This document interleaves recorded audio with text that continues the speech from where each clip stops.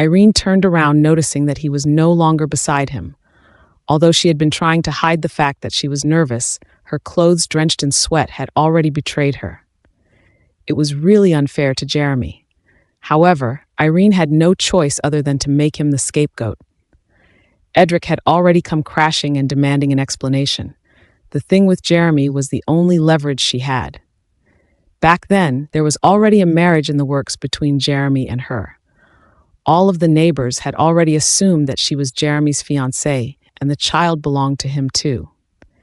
Even if Edric began investigating the matter, he wouldn't find anything otherwise.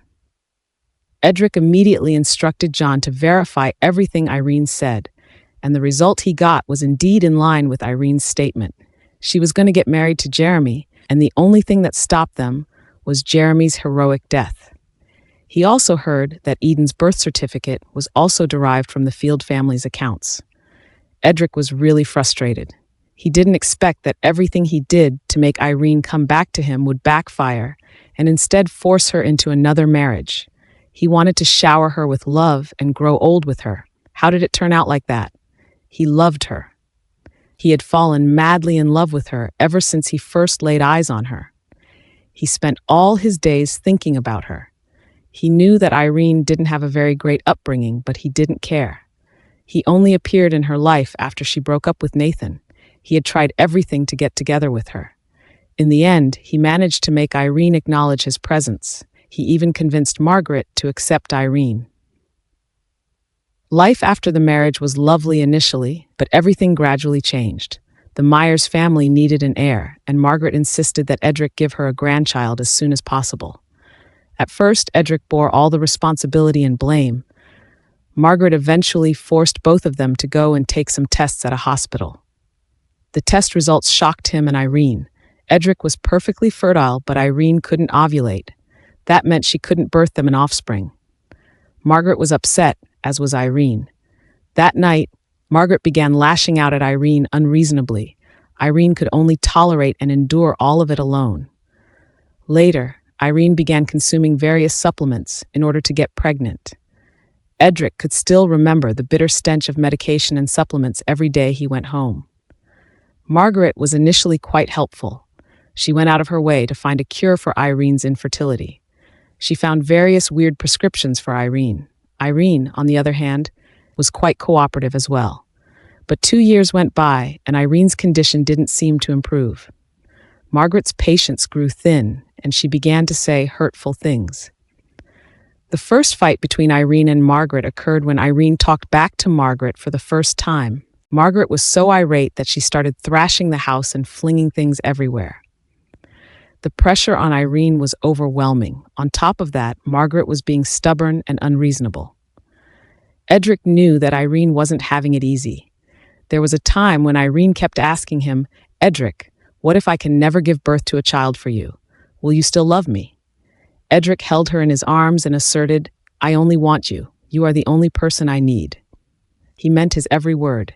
He didn't care if she could bear him a child. Irene was all he needed. Later on, the conflict between Margaret and Irene grew fiercer.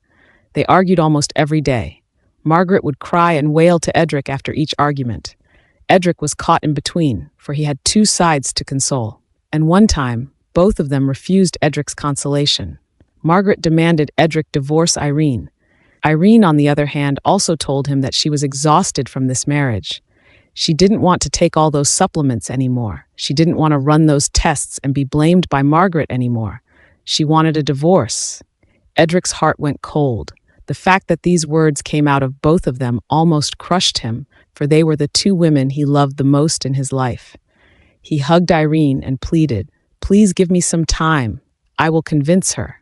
Irene, I beg you." Irene didn't waver. "I've had enough. Edric, you need a child. Your mother needs you to have a child. We have no future together." That night, Edric used whatever means he knew to beseech her to stay. After a long, gruesome effort, Irene gave up the idea of divorce. After that, Edric made up his mind to speak to Margaret. He wanted to move away with Irene. Margaret was devastated, but Edric was firm. Hence, Margaret gave way and allowed them to move away. 3 months after they left the house, Margaret suddenly showed up at their door and threw a bunch of photos and a recorder in front of Edric. "Look at what your precious wife did behind your back." Edric was shocked to see Irene hugging Nathan in the photos. No, it was impossible. Irene would never betray him. Something else must have happened. Margaret then switched on the recorded. Edric could clearly hear the conversation between Irene and Nathan. She was complaining to Nathan about how Margaret was abusing her and that she was sick of it. She wanted to divorce Edric, and Nathan was at the side comforting her. Edric couldn't bear to listen to it anymore. Her betrayal pierced his heart. No man on earth would be able to listen to such a conversation. Edric went mad and smashed the recorder on the ground. At that moment, his heart was shattered. It had been completely disintegrated into dust. He was trying his best to provide Irene with a family, but she had already decided to leave him. Irene even met with Nathan behind his back. Margaret was cursing Irene viciously. She commanded Edric to divorce Irene immediately. However, he just couldn't do it. He couldn't live without her. He was such a loser. He couldn't believe that the authoritative Edric would succumb to accepting and tolerating her treachery. However, Margaret wasn't on the same page. "Edric, what do you see in Irene? She is infertile and unreasonable. On top of that, she even cheated on you. She doesn't deserve to be a member of the Myers family. Listen to me and divorce her right now." Margaret slammed the table and yelled, "Mom, it's all because of you. You made her do this. It wasn't her fault that she was infertile. You are the one who provokes and challenges her time and time again." Edric roared at Margaret for the first time ever. "Did I do anything wrong? Do I need to give way just because she is infertile? We need an heir to pass down our names, and you know that. You are not planning to make our family name to be severed at your generation, aren't you? If she can't give birth to a child, she should just scram." Margaret was furious. "Besides, she is such a slut. Why do you still side with her? Divorce her right now. I'll go tell her." "Mom," Edric hurriedly stopped Margaret. "I'll handle this myself. I tell you, I won't rest until I get this matter sorted out. I will keep harassing her until you divorce her." "Mom, you don't force me," replied Edric. After a few days, Margaret came looking for Edric again. "I can let you and that bitch be together on one condition." "What condition?" asked Edric. "I want a grandson," Margaret answered resolutely. "No way. I will never betray her." Edric refused. "Fool, she has cheated on you with another man. Why are you still so stubborn?" "Mom, I will never betray her. Never," Edric bellowed. "Fool, you don't need to have sex to give me a grandchild. There are so many young surrogate mothers out there." Margaret stared at him and added, "Edric, if you give me a grandson, I promise I will leave you alone." Edric looked at Margaret in silence. He finally said, "Fine." But he never expected things to take a turn for the worse. The surrogate mother turned out to be Lily. Margaret kept the whole thing secret from him, and he only found that out when Lily was pregnant. Edric was shocked. He didn't know why Lily would agree to this. She was also Stephen's daughter. It was just unbelievable for her to accept such a request. Lily told him that she was in love with him. She had always loved him, and hence, when the chance came to be the surrogate mother of his child, she jumped at the opportunity. Lily also assured Edric that she would never disturb the life that Irene and he had. Everything was going out of hand. Edric was in shock and guilt, especially after finding out that Lily was pregnant. Margaret and Lily now assumed that child belonged to him. However, he knew that it wasn't. That sperm he got for them was just a random sample he found from the sperm bank. It was just a hoax to stop Margaret from harassing him. He felt that he had caused Lily the most harm. Edric had known Lily long before he came to know Irene. He also knew that Lily had feelings for him. Lily was kind and gentle. Most importantly, she was the beloved daughter of Stephen. Hence, Margaret had always wanted him to marry Lily instead, but he didn't love Lily. He only thought of her as a friend. He didn't understand how Margaret convinced Lily to be a surrogate mother for him. An unmarried woman needed exceptional courage to be a surrogate mother. Lily probably agreed to it solely because of the feelings she had for Edric. How devastated would she be if she found out that the child didn't belong to him? Edric was in a dilemma. After Lily's pregnancy, Margaret began to execute another scheme of hers. She started to nag and ask him to divorce Irene, yet without fail, Edric firmly refused her every time. As Lily had to go run some tests after the pregnancy, Margaret tricked Edric to go to the hospital by saying that it wasn't appropriate for Lily to go alone. Margaret wanted Edric to sign the papers in the hospital. Being put in such a tight spot, Edric had no choice but to do it. The anxiety in his heart began to consume him whole. What would happen if Irene found out that Lily was pregnant on her behalf? He wanted to come clean and tell Irene, but he was afraid that she would get the wrong idea. He began to fret about going home and confrontation with Irene. He didn't expect that the whole matter would blow up so soon. Irene found out about Lily's pregnancy, and they had a huge fight. After that, Lily had a miscarriage. Margaret's hopes were shattered. She began pressuring Edric to divorce Irene. Edric was once again caught in a tough spot. One was his own mother, and the other was the woman he swore to love. Margaret even threatened to commit suicide if Edric didn't divorce Irene. His heart sank. He had one last glimmer of hope left. He could alter the conditions of their divorce agreement and make them extremely unreasonable.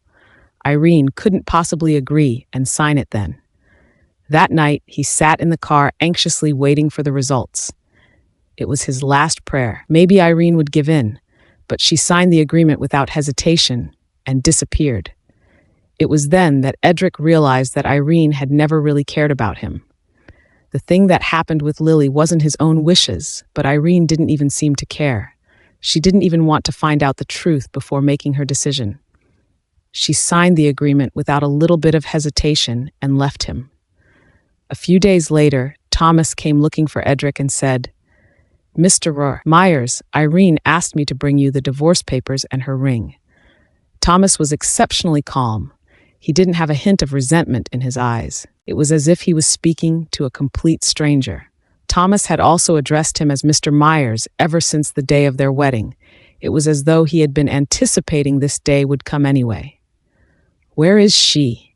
Edric gnashed his teeth and hissed. "Both of us need to be here to complete the divorce." Thomas replied faintly, "I know. Let's put the divorce on hold first. Irene had given everything back to you, Mr. Myers, so I hope that you can return the ring to me. That ring cost Irene $5,000, and you may not care for that small amount of money, but it means a lot to Irene." That almost choked Edric. He reluctantly handed the ring over to Thomas before he took it and left. After some time, Edric ran into that ring in a pawn shop. That ring cost $5,000, but she pawned it for $800. "That was Irene for you." A voice in his head laughed at him. What a decisive woman. Ever since she pawned the ring, Edric had been living a life filled with hatred for her. He wanted to break her and make her come back to him. Hence, that was the reason why Irene was unemployed for so long. Edric thought that he could make her return to him, but she ended up disappearing from the city. Edric assumed that she went to Nathan because they were lovers, weren't they? Edric then went to Brittany and told her everything that happened. Brittany then firmly claimed that Irene would have to walk over her dead body if she wanted to be together with Nathan. Despite her answer, Edric still couldn't help feeling worried. He sent people to stalk Nathan, but Irene never once appeared beside Nathan. Edric never even expected that she would stay in San Fatillo and bore a child for a peasant. If he hadn't forced her back then, maybe she would not resort to that too. She couldn't get pregnant after 3 years with him, but she got a baby so quickly after leaving him. It was a huge slap to Edric's face. Edric knew that one of the reasons for infertility was stress, and it was probably because of Margaret. Edric really regretted not moving out with Irene earlier. If he had just been more resolute and strong-minded, everything would surely turn out better. They might even have a child together.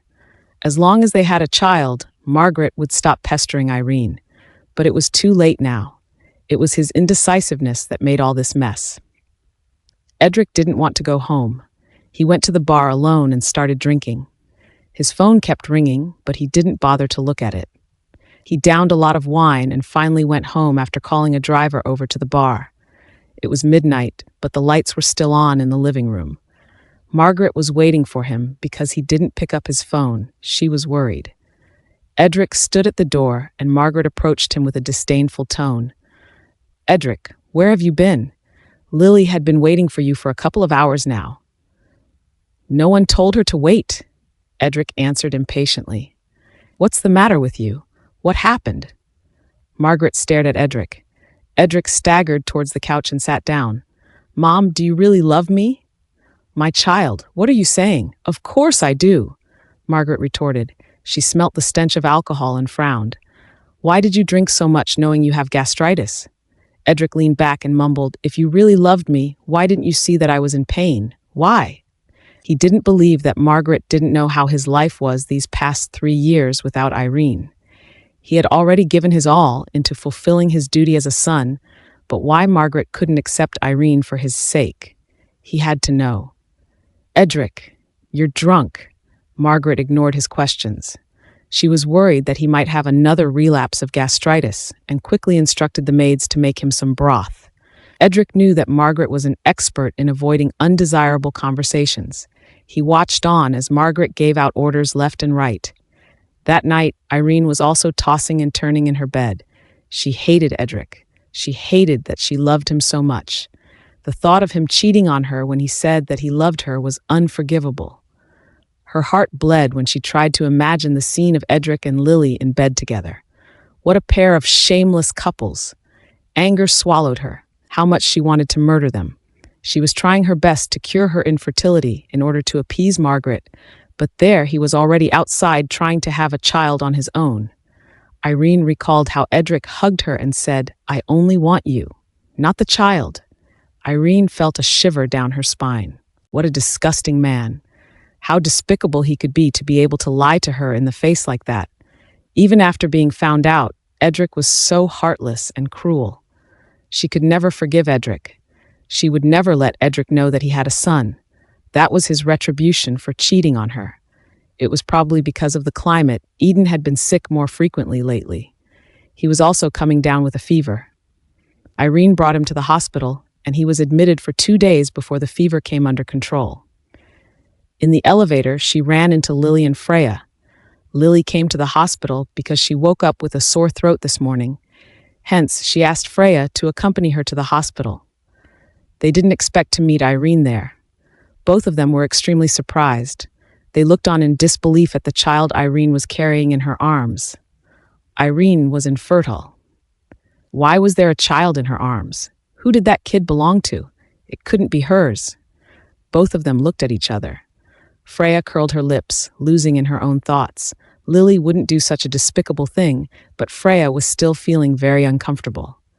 Irene's delicate and fair skin really made her very envious. Irene was a well-known beauty, and most of the boys in college revered her as a goddess for her beauty. That Lily was never being paid attention to because of Irene. Needless to say, she despised Irene. Now, after so many years, Lily finally stood up for herself, and Irene, on the other hand, was on a downward spiral. Lily thought that Irene would live a shabby life, but her beauty remained untarnished. Jealous, Lily mocked Irene in her mind. So what if she was beautiful? She was infertile. At the thought of that, Lily felt better after that. Freya, on the other hand, was also envious of Irene's beauty. She was still furious at the fact that Irene poured the drinks in her face. She still couldn't forgive Irene. Irene ignored Freya. Freya was just someone who always strung around Lily, and she didn't deserve her attention. The elevator came, and Irene immediately entered the elevator. Freya and Lily's faces changed before they followed suit.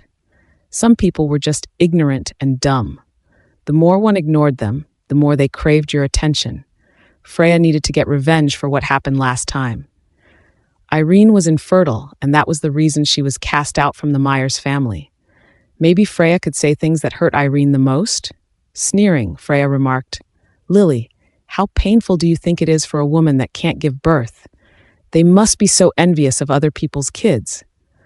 Lily was also secretly delighted. Freya was indeed her best friend, and she read her mind. She didn't answer Freya, but she chuckled in response. Lily's smile was motivation to Freya as she grew even bolder.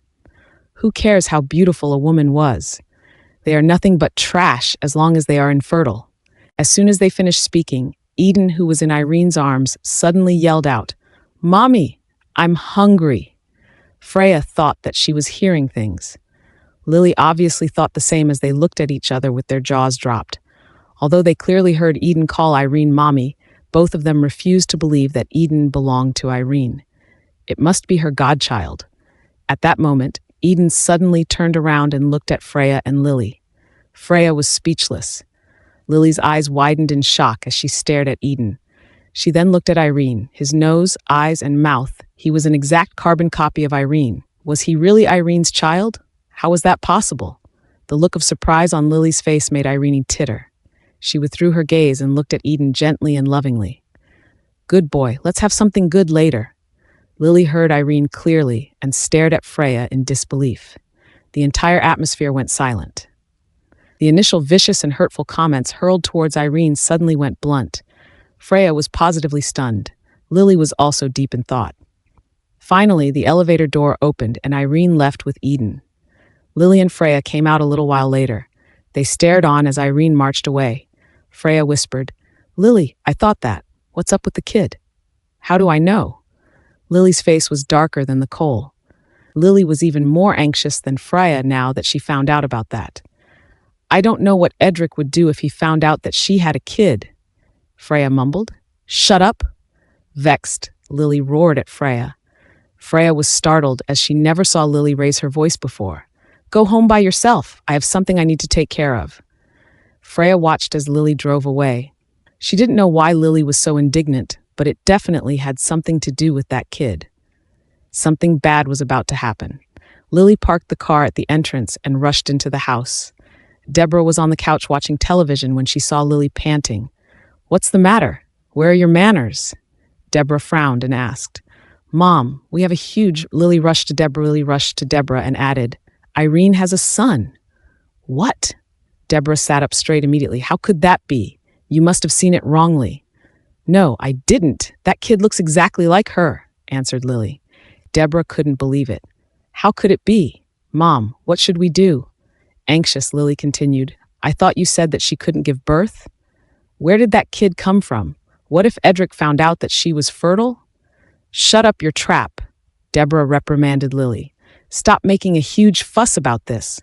"Mom, I'm scared."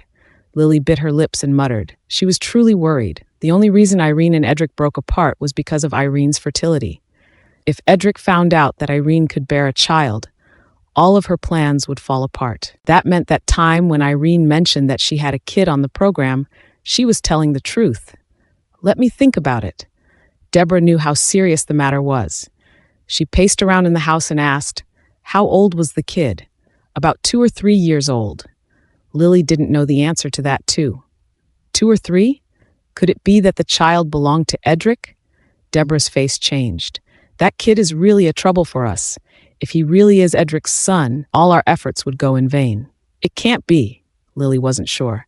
If that kid belonged to Edric, why would she insist on the divorce? That's not necessarily true. Irene and Myra are both suckers for love. They can't tolerate anything tainting their precious relationships. That kid might just belong to Edric. Deborah scratched her head. "Then what should we do?" Lily panicked. She hadn't recovered from the shock of finding out that Irene could bear children. If that kid really belonged to Edric, Lily could never win over him. Deborah remained silent. She was still trying to process this information. Her face was clearly plastered with fury. She trod back and forth in the living room before she picked up her phone and called. A gentle voice rang out from the other end of the phone. "Deborah, what's the matter?" "A big matter. Did you know that Irene had a child?" The other party was obviously stunned too. How could it be? Lily saw it with her own eyes today. Deborah lowered her voice and hissed fiercely. "Didn't you say that it was foolproof at the beginning? How could it become like this now?" The woman was silent for a moment before she answered. "Deborah, nothing is absolutely foolproof." "Excuses." Deborah was quivering with rage. "You told me that she had a sterilization surgery and could never have children again. How do you explain that?" "Well, all those couldn't guarantee that either. There are special cases about women still having a child after the surgery. Irene could be one of those cases," replied the woman on the phone. A special case? That's marvelous, Deborah mocked. We can't keep this matter hidden forever. What if the Myers family found out about this? How would you explain that? Don't worry, I made preparations years ago, the woman responded. These words made Deborah feel a little relieved. It had been so many years since they set up Irene to undergo the sterilization procedure secretly. Besides, the doctor who operated on Irene had already passed away in a car accident. Even if they were to investigate this matter, it would be a medical malpractice at most. She and Lily would never be exposed. However, what they were going to face now was not this problem. If Edric knew that Irene could conceive, things would be in chaos. Seeing that Deborah's expression turned dark, Lily could not help feeling agitated as she muttered to herself, "How could this happen? Mom, what should we do now? What should I do if the child is Edric's?" Deborah had no time to comfort Lily. She knew that things had already gotten out of hand, but it was not the time for them to panic. She had to think of a way. Deborah was different from Lily. After all, she had experienced a lot in life. She quickly recomposed themselves. At present, what she worried the most was not that Irene was fertile, but who the child's father was instead. As long as the child was not Edric's, everything would be fine. If not, all that they had planned would go down the drain. Jordan had been infuriated for many days after Edric had ruined his love confession last time. However, he had always been a person who could recollect himself very well. He adjusted his mentality immediately and was ready to pursue Irene again.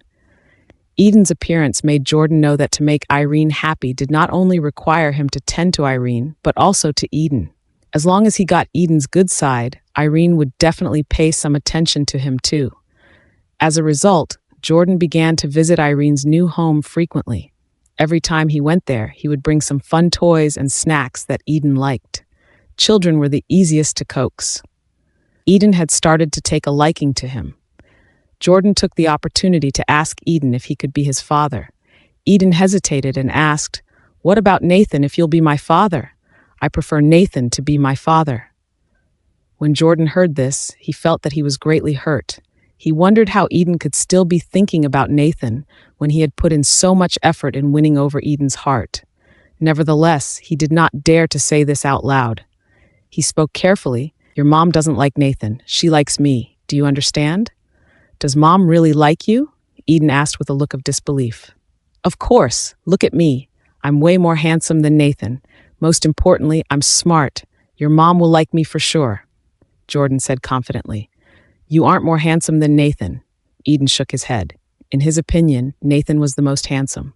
"But if Mom likes you, I'll take you as my father." When Jordan heard Eden say that he was not as handsome as Nathan, he was about to put on a long face. However, the words Eden said next delighted him at once. "Eden, you're such a good boy. I will take you to the amusement park on Sunday." "Really?"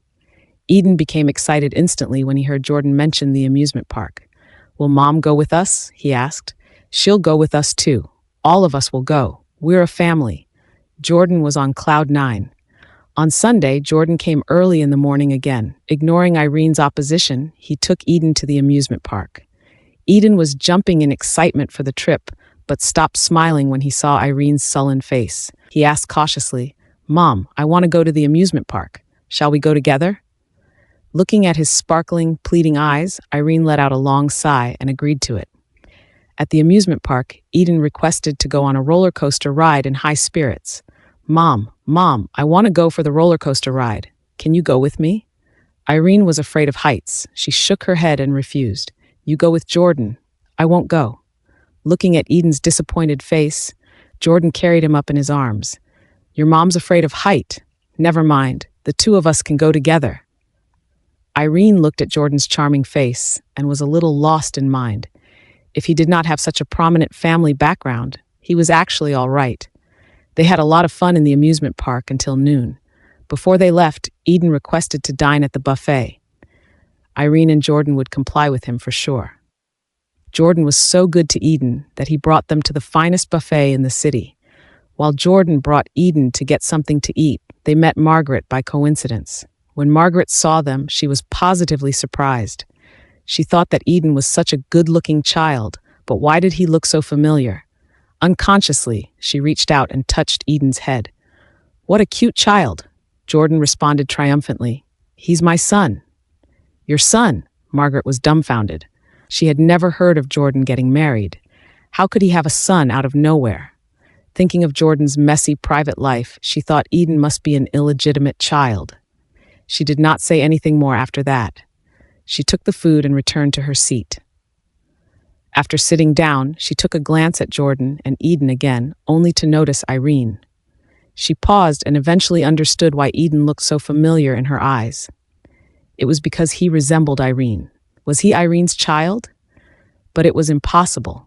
If Irene could have children, she would not have forced her and Edric to divorce. Thinking about it, Jordan and Irene took Eden to a table not far away from her. The three began to tuck in. Eden was obviously enjoying himself. Seeing him wolfing down the meal, Irene reminded him softly, "Slow down, don't choke yourself." A strange feeling rose in Margaret when she saw Irene caring for Eden. Eden looked so alike to her. Was he really her child? It could not be.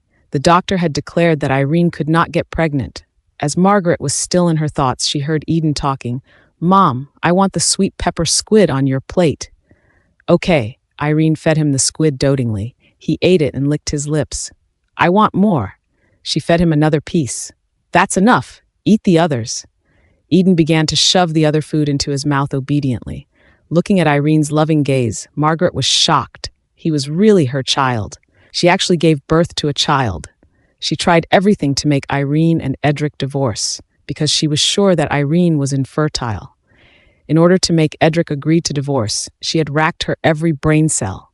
In the end, she even resorted to that kind of dirty scheme. Of course, she had done it because of Lily, who implied and reminded her that there was a thing between Irene and Nathan. Besides, Irene's attending doctor, Marie Walker, had been hinting the same thing at her too. Only then did she think of framing Irene and Nathan having an affair. Marie had given her several ideas, all of which were aimed to slander Irene having an affair. No man could stand a woman who betrayed them. As long as she gave the evidence to Edric, he would definitely divorce Irene.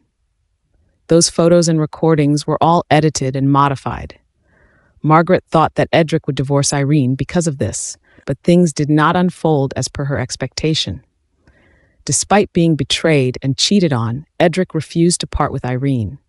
She had no choice but to accept Marie's second suggestion, which was to take another shortcut and find someone to be a surrogate mother. Although Lily was to her liking, she had never thought about letting Lily be the surrogate mother. After all, Lily was born in such an affluent family. How could she be willing to do such a thing? Marie advised Margaret that it was a good deal. Didn't she favor Lily as her daughter-in-law? As long as she persuaded Edric to agree to let another woman give birth to his child, then they would arrange Lily to spend a night with him. Irene would definitely divorce him once she learned that he and Lily had slept together. Upon that, she went to tell Eric about the surrogate mother according to Marie's words. However, Edric was so stubborn that he would rather die than betray his marriage. In the end, Marie suggested another way, which was that they would opt for artificial impregnation. That being said, Edric did not have to have an intercourse with the surrogate mother. She thought that Edric would be estranged from Irene once after Lily was pregnant with his child. However, he did not change at all after Lily was pregnant. One of the most important reasons for Lily to agree to be the surrogate mother was that Margaret was sure that Edric would divorce Irene. Never did she expect that Edric was determined to live on with Irene after she had pulled all those strings. As she was flooded with trouble, something happened. Irene actually ran into Lily in the hospital. She even pushed Lily, causing the latter to have a miscarriage. Losing her grandchild, Margaret was so incensed that she could not help but beat Irene up. She forced Edric to divorce Irene with her life. Thinking of the past, Margaret lost her appetite at once. Taking advantage of the opportunity when Jordan took Eden to the bathroom, she walked up to Irene and asked, "Was the child just now yours?" Irene looked up at her and answered indifferently, "Yes." "Were you the one who gave birth to him?" she asked again. "Yes." Irene was very concise. How was it possible? Margaret could not believe it. She braced herself up to ask Irene because she thought that Eden was adopted. Didn't they say that the adopted children would look like their foster parents as they grew up with them? Why not? Irene sneered. Could it be that you don't want me to have a child for the rest of my life, Mrs. Myers? Or is it because I, an infertile woman, made you very uneasy that I finally managed to give birth to a child? Her sarcasm made Margaret's face flushed in anger. She used to be the mean one who insulted Irene. She did not expect that Irene would return her own words back to her one day. Incandescent, she left the restaurant with a red face. In the elevator, bitterness consumed her entire being. She wondered how Irene, who couldn't and wasn't supposed to conceive, could give birth to a child. Irene's mocking was not that important. What she worried the most now was Edric. If he knew that Irene could give birth, it would be troublesome. She had to ask Marie what was going on. She drove to the hospital Marie worked at. Entering the hospital, she headed straight for the gynecology department. There were a lot of people waiting in line for consultation at Marie's office. She pushed the door open and barged in. Seeing Margaret's sudden appearance at the hospital, Marie stood up with a smile. How did such a busy person like you find the time to come over today? I have something I need to discuss with you. Margaret's expression was clearly written with displeasure. Marie immediately asked the patient to be excused. After the patient left the room, she closed the door. Margaret flounced herself onto the chair. I'm here to ask you one thing. Is Irene really not able to have children? Fortunately, Deborah had already informed Marie about the situation beforehand. Otherwise, she would have been caught off guard by Margaret's sudden visit. She grabbed Margaret's wrist and asked, "What happened?" Irene has a child now, but didn't you tell me previously that she couldn't get pregnant? Margaret questioned. Irene has a child? Are you sure? Since Marie had heard all this from Deborah, she had already thought of a way to deal with it. With a surprised look on her face, she squealed. That's impossible. How could she get pregnant when her ovaries can't ovulate? How would I know? You were the one who told me that it was impossible for her to be pregnant. Margaret stared at Marie. I forced her and Edric to divorce because I believed in your diagnosis. What shocking news. This is so unexpected. I've seen so many infertile patients, and I've treated many as well. But this is the first time I've seen someone with a condition like hers. I'm just speaking facts. You know as well as I that a woman who can't ovulate can't possibly get pregnant. I tried so many treatments on her, but nothing worked, and you wanted a child so badly, so... Margaret interjected. But why is it that she is able to give birth now? I'm not too sure about that either. There are many reasons as to why a woman may not be able to get pregnant. It's not just her problem. Sometimes external factors will play a part as well. For example, stress can make one harder to get pregnant. I had treated a patient before who was under a lot of work stress. She had trouble getting pregnant for 10 years. But after she resigned, she got pregnant a year later.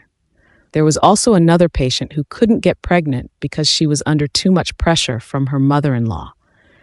After she moved out with her husband, she got pregnant almost instantly, Marie remarked. So you're saying that it's my fault that Irene couldn't get pregnant? Margaret was shaking with fury after hearing this.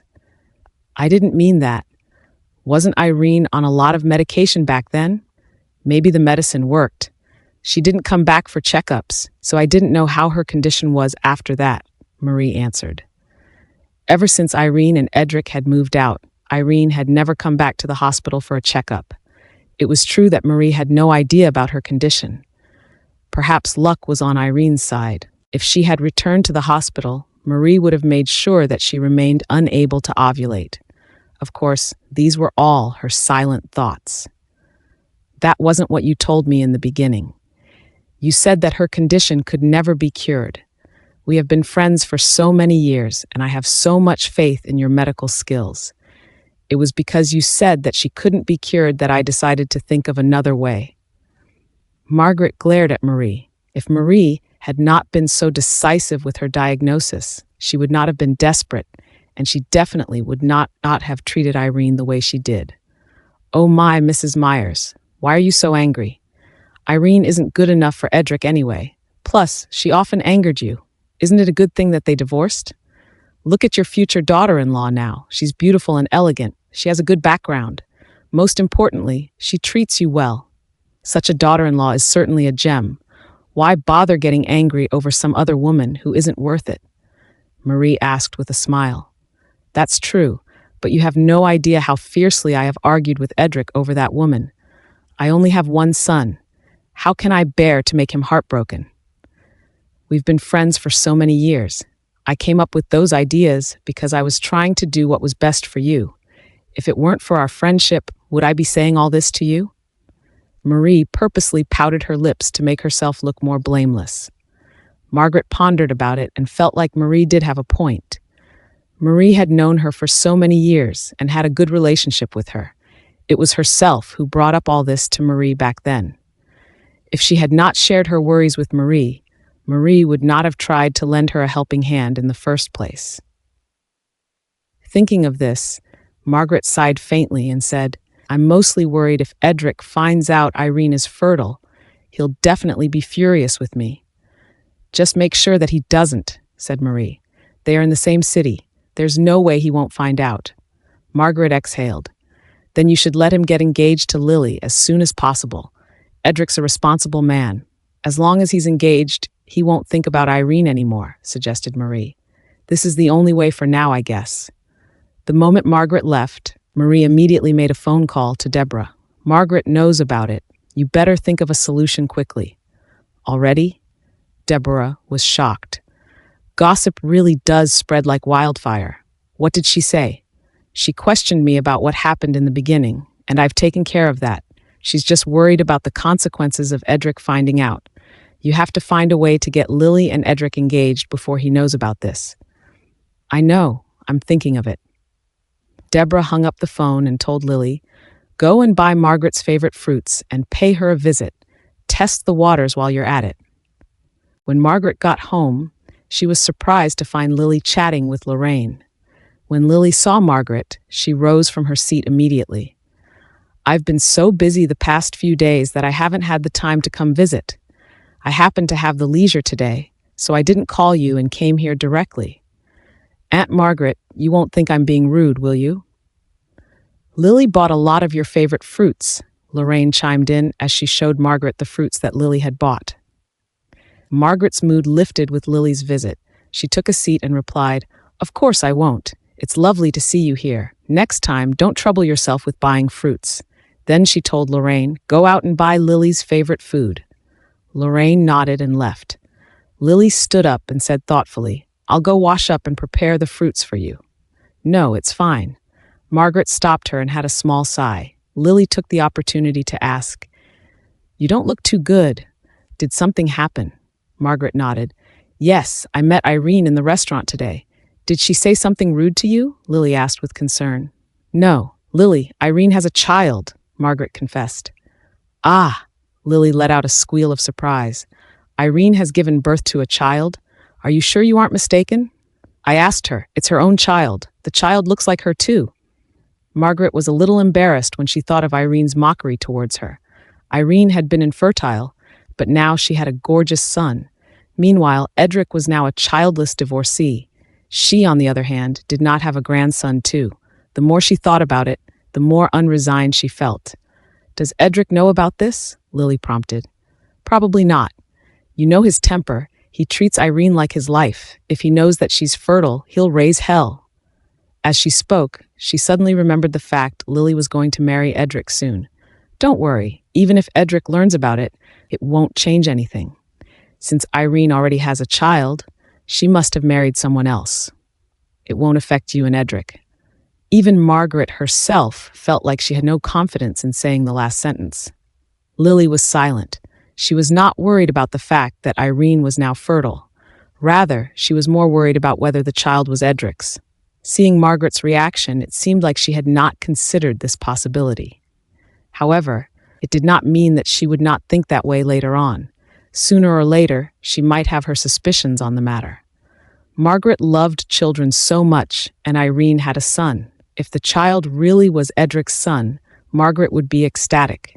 If that happened, she would only think of that child, and certainly would not help Lily anymore.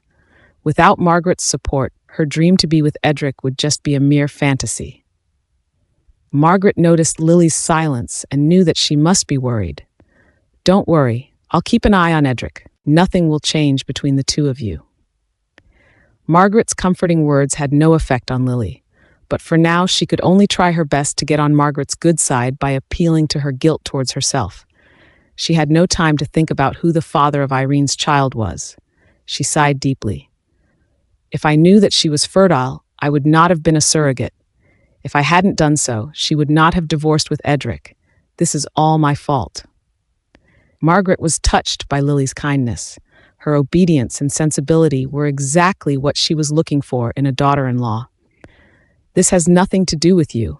I'm telling you this because we're about to be family soon, and you should know this. Even if Edric knows about Irene's child, so what? I'll never let such an arrogant woman join our family again." Lily looked grateful. "Aunt Margaret, you are so good to me. I promise to treat you well in the future."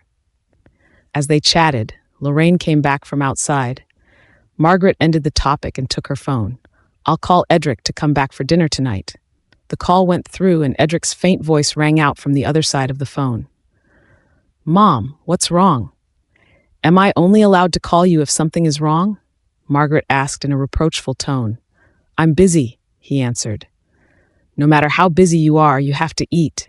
I asked Lorraine to buy your favorite food. And then come back for dinner. By the way, Lily is also here." Edric would definitely return home if Margaret had not mentioned Lily. Hearing her name, Edric frowned. "Mom, I really don't have time today. I still have a lot of things to deal with." Margaret's face fell at once. "You haven't been home for so long. Make an exception today. You can finish the remainder of your work tomorrow." "No, I have to finish what I have today. Besides, it is a very important matter. I can't delay it." He did not give Margaret any leeway at all. "All right, I'm hanging up." He ended the call. Margaret's expression darkened from embarrassment. Lily comforted her. "Edric must be very busy with work. No worries, I'll accompany you for dinner." Lily's gentleness made Margaret even angrier at Edric. "I don't believe that he's so busy until he doesn't even have time to eat. Lily, you wait at home. I'll go to the company personally and bring him back." Margaret headed out furiously. When she arrived at the company, she found out that Edric was not even there. She phoned him instantly, only to have him hang up on her. She tried calling a second time, and as a result, he turned off his phone. Margaret was so incensed that she went breathless with anger. Unable to locate Edric, she could only ask the driver to send her home, albeit rather reluctantly. When they got home, Lorraine had finished preparing dinner. Lily heard the sound of the car pulling up and opened the door with a smile. When she saw Margaret come in alone with a gloomy face, she was consumed with disappointment instantly. Margaret and Lily did not have a pleasant meal. Margaret was fuming at the fact that Edric was so disobedient, while Lily was worried about her own situation. Edric had used to follow everything Margaret wanted, but now, despite Margaret going all the way to the company, she was unable to bring him back. It was obvious something that they did not know about had happened. What would it be? Did he already know about the fact that Irene was fertile? He had always been very concerned about Irene. He would probably pay attention to her every move. There was no way the child could be hidden from his knowledge. However, if that was the case, why did nothing happen? There was only one explanation, and that was that the child was not his. Her thoughts were in a convoluted mess, and she had no mood to stay in the Myers family any longer. After dinner, Lily sat and talked with Margaret for a while and eventually took her leave. Margaret did not feel like asking her to stay either, so she let Lorraine send her off. Lorraine sent Lily to the door and told her, "Don't worry, I'll keep an eye out and let you know if anything happens." Lily nodded.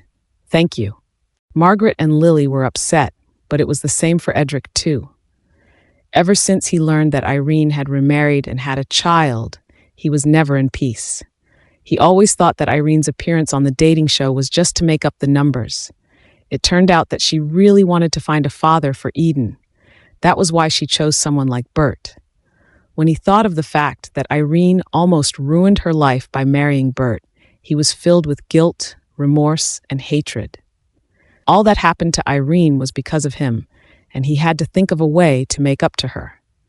Therefore, he could not focus on work for the past few days at all. After work, he did not go home, but drove around Southlake residence where Irene lived. That time he found that Jordan had become a frequent visitor of Irene's.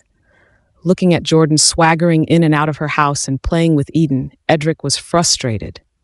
Jordan looked at her with such passionate intent in his eyes. Even a blind man could tell it. It was impossible for her to not know about it. However, she did not refuse Jordan. She allowed him to come and go freely at her house. She must have feelings for Jordan. When Edric thought of this, pain, anxiety, and anger roiled in him. How could Irene just lean on anyone who came to her aids?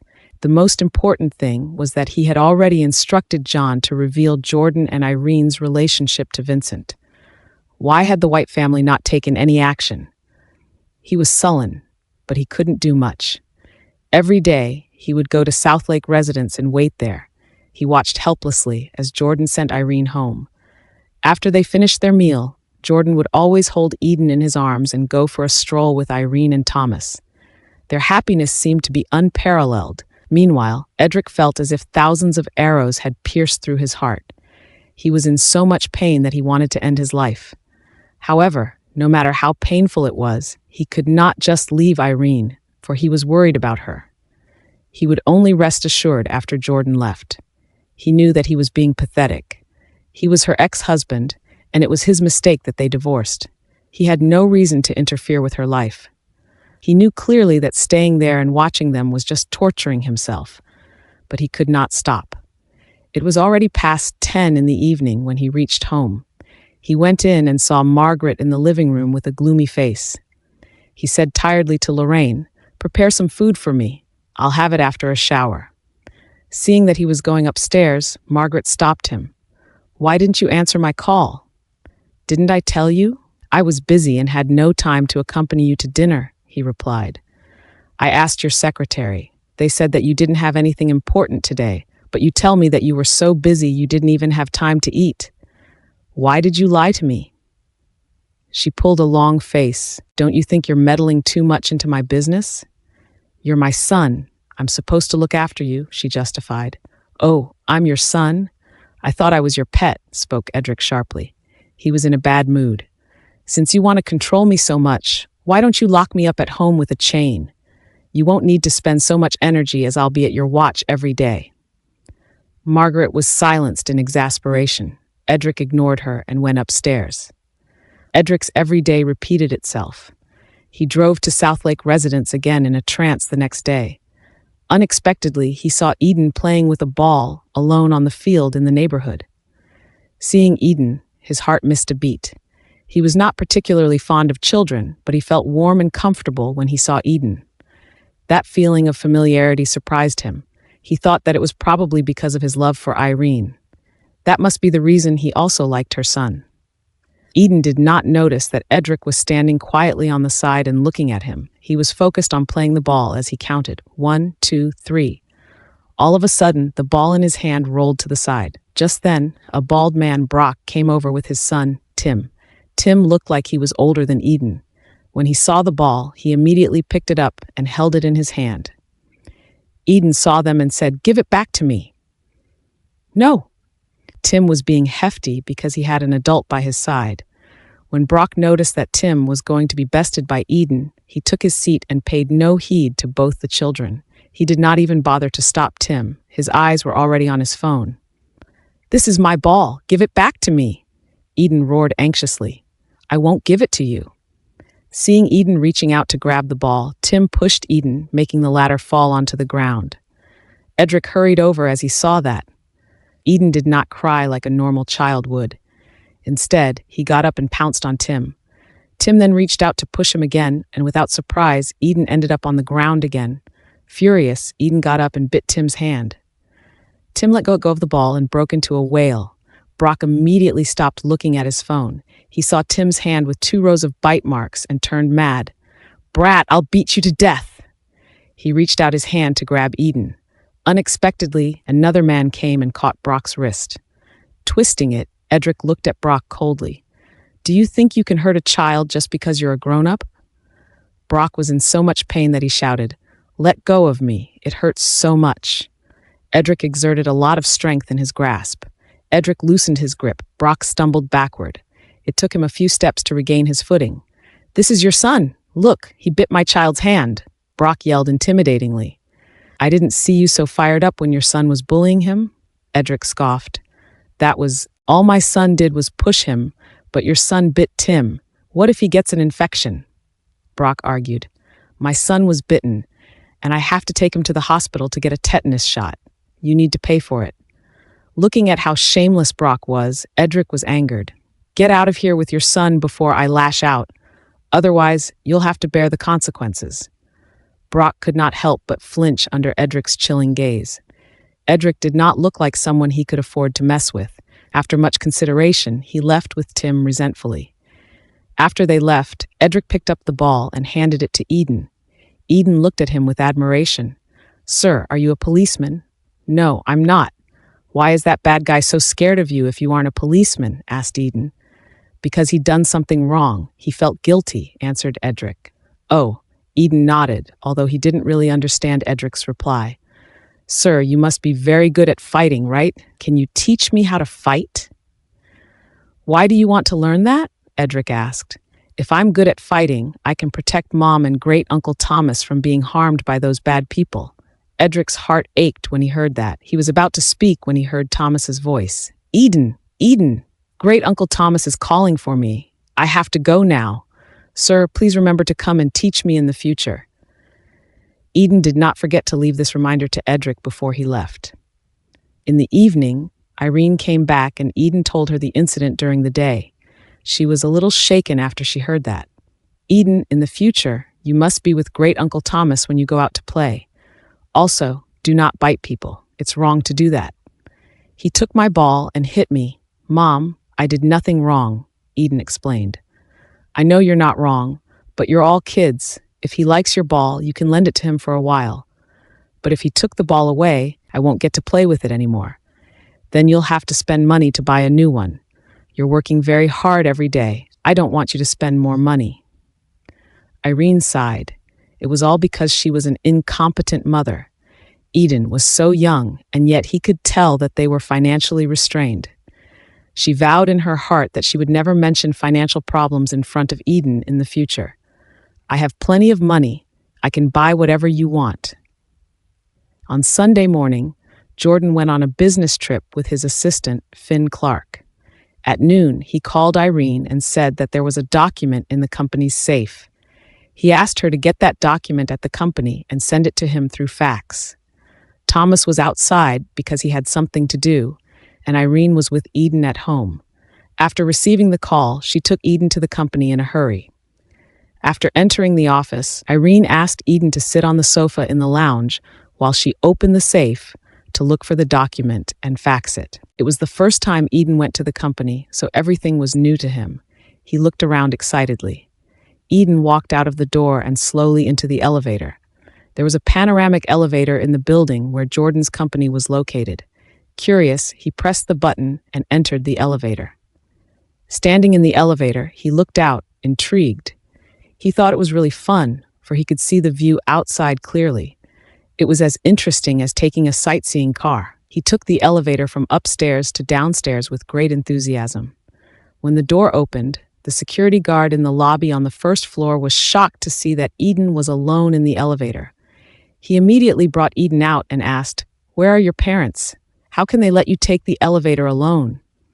"My mom is working upstairs," Eden answered, his voice adorably childish. "Kid, you can't take the elevator alone at such a young age. Do you understand?" The security guard reminded him. Eden shook his head. Why couldn't he take the elevator? It was easy and fun. Why was it not allowed for him? "I want to look for my mom. She would be scared if she can't find me," Eden said. "Tell me your mom's name and phone number. I'll call her to pick you up." The security guard was not assured to let Eden take the elevator alone. "My mom is Irene Nelson. I don't know her phone number," Eden answered. "Then wait here. Your mom will come to pick you up if she can't find you." "No, I want to look for my mom." Eden shook his head.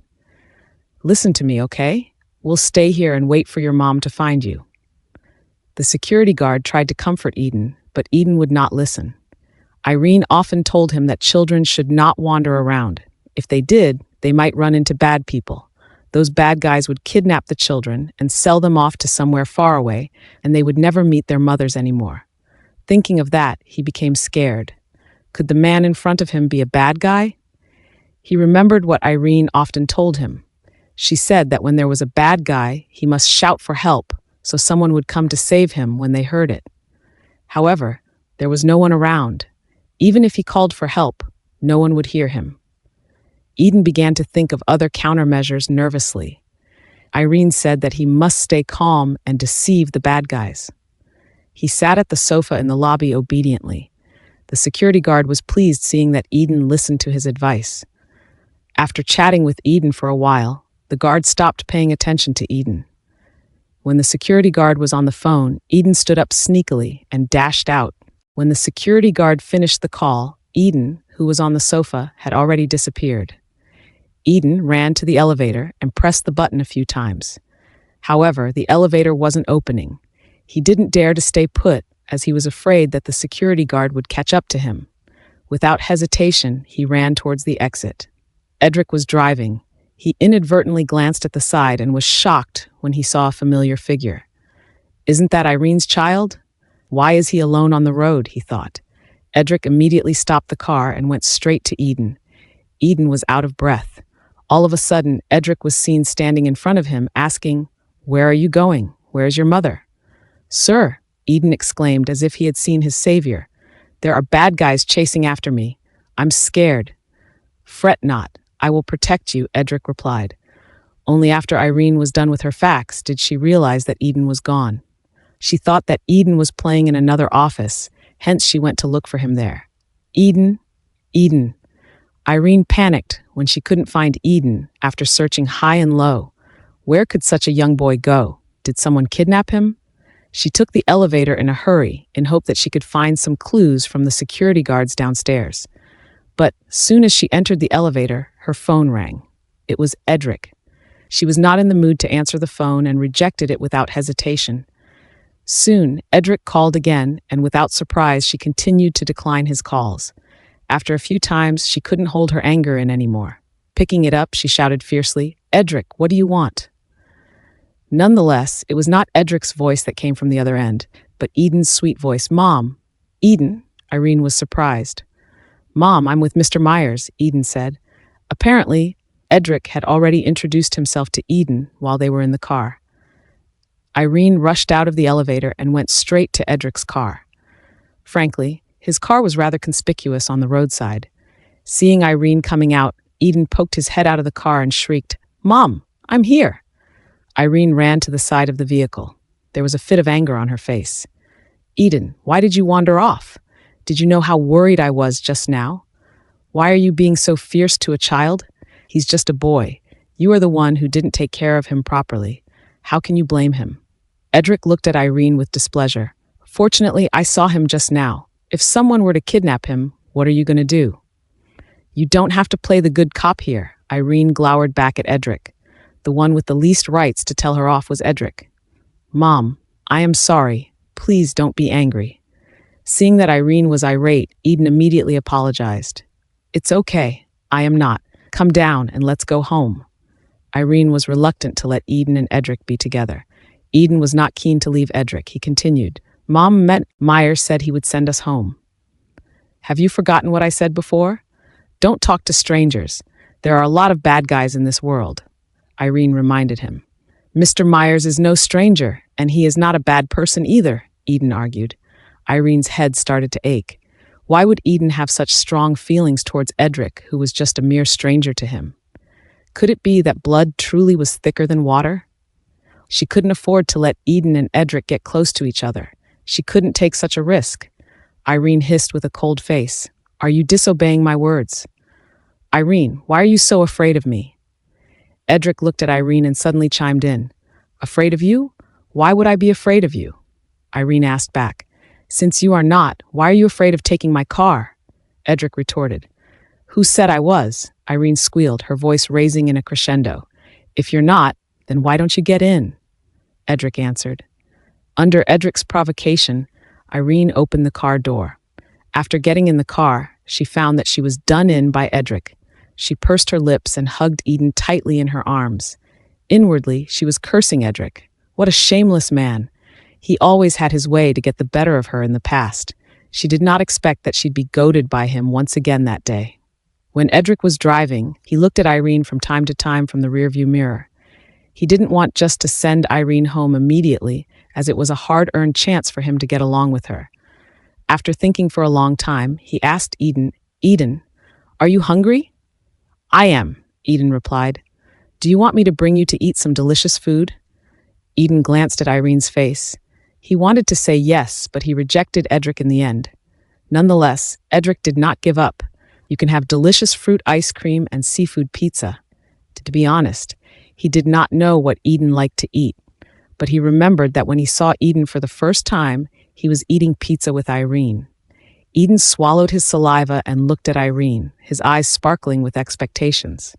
Irene tactfully avoided Eden's gaze before she remarked, "Good boy, let's eat when we get home." Eden nodded. "I'll listen to you, Mom, since earning money to feed me isn't an easy task. We don't have much money too, so let's eat out as little as possible." Edric originally wanted to continue tempting Eden, but he didn't expect Eden to say such words. He frowned slightly. "Irene, why are you being so stingy? He's just a child." "Mr. Myers, you're not qualified to lecture me," Irene replied coldly. He was the one who had the least right to say that she was stingy. Irene had saved up some money over the years, but she used it all up to buy them a decent house. Although Jordan paid her very well, she still couldn't afford to spend it all. She had to save some money. Eden was growing up, and Thomas wasn't in perfect health either. She would need a lot of money in the future. She would need to have some savings now for when they needed it. "I will treat you to lunch today. Your mom won't need to pay for it." Edric drove the car to a high-end restaurant without explaining anything more. "Mom, Mr. Myers said that you don't need to pay for it." Eden looked at Irene. Distressed to hear Eden's stomach growling, Irene decided to accept Edric's invitation. She got out of the car with Eden in his arms and went into the restaurant. "Mom, this restaurant is so beautiful." Eden glanced around curiously. "The food must be delicious, right?" "Of course," Irene answered.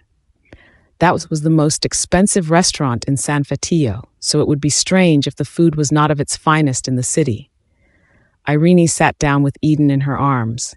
However, when she saw that Edric sat down opposite them, she shrieked coldly, "Thank you for sending us here, Mr. Myers. I will give you the fare for the trip here.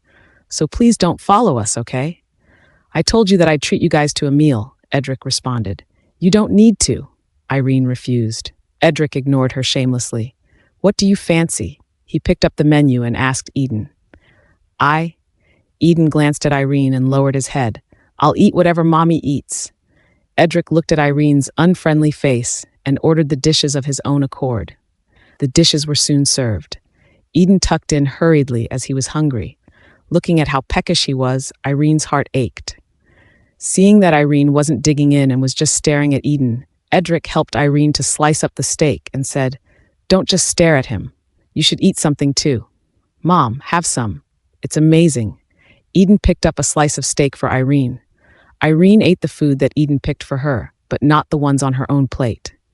Upon seeing that, Edric's eyes turned a little gloomy, but he quickly hid the emotions in his eyes and put some of his food into Eden's plate. Eden smiled at him and said, "Thank you, Mr. Myers." "Edric, why are you here?" A voice suddenly rang out. Irene looked towards the voice's direction and saw Margaret standing next to them with a fallen face. Margaret and her friends were having a meal at that restaurant. However, just when they were in the middle of a conversation, her friend reminded her, "Isn't that Edric?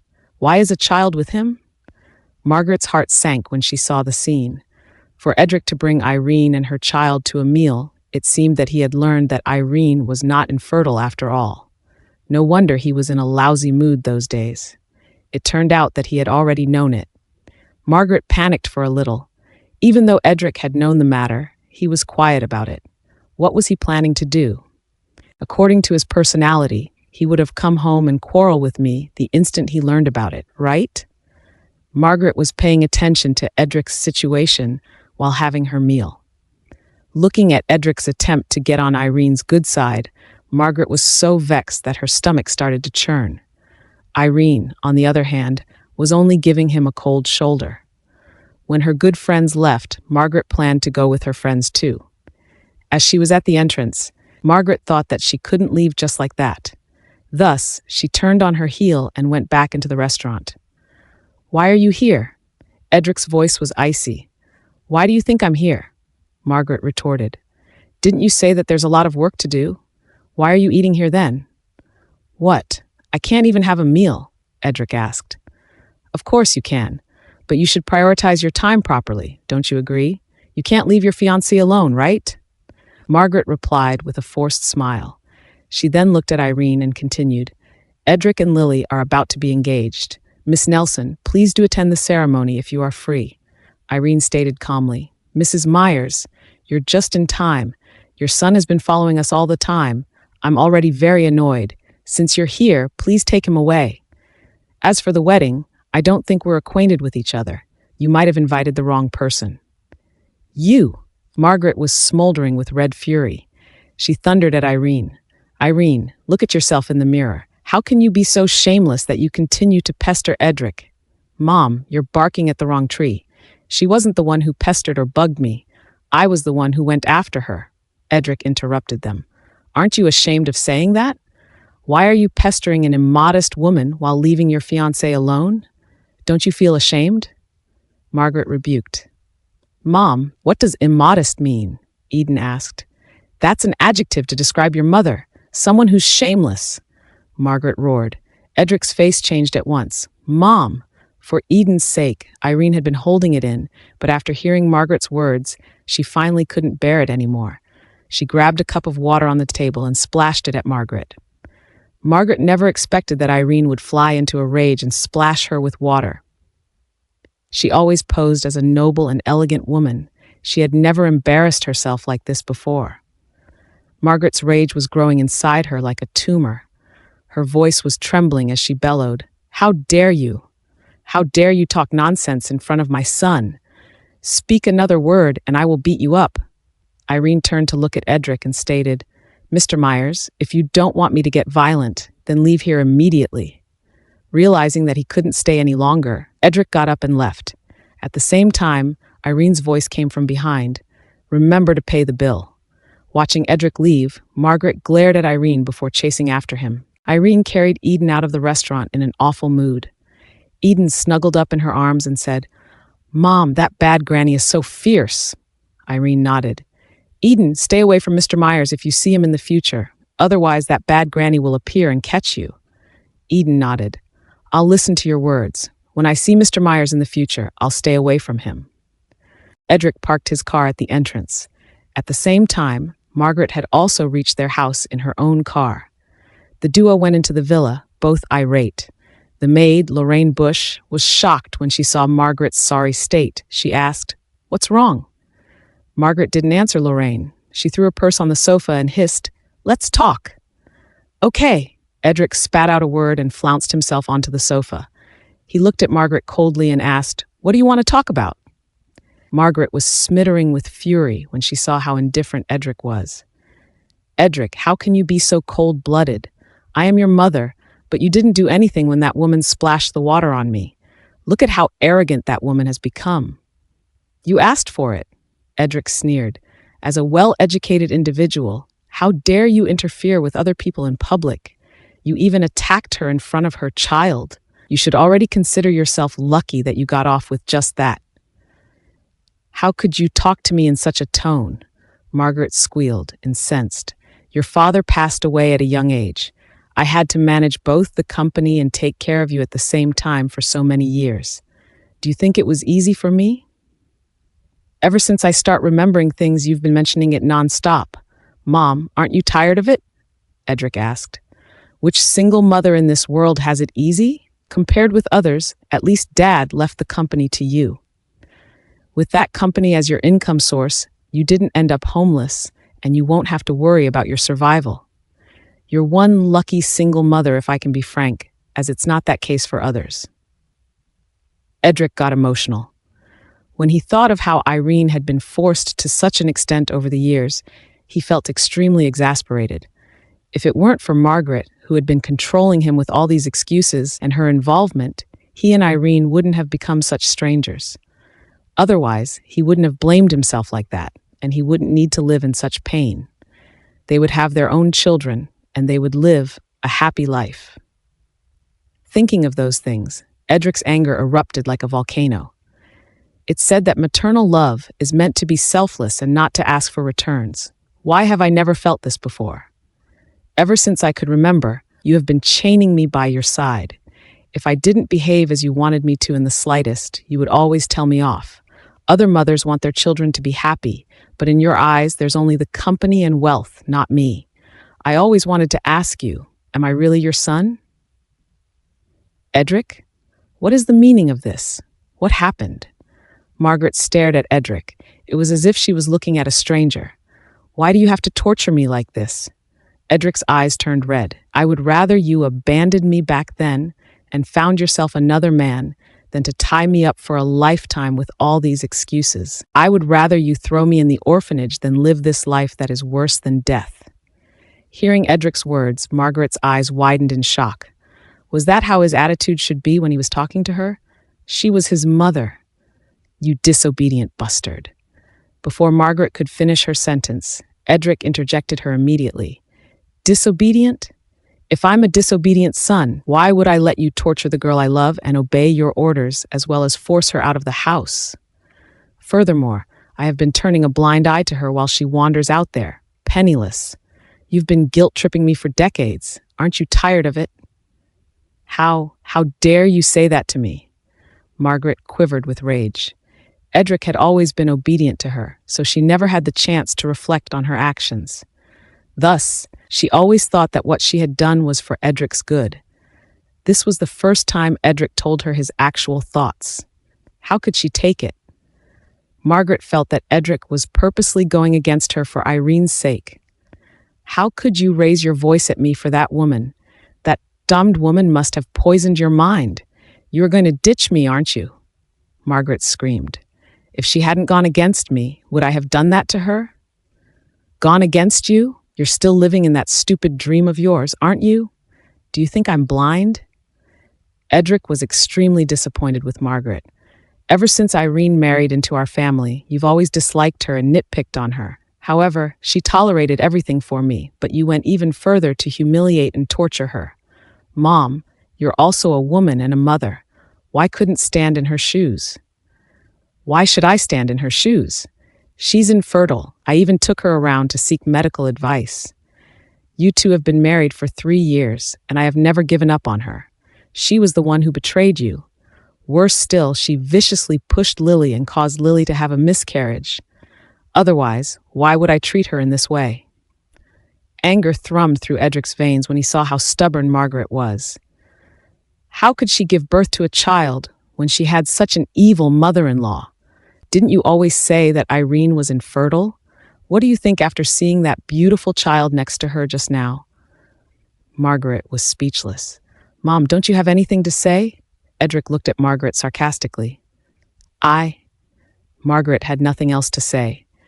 Don't you want to know what kind of life Irene had been through after being driven out by me? Let me tell you. She was forced to marry another guy after being driven out by a ruthless billionaire like me. She didn't love that man at all, but in order to survive, she had no choice but to marry a man who she didn't love. I wasn't the one who forced her to do that. I just wanted you guys to divorce. I didn't say I wouldn't give her money, Margaret retorted. Yes, it was me who didn't want to give her money, but do you know why I was being so cruel to her back then? Edric bellowed fiercely. You forced me to. You used death to threaten Irene and me so we would get a divorce. But I didn't want to. I never wanted to divorce her. But I couldn't watch you die, so I asked the lawyer to draft that agreement. I made the conditions sound as harsh as possible, thinking that she wouldn't sign the contract. However, my plan ended up pushing her to fall into despair instead. She signed the agreement without hesitation. In order to force her to come back, I used every means I could think of. I made sure that she couldn't find a job so she would come back to me. but I never thought that she would persist till now." Edric didn't feel better, even though he spat out all these secrets that he'd been hiding. In fact, he felt even more suffocated. In order to survive, she chose to marry that man. But when she was about to get married, her husband had an accident and passed away. Her child was born without his father. She had been living with this child alone. Only God knew how much she had suffered all these years. She shouldn't have needed to endure these things, but because she married a coward, a cold-blooded man like me, she fell to such a state. Do you understand? Margaret, of course, would never show any sympathy towards Irene. There's nothing we can do about the past. Won't the problem be solved if you just gave her some money? Listening to Margaret's nonchalant suggestion, Edric smashed the tea table in front of her with his fist. Do you think this is a problem that can be solved by money? Huh. So what do you want? She has already married and has a child. This is a fact that can't be undone. What else can we do except for giving her money? Margaret rebuked. I've come up with the best solution. Marry Irene again and treat her child as my own, replied Edric. Are you crazy? Margaret jumped up. I'm not. This is the result of my careful consideration during this period of time, Edric answered. No, I won't allow you to do so. Anxiousness quickened her vein. Edric, there are many ways we can make it up to her. There is no need to marry her again, right? You and Lily have already decided on the date of engagement. We've even gotten everything prepared. We just have to wait for the date of engagement. What do you make of Lily if you're going to turn her down at this point in time? You can compensate her with money, Edric responded coldly. Wasn't that what she said to Edric just then? Edric immediately used it against her. Margaret was dumbstruck by Edric's words. Edric, Lily is an untouched virgin. It's really not easy for her to take that step for you, given the fact you are a divorcee. Why don't you think in her shoes? Then who will think in Irene's shoes? Edric retaliated. You're the one who prefers Lily over Irene. You deal with it yourself. I'm going to take Irene back now. No one can stop me. If you really are going to do that, then I will end my life here and now, Margaret threatened. Mom, aren't you sick of using that same excuse every day? Edric looked at Margaret in disgust. The same method should only be used once. It will only be annoying if you use it again and again. You. Margaret didn't expect that Edric would say such cruel words. Margaret had no cards to pull at the moment. I remember that you used to say that if I don't have a child, you can't face Dad after you pass away, right? I don't have a child now, do I? Mom, I know you won't kill yourself right now. Edric sneered. Margaret's face turned red, but she couldn't rebuke him. Edric turned on his heel and went upstairs. After a few steps, he turned back and yelled, I won't be at anyone's mercy this time. I'll decide my own life. That day, Deborah accompanied Stephen to an event, and Lily was alone at home. She felt a little lonely as no one was at home. She went back to her room alone after she was bored with watching TV in the living room for a while. She didn't know why she had a feeling of uneasiness. Did something happen? Just as she was thinking about it, the phone rang. She picked it up and heard a soft female voice. Miss Cook, it's me. Lorraine? Hearing the voice of Edric's maid, Lily had a bad hunch. Mrs. Myers and Mr. Edric just had a huge fight, Lorraine relayed. Why did they fight? Lily asked. They fought because of Irene. Mr. Myers knows that Irene had given birth to a child. Lorraine detailed everything about that fight to Lily. The more Lily listened, the more frightened she became. After Lorraine finished her report, Lily hung up the phone in a hurry. Lily was in a state of confusion. What should she do? What should she do now? Why was Deborah not back yet? She picked up the phone and called Deborah. The phone rang twice before it was rejected. Lily couldn't sit still anymore. She hurriedly opened the door and went downstairs, only to hear the sound of the car. Deborah and Stephen were back. Deborah came in with Stephen with a smile on her face. Lily knew that they must have a whale of a time attending that day's event. Lily tamped down her emotions and came forward. Mom, I have bought a new set of clothes. Would you like to have a look for me?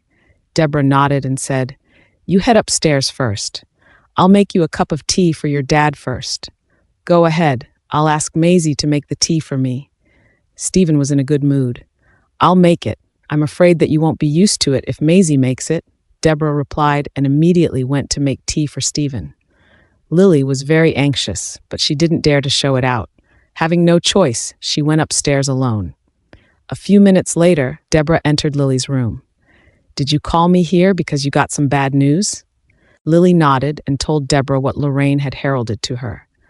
"It was smart of you to leave a spy by Margaret's side. Otherwise, we wouldn't have known anything," remarked Lily. "That's why you must always leave a trump card when you do things. Didn't you disagree with me when I asked Lorraine to stay there previously?" Deborah said. "I was afraid that it might lead to unnecessary trouble. Lorraine was also someone who knew what we had done in the past. It would be bad if she exposed it by accident," Lily answered. Back then, Lily couldn't have made Irene infertile if it wasn't for Lorraine's help. When Edric was on a business trip, she asked Lorraine to give Irene sleeping pills and secretly took her to a clinic for sterilization. Even though Lorraine was the maid to the Myers family, she was so vicious to her own employer. Lily felt a chill down her spine. After the matter was over, she had hoped Lorraine would just leave with the money, but Deborah disagreed. She said Lorraine could still be useful, and now it seemed like Deborah was right. You can't drive a useful person away when the job is only half done. Is this how you plan on doing things in the future? Before you officially become a member of the Myers family, Lorraine can't leave. Besides, we have Lorraine's son as a leverage. Since we have something to hold against her, she won't just betray us. Deborah snorted. "Mom, you'd better think of a way to deal with Edric and Irene. What if they remarry each other? Goodness, I feel so anxious." "As long as you can make sure that the child is not Edric's, nothing will happen." Deborah was not too worried. "The child is definitely not Edric's. If it were, Margaret would not have quarreled with him. She wants a child so badly. Why would she turn away Irene if that boy is indeed Edric's child?" Lily was worried about Margaret. What if she failed to hold Edric in check? Lorraine said that Margaret threatened Edric with death, but he didn't care.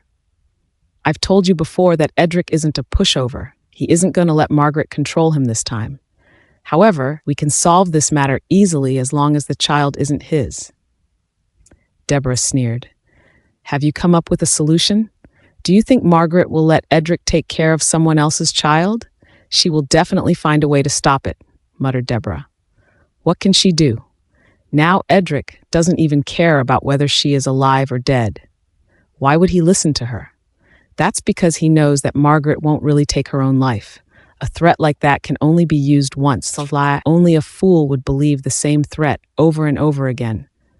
Deborah laughed evilly.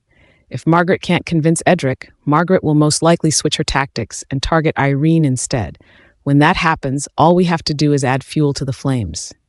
After having quarreled with Margaret, Edric was feeling equally guilty. He wandered around aimlessly and unconsciously drove his car to Irene's new home. A familiar figure appeared not far ahead. Edric glanced over and immediately knew who it was. He sped up and stopped in front of Irene. Irene strode away in a hurry. Suddenly, she heard someone slamming a car door. Before she knew it, someone held on to her arm. "Irene!" A familiar voice rang in her ears. Irene wanted to break free from his grip, but her strength was no match for Edric's. Irate, she shouted, "Edric, let me go. I have something to tell you." Edric grabbed her hand and dragged her into the car regardless of her resistance. He then locked the car doors. "I'm not interested in anything you have to say." Irene struggled. She reached out to pull on the door, but naturally it would not open. Edric held her hand and said in a hoarse voice, "Irene, please stay with me for a while. I'm begging you." Edric's voice was tinged with unspeakable sadness. Irene's body stiffened, and she subconsciously stopped resisting and turned to look at him. Edric's eyes were twinkling with despair. When she saw the sorrow in his eyes, she suddenly felt her heart break into 1,000 pieces.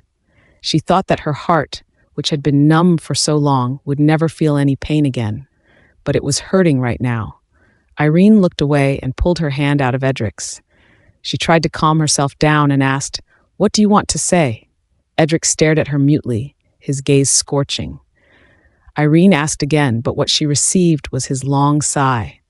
"Irene, you've been living a hard life these years, haven't you?" I've gotten used to it, she replied, her voice as flat as a stove lid. Edric looked at her flawless side profile, feeling heartbroken. Irene, I'm a bastard. I'm a big bastard. I'm sorry, he said incoherently. Because of him, she was forced to marry someone else. Since he found that out, he realized his mistake to divorce her was a huge one. Edric thought over and over again about the past. Every time his memories haunted him, he would break down. He was a bastard and a piece of scum. How could he have done such a thing to a woman that he swore he would protect forever? Edric's apology made Irene turn her head. Unfortunately, there were some mistakes that an apology could not make up for. She asked lightly, "Did you come here just to tell me this?" "Irene, I didn't mean to hide the fact that Lily was pregnant from you. I wanted to tell you, but I didn't have the courage. I was afraid that you wouldn't be able to accept it. It's meaningless to say these things now. It's all over," Irene interjected him. Which woman would accept her husband having a child with another woman? Edric was really funny. After so many years, he suddenly wanted to explain himself to her. Was this the kind of thing that could be forgiven with a mere explanation? Did he not know that he couldn't change what had already happened? "Mr. Myers, in fact, you don't have to say any of this to me. We have divorced, and the past doesn't matter anymore. There is no need to explain." Irene crossed her arms in front of her chest. "Irene, I know you hate me very much, and I hate myself too." Edric's eyes were gleaming with remorse. "If I knew it would have ended like this, I would not have let you go. If your goal is to apologize and to get my forgiveness, then I think it's absolutely unnecessary. I won't accept your apology. You'd better let me out of the car, now." Irene interrupted Edric again. "Irene, I'm not just apologizing. I also want to make up for it. Please give me a chance to atone for my sins." "How can you make up for it?" Irene sneered.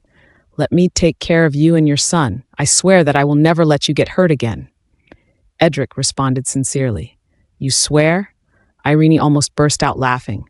Edric had made so many promises to her before, but just look what he had done to her. Edric told her that he would provide her a warm and loving home, yet she had to face Margaret's torture and abuse every day.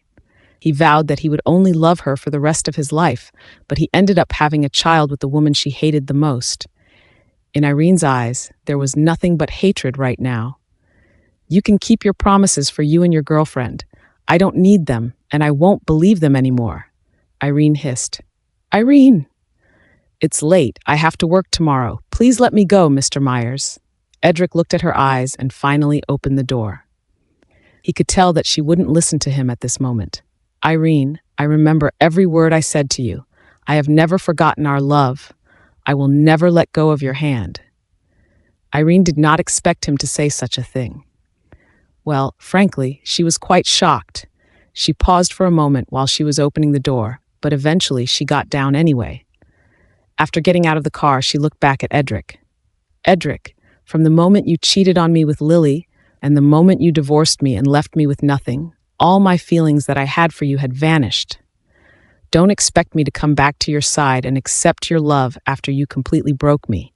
I'm not that cheap." Her voice was as soft as the silver bells of the church, but it sounded like thunder in Edric's ears. His face instantly became pale, and his eyes lost their light. His lips were trembling, as if he struggled to let words tumble out of his mouth. Yet, all of them were choked up in his throat. Irene's eyes flashed with joy when she saw the grief and disbelief on his face. She turned around and strode away. After the quarrel with Edric, Margaret was consumed in an unspeakable sorrow. Edric wanted to raise someone else's child and bring that wretched woman back. How could he? She would never allow Edric to do that, but Edric wouldn't listen to her at all. Recently, he had been leaving early and coming home late. He was hardly ever in the house. Most of the time, he came back home just to sleep. Margaret had asked his secretary, so she knew that nothing serious was going on at work. She understood very well that Edric had gone to find that vixen again. In the past, she had always used her death to threaten Edric. But since Edric said such ruthless words that day, Margaret knew that her threat didn't work anymore. As she couldn't convince Edric, she could only shift her strategy. She was going to find Irene and humiliate her to put her back in her place. Wasn't she living a hard life? Margaret reckoned that she would just give her some money. If money couldn't solve it, then she would resort to more extreme measures. A woman like Irene had no money and no power. How could she have any chance in a fight against Margaret? Early in the morning, Irene felt thunderstruck when Margaret appeared in front of her. Pigs must be flying out there.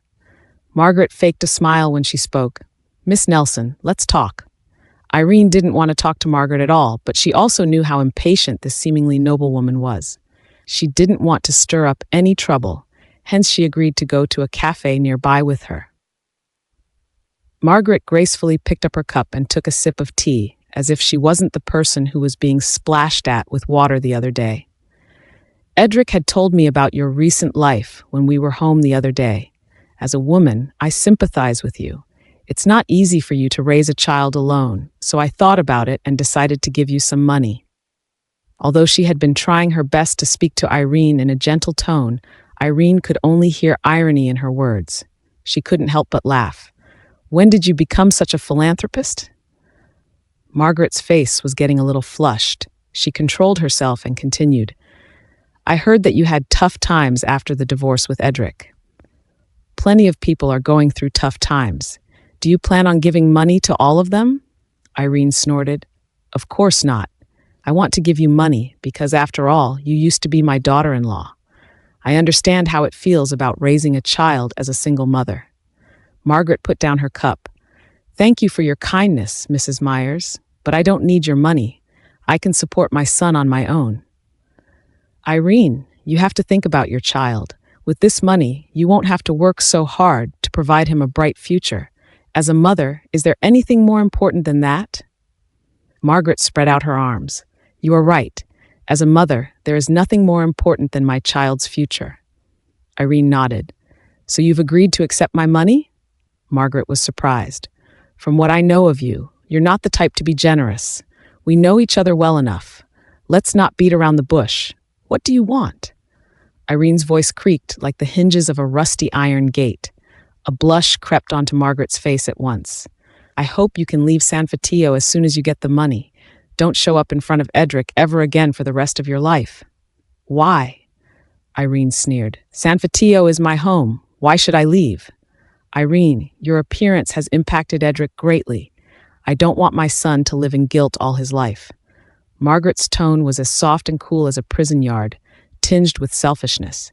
"If he never did anything wrong, why should he feel guilty?" Irene grunted. Irene's expression made Margaret realize that the chances of Irene accepting her offer were pretty much zero. She started to lose her patience. "What do you want in exchange for letting go of Edric?" "Mrs. Myers, if your brain is still functioning, you should remember that I divorced your son a long time ago. I let him go 3 years ago." "Irene, don't play dumb with me. If you hadn't clung on to Edric, why would he have said that he wanted to return to you? Let me tell you, I will never agree to you and him remarrying. You'd better give up that idea," Margaret squawked. "When have you ever seen me clinging on to him?" Irene was furious. "If we're talking about clinging, he is the one who has been clinging on to me. I'm not interested in him. Since you have so much time to come and look for me, why don't you spend that time looking after him instead? Aren't you good at manipulation? Using your death to threaten him? Hasn't that always been effective?" Margaret frowned slightly. "Since you aren't going to admit that, then I will make it clear myself. If I ever find out that you are in contact with Edric again, I swear that I will not let you go." After leaving Irene, Margaret went to meet Marie angrily. "I'm so angry. That woman will really be the death of me. She and I have always been on opposing ends. Even now, when she's divorced with my son, she still haunts me." "Have some water and calm down." Marie poured a glass of water for Margaret. Margaret took a sip of water, but she was still fuming when she thought about it. She didn't want my money. That means she's still thinking of remarrying Edric. Edric, on the other hand, is also blinded by his emotions. She's a married woman with a child, yet he still pines after her. How infuriating. She's going against you on purpose.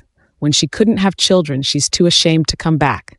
Now that she has a child, she came back just to get under your skin. What an evil woman. She knows that Edric has feelings for her, and she's using him to turn you two against each other. Marie commented worriedly. Yes, she really is evil. I can't let her have it her way. I have to find a way to make her leave, Margaret decided. Have you come up with anything yet? Marie asked. Not yet. Margaret had a headache. Although she had been saying harsh words about Irene, she had no clue what to do to drive her away. That was why she had come looking for Marie. Help me think of some ideas on how to deal with her. Well, it's quite simple. She's poor now. It should be a piece of cake for you to deal with her. Also, she has a child. We should find a way to use the child against her somehow, Marie suggested. Use her child against her? Is this okay? Margaret parroted in hesitation. Why not? We're not really going to hurt her child. We're just going to threaten her with him. It wasn't easy for her to have a child after all. I'm sure she'll give up anything for him. I bet she'll give in to you eventually, Marie reasoned. Okay, I'll think about it. Since Margaret was out of ideas, she decided to take her leave and gave Marie's suggestion some thoughts. At the same time, John reported to Edric, Mrs. Myers went to see Miss Nelson today. It seems that she's really upset. I got it. Edric grasped the pen in his hand. He had expected that this would happen. With Margaret's temper, she would definitely have said some nasty words to Irene. If he wanted to be with Irene, Margaret would be the biggest obstacle. However, he was not afraid. To him, the biggest issue for now was not Margaret, but Irene. He had to figure out a way for Irene to open up and dissolve her hatred for him. Furthermore, he still had Lily to deal with. He never thought about getting engaged to Lily. That was all Margaret's doing. Lily was gentle and kind, but he did not love her. The only feeling he had for Lily was guilt because of the surrogacy.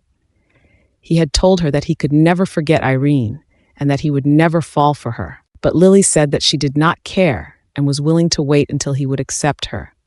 At that time, Irene had disappeared without a trace. When Margaret realized that he did not want to be with Lily, she went around trying to find a new partner for him. He grew so annoyed that he reluctantly implied to agree to have Lily by his side. Now that he planned on getting Irene back, he had to end his relationship with Lily properly. Unfortunately, he had already agreed on the engagement date with the Cook family. Otherwise, Lily and he would be nothing but friends. Since the date had been set, he could not just call it off. Stephen was influential as he held a very important position in the government and would not accept any half-hearted excuse. There was no way he could convince Lily to cancel the engagement. Hence, he had to think of another way. Lily was the only daughter of Stephen and Deborah. They would not allow her to end up in such a pathetic state. At the thought of this, an idea suddenly popped up in Edric's mind. A couple days later, all the media outlets in San Fatillo reported a scandal between Edric and Rowan Wood, the most popular and beautiful student in the University of San Fatillo. With the outbreak of the scandal, everything between Edric and Rowan was dug up by the media. Edric had been in a relationship with Rowan for a long time. The media managed to find out that 2 years ago, after a ball held by Rowan's university, they had spent the night together in a hotel. Later on, Edric even prepared a home for Rowan in an elite residential area known as Lilac Garden. He would then go over once a week to stay at their house. Lilac Garden had a tight security system. Therefore, their 2-year relationship had stayed hidden from everyone. Until one day during Rowan's birthday, the paparazzi managed to get a picture of her celebrating at the hotel. If it were not for them following her all the way to the hotel, they would not find out that she was Edric's secret lover. When the scandal was published, it caused a great stir. All the insiders began to comment about it. Edric and Lily had made no progress in the past 3 years. It turned out that it was because Edric had another girlfriend. Rowan was beautiful and pure, and most importantly, she was talented. No wonder Edric could not give her up. If Lily was not Stephen's daughter, she probably would have no place next to him. Irene sneered at the news. Of course, Edric would return to his old ways of playing around with women, she thought. He must really be addicted to having all those secret adventures. She fully looked forward to Lily's reaction. Lily was green with envy when she saw the news. She knew Rowan.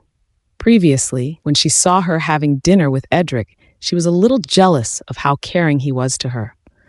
However, she never found anything unusual between them. Eventually, she forgot about Rowan. She did not expect Rowan to really be Edric's lover. When she thought about the fact that Edric would rather cheat on her with some other woman than touch her, her rage gushed out of her veins like molten lava at once. However, she could not confront him. All she could do was hide in her room and cry. Deborah did not believe that Edric would have a mistress. She entered Lily's room and gave her a scolding. It's so obvious that this news was Edric's idea. The timing of the scandal is impeccable. He's forcing you to make a choice. He sure is coming up with everything, so we'll break off the engagement. After listening to Deborah, Lily snapped out of her sorrow. It was true that the timing was really coincidental. It seemed like it was indeed Edric's doing. After careful consideration, Deborah and Lily decided to give no response to the scandal and maintain the engagement. They wanted to see what Edric would do next. When Margaret saw the news, she was dizzy with anger. The fact that this scandal broke out now showed that Edric was deliberately going against her. She didn't care if he had a lover outside. In fact, it would be better if he could give her a few more grandchildren, no matter who the mother was. But it was so obvious that this scandal was fake. She had raised Edric herself. Having lived together for so many years, she was very clear about his personality. There was no way he was actually having an affair. It seemed like he was trying to find a way out of his engagement to get back together with Irene. Margaret could not let things go on like this. She had to do something about this immediately. Irene saw Rowan in person for the first time a week later. The University of San Fitio was having a celebration, and Jordan was invited as a guest. Jordan had made Irene to tag along with him. He was a special guest.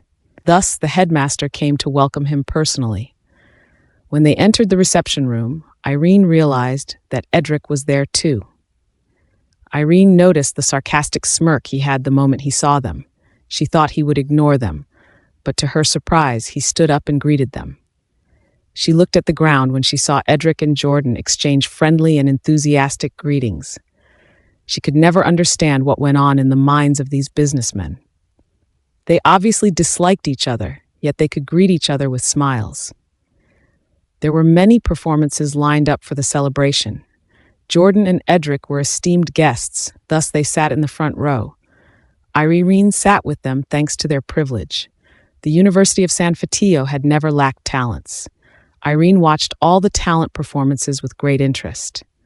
After some time, the host announced, "Now, let's welcome Rowan Wood, a senior of University San Fitio, to perform the violin." Applause rang out, and Rowan appeared on the stage in an elegant gown.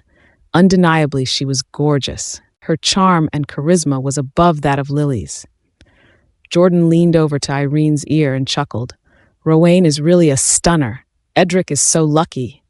Irene glared at him and said in a low voice, "If you like her, why don't you go after her? With your flirting skills and wealth, perhaps you'll win her heart." "Although she's beautiful, she's not my type. I prefer girls like you." He grinned at her. She rolled her eyes. He added in a whisper, "Edric seems to like Rowan a lot right now. He's already brought her to many events as his partner.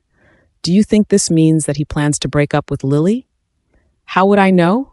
Irene huffed. "Isn't he scared that he'll anger Stephen?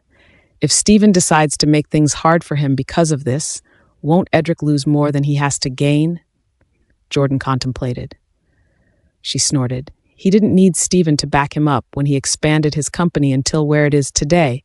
What's there to be afraid of? Perhaps he didn't rely on Stephen to get to where he is now. But still, why make more enemies, especially political ones? "It's not a good thing for him to get on Stephen's bad side," Jordan remarked. "That's his business. Why are you so worried about him?" Irene grew impatient. To tell the truth, when she saw the news reports claiming Edric and Rowan to be a fitting match, she thought that it was an exaggeration. However, seeing Rowan in real life at this moment, she must admit that the news was not making bold statements after all. For some reason, she felt really uncomfortable. She remembered that Edric had come to her with an explanation a few days ago, and he sounded so affectionate. Fortunately, she did not believe him since he had hurt her so much in the past.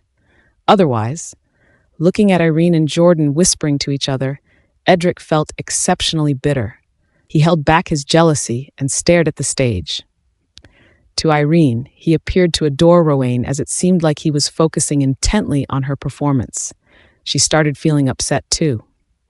At the end of Rowan's performance, someone went onto the stage to offer her flowers. She took the flowers and went down the stage with a smile. She headed in Edric's direction. She walked over to his side before she handed him the flowers and sat down next to him. Irene had been wondering why there was an empty seat next to Edric. Now she understood that it was for Rowan. She scoffed silently. How would Lily feel if she saw this? As she was deep in thought, Jordan chimed in. There are reporters taking pictures? Poor Lily will be very sad when she sees the news tomorrow. Really? Good for her, she tittered nonchalantly. Lily used to be so keen on ruining Edric and her relationship. Now that Rowan had come into the picture, wasn't this karma for Lily? She laughed gloatingly in secret before she sensed a pair of eyes on her. She looked over and found that it was Rowan. Rowan grinned at her when she saw Irene noticing. Irene turned her eyes away and ignored Rowan. Although she was amazed by Rowan's beauty, she did not agree with Rowan's decision to date an engaged man. She would not be friendly to women who were so shameless. As expected on the next day, news of Edric and Rowan dominated the headlines. Lily gritted her teeth in rage. Deborah remained calm. Don't panic. There's still Margaret.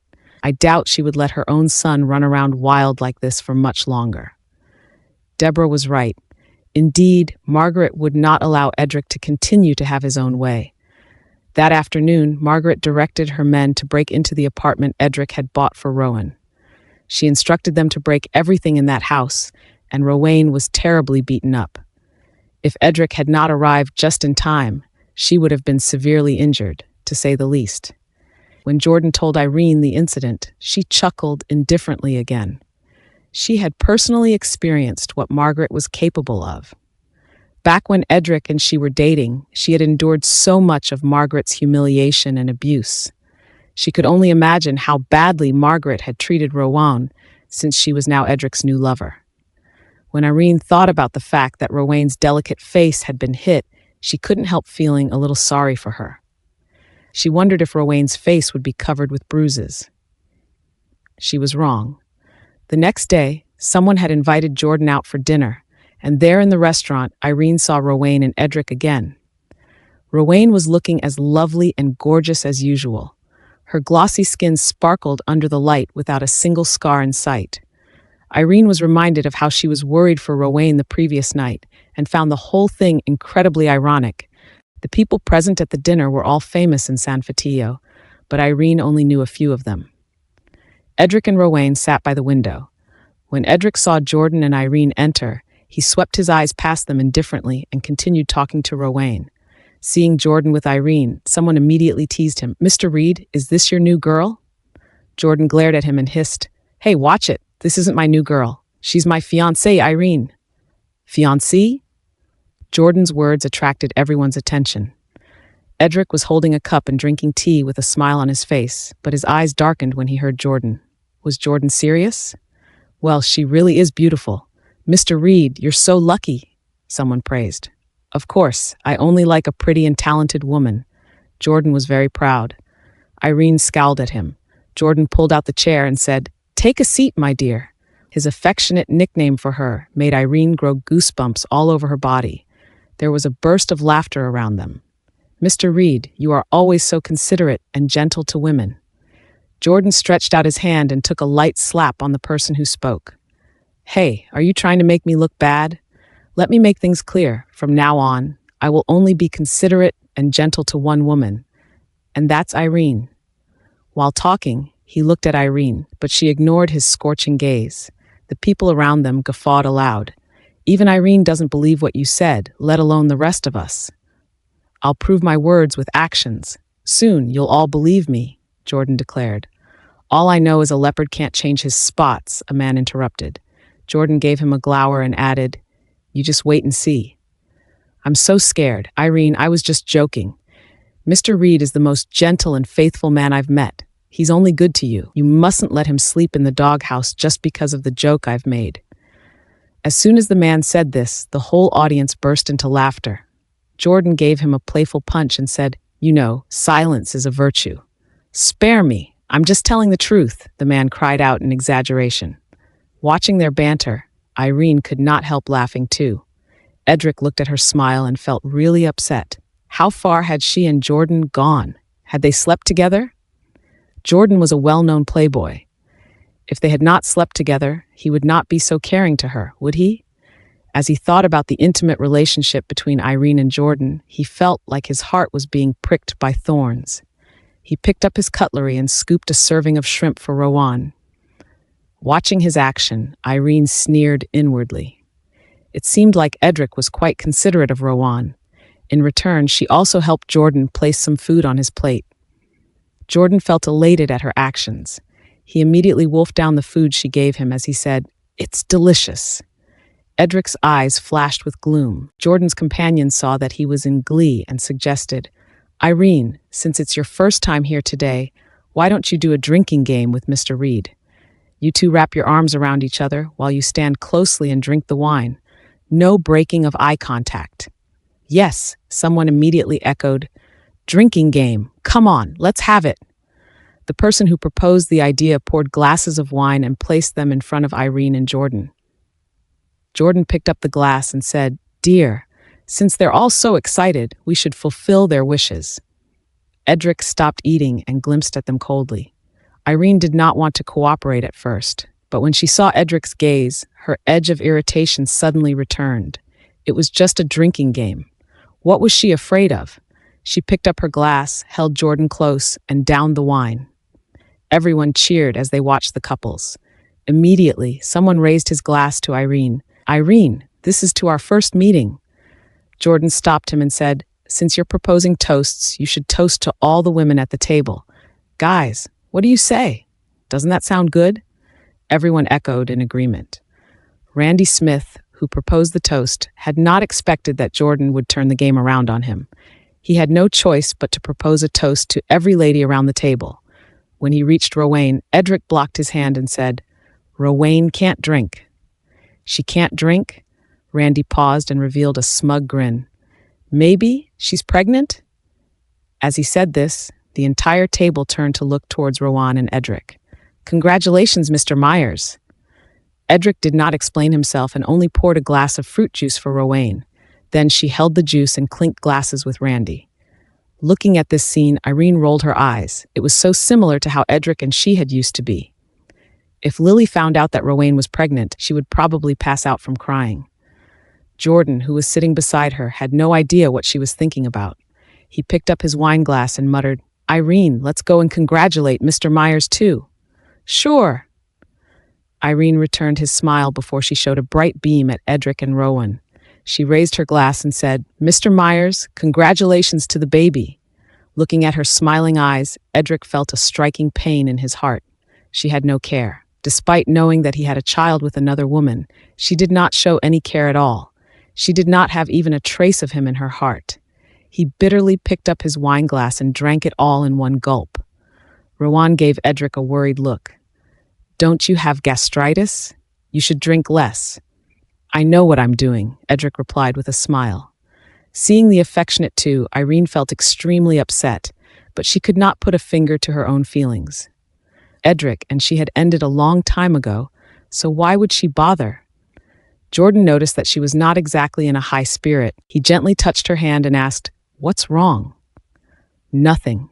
She squeezed out a smile. "If you don't feel well, I can take you back." Jordan noticed the reluctance in Irene's eyes. She had never been a people person. Oftentimes, she wouldn't feel comfortable in social settings. It was normal for her to feel out of place on this occasion. Randy was not the type of person to give things a rest. When he saw Jordan's concern for Irene, he immediately chimed in. "Mr. Reed, could it be that Irene is also pregnant?" This made Edric's whole body shudder. He turned around and looked at Irene instantly. Irene avoided Edric's eye contact. All she did was let out a chuckle and gave an ambiguous answer. "How did you know?" "Really?" Randy chortled and said, "Wow, looks like there are two celebrations tonight. Mr. Reed, this toast is to you and Irene." Jordan glanced at Irene. He thought she would be upset, but surprisingly, she was full of smiles.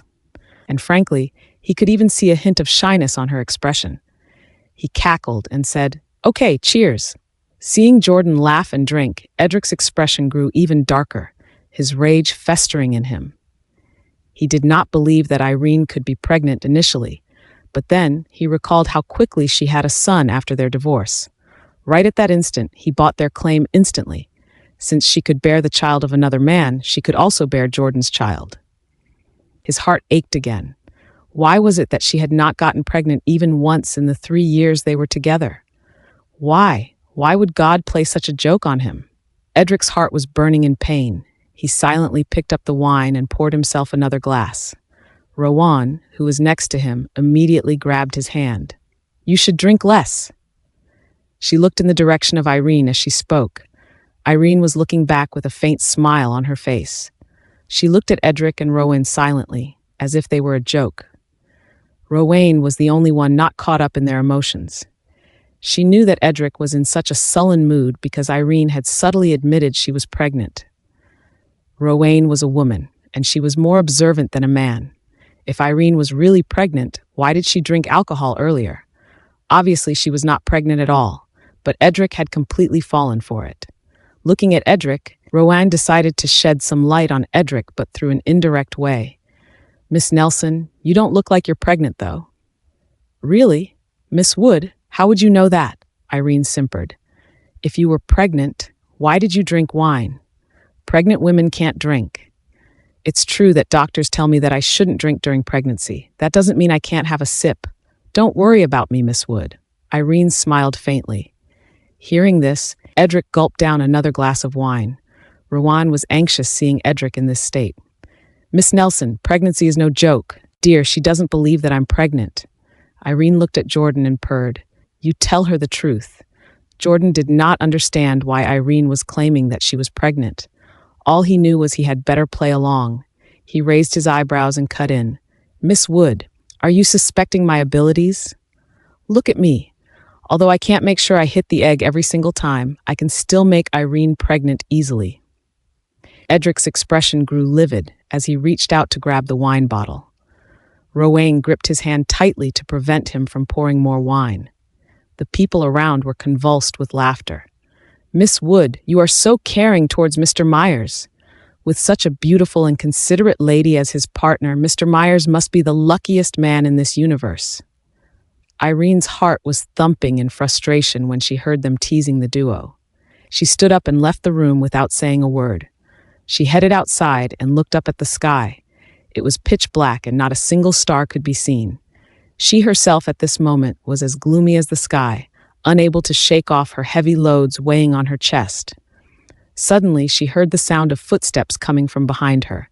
As the familiar smell hit her nose, Irene clenched her fists subconsciously. She hated herself. She hated herself for knowing who was standing behind her, even though she did not look back. He asked, "Are you really pregnant?" His voice was as deep as a chirruping nightingale. "Does it have anything to do with you?" she retorted. "Jordan is not the right person you can rely on." Edric had said this to Irene more than once before, but it was the first time he sounded so harsh. "Mr. Myers, you're a well-known person yourself. Don't you feel ashamed slandering others behind their back?" "I'm not slandering him. I'm just telling the truth. The Reed family won't allow you to be with him," Edric said. "You're right. With my status, the Reed family won't allow me to be with him. But there's always an exception." Irene's hand gently stroked her stomach. Her action was undoubtedly telling Edric that she was indeed pregnant. She was going to rely on the child in her belly to make the Reed family accept her. Fury was vibrating through Edric's entire being. The wine that he had just drunk was surging up, stimulating his nerves. He grabbed Irene's hand forcefully. Are you really pregnant? Let me go." She shook off his hand with a look of disgust. He held on tightly. "Tell me if it's true or not." "Why should I tell you? Who are you to me?" she barked, her tone provocative. The teasing smile in her eyes made Edric's rage simmer. He pulled her into his arms, held her tight, and smashed her lips fiercely with his. How could Irene allow Edric to kiss her? She felt nauseated at the thought of what went on between Edric and Rowan. She struggled desperately to not let him succeed. But Edric had lost his mind. Eventually, he pressed her against the wall. How dirty! So disgusting! Irene kicked his leg viciously. While he lost his focus for a split second due to the pain, she bit his hand without hesitation. He let go, and she immediately turned around and ran. Behind her, a waiter was walking over with a dining cart. He was in shock as he saw the boiling hot soup on the dining cart. If Irene ran into that, it would be a catastrophe. Regardless of the pain, he reached out to catch Irene. She shook off his grip and was oblivious to the fact that she was about to run into the dining cart. She thought he was still trying to force himself onto her. With that thought in mind, she turned around and punched him in the face. That punch hit Edric in the eye. He was in so much pain that he let go of Irene at once. Instantly, Irene pushed him away as she was scared that he might go near her again. Edric adjusted his body position to protect Irene a while ago. Hence, when Irene pushed him with such great force, he fell and hit the food trolley. The loud sound shocked Irene. She looked over, only to see Edric lying on the ground with soup all over his body. The waitress who was pushing the trolley was so scared that her face went pale. She kept apologizing as she helped Edric up. Irene's face at this moment was still plastered with stupefaction. Edric's eyes were beaten black and blue by her. The expression on his face showed that he was clearly in pain then. She subconsciously reached out to help Edric. Suddenly, a scream came from behind, stopping her actions. Irene looked back and saw Rowan's face full of horror. Seeing Rowan, Irene immediately withdrew her hand and turned to go straight to the private room. Until the end of the banquet, she didn't see Edric come back. Irene was a little worried as she didn't know what Edric's condition was. After the banquet, Jordan was a little drunk. Irene sent him back before heading home. On the way, she received a phone call from Kinsey. Irene, I got sick and I'm currently hospitalized. I'm so bored. Can you come and accompany me? I'll be right there. Irene told the taxi driver to turn around and go to the hospital. Kinsey had a severe cold associated with bronchitis. That was why she was having an IV drip at the hospital. When Irene arrived at the hospital, Kinsey was playing with her phone with the IV by her side. Irene said, Kinsey, can't you stay put while having an IV drip? I'm too bored. It's great that you're here. Kinsey put down her phone and began to chat with Irene. Soon, the topic came to Edric. That Edric really can't change his shoddy habit, huh? He is actually having another affair again this time. I would really like to know Lily's reaction after seeing the news, Kinsey said. Irene smiled. There's better news. Edric's lover seems to be pregnant. She then told Kinsey what had happened that night. Kinsey guffawed aloud. Wow, you did well. You should have treated him like this from the beginning. If he dares to hurt you again next time, break his neck.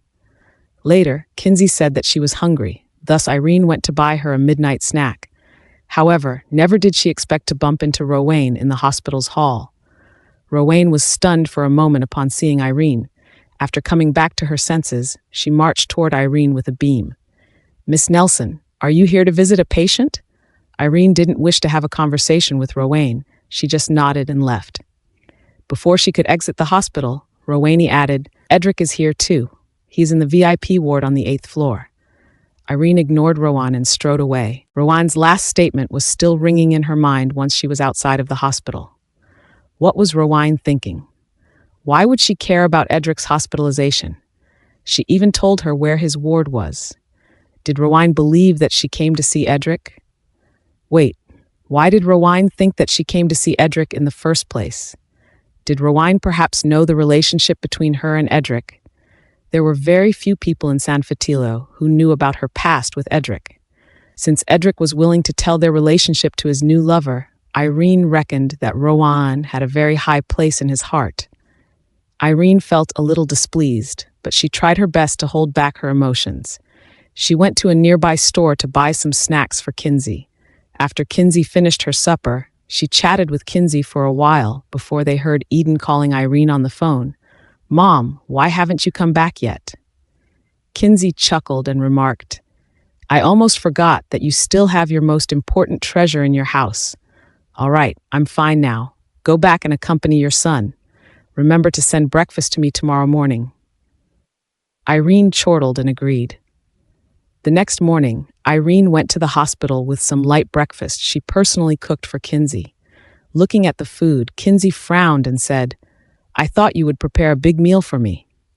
"I'll treat you to a big meal after you recover. All these will help with your bronchitis," Irene commented. "All right, I'll take it as it is as of now, but it's a promise, okay? After I recover, you must treat me to a big meal. I would drool whenever I think of the chicken steak that you cook." "You're flattering me," Irene glared at Kinsey. "After you recover, I'll cook it for you every day if you want me to." "You can't go back on your words, all right?" After talking to Kinsey for a while, Irene got up and left the ward. She trod to the hospital lobby. At that moment, a figure appeared from the side and stopped her. "Miss Nelson, let's talk." It was Rowan. Irene's brows became knitted at once. She replied, "I don't seem to have anything to talk to you about, do I?" "I want to talk to you about Edric," Rowan answered. "Miss Wood, what's wrong with you?" "Edric and I have nothing to do with each other. Don't you think it's ridiculous to talk to me about him?" Irene rebuked. "Who says that you two have nothing to do with each other? You were husband and wife for 3 years. I didn't expect you to be such a cruel person," Rowan claimed. Irene's face turned cold in an instant. "I don't understand what you are talking about." "Irene, Edric was at the wrong at that time. Sure, he shouldn't have had children with others, but he didn't want to do that either. He did all of it for you. He wanted you two to live a happy life. He has regretted all of it now, so why are you still tormenting him?" "Me? Tormenting him? Miss Wood, when did I torment him?" Irene hissed. "Last night. You'd been tormenting Edric last night. You deliberately went to Mr. Reed and said that you were pregnant. Why did you say that you were pregnant when you were not?" Rowan questioned. "Miss Wood, are you sick? I don't know you. It's none of your business whether I'm pregnant or not," Irene retorted.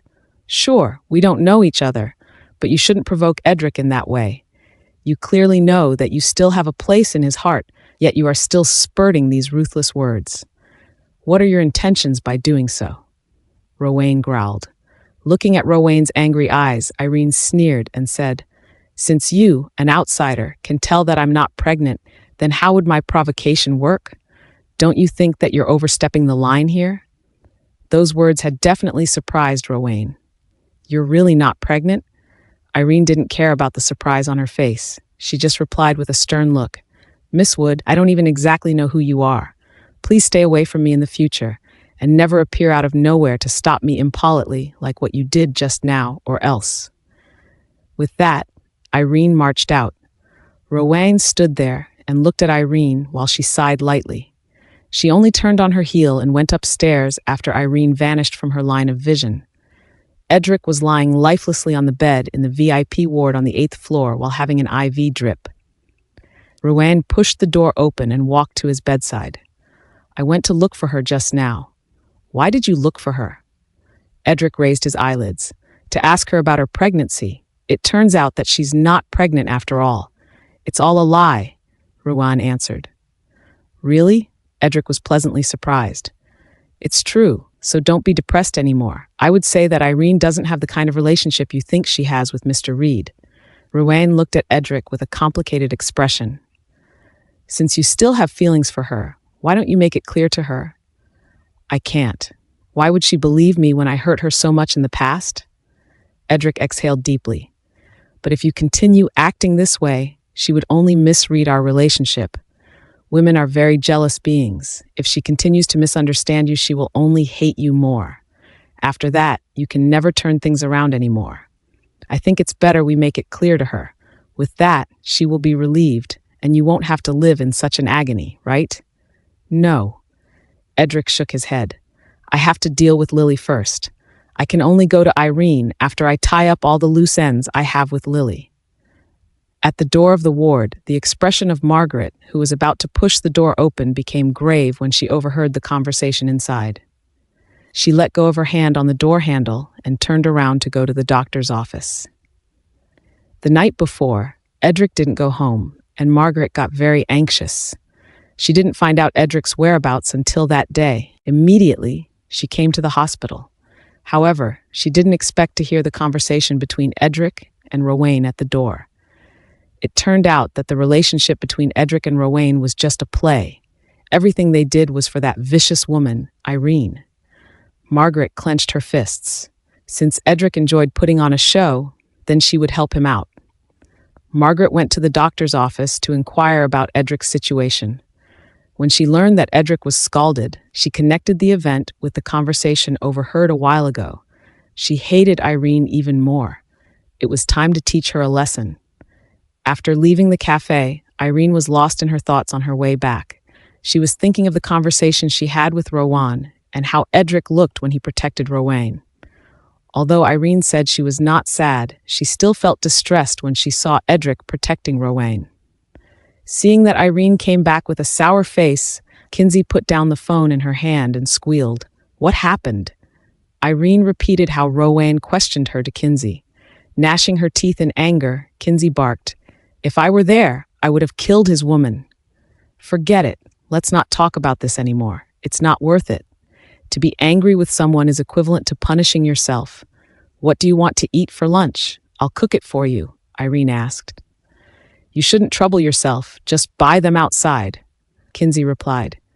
"No, you're a patient now. You should eat a home-cooked meal," Irene said. Kinsey knew how stubborn Irene could be. Having no choice, Kinsey simply named two common dishes. Irene called Thomas and told him what Kinsey wanted to eat. She then asked him to go to the market to buy the necessary ingredients first, as she would cook them as soon as she reached home. After receiving the call, Thomas brought Eden along and went to the market on the bike.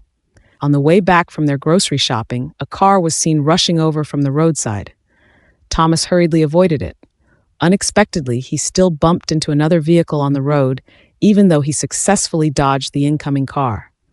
Both Thomas and Eden fell to the ground, and the car that was crashed into also started to play a warning siren. Eden cried out in pain. Ignoring the pain on his body, Thomas rushed to help Eden. "Eden, where does it hurt?" "My butt hurts, and my head hurts too," Eden wailed. A man, James, strode over. Although Eden was crying loudly at this moment, he questioned, "Did you bump into my car?" Thomas's heart sank when he saw the logo of the car. The price of that car was at least $10 million. What should he do? He replied with caution, "I'm really sorry. I didn't mean it. I bumped into your car because I was avoiding another car." James answered with a gloomy face, "Did anyone see you avoiding a car? People like you really make my blood boil. You even lied after you hit into my car. No matter what the truth was, it was you who bumped my car. You have to take responsibility." "But, sir," Thomas knew very well how expensive the cost of that car was. How could he afford it? Eden was still bawling, and Thomas was busy coaxing him anxiously. What should he do? When Irene returned, she saw Thomas standing on the side of the road with Eden in his arms. Eden was howling loudly. She immediately came over when she saw that. "Eden, don't cry. Let me hug you." Seeing that Irene was back, Eden's crying slowly became much softer. He threw himself into Irene's arms and touched his little butt with his hand. "Mommy, I fell over with great Uncle Thomas just now. My butt hurts." "Don't cry, baby. I will help you rub it," Irene whispered softly. After he stopped crying, Irene then looked at Thomas. "Uncle Thomas, are you okay?" "I'm fine," Thomas replied. James, who was at the side, grew impatient. He said fiercely, "What do you guys plan to do with my car?" Irene turned to look at James. "What happened? Who are you to him?" James sized Irene up. "He's my uncle," Irene answered truthfully. "He bumped into my car just now. Look what happened to my car. How do you plan to solve it?" James continued. "Irene." Thomas looked ashamed. He knew the price of the car very well. That car had no dedicated maintenance shop in the country. Even if they had it, both Irene and he didn't have enough money to pay for a repair. "Don't worry, Uncle. Let me think about it." Although Irene was once Edric's wife and had lived a wealthy life in the past, she still didn't know much about cars. She pointed at the car and asked, "How much does it cost to repair it?" "Repair?" James scoffed as if he heard something funny. "Miss, there is no maintenance shop for my car in Haverland. It can only be repaired by sending it to their headquarters overseas." "Then what should we do?" That made Irene realize how serious the matter was. One could imagine how exorbitant the car's price was if it had no maintenance shop in the country. What should you do? Pay for it then, James sneered. But we don't have the money to pay. Irene bit her lip. You want to settle things with that as an excuse? James slurred. Let me tell you that you can't solve this matter with such an excuse.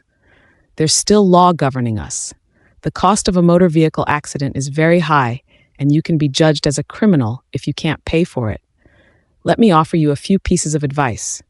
First, you can mortgage things like your house. If you still don't have enough money, you can pay it by going into prison. Irene's face changed, and Thomas fell silent too. He would often drive such a car into high-end places in the past, but he didn't expect that he would end up in such a state one day. Irene, it's all my fault. Anyway, we don't have money to pay for it. If we need to be jailed, then let me be the one, Thomas stated. Let me think about it. Irene rubbed her forehead. What should she do? Even if she sold the house, she could only earn hundreds of thousands of dollars, but they would be homeless if she did. And even if she sold the house, it might not be enough for the repair. She was thinking about a solution anxiously, but James began to press on. If you can't think of a way, then I'll call the police and let them deal with it. James took out his phone and began to dial 911. Hearing that he was going to call the police, Irene and Thomas immediately exchanged glances. Eden was so scared when he heard the word police that he started wailing again. Mom, I don't want to go to the police station. Calm down, baby. Truth be told, Irene was actually terrified inwardly too. She had lived for so long, but she had never dealt with the police before. What should she do? At that moment, a car stopped beside them. Jordan opened the door and came out. What's going on? Uncle Jordan, this person is going to call the police to arrest us. I'm so scared, Eden chirruped as if he had seen his savior. Oh goodness, don't be afraid, Eden. I'm here. Jordan took Eden from Irene's hand and patted him on the shoulder comfortingly. At the same time, he looked at Irene and asked, what happened?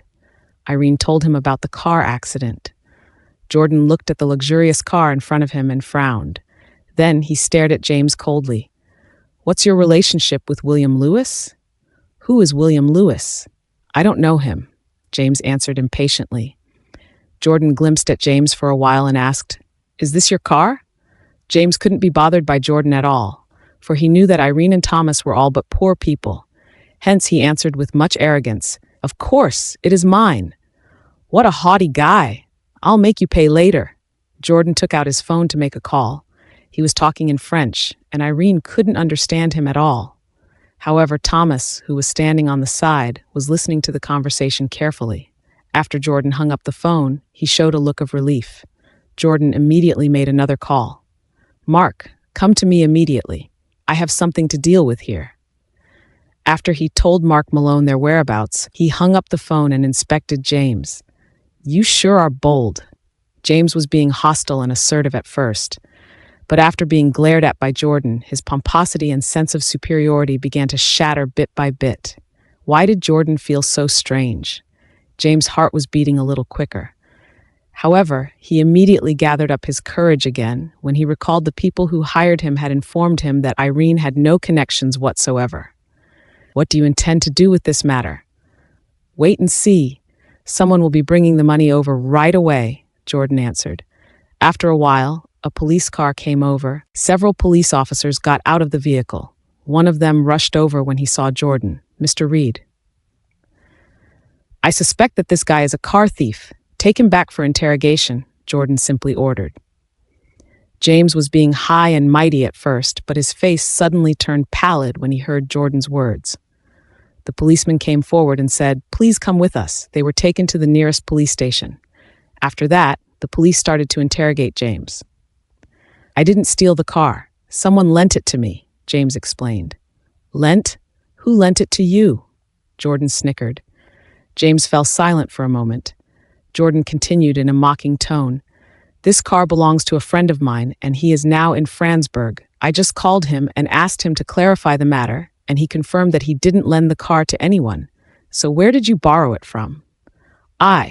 James was dumbfounded. He never expected that things would take such a sharp turn. Take him back and interrogate him properly. How dare he stole a luxury car worth tens of millions of dollars and smashed it? Throw him into prison. Jordan hissed. "I didn't steal the car. This car was lent to me by a relative. If you don't believe me, you can ask him." James's voice now was as soft as a whisper.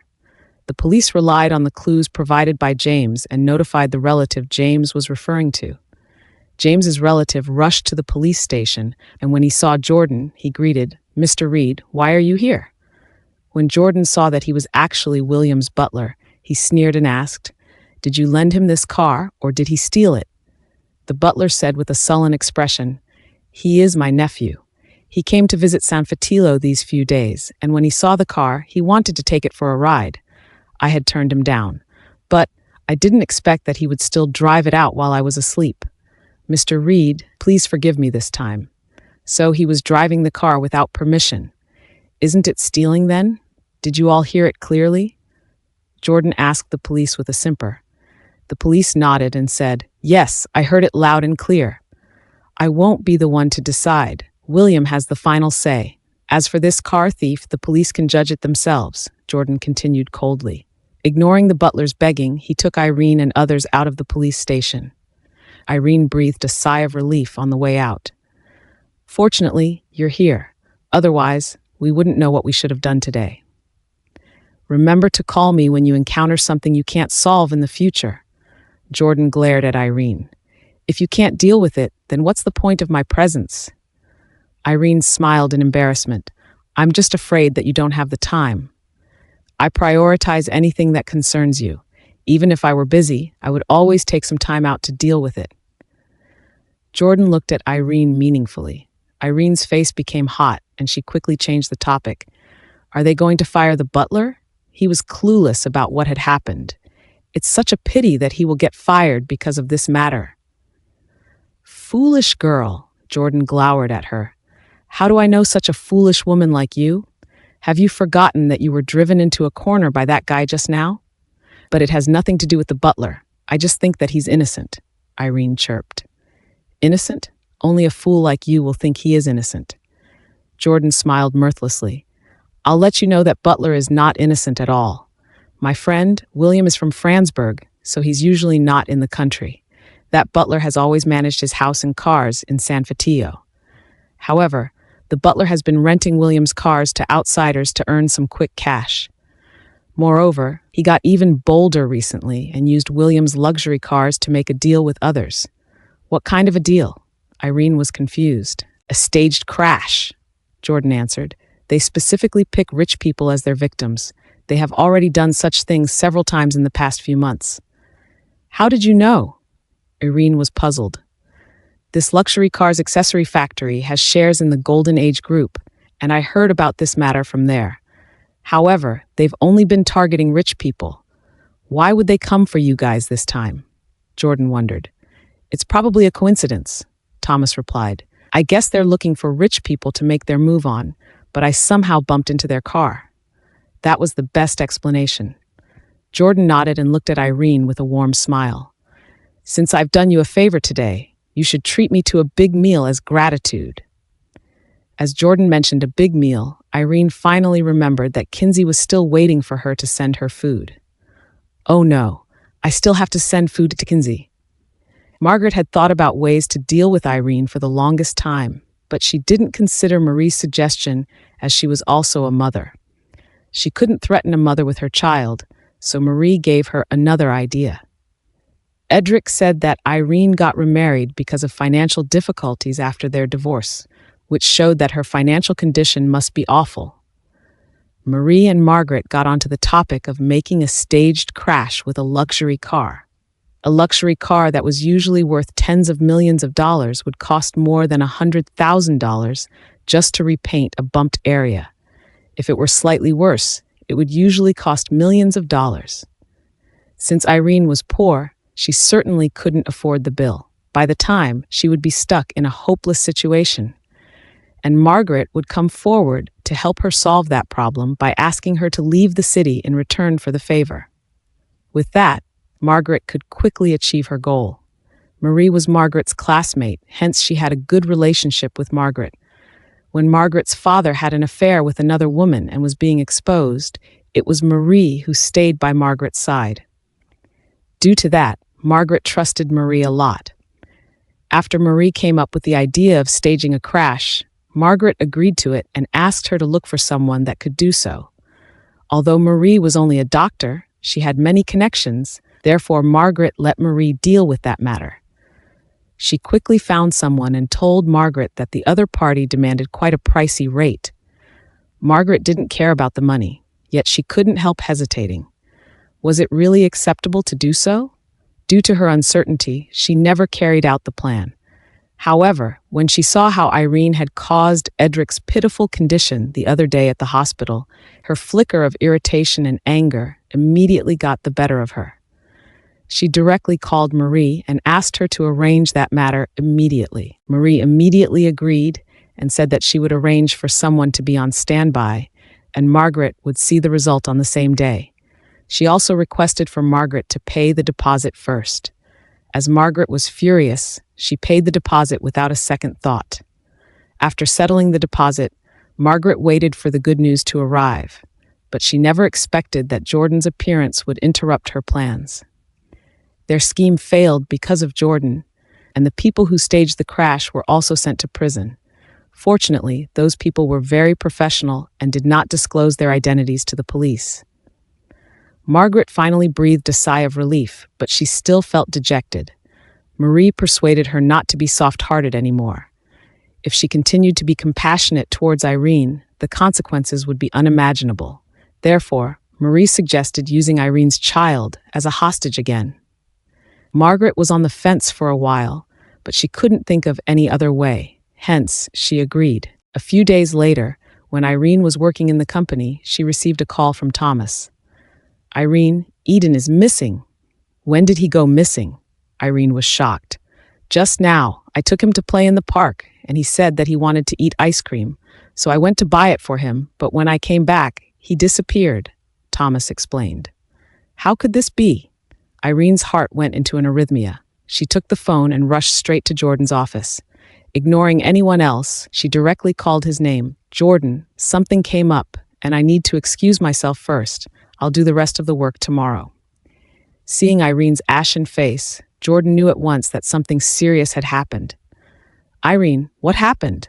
"My son went missing in the park. I need to find him," Irene explained.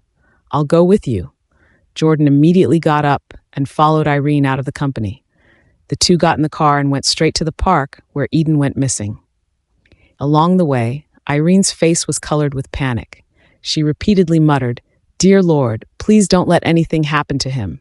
If something bad happens to him, how can I continue to live this pathetic life of mine?" "Don't worry, nothing will happen to Eden," Jordan comforted her. Soon they reached the park where Eden went missing. Irene got out of the car and rushed toward the park directly. Then she met Thomas, who was sweating profusely. "Uncle Thomas, have you found Eden?" Irene asked. "No, I haven't, Irene. So far, the people I have asked haven't seen him before," Thomas answered, his lips quivering.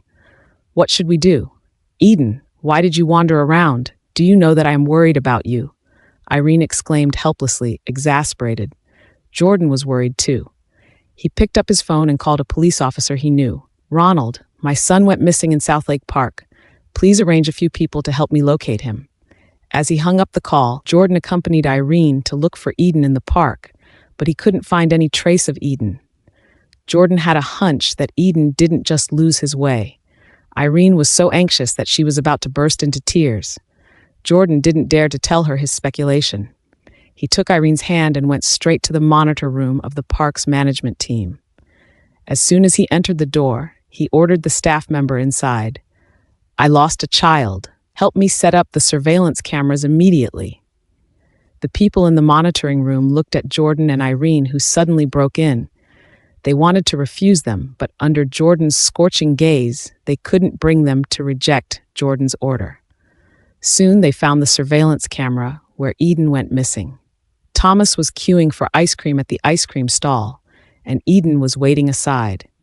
Out of nowhere, a man with sunglasses and a mask came from the side. The man held an electric toy in his hand to tempt Eden. Eden then walked over curiously. After that, the man suddenly carried Eden and covered his mouth before they left in a hurry. It happened so fast that almost no one noticed it.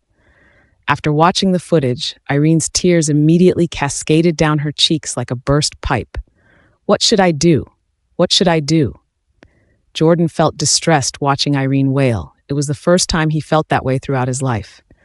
Don't worry, we'll find him. I'm here. Don't worry, he consoled Irene. In the meantime, he immediately called a police chief, Ronald Brown. Have you arranged for your people to come over? My son was kidnapped in the park. It might be human trafficking. I hope you can arrange someone to start investigating the surveillance on the streets right now. Ronald, on the other end of the line, quickly agreed. Jordan hung up the phone and made another call. Bring someone here immediately. Eden is missing. The one on the other end of the phone was David. The park's management officers didn't take the case seriously at first. However, when they heard that Jordan called Ronald and had the ability to mobilize the police forces to help find the child, they became nervous and immediately arranged for the park staff to look for Eden. Jordan asked the officer to continue to adjust the angle of the surveillance. The monitor showed that the man had entered a blind spot of the camera with Eden in his arms. After that, he never appeared again. Jordan frowned and ordered the officer to adjust the surveillance camera at the entrance. He stared at the screen very carefully. After a while, he suddenly squealed, "Stop!" The officer paused the video immediately. Jordan pointed to a man who came out of a van on the monitor and asked, "Do you think this man looks like the man who kidnapped the child?" "No, he doesn't," replied the officer. "The person who kidnapped Eden was wearing a coat, a hat, and sunglasses, while the man on the screen was wearing a t-shirt. Look at his shoes." Jordan pointed at the man's shoes. The jacket, hat, and sunglasses could be changed in an instant, but he couldn't change his shoes. The officer carefully looked at the man's shoes and nodded. "They have the same shoes. Enlarge his car's license plate," Jordan ordered. The officer immediately enlarged the video. Jordan made a call on his phone. "Ronald, please order someone to pay attention to this license plate number. I suspect that he was the one who kidnapped my child." He marched out of the room while talking on the phone. Then, Irene grabbed his hand and asked, "Jordan, where are you going?" "Wait for me here. I'll go out and have a look," Jordan replied. "I don't want to wait here. I'm going to find Eden." Irene's legs were shaking. The fear in her heart was growing like a tumor. What if she couldn't find Eden? What should she do? Oh goodness, Eden. What would she do if her lovely, obedient son disappeared? Seeing her reaction, Jordan sighed. "All right, let's look for him together." Jordan helped Irene, who was stumbling, out of the entrance. They went straight to the parking lot outside the park. He opened the door, helped Irene onto the car before they got onto the driver's seat and started the car engine. As the car drove out of the park entrance, Jordan's phone rang. It was a call from Ronald. "Mr. Reed, we have found the license plate you are looking for. It appeared on West Stream Road, and I am sending someone to block the road as we speak." "Thank you, Ronald." After hanging up the phone, Jordan immediately sped up and went straight to West Stream Road. He was driving a limited edition luxurious car that had excellent performance. In an instant, it sped up and rushed out with a loud screeching noise. In less than half an hour, Jordan reached West Stream Road. As the suspect appeared in West Stream Road, the police nearby had already come and blocked the road. Suddenly, the whole West River Road was filled with alarm sounds. Soon, Jordan's phone rang, and it was Ronald again. He said that he found the van in a small alley at the junction of West Stream Road and Yellow Ocean Road. The driver had disappeared, and the police were searching nearby. The child was found in deep slumber in the car, and there was no apparent wound on his body. Hearing the news, Irene was relieved. Soon they arrived at the entrance of the alley. Before the car even stopped properly, Irene had already rushed down. "Eden! Eden!" She took Eden from the police and held him tightly in her arms. Her tears streamed down her cheeks. The fear that had been engulfing her had now condensed into tears of joy. Jordan stretched out his hand and held Irene and Eden in his arms. He comforted them gently. "Everything's okay now. Everything's okay now." That shock almost sucked Irene's soul dry. She kept holding on to Eden tightly and was reluctant to let go of him. Jordan looked at Irene, who was still trembling lightly, and sighed. "I'll take him to the hospital." Irene nodded. She carried Eden and followed Jordan into the car. Inside the car, Irene was still shaking like a leaf. Irene couldn't imagine what she would do if she couldn't find her Eden just then. She couldn't possibly live without Eden. Jordan drove Eden to the hospital. The doctor examined Eden and said it was nothing big, but Jordan insisted on letting Eden stay in the hospital for further observation before letting him go home. Eden was asleep the whole time. After a long wait, he was still not awake. Seeing that, Jordan anxiously went to find a doctor again. Irene sat quietly at the side and looked at Eden. He was her child, her joy, her love, whom she carried in her womb for 9 months. She could not help but lower her head and kiss Eden. At that time, 2 policemen came in.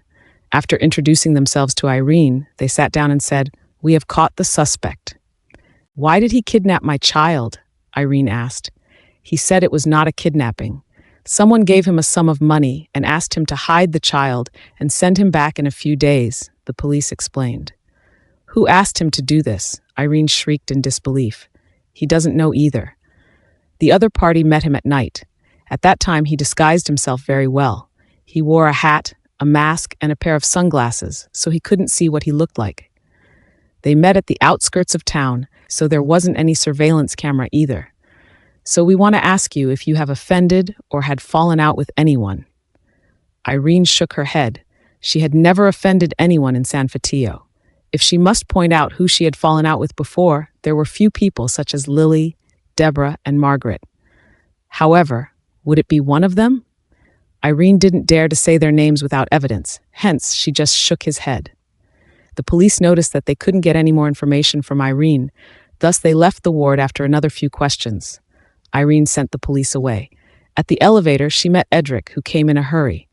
"Irene, I heard that something happened to Eden?" "Yes," Irene answered emotionlessly. "How's his situation now?" Edric asked, panting. "He's fine," Irene commented, this time even more expressionlessly. "Can I see him?" "There's no need for that," Irene refused. "Mr. Myers, I think it's better if you spend more time with your fiancé." The word fiancé changed Edric's expression in an instant. It seemed that Irene didn't notice the change on his face. She added, "As a man, you have to be more responsible. If you hook up with your ex-wife behind your fiancé's back, it is going to look bad on you. Of course, Mr. Myers, you may not care about your reputation, but I do. In order to not damage my reputation, please don't come to me in the future." Edric stood at the same place and watched as she turned around indifferently. He couldn't describe what he was feeling right then. At this moment, Margaret had already realized that her plans had failed. Her purpose was not to kidnap Eden, but to frighten Irene. Therefore, when she heard that things didn't work out, she did not take it to heart. In the afternoon, Marie came to see her. Margaret and Marie had nothing to hide from each other, hence they talked about the kidnapping matter. Marie sighed and said, "I'm afraid that this time I made a fool of myself." "Why would you say that?" Margaret was confused. "I'll let you know that I just saw Edric at the hospital visiting Irene and the child. They stood outside and quarreled. Irene even slapped Edric in the face." Marie knew that Margaret was a protective mother. She would feel more pain if someone else hit Edric than her. Sure enough, Margaret was furious when she heard that. "What? Why did this little butch hit Edric?" "I'm afraid that Irene has already guessed the truth of the matter. After all, you are the only one who has such a motive," Marie explained. "Then what should we do now?" After all, she was in the wrong. Margaret felt guilty too. "So what if she knows the truth? She doesn't have any evidence anyway. What can she do to you?" Marie replied. "I know that, but doesn't it mean that Edric still has something to do with her? I'm worried about this. I have a plan," Marie whispered. Margaret exhaled and said, "What's it? Let's try it then." Since such a big incident had taken place, Jordan gave Irene a few days off and asked her to spend some quality time with Eden at home. Irene was also worried that such an accident would traumatize Eden, hence she attended Eden at home for the past 2 days. At noon that day, Kinsey came to see them. She brought food and toys for Eden. On the other hand, Eden and Thomas were playing together in the living room. Kinsey then pulled Irene into the bedroom and closed the door before she muttered, "Irene, I met Lily and Freya in a cafe today. Do you know what the two butches are talking about? Margaret was the one who kidnapped Eden. What? Irene was positively shocked. She wanted to force you out of San Fatilo. That old butch deliberately asked someone to kidnap Eden to threaten you. What a vicious woman, Kinsey snarled. How could she do this? Irene was trembling with anger.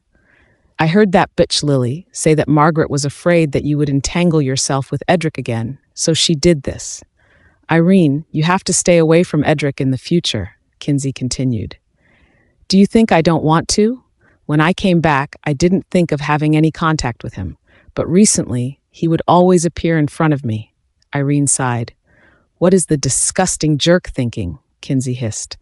God knows, Irene replied. If he comes to you again, you should make it clear to him and not leave him any hope of reconciling with you. Edric is so well known, and I refuse to believe that he will still shamelessly show up after that, Kinsey reminded Irene. After sending Kinsey off, Irene's thoughts were in a knot as she went to get some groceries at the market. When she came back, she saw Edric. Irene was irked to see Edric. Without waiting for him to speak, she shouted, Mr. Myers, what exactly do you want? Irene, do you know that it's very annoying for you to show up here every day? Do you know that I almost lost Eden because of you pestering me so brazenly? Irene questioned. Irene, Eden's matter is an accident. Edric trailed off. An accident? Who told you that it was an accident? Edric, I'm telling you that it's all Margaret's planning. It was Margaret who hired a hitman to take Eden away as she wanted to threaten me. Irene yelled. Margaret did it? How could it be possible? Edric asked. Why is it impossible? She has threatened me several times. Is there anything that a vicious person like her can't do? Irene's voice was increasing in a crescendo. If it's really Margaret who did it, I will definitely straighten things out for you, Edric promised. I don't need you to straighten things out for me. Edric, please let go of Eden and me. I can't afford to mess with you. I really can't afford to mess with you and your family. Please give me a chance to live peacefully. Irene begged. Edric was so dejected when he saw Irene's agitated expression. He did not believe that his mother, Margaret, would do such a thing. But it also dawned on him that Irene had no enmity with the others. Who else would treat her and Eden like this? Edric drove home instantly. He wanted to confront Margaret face to face if it was her who did it. But why would Margaret admit to it? She said that Irene was talking nonsense, and they both ended up having a big fight. In the end, Edric strode away from the house furiously. Margaret sat in the living room, rubbing her chest in anger. It was all Irene's fault. It was Irene who drove a wedge between her and Edric over and over again. Margaret couldn't take it any longer and ordered the driver to fetch her to Irene's residence. At her residence downstairs, she made a phone call to Irene. Come down now. I want to ask you something. A few minutes later, Irene appeared in front of Margaret's car. Margaret didn't beat around the bush and cursed at Irene straight away. Irene, what a great job you've done. You actually provoked Edric to pick a quarrel with me. I provoke Edric to pick a quarrel with you? Ask yourself, have you done anything illegal? Irene sneered. As a mother, how could you be so vicious and brazen? Are you still a human? You are the one who forced me to use such a tactic. If you hadn't pestered Edric, would I have done so? Margaret retorted. Margaret actually admitted it. Irene was so pissed that her entire being started to quiver. She questioned, how can you be so heartless? What's the difference between you and a beast if you do this? You are such a despicable person. Margaret stood there fuming as Irene lectured her. Irene, you brought all this upon yourself. This is just the beginning. If you're still incorrigibly stubborn, don't blame me for not warning you, she hissed. What do you want to do? What exactly do you want? Irene asked. My request is simple. Stay away from Edric and don't ruin his engagement with Lily, Margaret answered. Never did I ever come close to Edric, bellowed Irene.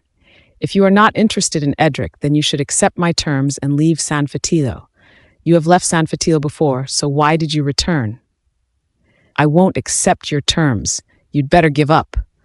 Margaret crossed her arms in front of her chest. Is that so? Then I'll make it clear. Eden's kidnapping was just a warning, but I can't assure you what's going to happen in the future, said Margaret, her voice cruel as a new knife. I'm going to sue you, Irene squealed, her tone similar with the sound of a dentist's drill. Do you have any evidence? Margaret mocked. Irene, you're not capable enough to go against me. I refuse to believe that you can get away from the law. Irene's shrill voice embodied a discordant violin. I indeed can't pull such a huge stunt, but all I need to do is just to manipulate your world, Margaret smugly said. Of course, you can have a try if you don't care about your son's safety. Margaret, you'll reap what you sow. You are so evil that karma will get back at you. Irene cursed. I'm not afraid of retribution. It's worthwhile to do anything for Edric's happiness. Margaret didn't care about it at all and continued. Remember my words and don't get closer to Edric. Otherwise, don't blame me for being cruel. I can do anything for Edric. Margaret turned on her heel arrogantly. Irene stood rooted downstairs in a daze. Margaret wasn't just threatening her. Things were just as Margaret said. Margaret would never have to lift a finger to deal with her. After all, Irene had a leverage. Eden was her soft spot. Hence, she couldn't take the chance to fight with people like Margaret because of Edric. Irene didn't know how long she had been glued to the ground.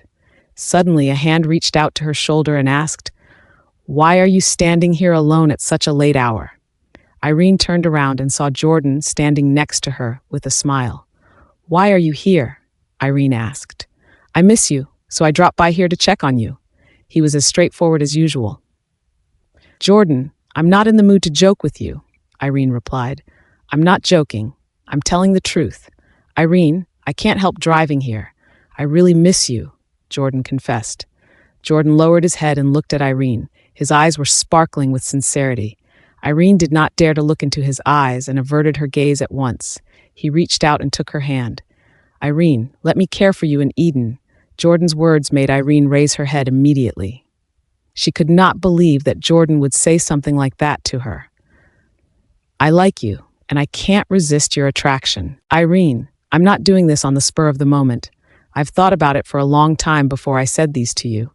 Trust me, I won't let you down." Jordan blurted out his love to Irene again.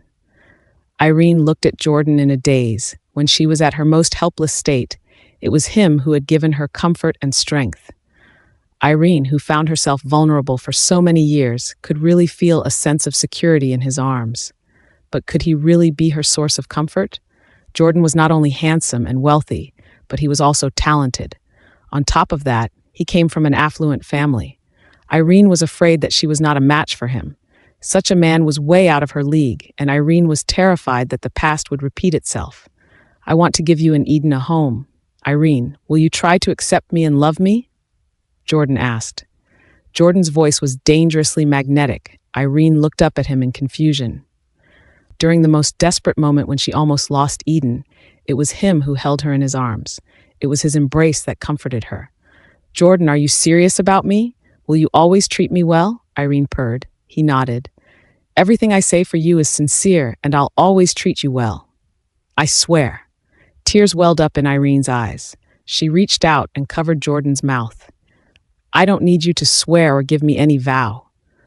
"Okay, I won't swear on it. I'll show it to you." Jordan grabbed Irene's hand and pulled her delicate body into his arms. "Irene, I used to be a playboy and often hang out with different kinds of women. That's because I haven't found a woman worthy of my love. Now that I have found you, I won't let you go. No matter what kind of hardships I will go through in the future, I will never let you go." Irene, who was lying in his warm and broad arms, was stuck in her own mixed feelings. Although Jordan was a playboy, she knew that he had a heart of gold. "Jordan, if you really like me, I will try to accept you and love you. Let's give each other a chance." At this moment, Edric was sitting in the car and staring at the dashing vehicle in front of him. Irene in the car was beaming happily and seemed to be in an elated mood while talking to Jordan. Her smile got him on nerves. Edric often saw men sending Irene home in the past, but he had never seen her with such a high-spirited smile. What on earth happened? Why was she so happy? "Irene, you look gorgeous when you smile. Remember to smile more often in the future." Jordan stared at Irene's beautiful face and praised. This was Irene's true color. What he wanted was such a woman. Beautiful, not just purely gullible. Thinking that he could face such a stunning smile every day in the future, Jordan was on cloud nine. That depends on your performance. If I'm not happy, how can I smile? Irene chuckled. I will make you happy, Jordan promised. Jordan stopped the car downstairs, and Thomas came forward with Eden. Mommy! Eden threw herself into Irene's arms for a while and then rushed to Jordan. Jordan, Eden greeted. Call me Daddy. Jordan glared at him. Eden glanced at Irene and saw the grin on her face. He called out sweetly, Daddy. Good boy. Jordan lifted Eden over his head. Eden giggled and exclaimed, Higher, higher. Thomas was delighted too. The dinner is ready. Let's eat first. During the meal, Thomas mentioned the matter regarding Eden's kindergarten. The kindergarten teachers have come by today and said that he's a few months too young to be enrolled in the kindergarten this year, and we should enroll him next year. Mommy, I want to go to the kindergarten and play with my friends. Eden looked at Irene pitifully and whined. Hearing this, Jordan looked at Irene and asked, Is there an age limit to enroll in kindergarten? There are age restrictions for kindergarten in this residence. Eden can't join until he's 3 years old, Irene answered. Why does he have to enroll the one in this residence? You can enroll him in a bilingual kindergarten. Their facilities are great and the education quality is better too, Jordan suggested. Noticing Irene avoided his gaze, he understood her concern at once. I'll pay for it. With your money? My conscience is going to smite me, Irene refused. You are so silly and cute, Jordan laughed as he cupped Irene's face. Do we have to split the bills even after we get married? Let me tell you, from now on, everything I have belongs to you. Irene's face blushed all of a sudden. She couldn't help looking into Jordan's eyes. They said that the eyes were the windows to one's soul. Jordan's eyes looked incomparably sincere. She lowered her head subconsciously, but her heart could no longer stop flattering. Even after Eden fell asleep, Jordan had not left yet. Irene put Eden on the bed and covered him with a quilt. Suddenly, Jordan wrapped around her waist from behind before he perked a gentle kiss on her neck. Irene's body stiffened. Even though he had kissed her before, he was drunk at that time. They had never kissed in such a situation where both of them were sober. She wanted to push him away, but she didn't put it into action. Jordan before her eyes had the best family background and the most handsome appearance. Besides, he treated her and Eden so well. Thus, she had no reason to turn him down. Jordan turned her around slowly and brushed her lips with his, since she wasn't resisting him. Resting herself against his chest, Irene allowed him to take her in passively. After a while, he let go of her and hugged her tightly, whispering, Irene, I don't want to leave today. Irene's face turned scarlet all of a sudden. She knocked on his head and warned, Hey, don't treat me like any other women of yours. Listen to me. Jordan grabbed her hand and stared into her eyes. I don't want to leave you anymore. Do you understand, Irene? Let's get married. Get married? Irene parroted. Yes, get married. Let's get married right away so you can move into my place. That way I can sleep with you in the right and proper way. He tittered softly. You're so naughty, Irene glared at him. Marriage was no child's play. Jordan's marriage would not be decided by him alone either. Let me think about it, she replied. Well, she was also hinting at him that he would ponder upon it too. Jordan reached out and pressed his hand on her red lips. Oh, you! Irene was obviously still in doubt. His heart ached a little, and he wondered what he could do to make her have more trust in him. It was not until 11 o'clock in the night that Jordan left Irene's house reluctantly. Seeing that he started the car and left, Edric, who had been hiding under the shade, left too. Things can't go on like this. It's too torturous to wait here every day, and it can't change anything, Edric thought. He had been thinking about it while driving his car. He had even told the Reed family the news. Why didn't they take any measures until now? Did they really plan to let Jordan marry a divorced woman who had a child?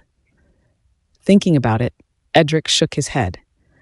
Although Jordan's reputation was terrible, Pedro Reed, Jordan's grandfather, had always favored him. Pedro was particular about finding an appropriate match for Jordan. Hence, it was impossible for him to agree to Jordan's choice. So why hadn't they stepped in and stopped Jordan from approaching Irene? Edric felt that it was a strange turn of the event. At this moment, at a manor in Mencodia, Pedro held 2 iron balls in his hands and was lying on a chair in the garden, basking under the sunlight with his eyes closed. The butler, even, came in a hurry and reported, "Master Pedro, Mr. Malcolm is here." "What is he doing here?" Pedro snorted. "He said it's for the matter about Mr. Jordan," Ivan answered. Upon hearing this, Pedro opened his eyes and simpered coldly. "Get him out of here." As soon as he finished speaking, a figure strode over and greeted, "Father, didn't I tell you to get out of here?" Pedro was not in a good mood. "Father, don't be angry. I have something to tell you." "It's about Jordan," Malcolm said.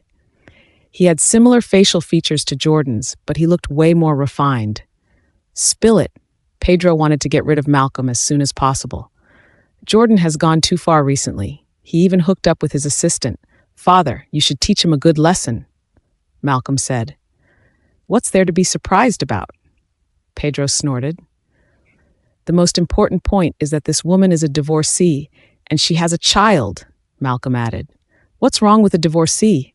It's much better than the woman who is hooked up with a married man," Pedro retorted. A blush crept onto Malcolm's face instantly. "Father, I've said that I'm not your father. Ever since you abandoned your wife and son and had a relationship with that bitch, I have disowned you. Jordan doesn't have a father as shameless as you two," Pedro cursed. "Father, it's understandable that you're angry with me, but you really should do something with Jordan," Malcolm continued to persuade Pedro with his face flushed. "I should do something with Jordan? For the past years, were you even concerned about him? You only care about that bitch. What do you need Jordan for?" Pedro sneered. "It's your fault if Jordan did something wrong. You're his father. Since you have made up your mind, leave here at once. You should stop caring about Jordan's affairs. It's his freedom to be with anyone as long as she's not a married woman." Pedro continued. "Father," bellowed Malcolm. "All right, you can leave now." Pedro drove him away with a frosty face. Seeing that Malcolm didn't want to leave, Pedro became furious and shouted at Ivan, who was standing beside him, "What are you doing? Get someone to throw him out." Ivan came up to Malcolm and whispered, "Mr. Malcolm, please leave now. Don't make things difficult for us."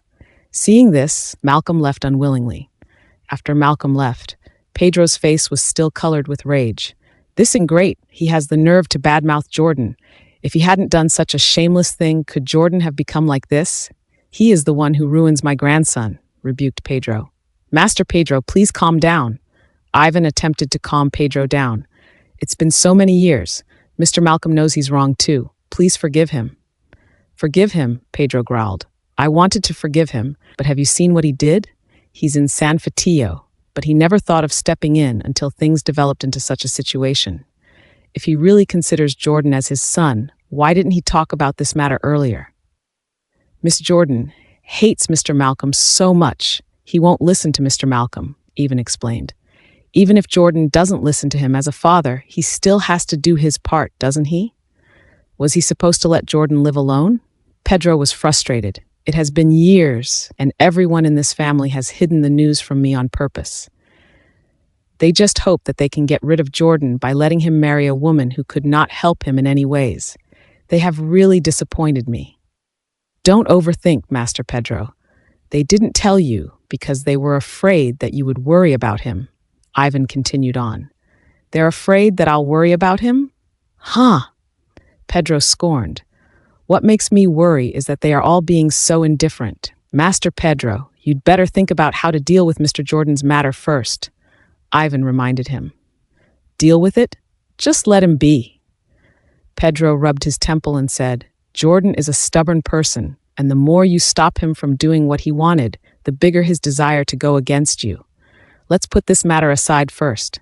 She's just a divorced woman. She just happens to be a little more beautiful than others.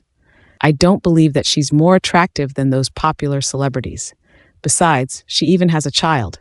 We'll observe her for a while before we draw up a plan." The next day, when Jordan and Irene came back from lunch, they found an uninvited guest who came to the company. The comer came forward in a hurry. When Jordan saw the person, his smiling face fell instantly.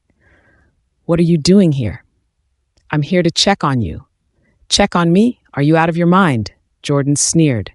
Sensing the tension in the air, Irene made a cup of tea and left the two of them in the room. The other party had a rather similar facial feature as Jordan. She guessed that he must be an elder of Jordan. As for whether it was his father or his uncle, she was not sure. There were only Jordan and Malcolm left in the room. Malcolm looked at Jordan's hostile gaze and said helplessly, "Jordan, it's your birthday today. I never got a chance to celebrate your birthday with you in the past, but today I want to celebrate it with you. Hey, you must be sick, aren't you?" Jordan didn't appreciate Malcolm's gesture at all. "If you have something to say, just spit it out. I don't have the time to beat around the bush with you." Malcolm smiled awkwardly and continued, "I just came back from Mencodia.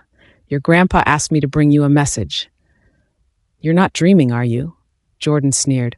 "Will Grandpa let you, an ungrateful son who has been driven out of the house, bring me a message? It's really hilarious." Malcolm ignored his sarcasm and added, "He asked me to relay this to you. He doesn't mind you having fun out there, but he will never allow you to go so far. Divorcees who have a child are absolutely not allowed to enter the Reed family." Jordan raised his eyebrows and replied in a taunting manner, "Compared with someone who hooked up with a married woman, I guess it's not that big of a deal for me to ask a divorcee to be my girlfriend." Malcolm's face turned red all of a sudden. After a long time, he drawled, "Jordan, you don't understand what happened among us. Your mother and I have no feelings." "So you have feelings with that woman who has a husband?" Jordan interrupted him. "Malcolm, let me tell you, do you know why I look down on you? If you really dislike Mom, you can choose to divorce her, but you didn't. Instead, you hooked up with a married woman and Mom at the same time. You are the most disgusting and irresponsible man in the world." "Jordan, I'm sorry." Malcolm looked guilty. "You don't have to apologize to me. We've nothing to do with each other since you abandoned us and got together with your lover." Jordan glimpsed at Malcolm mockingly. "Please don't show up in front of me again in the future. Whether I am dating a divorced woman or marrying her, I don't need you to care about me," Jordan added menacingly. Malcolm was shocked. "Jordan, are you serious about being with her? Do you think I'm the kind of person who jokes around?" Jordan rebuked. "Jordan, listen to me. Don't ruin yourself just because you're holding grudges against me. I'm your father, after all. I won't hurt you no matter what," Malcolm added. "Father?" Jordan raised his voice. "Is a man who only cares about his lover but ignored his wife and son qualified to call himself a father? I know you hate me, but no matter how much you hate me, you shouldn't treat your marriage as a joke." Malcolm advised. "You really think so highly of yourself, don't you? Do you even deserve my hatred?" Jordan smirked. "Leave my office right away. Don't disgust me with your presence." "Jordan," roared Malcolm, "are you leaving or not? If you don't, I'll ask the security guard to drive you out," Jordan warned. Malcolm looked at Jordan's ferocious gaze and felt a little timid. He had never cared much about Jordan. Hence, Malcolm had never been close to him. Ever since he had a lover outside, their relationship got even worse. It seemed that Jordan would really drag him out if he chose to stay on. After thinking for a while, Malcolm could only leave sulkily. After Malcolm left, Irene pushed the door of Jordan's office open. Jordan was sitting on the chair with a gloomy face and gasping. "Inform the receptionist at once that the man just now is not allowed to enter the office in the future." "What happened?" Irene looked at him worriedly. "Nothing." Jordan recomposed himself and stared at Irene for a long time before he answered. "That person is my father, but I don't regard him as one." Irene was stunned. Just as she was about to speak, Jordan got up and went to the front of the window to light a cigarette. Gloom covered his flawless face. Every family had its own problems. Irene had been with Jordan for such a long time, but she had never heard him mention his family. However, Malcolm's appearance in front of Jordan apparently did not go as well. Words had it that the rich and powerful families often had extremely complicated relationships. For some reason, Irene felt a little pity for Jordan. Because of Malcolm, Jordan was in a bad mood all day long. Irene did not dare to disturb him. She decided to return to her office. When she was getting off work, David carried an exquisite shopping bag into her office. "This is the clothes that Mr. Reed bought for you. Try it on and have a look," David said. "Why did he spend so much money to buy clothes for me all of a sudden?" Irene asked. "Mr. Reed will take you to a cruise party today," David answered. "But I promised Eden to go home for dinner tonight." "Mr. Reed said that it's for work," David emphasized. Thinking that how significant she was to Jordan, David eased his voice immediately and continued. "Irene, Mr. Reed is in a bad mood today. Just keep him company and let him have some fun. You're the only person who can make him happy now." Irene had no reason to refuse David. Jordan was in a sour mood, and it was indeed the time he needed comfort. Irene opened the exquisite package and found an evening dress inside. There was a resting room in Irene's office. She locked the door and went into the resting room to change into the dress. After changing her clothes, she entered Jordan's office. Jordan's countenance was no longer as gloomy as it was at noon. Instead, he was talking to David with a smile. When they heard that someone pushed the door open, they looked at Irene simultaneously, both their eyes sparkling with amazement. With much tenderness, he praised, "Not bad, but you still need a piece of jewelry." As Jordan spoke, he pulled the drawer open, took out a box from the drawer, and opened it. It was an exquisite diamond necklace inside. He got up and walked to Irene, saying, "Put this on, and you will look perfect. Come on, put it on." Before Irene could refuse, he continued with a hint of pleading in his tone, "Don't make me unhappy." Irene let out a soft sigh. She allowed Jordan to help her put on the necklace personally. After that, Jordan took a step back and nodded with satisfaction, praising, "Beautiful. You're so beautiful." David was driving the car while Jordan and Irene sat in the rear seats. They went all the way to the seaside. It took them only a short time to arrive there. David opened the door, and Jordan held Irene's hand as they got down the car. On the sea not far away, there was a huge cruise ship. Jordan pointed in the direction of the cruise ship and said, "We will spend a beautiful night on this luxury cruise ship tonight." Seeing Jordan coming over holding Irene's hand, a waiter came over at once and took them to the luxury cruise ship. It was Irene's first time seeing such a magnificent cruise ship. Hence, she couldn't help looking around. Seeing her surprised look, Jordan couldn't help laughing. He teased, "You look like a bumpkin entering the city." "You're right, I've never been to such a luxurious cruise ship since I was born. I've only seen it on TV, Irene answered. Jordan was just teasing her at first, but he didn't expect her to be so honest. He sighed and held her waist tightly, saying, "If you like it, I will give you one and name it Irene." "I don't want one. It's too extravagant," Irene refused. "What matters to me is your happiness. There's no such thing as extravagant." "That's right. You seem to have given an actress a luxury yacht before." Irene poked fun at Jordan. "That's not the same. She's just for fun. You're not the same for me." He stared at Irene meaningfully. "Irene, my feelings for you are genuine." Irene did not dare to look at him. His eyes were enticing. She turned her head shyly, but saw the person she did not want to see the most. Rowan wore a pink dress that complemented her fair skin, making her look all the more beautiful. Edric, on the other hand, was dashingly handsome, given his height. They looked like a perfect couple made in heaven. Seeing Jordan and Irene walking over hand in hand, Edric narrowed his eyes slightly. Jordan was wearing a black suit without a tie. The top button of his black shirt was undone, revealing the silver chain on his neck. With his hand in his pocket, he looked equally dazzling. At this moment, Edric caught sight of a woman beside Jordan. She was holding his arm intimately. Edric's gaze couldn't help but be locked on her. She was Irene. She was wearing a long purple dress, its train dragged along the ground. The delicate diamond on the hem of her dress was twinkling under the light. Her long black hair tumbled over her shoulders like waterfalls. Her languid eyelashes of velvet black fluttered as she walked her way into the hall. Her ink-black eyes were so clear that they looked like a pair of lakes. Her rosy skin and her thin lips were as delicate as rose petals. All in all, she looked like a fairy descended from heaven. Edric was astounded. Rowan, who was beside him, exclaimed, "She's so beautiful." Irene lowered her eyes when she saw Edric and Rowan. She didn't want to have eye contact with them at all, but Rowan took the initiative to greet her. "Miss Nelson, you are so gorgeous." Rowan's smile was sincere.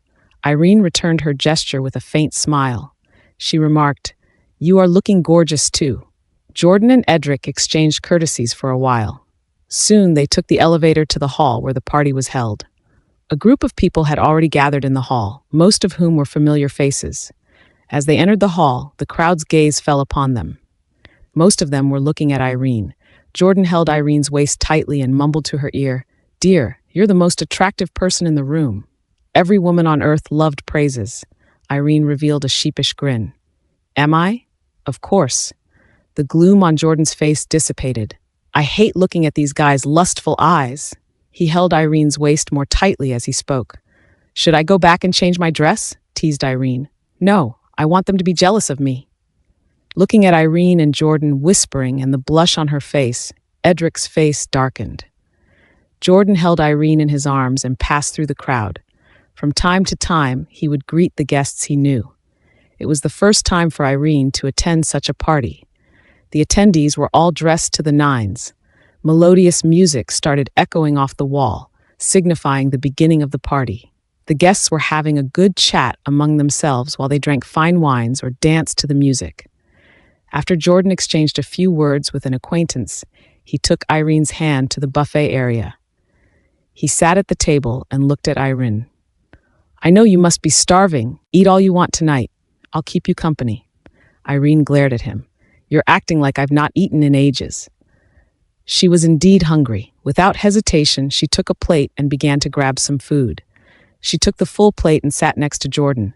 Somehow Jordan felt ravenous too when he saw the food Irene took, for he muttered, "I want to have some too." "Go ahead," said Irene, while she took a bite of the croissant. "Can't you get some for me?" mumbled Jordan. No. Irene continued to eat. Annoyed, Jordan snatched away the plate and cutlery in her hand. "This portion now belongs to me. Go and get another one." Irene gritted her teeth. "Don't you dare lay a finger on my food. I'll get a new one for you." Edric had been watching Irene's every move with the corner of his eyes. He was irked by the scene. Hence, with much annoyance, he strode over with Rowan. "Would you mind if we sit here?" Jordan faked a smile and replied, "Of course, no. Mr. Myers, please have a seat." As Jordan spoke, he saw Irene coming back with another plate full of food. Jordan took the food from her hand. "It's all my favorite. Thank you, my love. Please give me a kiss."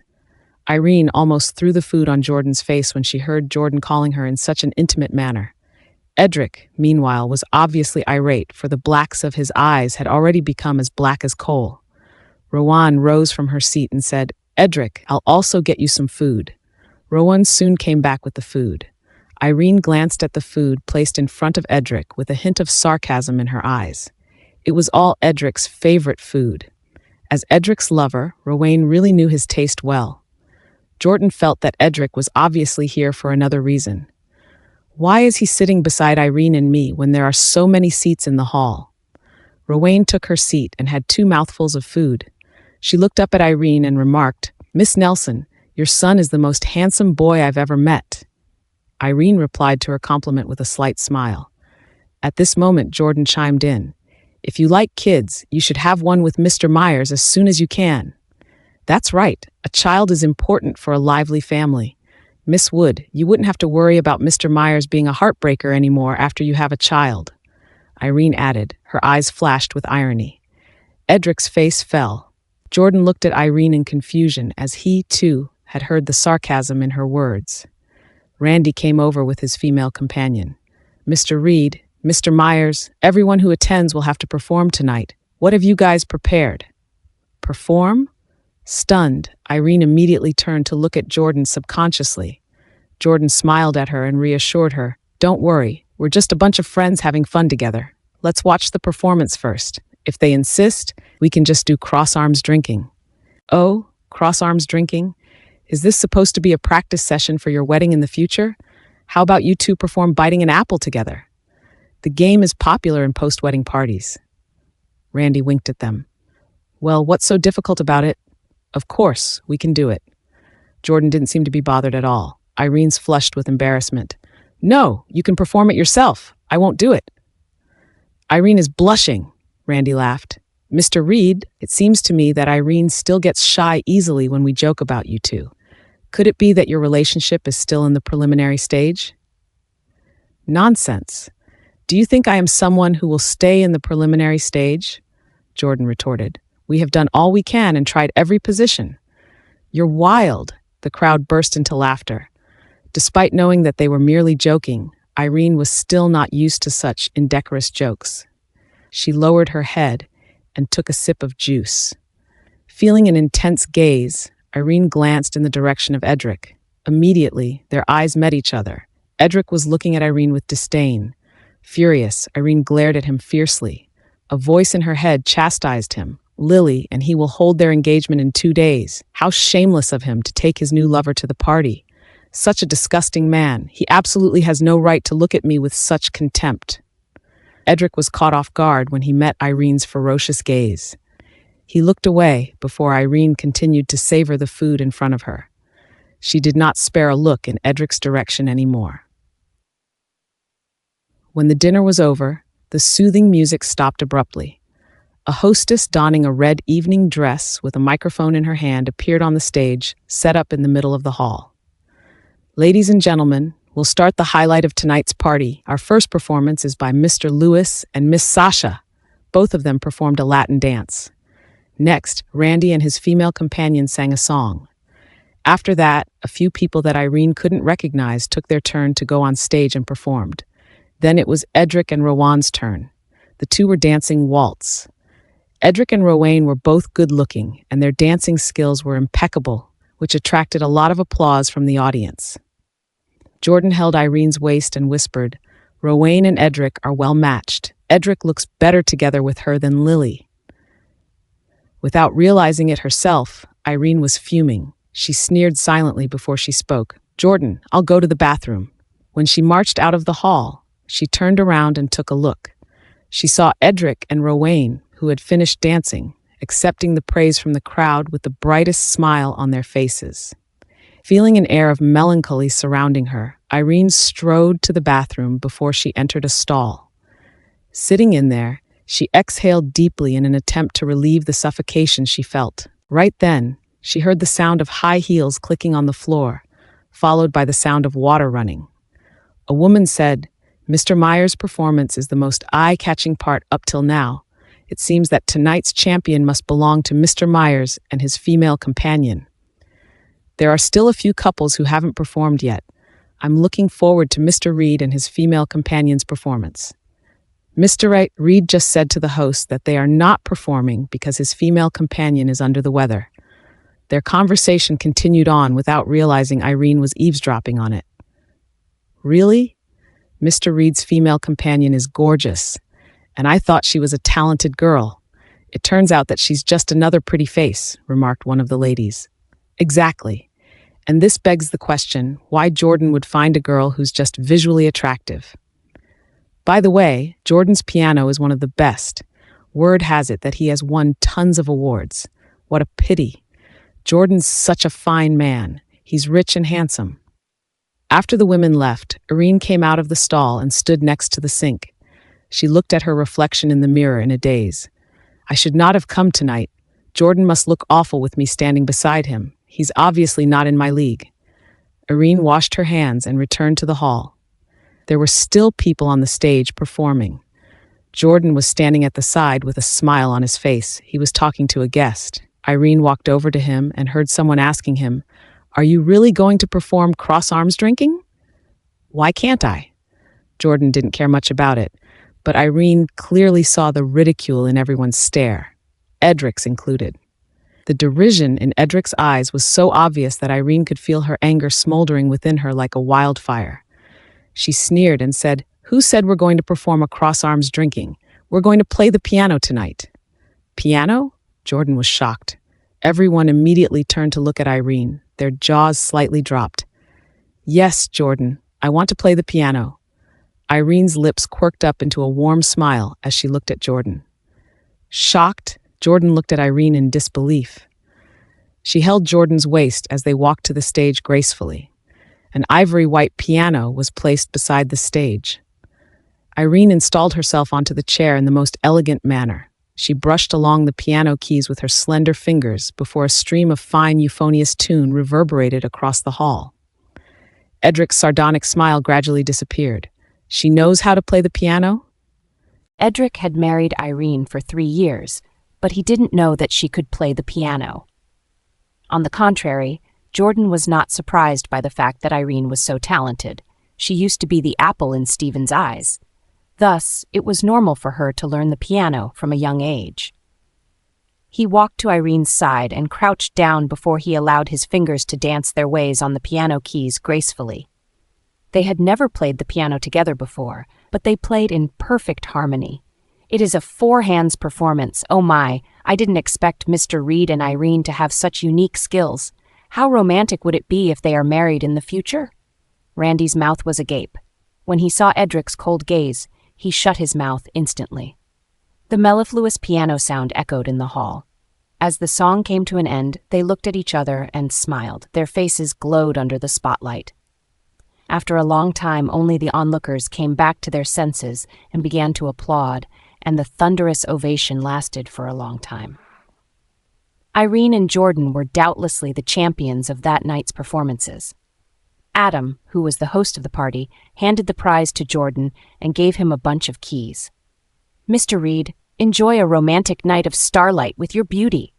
Jordan took the key and marched through the crowd while holding Irene's hand.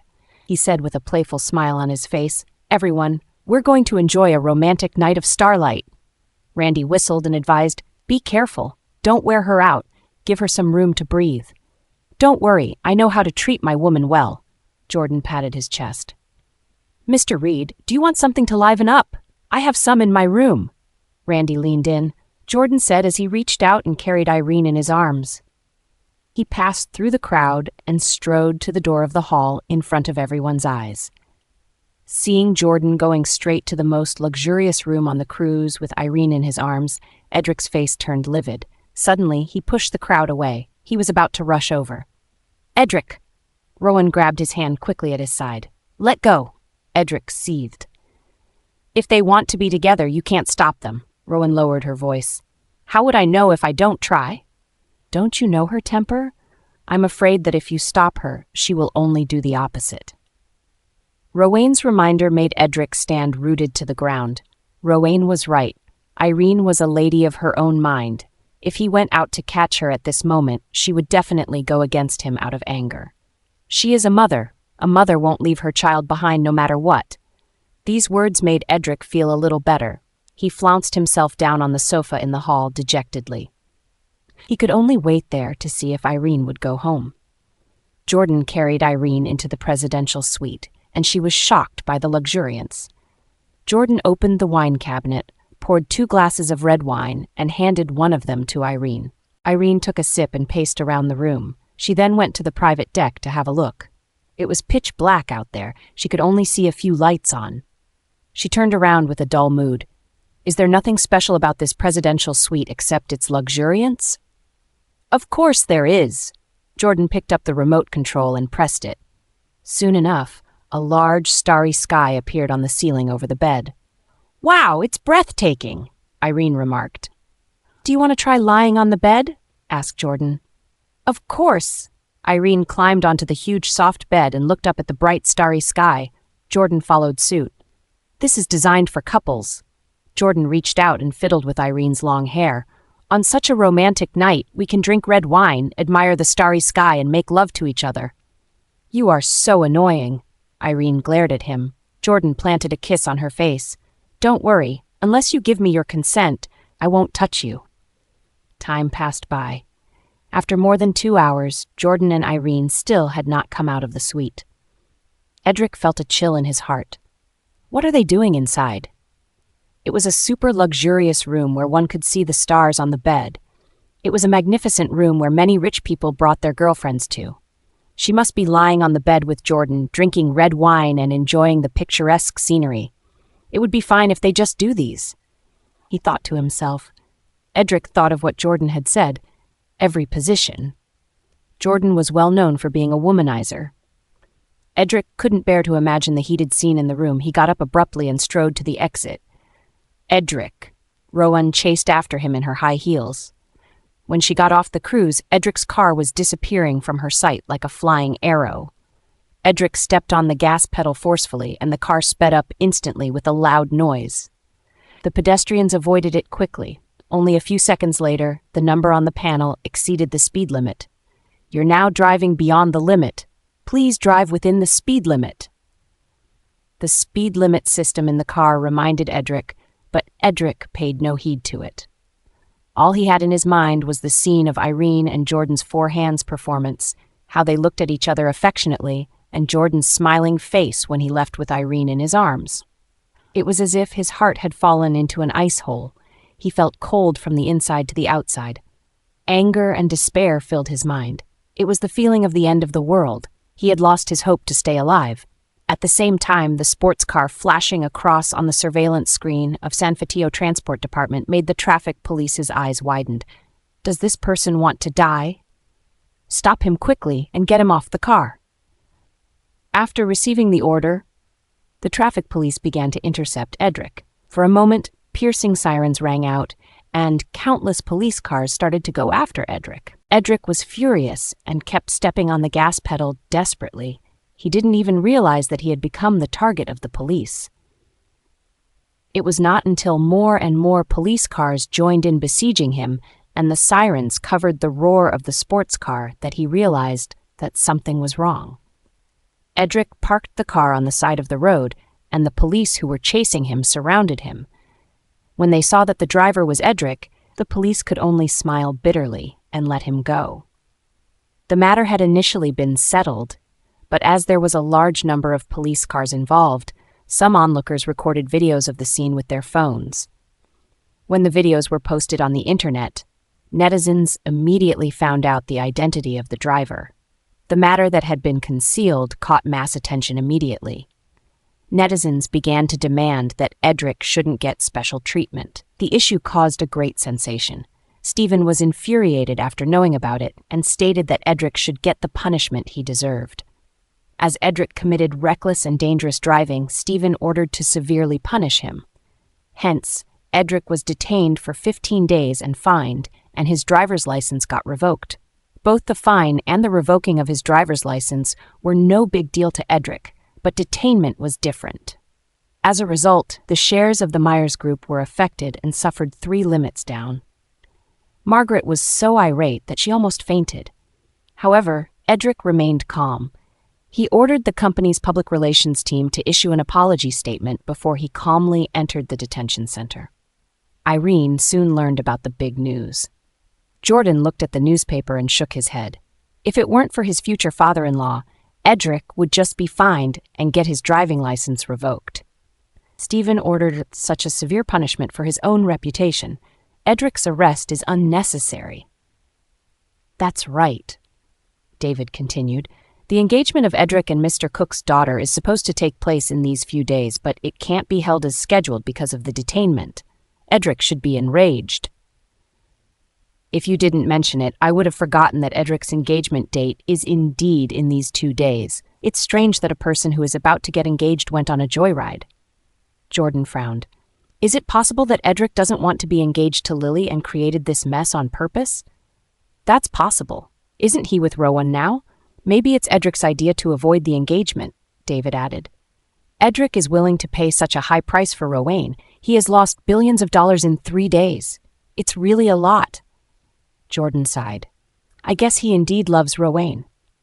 Irene felt a burst of sorrow, hearing their words. Edric had cheated on her with Lily and divorced her without giving her any compensation, but he was willing to lose billions of dollars for another woman. Rowan must have a place in his heart. Recalling Edric and Rowan's intimate interaction at several parties, she was consumed by a greater wave of sadness. Knowing that she was in a relationship with Jordan at the moment, and Edric was her past, Irene suppressed her overwhelming emotions immediately. Whatever Edric did had nothing to do with her anymore. It was a great blow to Margaret that Edric went into detainment. She was sent to the hospital due to high blood pressure. Lying in the hospital bed, Margaret exhaled deeply. She wasn't enraged by the fact that they had lost billions of dollars. What distressed her the most was the damage to Edric's reputation. Edric's image had been ruined completely this time. If it weren't for Stephen and the severe punishment he issued, Edric wouldn't have been detained at all. The more Margaret thought about it, the angrier she became. She picked up the phone and called Deborah. What was Mr. Cook thinking? Others would try their best to cover it up and help Edric, but he gave orders to punish Edric. Doesn't he know that Edric and Lily are about to get engaged?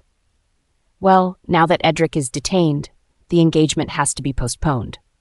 Of course, Deborah knew that the engagement was heavily affected. She was, in fact, much sadder than Margaret.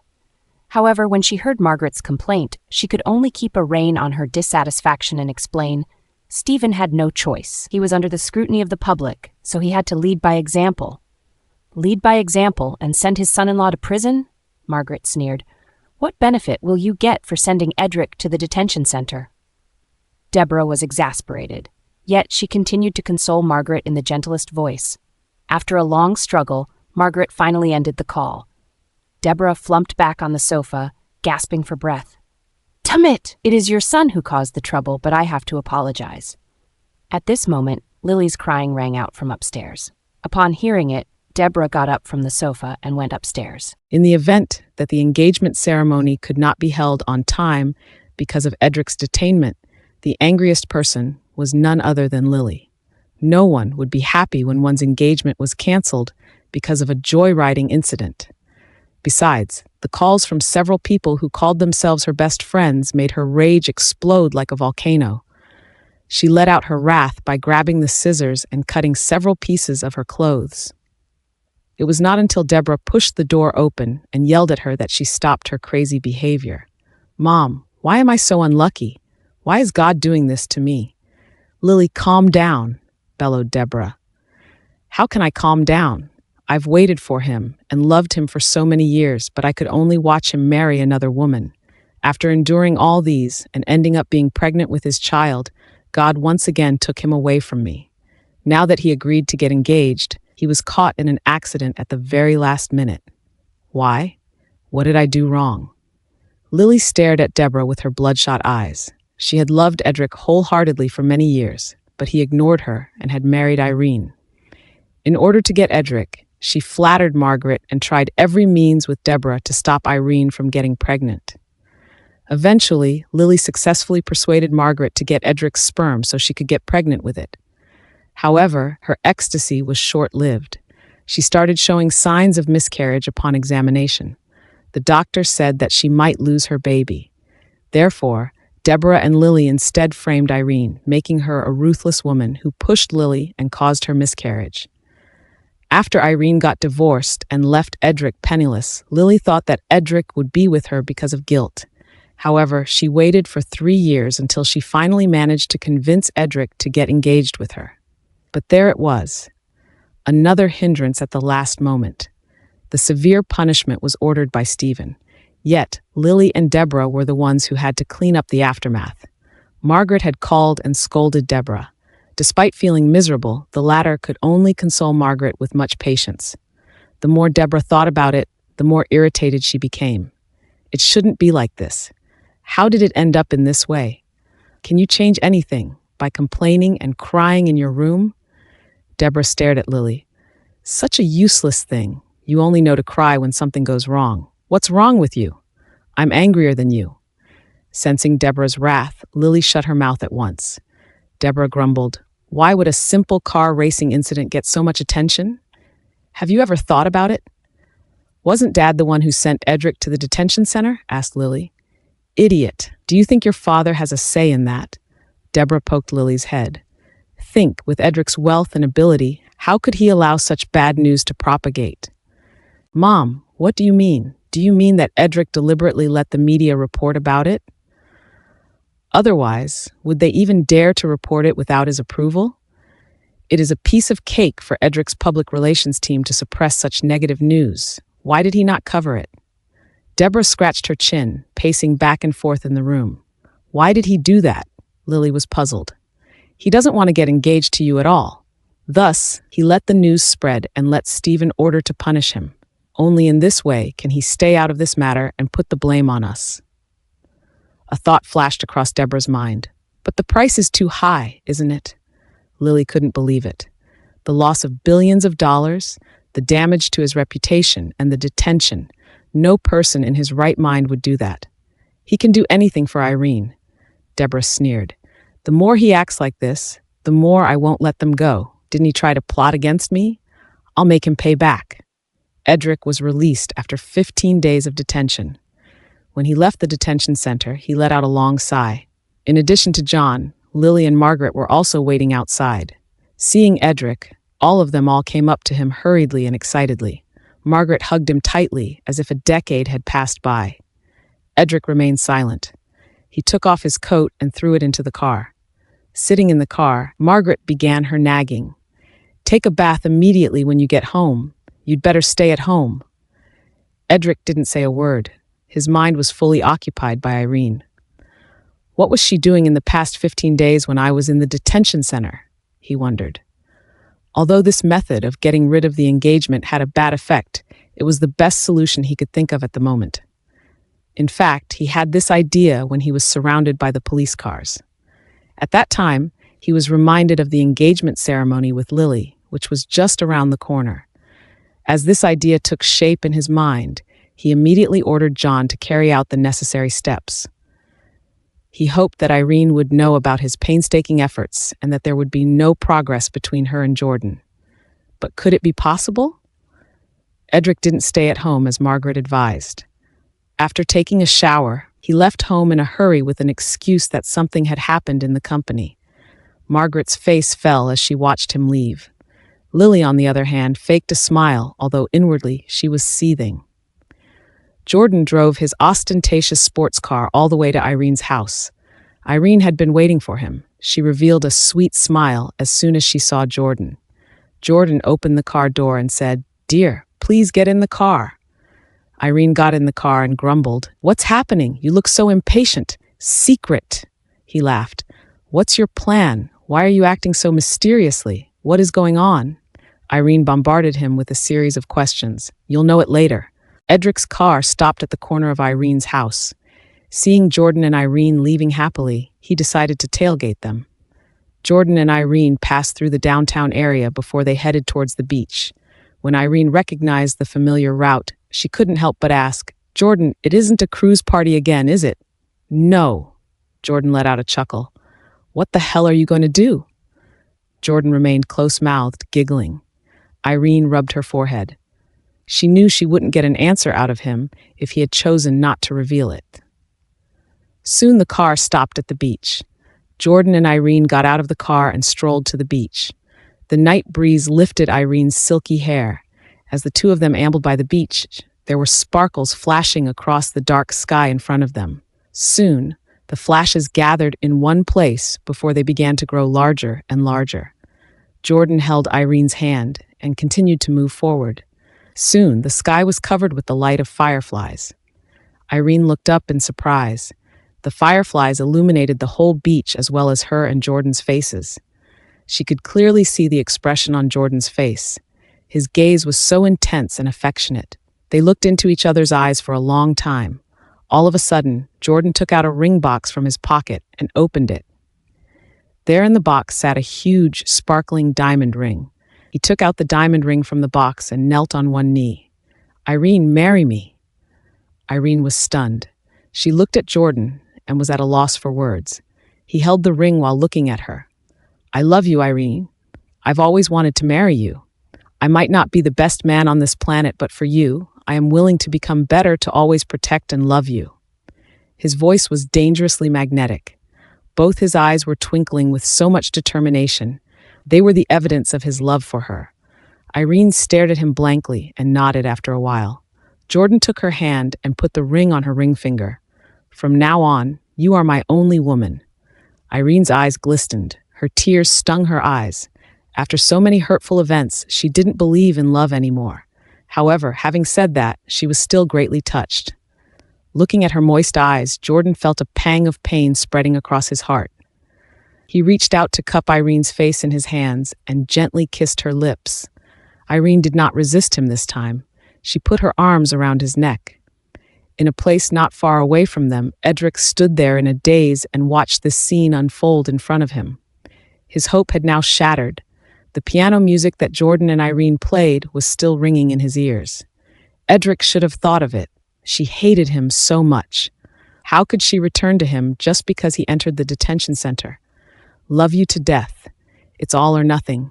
Only in the depths of emotion you can see my genuine love. Love you to death. Cry while we smile. Can't you see that, my girl? I'll love till the end of the universe. In the bar, a fashionable woman on the stage was singing Love You to Death at the top of her lungs. Edric leaned against the chair and stared at the glass in front of him in a daze. He had drunk half a bottle of wine. His stomach was in so much pain, but he was not even tipsy. The wine was supposed to numb him, but it didn't have any effect at all. On the contrary, his memory got even more vivid.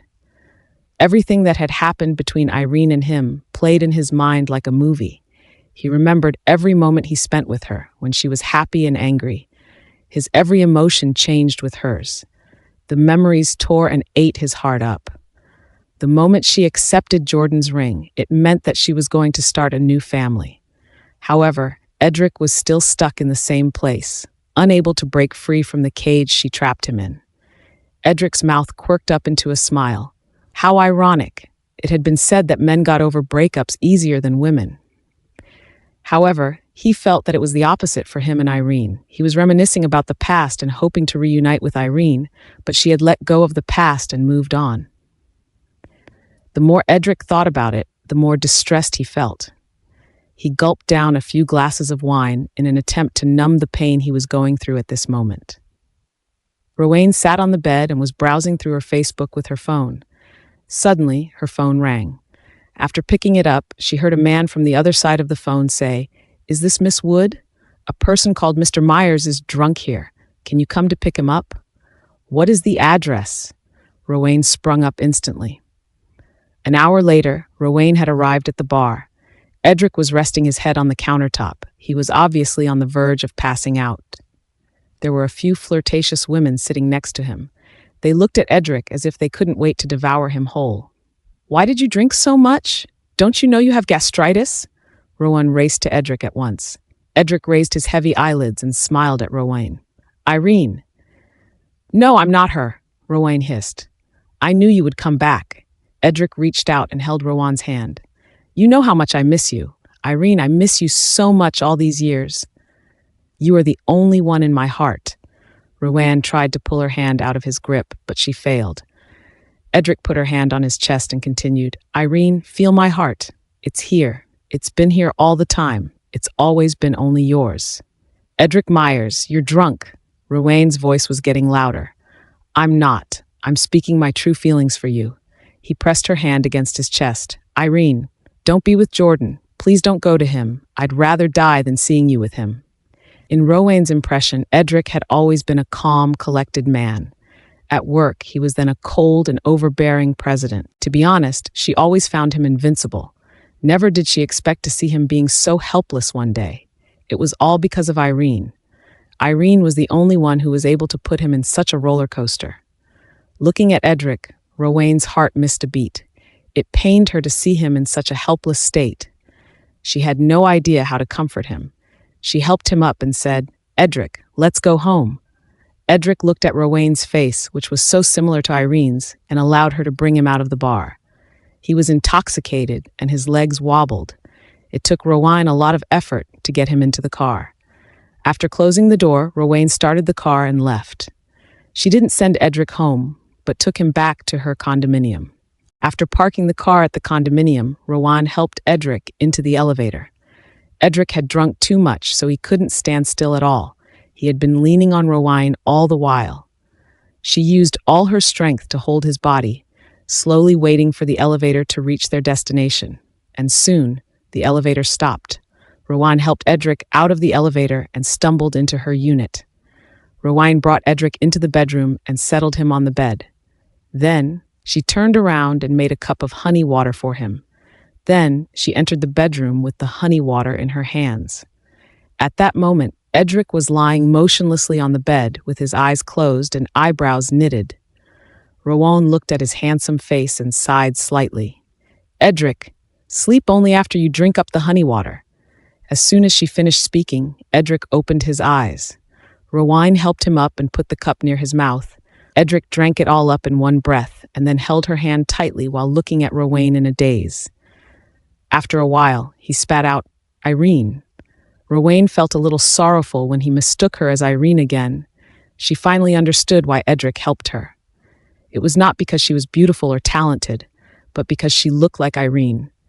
She stood at the side of the bed in a daze and watched as Edric slowly closed his eyes and fell asleep with steady breaths. Her heart, which had been fluttering for Edric, had returned to its steady rhythm too. How could she just sit by and do nothing when Edric was so sad? In the evening, after Irene tucked Eden to sleep, she turned off the lights and went back to her room. When she was about to go to bed, she suddenly heard a beep from her phone. She picked it up and looked at it. It turned out to be a text message. "Shameless butch, you even go to lure an engaged man." Irene looked at the text message in dubiety. She thought that the message was meant for someone else, but then another text message came in immediately. "You must be punished for robbing someone else's man. You'll pay for it. Miss Nelson, be careful." Blood rushed towards Irene's head while she read the message. Since that person called her Miss Nelson, it was obvious that that person intended to send that message to her. She immediately replied, "Who are you? Why are you sending text messages as such to me? You don't need to know who I am. I just want to tell you that you are a shameless mistress." "Are you crazy?" Irene quickly replied. "Wow, I've seen many shameless people, but I have never seen someone like you. You're just a mistress, yet you're so arrogant as if you've done nothing wrong. It seems that you really are shameless." The other party sent another text message indifferently. Irene was furious. "Explain yourself or I'll sue you for slander." "I'm so scared. Miss Nelson, are you really unaware, or are you playing dumb? I really don't believe that you don't know about Jordan's situation." "What about Jordan?" asked Irene. "He has a fiancée." "Nonsense." Irene was extremely shocked. "Nonsense. Why would I even joke about this? You know who Jordan's fiancée is, in fact. Her name is Joanne White. The White family and the Reed family are a match to each other. They have already decided on this marriage for a long time." Irene looked at the text message on her phone in a daze, and her mind was in a mess. She had never thought that Jordan had a fiancé. Moreover, his fiancée was an old acquaintance of hers. She had heard from Nathan that the White family and the Reed family were on friendly terms and had a good relationship with each other. Otherwise, Nathan would not have let her work at Jordan's company either. Since both of the families were rich, it was really possible for them to unite through marriage. However, why had she never heard of that? Just as she was thinking, a text message came in again. "Miss Nelson, if you have some shame and conscience left in you, you should break up with Jordan as soon as possible. This is a good thing for you can set a good example for your child." "Who the hell are you? Why should I believe what you said?" Irene used all her strength to send another message. "You want some evidence, don't you? Wait, I'll send it to you right away." A few minutes later, a screenshot was sent to Irene's phone. It was an article with a picture that was taken at a hotel abroad. It was an article about Pedro's 70th birthday party. Joanne was seen with Jordan's grandmother in the picture. According to an insider, the Reed family planned to appoint Joanne to be Jordan's fiancée. After reading the article, Irene couldn't hold her phone for a moment, and it fell to her bed. Her whole body followed along before she flounced onto the bed too. Her face felt cold as tears started to cascade down her cheeks. "Jordan, you said that you wouldn't lie to me. I have already decided to let go of the past and start over with you. I have decided to give you my love. How can you give me such a big blow at this time?" Irene thought. That night, Irene had trouble sleeping. At 8 o'clock in the morning the next day, Jordan appeared downstairs on time. Irene's heart went into turmoil when she saw Jordan standing next to the car and staring at her with a smile. He was noble, handsome, and rich, but what was she? She felt extremely bitter in her heart. She got in the car silently and Jordan started the car. "What's wrong? You seem a bit under the weather today." "I have something to ask you. You must answer me honestly," Irene said. "What's the matter?" Jordan smiled. "Did your family decide on a fiancé for you?" Irene asked. "Who told you that?" Jordan was surprised. "You don't need to worry about that. Just answer the question. Is it true or not?" "It's true." Jordan sighed, and the smile on his face disappeared little by little. Irene's heart gradually became cold too. Why did you lie to me? Is it fun to do that? Looking at her fiery eyes, Jordan held her hand and comforted her. Irene, listen to me. It is not what you thought. Irene collected herself as she listened to Jordan's explanation. I don't have a fiancé. It was just an idea that Grandpa and the parents of the other family had. You know, rich and powerful families always arrange marriages for mutual benefits. This is only their wishful thinking. I will never do it. Why didn't you tell me then? Irene asked. This is just their idea. I have never agreed to it, and I never think it will affect our relationship. That's why I didn't tell you. I didn't mean to hide it from you, Jordan explained. But it's different for me, Jordan. Have you really thought carefully about everything between us? I'm a divorced woman with a child, and I don't have a strong background. You're a bachelor with a bright future. We're not evenly matched. Do you understand? Irene's voice was getting softer. Irene, I've thought thoroughly about everything you just said before. I love you. I want to marry you. I want to make you happy. Believe me. Jordan replied. No, you must have never thought about it. Love is a matter between two people, but marriage includes two families. I used to be too naive, thinking that love can overcome everything, but after experiencing what I had gone through, I know it's not the case. You loving me and wanting to marry me doesn't necessarily mean that we can be together. Do you understand? Irene continued on. Irene, I understand everything you said. Marrying you isn't something that I thought of on the spur of the moment. It's the result of careful consideration. I understand that there surely will be obstacles ahead of us, but I have already given thought to it, and I am willing to bear all the hindrance as long as you stay by my side. Jordan, you'd better think about us more carefully. All the obstacles come from your side, not mine. Do you understand? Irene sighed. Jordan certainly never thought of the kind of resistance they would face for being together, just like the time when she was with Edric. This time with Jordan, what they would face was not only those problems between her and Edric previously, but also other problems pertaining to Joanne's family. Irene was now a mother. How could the Reed family accept her? Irene, let's find a place to talk. Jordan started the car, and soon they arrived at his condominium. After inviting Irene to sit down, he poured 2 cups of tea and took his seat too. We have been together for so long, but I have never initiated any conversation to talk about myself with you. Today I will tell you everything about me. Let's start with my family. Jordan began his storytelling. My parents got together through an arranged marriage. Just like a usual arranged marriage, my father had no feelings for my mother, but he was forced to marry her due to the pressure exerted by his family. It was not long before he began to have an affair. How ridiculous. He wasn't doing it for fun. The mistress he had an affair with was the love of his life. For her, he abandoned my mother and me before he got chased out of the family. Yet, he never regretted it. Jordan sighed heavily. Although I have a father, I have never felt his love before. Although my mother has a husband, she has never been loved by him before. When I was a child, my mother always cried herself to sleep. Just imagine how disheartened she must be. She let go of her past as I grew up. Since I was born in such a family, my personality has always been different from others. Due to my parents' influence, I didn't believe in love at all. Therefore, I played and flirted with countless women. If I hadn't met you, I might have continued this kind of life till I die. Irene looked at Jordan and felt an air of melancholy surrounding both of them.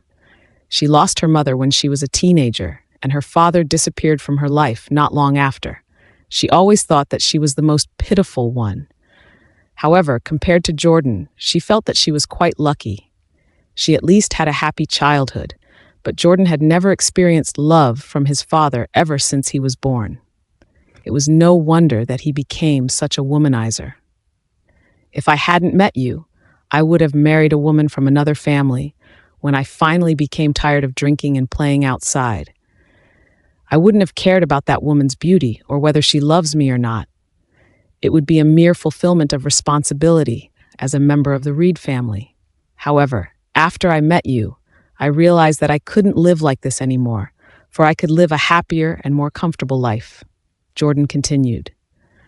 I want to make it clear to you about the matter of my fiancé. I have no affection towards her at all. I have always regarded her as a childhood friend. Although the White family and the Reed family have such plans, it is just their wishful thinking. Irene, even if I did not meet you, I would never choose Joanne to be my life partner." He felt a little thirsty after talking so much in a breath. He picked up the teacup and took a sip. "Irene, I won't accept this so-called matched marriage for you. I won't yield to the so-called family pressure. I have the ability to support myself, my woman, and children. Irene, as long as you love me, as long as you believe me, we can go anywhere hand in hand. We will definitely have a bright future ahead of us." Jordan was so determined and his gaze was so sincere that Irene's heart, which had initially become cold, began to warm up.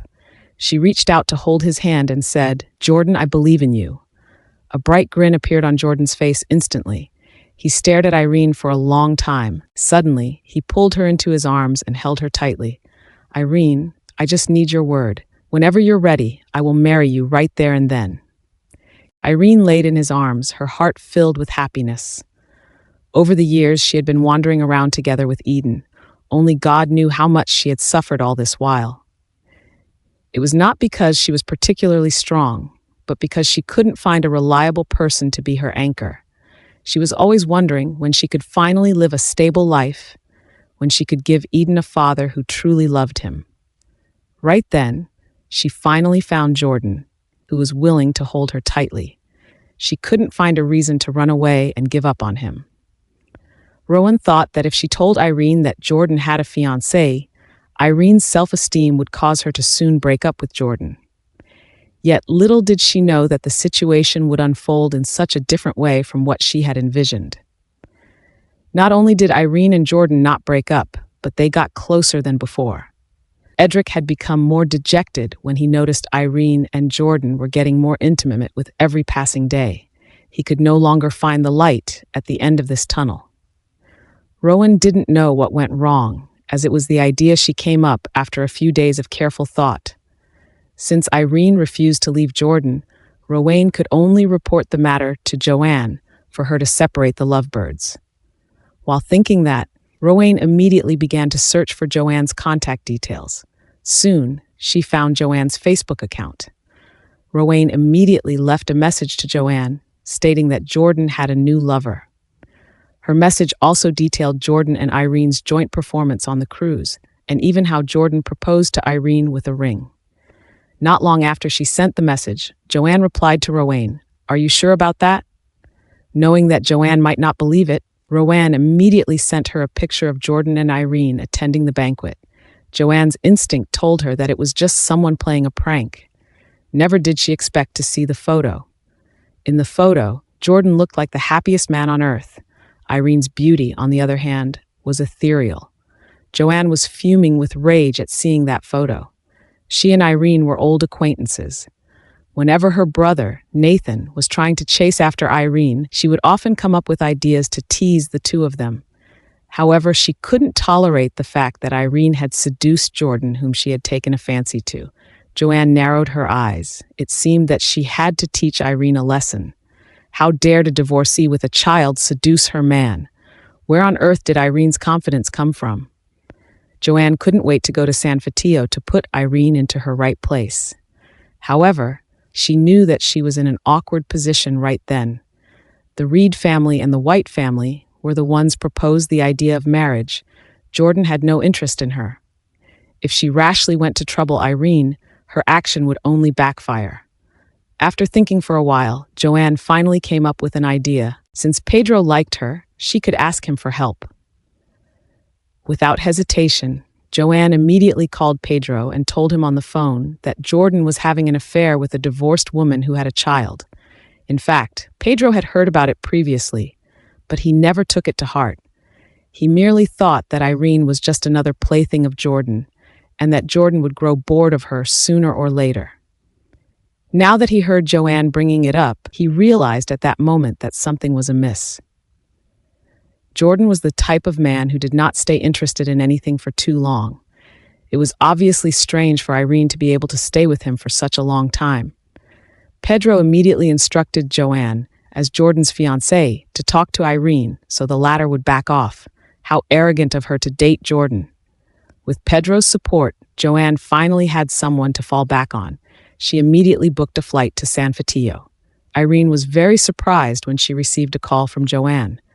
Jordan insisted that he had nothing to do with Joanne. If that was the case, why did Joanne want to meet her? She was not a coward. She wasn't scared of Joanne at all. Therefore, when Joanne proposed to have a long, detailed chat with her, Irene accepted the invitation at once. The two of them decided to meet at a cafe. Irene encountered a traffic jam, so she was late. By the time she entered, Joanne had already waited for more than 10 minutes. "Long time no see, Miss White." Irene sat down in front of her and looked at Joanne calmly. The White family's genes were exceptional. When Irene saw Joanne in the past, she knew that Joanne would certainly be a great beauty in the future. She was proven right upon their meeting. Joanne was also observing Irene with a smile on her face. Irene looked like she had never aged since 8 years ago. She was as beautiful and pleasing to the eye as she used to be. "Irene, you're getting more and more dazzling." Joanne sighed softly. Irene chuckled lightly and replied sarcastically, "Miss White, you didn't call me out here to praise me, did you?" "What kind of coffee do you want?" Joanne ignored Irene's sarcasm. "Miss White, let's get straight to the point. I'm in a hurry," Irene added. "You're still the same, arrogant and straightforward. I like that very much. In fact, Irene, I really want to be friends with you. Do you understand?" Joanne let out another soft sigh.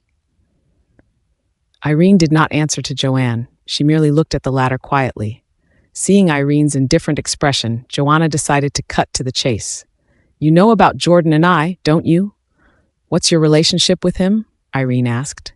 "Don't feign ignorance. I don't believe you've never heard about the relationship between him and me. We're going to get engaged soon," hissed Joanne. "I thought you guys were not going to get engaged?" Irene snorted. Joanne shook her head with a smile and said in a softer voice, "I know everything about you and him. Jordan likes you. He used to like a lot of other women, but obviously you're different. He has fallen in love with you. I know the ring on your hand was given to you by Jordan. Since he gave that to you, it shows that his feelings for you are really genuine. In fact, if he didn't give you that ring, I wouldn't even think about coming here to meet you," Joanne continued. Joanne's gaze was now on Irene's hand. "I know that you had a performance with him on a cruise ship, and you were also selected to be the best couple and got to stay in the most luxurious suite. I know that he sends you to work every day. I know very well what you guys have done." Irene's heart suddenly turned cold. She did not know yet that it was Roanne who had told Joanne those things. She thought that Joanne had been watching Jordan all the while. She immediately became vigilant. "Irene, I'm really sorry about what happened between you and Nathan. But even if I could go back in time, I would still stop you as I did before. I don't mean to look down on you. You are a good and accomplished person, but you are not suited for the life of the rich and powerful," Joanne said eloquently. "The Reed family is very complicated. There are hundreds of people of varying ages and genders in the family. You can't even deal with Edric's mother. Just imagine how your life will be if you were to marry Jordan," Joanne continued. "That's none of your concern, Miss White," Irene scoffed. Seeing that Irene was unmoved, Joanne got a little anxious. She suppressed her emotions and asked, "Irene, are you really not going to leave Jordan?" "Miss White, you're asking a ridiculous question. Why should I leave Jordan just because of the nonsense you prattled to me?" Irene retorted. "What do you mean, nonsense? The marriage between Jordan and me was agreed to by both families," Joanne rebuked. "Agreed to, huh? That means that you both have never actually dated, and it's only some far-fetched talk between both families. How can you say that you're Jordan's fiancée then? Miss White, your logic is too ludicrous, isn't it?" Irene replied, her voice like a rising storm. "Ludicrous? Jordan's grandfather, Pedro, asked me to meet you today to talk to you, so you would leave Jordan for you," Joanne answered. "Jordan's grandfather? What era are we living in now? Do you think it is the medieval times? Even then, it would still take a lot of time and effort to confirm your so-called identity of being Jordan's fiancée. Can you show me any evidence? If not, drop all this nonsense and leave." Irene narrowed her eyes and looked at Joanne. I will be frank with you, Miss White. Jordan is handsome, talented, and rich, so he has captured the hearts of a lot of women. What I mean to say is, you're not the first woman to come and talk to me over this. You. Joanne didn't expect that Irene would brazenly classify her as just another woman who was infatuated with Jordan. Irene was implying that she was Jordan's sole lover. Upon hearing that, Joanne's expression changed. I haven't seen you in so many years, but I see that you've gotten good at talking, huh? Compared to you, it's really nothing worth mentioning. Irene sneered. Irene, did you seduce Jordan because you hated me for meddling in the business between you and Nathan? Joanne continued on with her harshly questioning. You couldn't accept that, could you? So when you heard that I liked Jordan, you went in great lengths to seduce him. The purpose of all this is to break me, isn't it? You must be lunatic. Irene let out a scoff. Joanne, back then I left Nathan not because you were powerful, but because I had no affection for him at all. Otherwise, how could you make me leave? The disdain in Irene's eyes angered Joanne. She could no longer pretend to be gentle and ladylike. This is a warning to you. Don't bite the hand that fed you. Miss White, what are you suggesting? Are you going to order your servants to mess with me like you did before? Irene laughed, her voice void of emotions. How did you know that? Joanne was taken aback. Back then, she had ordered the servants of the White family to torment Irene's life. She had always thought that she had done that without anyone noticing. I guessed it, but I didn't expect you to admit it. Irene chuckled. Miss White, even the timid rabbit bites when it is cornered. If you provoke me any further, I'm afraid I might accidentally tell Nathan your true colors and let him know that his sister, who has always been gentle and virtuous, is nothing but a sham. Then your good days will come to an end. Nathan won't believe you, Joanne barked. Why don't we try it then? Irene asked. Joanne bit her lower lip. Originally, she came to meet Irene with confidence, thinking that she could make Irene leave Jordan.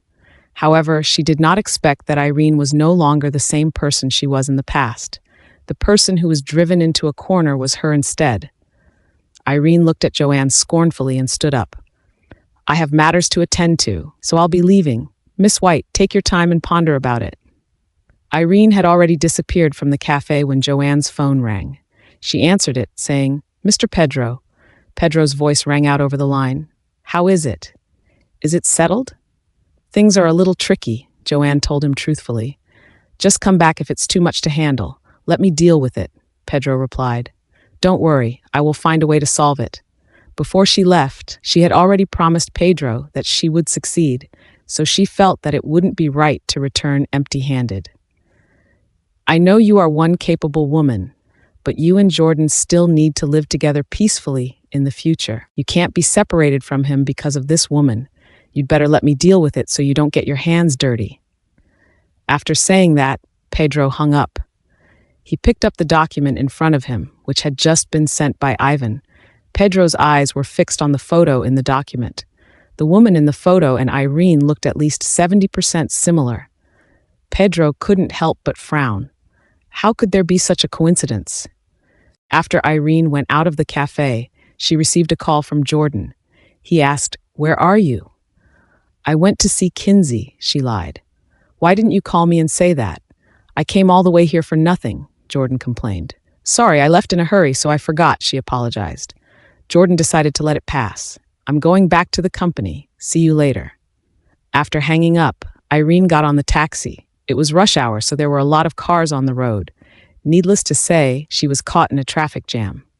Fortunately, her boss was Jordan, so she wasn't afraid of being reprimanded for being late. Thinking of Jordan, a sweet smile appeared on her face. A familiar voice rang out. How long are we going to be stuck in this traffic? Irene turned her head and looked over. It was Marie. Marie used to be an attending doctor for her infertility. Hence, Irene had a lot of consultations and appointments with Marie.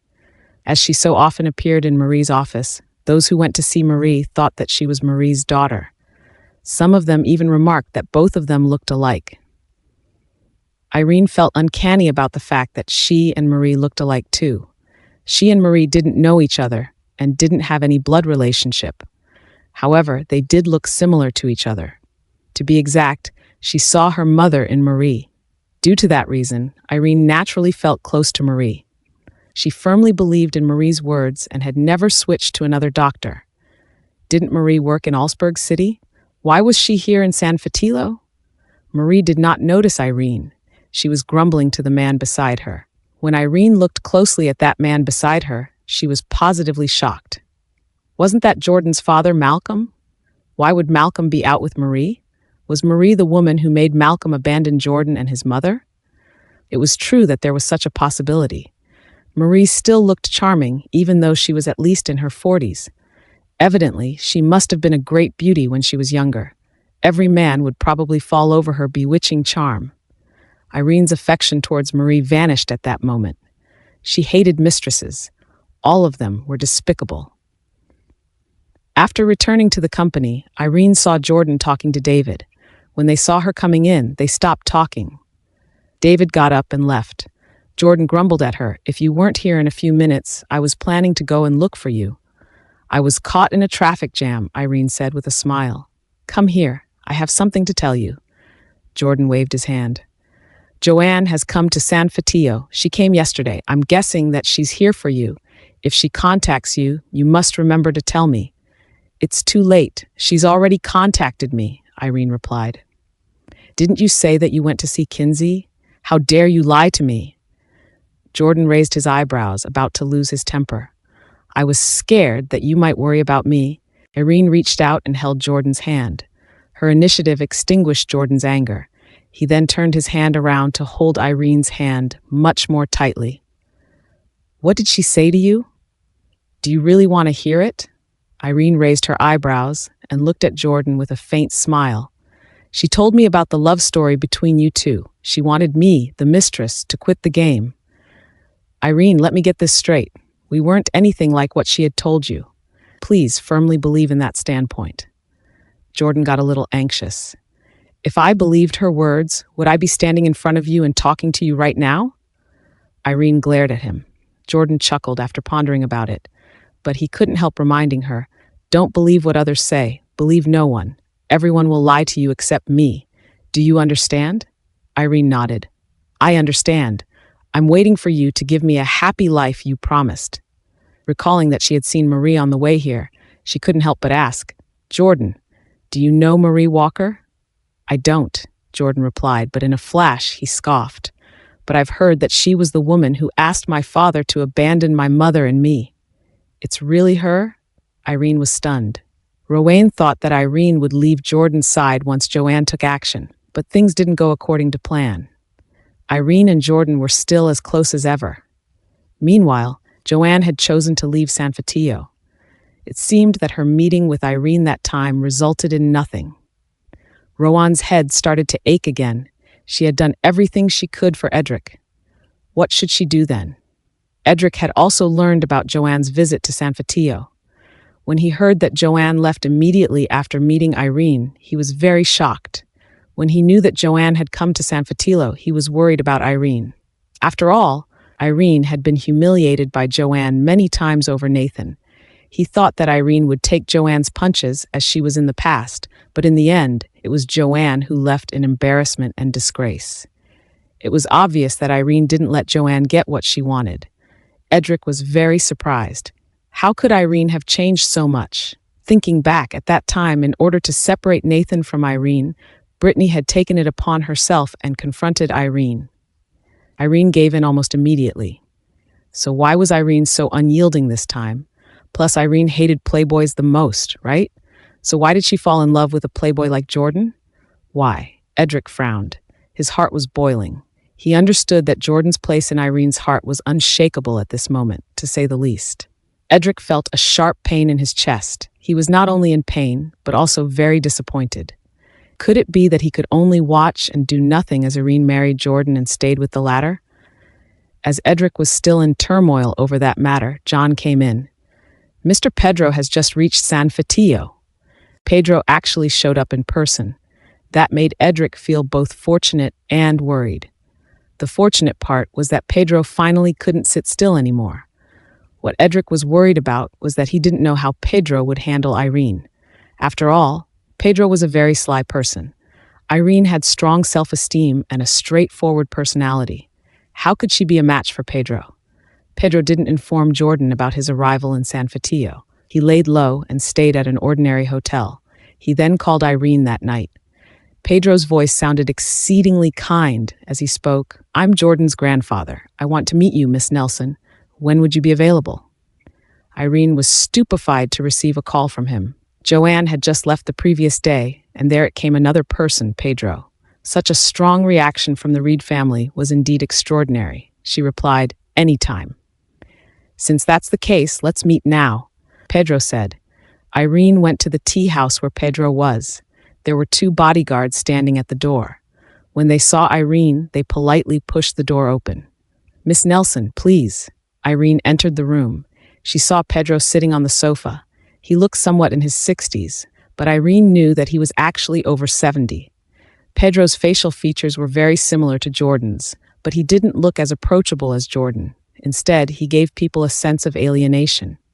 Hearing the voice, Pedro looked up at Irene. He had seen Irene's photo before, but at that moment, when he saw her in person, he was still slightly stunned by her beauty. It was no wonder that Jordan would love her so much. If it weren't for her identity and the fact that she was a divorcee, Irene would be worthy of Jordan. Irene nodded to Pedro. There was a warm smile on Pedro's face, but his eyes revealed that he wasn't as happy as all that. "Miss Nelson, please sit." Irene sat opposite Pedro. The waiter came in to serve them tea before leaving. Pedro picked up the cup and took a sip. "Miss Nelson, were you born and raised in San Fatillo?" "Yes," Irene answered. "What's your relationship with Myra Nelson?" Pedro asked. "She is my mother." Irene subconsciously glanced at Pedro. How did he know the name of her mother? "Oh, I wonder if Jordan has told you about our family issues." Pedro still sounded as gentle as he had been thus far. "He's told me a little about it," Irene replied flatly. "Then, you must know that Jordan has never had his father's presence ever since he was young, right? What do you think about that?" Pedro asked. "I'm very sympathetic towards his plight." Irene did not know what Pedro was getting at. The reason he came to meet her must be because he wanted her to leave Jordan. But why didn't he just go straight to the point? Pedro wouldn't do such meaningless things, would he? There must be some purpose veiled behind his words. Irene became more cautious. The woman who made Jordan lose his father is someone from San Fatillo. How queer that her name is exactly the same as your mother's. I don't know if it is a coincidence. Pedro slowed down the speed at which he was talking. Irene was dumbstruck. In her memory, her parents had been in love with each other the whole time. Moreover, her Myra passed away when she was about 10 years old. How could it be possible for her to have a relationship with Malcolm? She answered, lukewarm, while nursing the doubt in her heart. Maybe it is such a coincidence. I have a picture of Malcolm and that woman. I would like you to have a look at it. Pedro took out a photo and put it on the table. The photo was a little yellowish. Obviously, it was because it was from a long time ago.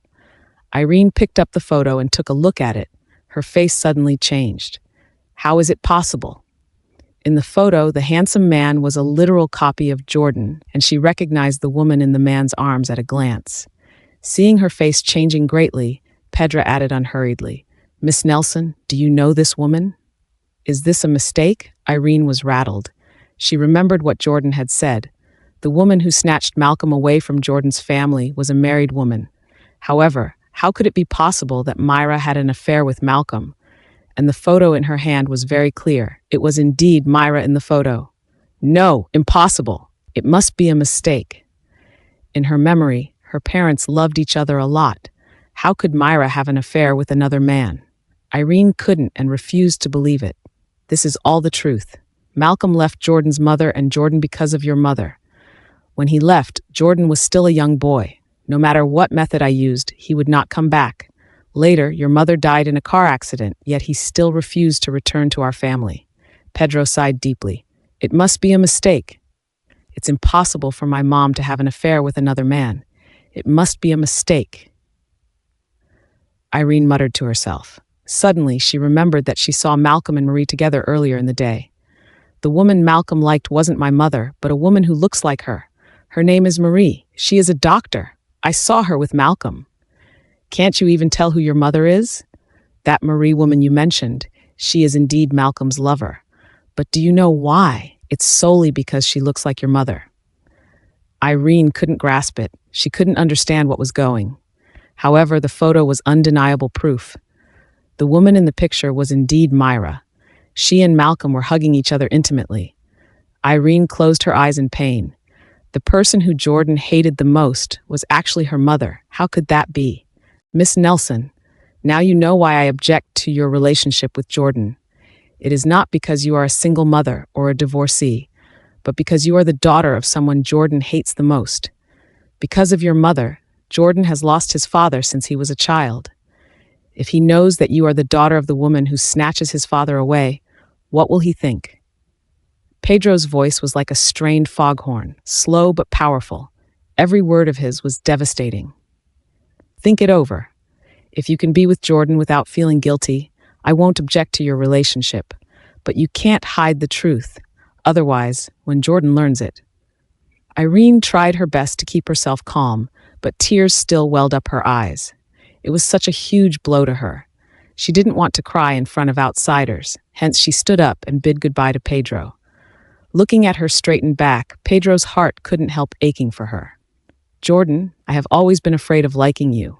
It's because I am afraid that I will lose myself again, and I am worried that you will betray me. But now, what reason do I have to like you and accept your love? Irene muttered silently. Sorry, Jordan, I can't accept your love because I don't deserve it. I don't deserve it. In fact, the bitterness and pain in her heart at this moment were threatening to engulf her whole. However, only she knew how difficult it was to maintain her steady pace as she marched out of the tea room. She took her bag quietly and went downstairs. Jordan stood beside a car and beamed at her. Looking at his bright smile, Irene felt more miserable. She walked toward Jordan step by step, but every step seemed to weigh 1,000 pounds. It was a short distance, but it felt like eternity. Jordan opened the car door for her, and Irene got in the car mutely. He followed her and looked at her with a smile. Why didn't you pick up my call last night? My phone was out of battery, Irene answered. I had a rough night. I couldn't fall asleep all of a sudden. I wanted to talk to someone, but I couldn't get through your number. I ended up having a really bad insomnia. You have to compensate me for not picking up the call. Irene turned her head and hugged him suddenly. She brought her lips to Jordan's and kissed him. Obviously, Jordan was shocked by her initiative. After a while, he began to respond to her. Finally, the two of them separated from each other. If it weren't daytime now, I would have eaten you right now, Jordan gasped. Irene looked at his handsome face and felt great pain inwardly. She concealed her own emotions and drawled, Jordan, I have thought about it. We do not suit each other. Let's break up. What did you say? Jordan's eyes widened. He almost suspected that there was something wrong with his ears. Irene had just kissed him, but she told him that she wished to break up with him the next second. Her capriciousness was fucking believable. I said, we're not suitable for each other. Let's break up. Jordan's face darkened. Irene, are you joking? I'm not joking. I've thought it over. We're indeed not suitable for each other. It's better to end it now than be hurt in the future. Not suitable? Why did you agree to date me in the beginning if we're not? Irene, I'm warning you, I'm not a nobody. Since you get yourself involved with me, don't think about running away. Jordan, let me go. Irene lowered her head. Let you go? Am I a monster? Am I that scary? Jordan glared at Irene. I can't convince myself to accept a man who had countless women. I think you are filthy, hissed Irene. You! Jordan was gasping. How could Irene say that he was filthy? How dared she?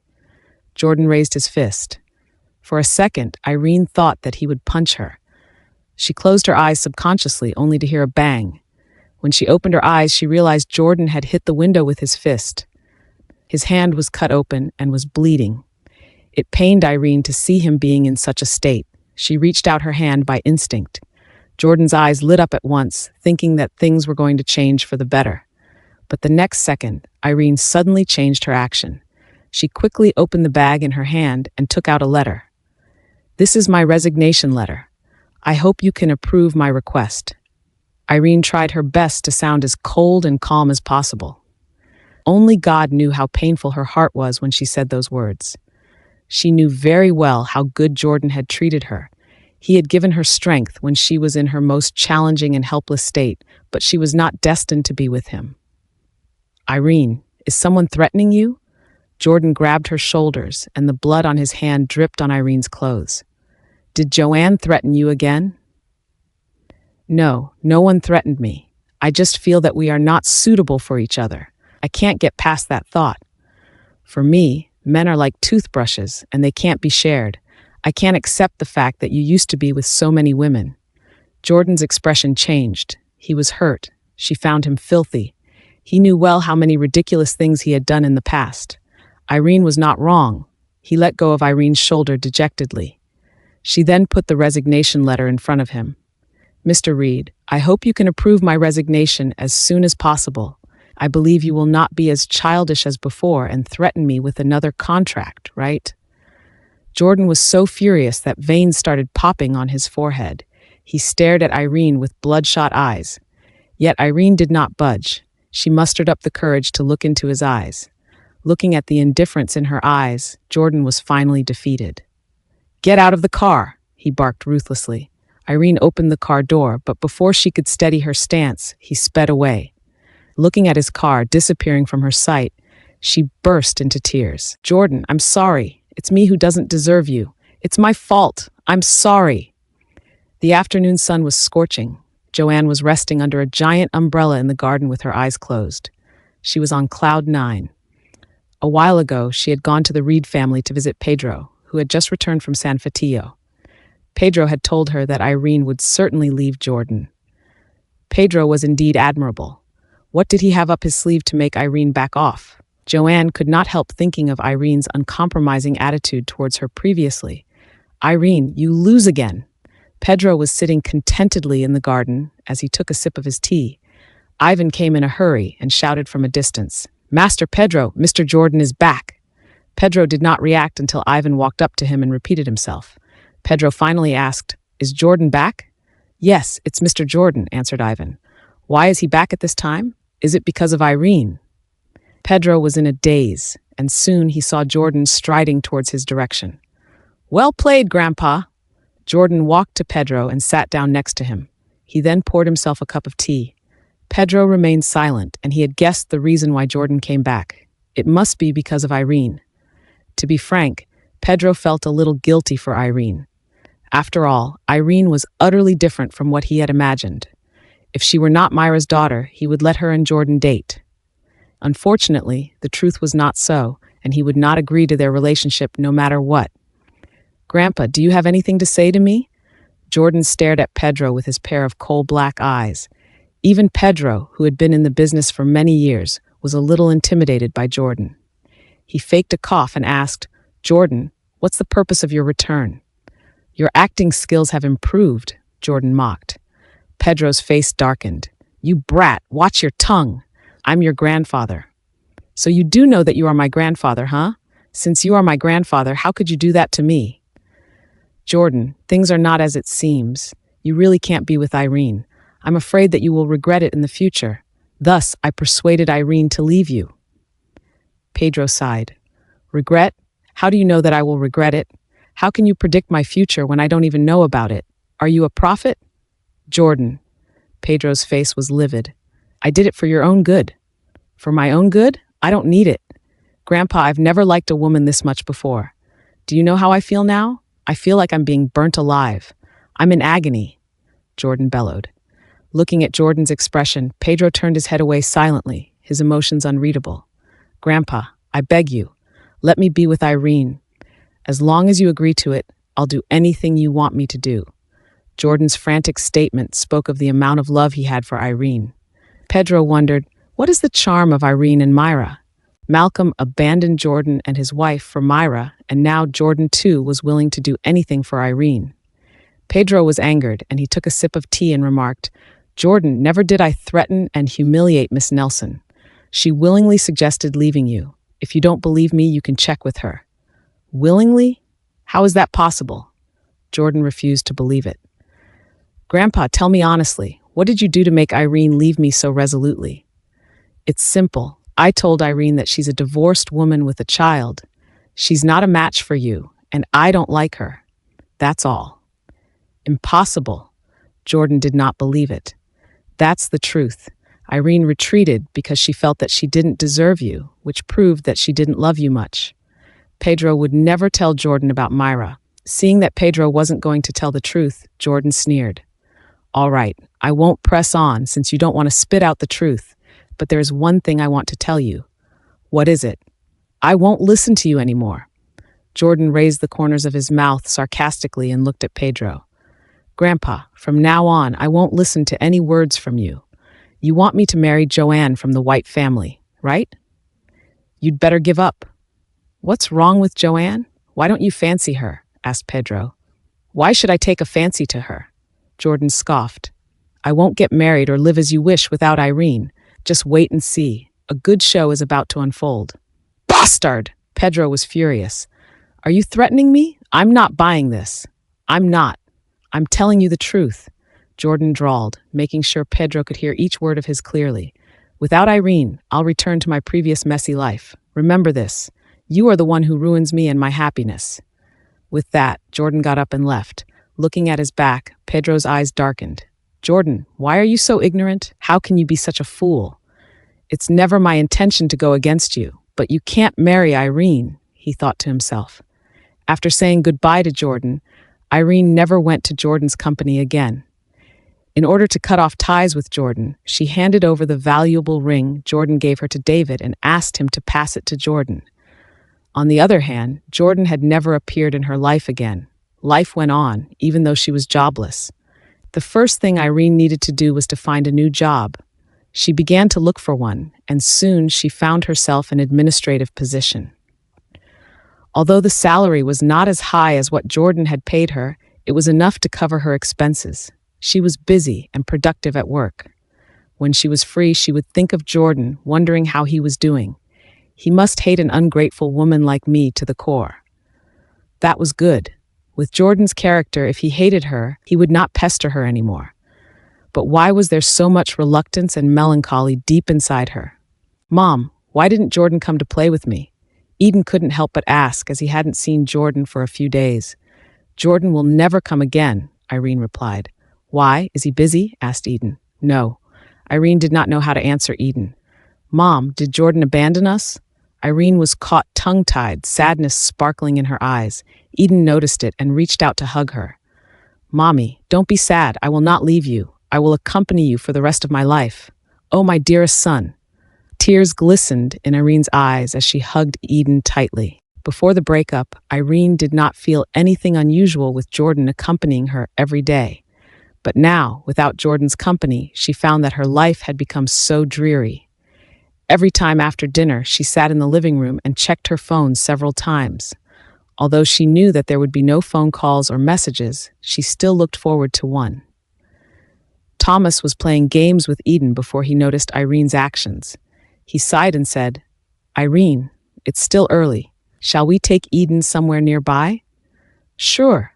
Irene got up and went downstairs with Eden and Thomas. The three of them took a stroll around the park. There was a night market not far from the residential area. It was always lively there in the evening. Eden saw the crowd and pointed in the direction of the market with his chubby little finger. Mommy, can we go over there? Sure, Irene nodded. Soon the three of them arrived at the market. It was packed, leaving them little to no room for movement. Some people were buying snacks, meanwhile some were setting up stalls.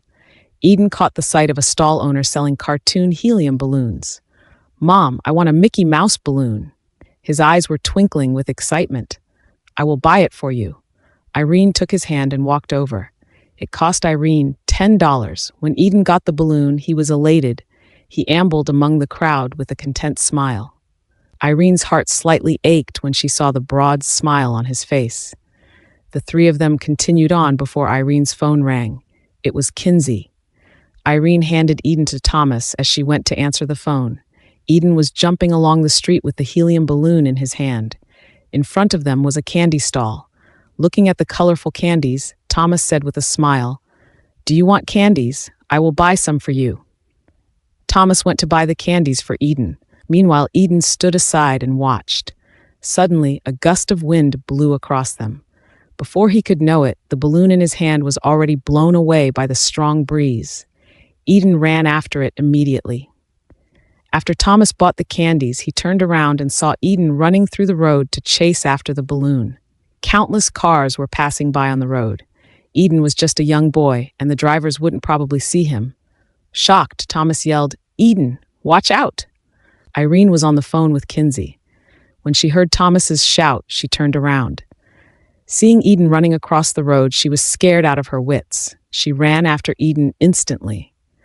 The honking sound of the cars was deafening as it pierced through the air. Irene's heart missed several steps before she and Thomas rushed forward, regardless of the situation. The cars kept honking at the sight of the two adults running across the road. Irene's eyes were fixated on Eden. A car was driving fast in Eden's direction. She let out a heart-rending scream and rushed toward Eden, screaming, "No!" Suddenly, they heard a screeching sound. Feeling an acute pain on her body, Irene's vision went black before she fainted. On the opposite side of the road, Edric stopped driving and rushed to Eden. When the car driver saw Edric, he subconsciously stepped on the brakes and turned the steering wheel hurriedly. The friction between the tires and the road made a rather thunderous noise. Edric pulled Eden into his arms. The driver poked his head out of the window in shock. "What's wrong with you? Are you trying to kill yourself?" When the driver saw the child in Edric's arms, he wiped his sweat. It was a close call. In a hospital, Irene was pushed out of the operating room after emergency treatment. Edric held Eden in his arms and followed them into the ward. "Doctor, is she all right?" asked Edric. "Don't worry, she's out of danger," the doctor answered. Edric's racing heart finally calmed down. When Eden saw Irene unconscious on the bed, he struggled to get off from Edric's arms. He stepped forward and shook Irene's hand. "Mommy, wake up please, I'm scared." Edric went forward and hugged Eden as he comforted him. "She is just tired. She will be fine after a short sleep." Eden quietened down sensibly. He held Irene's hand and stood in front of her, refusing to leave her side. Edric felt as though his chest was punctured by an arrow as he watched them. Eden was behaving with such maturity that did not match his young age. Before Edric knew it, he was already tearing up. Then he held Eden and Irene's hands in his. After a long time, Irene finally opened her eyes. "Mom, you're awake." Eden was ecstatic. Irene saw Edric standing in front of her. The pain all over her body began to get the better of her. With much difficulty, she muttered, "Eden, Eden." "Eden is right here. Don't worry, he's fine," Edric immediately said. "Edric, why are you here?" Irene looked at him, trying hard to keep her eyes open. "Irene, you're finally awake. How do you feel?" Edric asked with concern. Eden came closer to Irene and said, "Mom, it's him who saved me." Irene looked at Edric in astonishment. How could it be possible that he saved Eden? She had mixed feelings. Edric was the one who saved Eden. She couldn't bring herself to thank him. Instead, she asked, "Where is Uncle Thomas?" She remembered that Thomas rushed out when she crossed the road. She was hit by a car, but what about Thomas? Edric comforted her in a soft voice. "He's doing fine. His leg is sprained, and he's resting in the ward nearby." Irene was relieved to hear that Thomas was fine. Hearing that Irene had an accident, Kinsey hurried to the hospital. When she noticed Edric, she looked at him disgustedly. "We don't need you here. Please leave." Edric was not willing to leave Irene alone in the hospital, but he knew that Irene did not want him to stay either. "Mr. Myers, thank you for saving my son. My friend is here, and she will take care of me. Please leave." Irene was determined. Edric could only let out a sigh and get up to leave the hospital. Kinsey accompanied Irene in the hospital for a while before she went to Irene's house to grab some daily necessities. In less than an hour, she came back to the hospital. With a pale face, she said, "Irene, something serious has happened." "What's the big deal?" Kinsey had always been calm. Irene had never seen her like that before. She didn't know what had happened, but she had a premonition of imminent disaster. Sure enough, Kinsey's reply made Irene stunned. "The building where you live has a fire, and everything in the house has been burned down." "How could this be?" Irene muttered. The fire had burned the whole building into ashes. Kinsey had heard that a few people who failed to escape were severely injured and sent to the hospital. Thus, the police had blocked the scene and were investigating the case. The house that Irene had lived in for only a few months was gone in a fire. She needed to rent another place to stay. She had to pay the rent and her mortgage at the same time. The most terrible thing was that she couldn't go to work because of her injury. This meant that she would fail her probation and be dismissed. Irene leaned against the bed in a daze. Her wounds had not healed, but she had fallen into a new predicament. A sense of despair overwhelmed her. "Why must God treat me like this?" she mused under her breath. Kinsey took her hand to comfort her. "Irene, don't worry. Take care of yourself first. When you leave the hospital, you can move to my place first, and you can look for a new job then. You don't need to worry as long as I am here." Irene held Kinsey's hand in silence. The only right thing she did in her life was probably having Kinsey as her friend. Kinsey wanted to ask for leave to take care of her, but Irene refused. "Kinsey, I can take care of myself." Kinsey nodded. "I will come to see you at night." She had been busy with a case recently. If she won the case, she would be able to earn a large sum of money. As Irene was in trouble, the extra money would be a big help. Stephen learned about the fire instantly. He went to the hospital to see the injured in person. All of the patients injured in the fire were staying in the same ward as Irene. Only then did Stephen know that Irene had a car accident. Seeing Irene's head wrapped with gauze and her pallid face, Stephen was upset. After he had tended to several other patients, he went to Irene's bed and reached out to hold her hand. "Does it hurt? Just let me know if you need my help. The government will do its best to help you."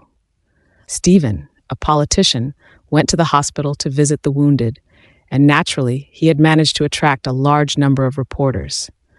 Seeing Stephen holding Irene's hand with concern, they all raised the cameras to take pictures. Seeing that reporters were taking photos, Irene controlled the urge to push Stephen's hand away. "Thank you, Mr. Cook." Stephen gave instructions to the hospital that they must do their best to treat the injured patients. Then he left the hospital surrounded by a group of officials. On the way back, Stephen called Deborah. "Clean up the house immediately. Irene may move back in a few days." Deborah was shocked, but she didn't dare to ask more. All she did was to nod her head. After hanging up the phone, Deborah's face turned sour. She got up and went into the bedroom. Closing the door behind her, she picked up the phone and dialed. "What's going on?" "Didn't you ask me to find a way to drive her out of the San Fatio? I had arranged for someone to set fire to her residence. Thus, she won't be able to stay in San Fatio," the person answered triumphantly. "Idiot! You can't do anything but make trouble for me." Deborah was so vexed that her eyes flashed with rage. No wonder Stephen had ordered her to clean up the house. Irene didn't have a place to live in and would definitely move back. What a stupid fool. While she was in a fit of anger, Lily came back to the house. "Mom, I saw the news that there was a fire in South Lake residence. Irene is now hospitalized. Dad had gone to the hospital to check on her. What's going on?" "It is exactly what you read," Deborah said with a gloomy face. She told Lily what Stephen had said. Lily became anxious at once. If Irene moves back, Edric will definitely know the relationship between Irene and me. If it is so, Edric may cut ties with me. All our plans will go down the drain. When she finished shouting, the phone rang again. After seeing the phone number, Lily was more concerned. "Mom, it's Edric. Why is he calling me at this time? Has he learned something?" "Don't panic. Be composed. What will you do if you encounter a huge problem if you can't even handle a phone call?" Deborah yelled at Lily. "You should meet up with him and see what he has to say. Remember to be more flexible and act according to circumstances. Now that your father is determined to let Irene move back, we must handle the situation more tactfully. Hold Edric back for a while, and I will find a way to solve it." When Lily entered the cafe, Edric had been waiting for her for a long time. She showed him an apologetic look. "I'm sorry, there's a traffic jam on the road. That's why I'm late. It doesn't matter. I just arrived." Edric's voice was gentle. Lily, who had been with Edric for 3 years, knew that he hated waiting for others the most. He was unusually kind that day. Her heart skipped a beat, and she had a bad feeling about it. "What do you want to drink?" Edric asked her gently. Blue Mountain or cappuccino? Lily only liked to drink cafe mocha. Every time she met Edric, she would order it. Yet Edric was still unaware of her preferred drinks. Glumly, she said, mocha. Edric ordered the coffee for her, and he ordered a cup of Blue Mountain for himself. Seeing that he had the same taste as Irene, Lily was irked, but instead she put on a concern mask. Edric, you seem to have lost a lot of weight. Really? Edric smiled faintly. When the waiter brought the coffee, Lily picked up the cup and took a sip. Edric remained silent, watching her motionlessly. After Lily put down the cup, he said, Lily, I'm sorry. I can't get engaged to you. Lily knew he wouldn't deliver good news, but it never crossed her mind that Edric would cancel the engagement just like that. One of the reasons Lily blamed Irene for her miscarriage was that she wanted to make Edric feel guilty for his whole life. She would have a shot as long as Edric was haunted by his own guilt. But she didn't expect that even his guilt wouldn't stand a chance against Irene.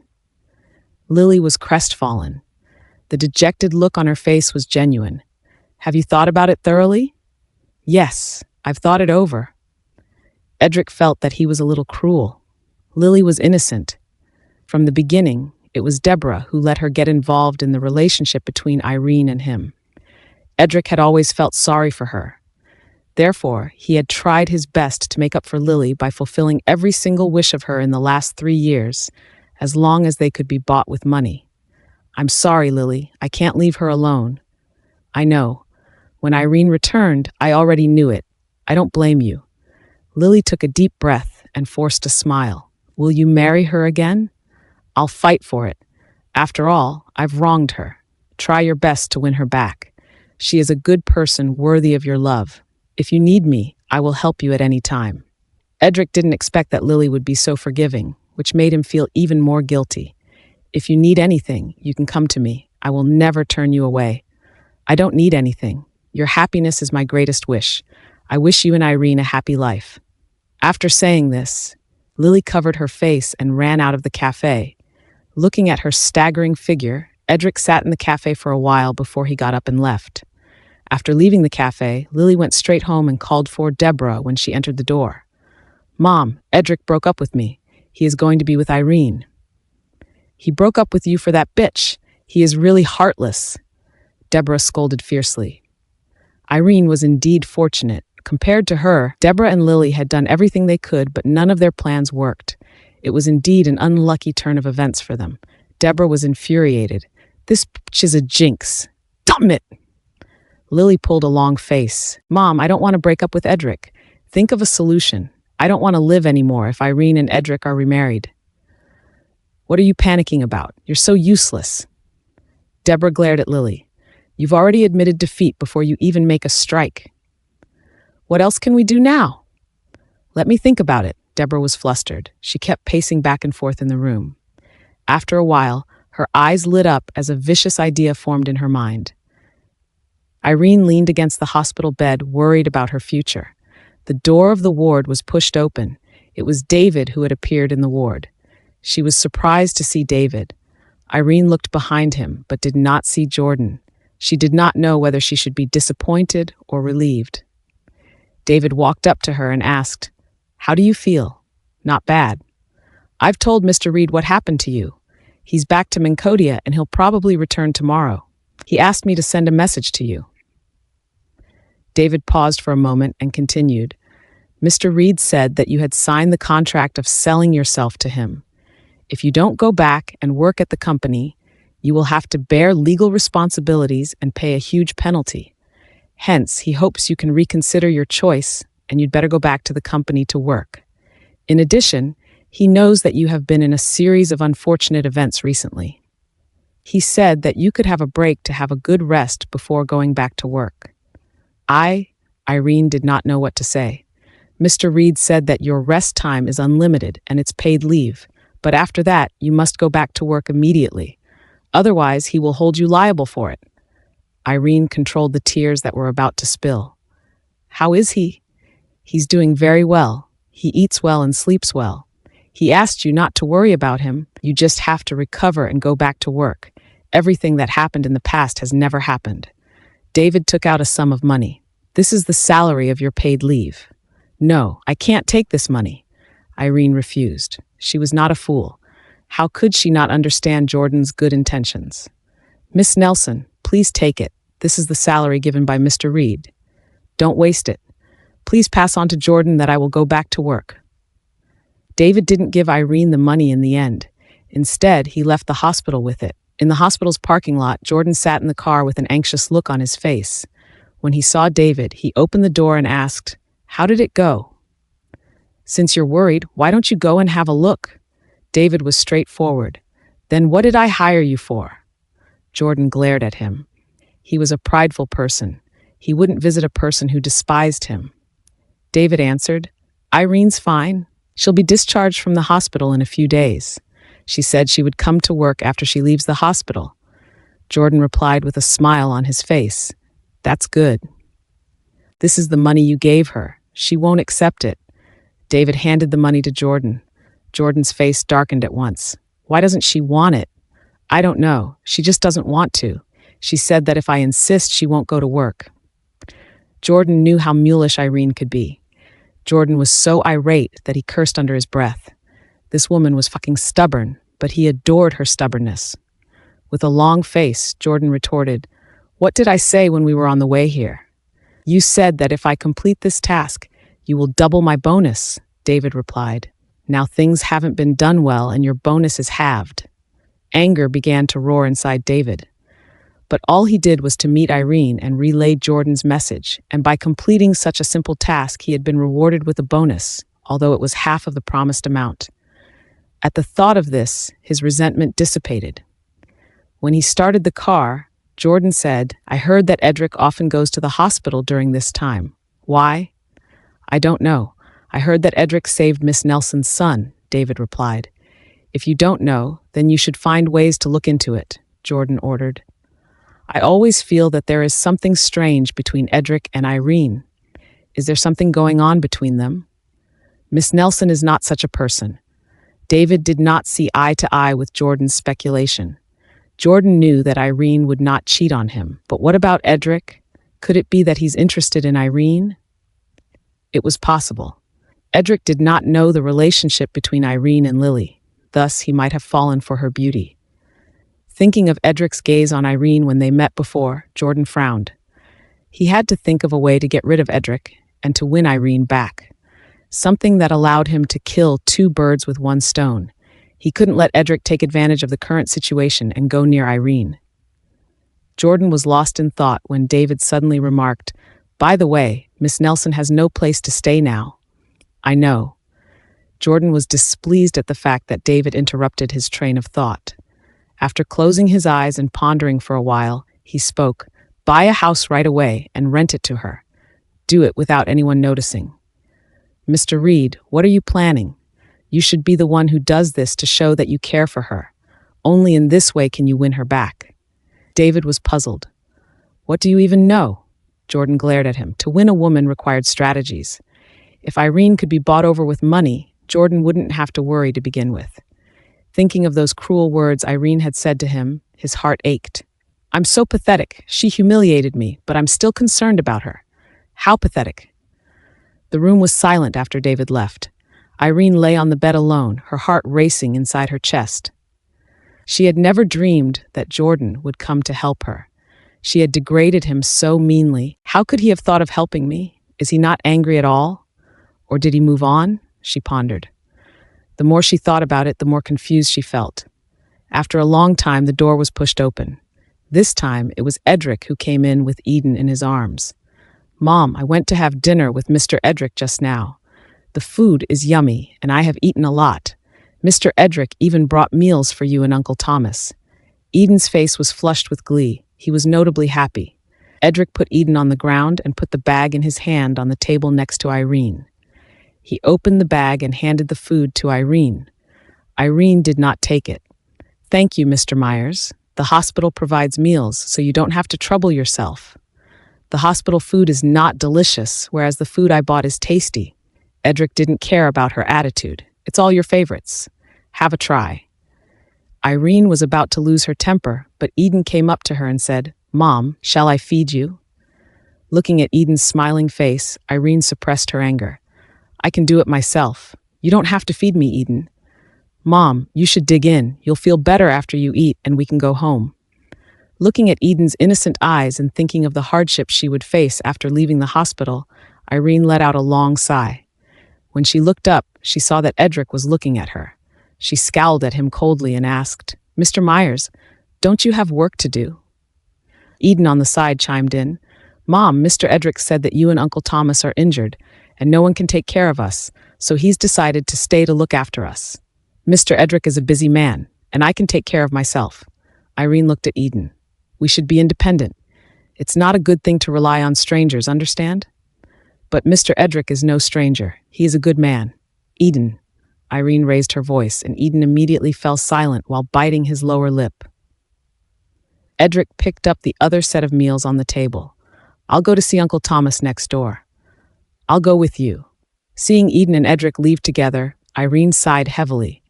Why is Eden so close with Edric? Is it because they're related by blood? When Edric went to the ward next door, he encountered a cold treatment from Thomas. In fact, Thomas was even more straightforward. "Thank you for saving Eden, Mr. Myers. We will remember your great kindness and help. If there is a chance in the future, we will definitely repay you, but now we don't want to see you."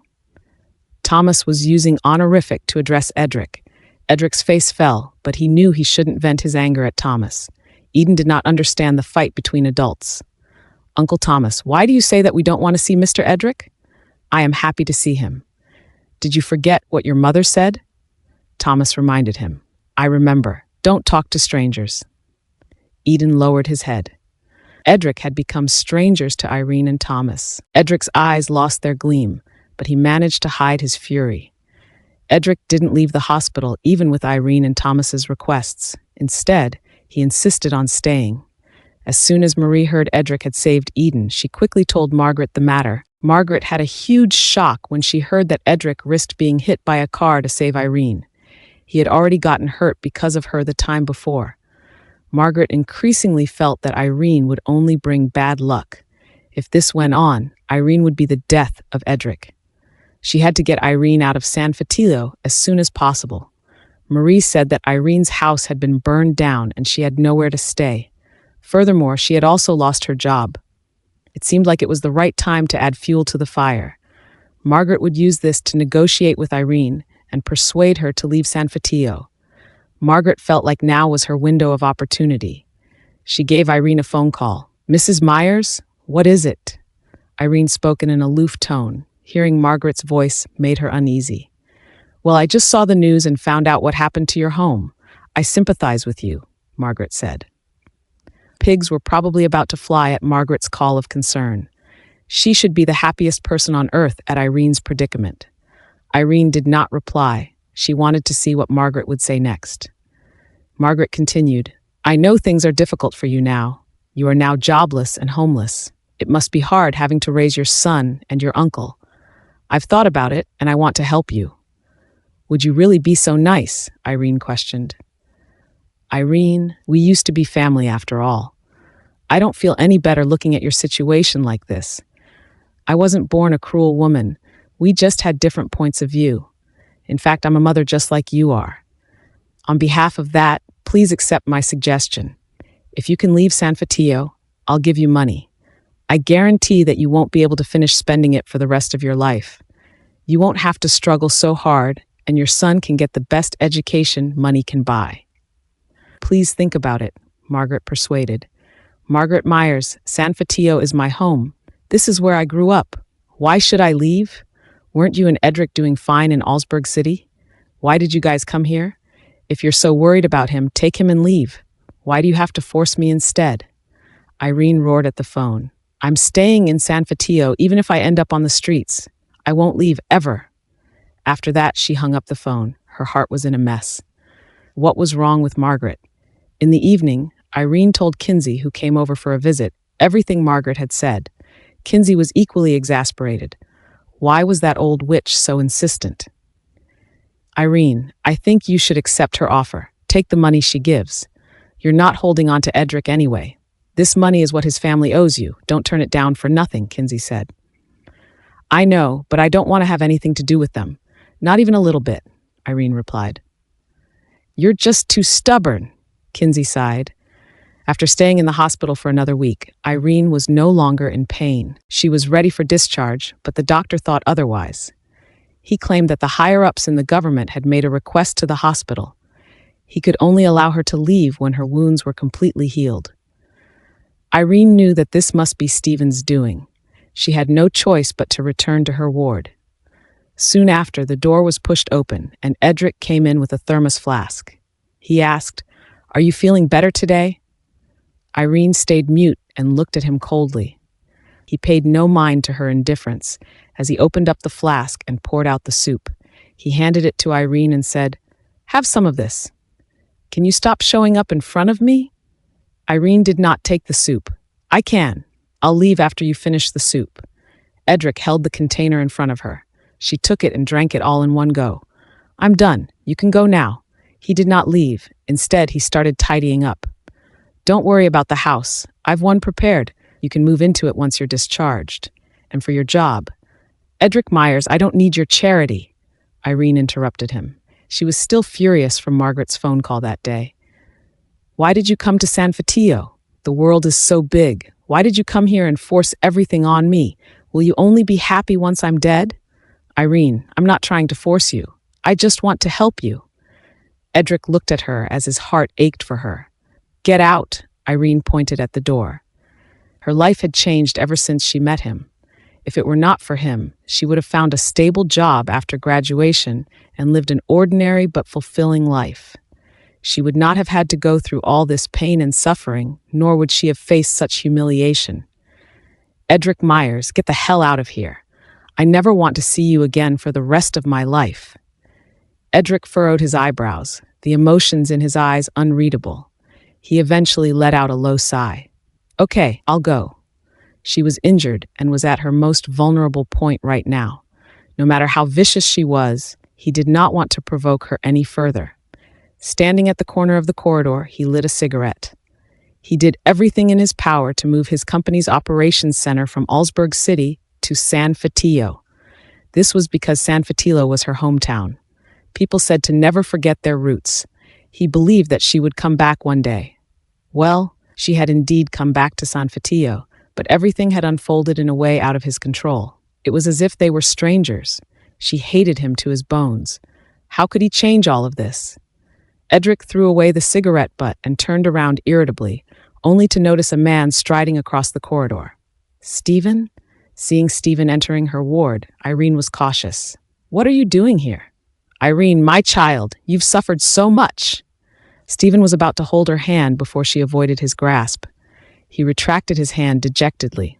"Irene, I'm sorry." "Cook, would an apology change anything?" Irene glared at him. There were two people she hated the most in the world. One was Edric, and the other was Stephen. "You'd better stay away from me. You're now in the prime of your career. If someone were to find out that you had an affair, you wouldn't last very long in your seat." "I was wrong back then. I didn't have an affair. I never thought of betraying your mother. Deborah is her friend. I met her when I was on a business trip. I was drunk and..." Stephen pulled his hair as he spoke. "I've always felt so guilty to Myra. I didn't expect Deborah to be pregnant and give birth to Lily. After Myra passed away, Deborah showed up with Lily at my doorstep. At that time, people were reporting me for unethical and immoral behavior.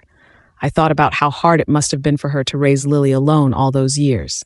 In order to compensate her, Stephen did not dare to look at Irene. He rambled on and on about what happened that year. Irene looked at him in disdain. "Are you telling me that you have no feelings for Deborah and that you married her for the sake of your reputation and career?" His face turned red. Her harsh words were right on point. She sneered. "You said you loved Myra, but I don't see any love from you at all. If what happened that year was an accident, why didn't you explain it to her? Why did you choose to keep it a secret?" If Stephen had told Myra the truth, she would not have been heartbroken when she found it out herself. She would not have left home, leading up to the car accident. If he really loved her so much, he would never have married Deborah, a woman from an affair, just for the sake of keeping his power. To you, power is always the top priority. Your words about how much you love my mother and me are all utter nonsense. When your power is jeopardized, you'll always choose that over anything else, Irene said. Stephen pleaded, Irene, forgive me. I'm a coward. I know I was wrong. I won't leave you alone again. I've asked Deborah to prepare a room for you. Move back and let me take care of you. I won't let you get hurt ever again. Mr. Cook, you'd better think this through. If someone were to bring up the past, could you still continue on with your career? Irene asked. I've made up my mind. You don't have to worry about me. Nothing will happen out of it, he assured. That means you've already prepared an excuse in advance. Irene sneered. She was wondering why Stephen had suddenly shown up and asked her to move back. It seemed like he had already handled everything that might come after. He was not worried about being exposed. She felt a wave of melancholy and irony. This was her father, the man that her mother had loved so dearly. Yet in his heart, there was no place for family, only power. I won't move back. If you insist on me going back, get that bitch and her daughter to move out, she declared. Irene. Stephen was startled. You don't have to say anything else. I won't go back. Leave. He sighed heavily. He got up and left the ward. After Stephen left, Edric came in. Irene was surprised to find him still here. Why are you here again? Irene, what's your relationship with Stephen? Edric stared at her. Our relationship? Irene scoffed. Since Edric had not left, he must have overheard their conversation. She did not want to hide it anymore either. He's my father. Are you satisfied with this answer, Mr. Myers? He's your father? He finally confirmed his guess. He should have realized it earlier. The photo in Stephen's study was not Irene, but Irene's mother. How could this be? Isn't it surprising? Irene chuckled without emotion. Stephen had an affair and ended up having an illegitimate daughter. My mother was so distressed by it that she ran out of the house and got into a car accident. After her death, he brought his mistress and daughter home. That's it. Why didn't you tell me the truth? Edric pressed on. Tell you? Why should I? She stared at him mockingly. Are you going to say that if I had told you my father was a politician, Margaret would be impressed, and you would have support in your business, and you wouldn't have gone in an affair with Lily? Irene Nelson, have you ever loved me even for once? If she had been honest about her identity, Margaret would not have treated her that way. She would not have objected to Edric and Irene's relationship, and they could have lived happily ever after. However, she had kept her identity a secret. They were husband and wife, but she hid it from him. Edric felt sorrow well up in his heart. Irene wanted to burst out laughing. He had the nerve to ask if she loved him. If she did not love him, would she have married him? Would she have endured the endless humiliation from Margaret for 3 whole years? Was he in the position to question her love for him? Ever since he had an affair with Lily and gotten her pregnant, Irene had given up all hope in him. He did not deserve her love. Edric Myers, I've never loved you at all. Never. Listening to her cold and ruthless words, Edric was about to lose his mind. He raised his fist at her. She looked at his bloodshot eyes and contorted expression, snickering. Are you furious because of your own shamelessness? Are you going to resort to hitting me now? Looking at her fearless gaze, he punched the headboard of the bed. He turned around and strode out of the ward before he left the hospital immediately. Irene was Stephen's daughter. She must hate Deborah for being in an affair and marrying Stephen. That hate probably extended to Lily too. If that was the case, why did Lily choose to be the surrogate? Did she not know how much this would hurt Irene? As Edric drove his car, he made a phone call to Lily. Come out for a while. I have something to ask you.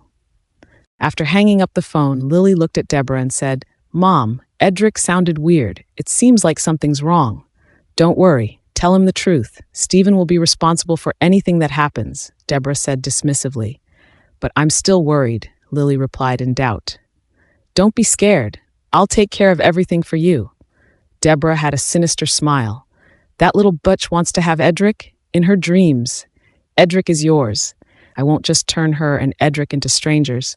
I'll make sure they become enemies. Hearing Deborah's words, Lily felt relieved and headed out to meet Edric. Edric's expression looked incredibly livid. I have something to ask you. What's the matter? Lily spoke in a meek voice, attempting to elicit sympathy in Edric. She and Deborah had already thought of all the possible situations and came up with countermeasures. She was not panicked at all as she faced Edric. "Did you know the relationship between you and Irene?" Edric stared at her. His gaze was sharp, as if he was trying to see through her. "You know?" Lily showed a dumbstruck expression and looked down at the ground. "I knew she was my sister for a long time. Because of my mom, she has a huge misunderstanding towards us. She never wanted to acknowledge our relationship." Sneering, Edric remarked, "So, my mother and I were the only ones kept in the dark? You knew that she was your sister and she hated you. Why did you agree to the surrogacy?" "Edric, I'm sorry. We lied to you. Back then, Irene could not get pregnant for so many years, and we heard that Aunt Margaret was treating her really badly because of it. Dad was really worried, so—" Lily trailed off. "So what?" he asked. "Dad has always felt sorry towards Irene, so has my mom. When they heard that Aunt Margaret was being mean to her because she couldn't get pregnant, their hearts ached for her. Coincidentally, Aunt Margaret mentioned the surrogacy to my mom. Instantly, my mom thought of me. I didn't want to do it, but my mom said that this was our only chance to make up for the past to Irene. If I could give birth to a child for her, Aunt Margaret would definitely stop hurting Irene. She could live happily with you by then. I felt bad for her too, so I agreed. How could you all do this?" Edric murmured to himself. He never dreamed that Lily had agreed to be a surrogate only because of Stephen and Deborah's guilt towards Irene. This was the only reason that could explain why a rich heiress like her would be willing to do something like this. "Edric, although I have always liked you, I never thought of replacing Irene. I'm telling the truth," Lily explained pitifully. "I never planned to tell her about the fact that I was pregnant with your child. All I wanted was to give birth to a child for you secretly so that Aunt Margaret would not torture her anymore. You have to believe me. I had no other motives." Edric did not reply to her. Back then, Margaret was exasperated that they could not save the baby. Yet, Lily did not even complain about it. The moment she had got out of the operation room, she begged him to not blame Irene, saying that it was all her fault. She was so weak after the surgery, but that was all she had to say. Later, when Lily heard that Margaret forced him to divorce Irene, she came to him in tears. She claimed that she was the one to be blamed and asked him to go explain things to Irene. She even said that she would go with him. Then, when Margaret demanded him to marry Lily, she continued to bring up Irene in front of him. She was always so apologetic about Irene. He never understood why, but now he knew that all these happened with a reason. Lily stole a glance at Edric and began to wipe her tears with her hands. "I've always felt very sorry towards Irene. All these years, I couldn't sleep at night because of the guilt. If it weren't for me, you and Irene wouldn't have ended up like this. This is all my fault. When you said you wanted to return to her, I was so relieved. You have all my support. As long as you two are able to get back together, I won't have to live in guilt anymore when I see her." Edric said nothing. He had nowhere to vent his frustration. If what Lily said was true, Stephen and Deborah were indeed the true culprits of this incident. They sacrificed Lily to make up for the mistakes they made. Lily was innocent. She had done nothing wrong. Lily was sobbing, and Edric's thoughts were caught in a mess. Everything was too fucking unexpected. He took out a cigarette irritably. Before he lit it, his phone rang. In the call, Lorraine said in a panic, "Mr. Myers, please come back quickly. Miss Nelson has just rushed into the house and is quarreling with Mrs. Myers. Irene was in an argument with Margaret at their home?" Shocked, Edric bolted up at once. Lily overheard the conversation and chimed in, "Edric, I'll go with you." After Edric had left the hospital, Irene went to Thomas's ward. Thomas's leg was injured and he could not ambulate. Irene sat by the bed and talked to him while Eden played by himself. Irene and Thomas had no idea as to when Eden disappeared. Later, a nurse came in with an envelope in her hand. She handed the envelope to Irene. "Someone asked me to give this to you." Confused, Irene took it from the nurse. When she opened it, there was only a single message.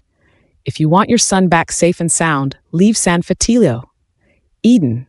It was only then that she realized Eden was gone. She ran out anxiously to look for him, and happened to meet Kinsey, who had just come in. Seeing her flustered look, Kinsey grabbed her wrist and asked, "What's wrong?"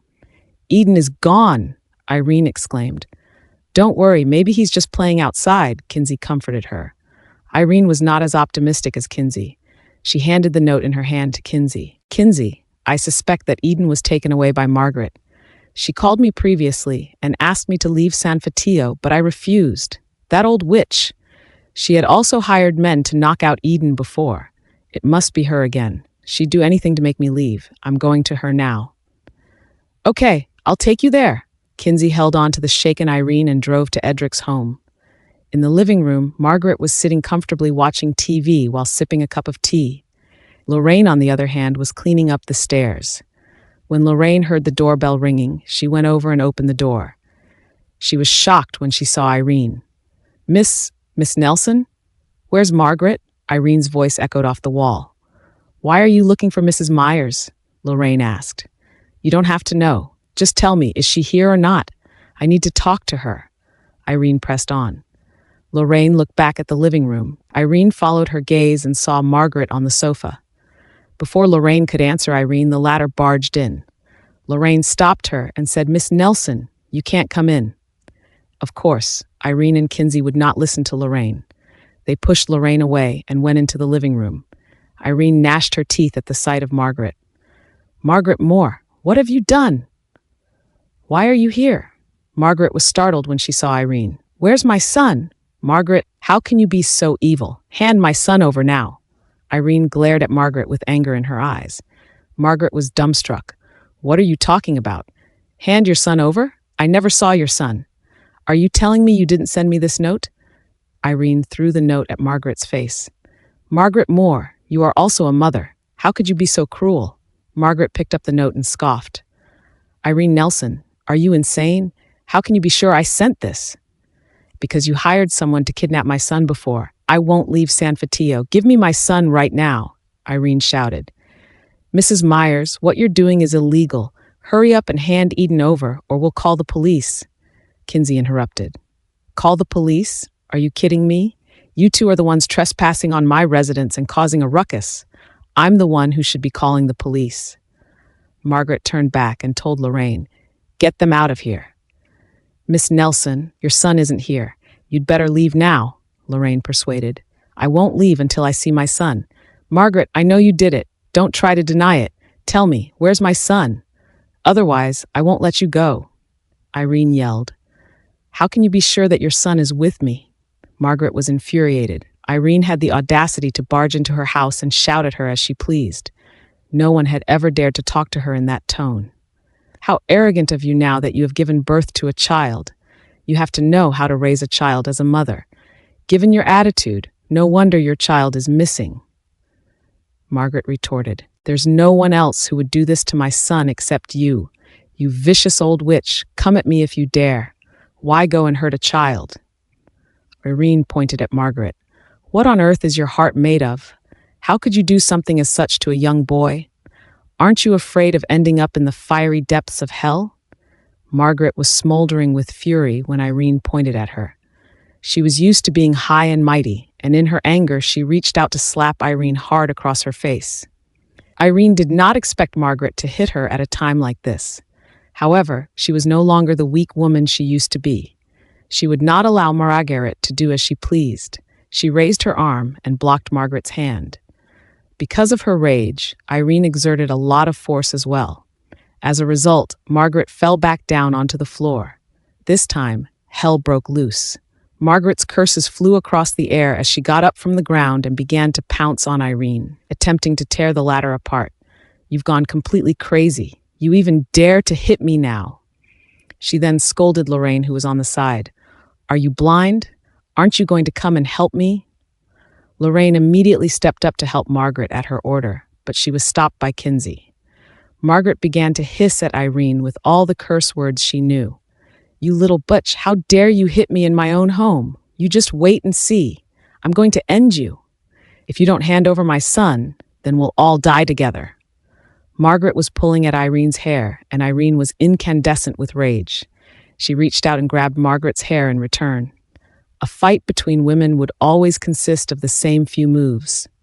Margaret was much older, so she was quickly at a disadvantage. However, she refused to give in as she continued cursing at Irene. "You're such a rude and disrespectful thing. No wonder you didn't have a mother to teach you manners. How could you even dream of being pregnant? You don't deserve to have a child.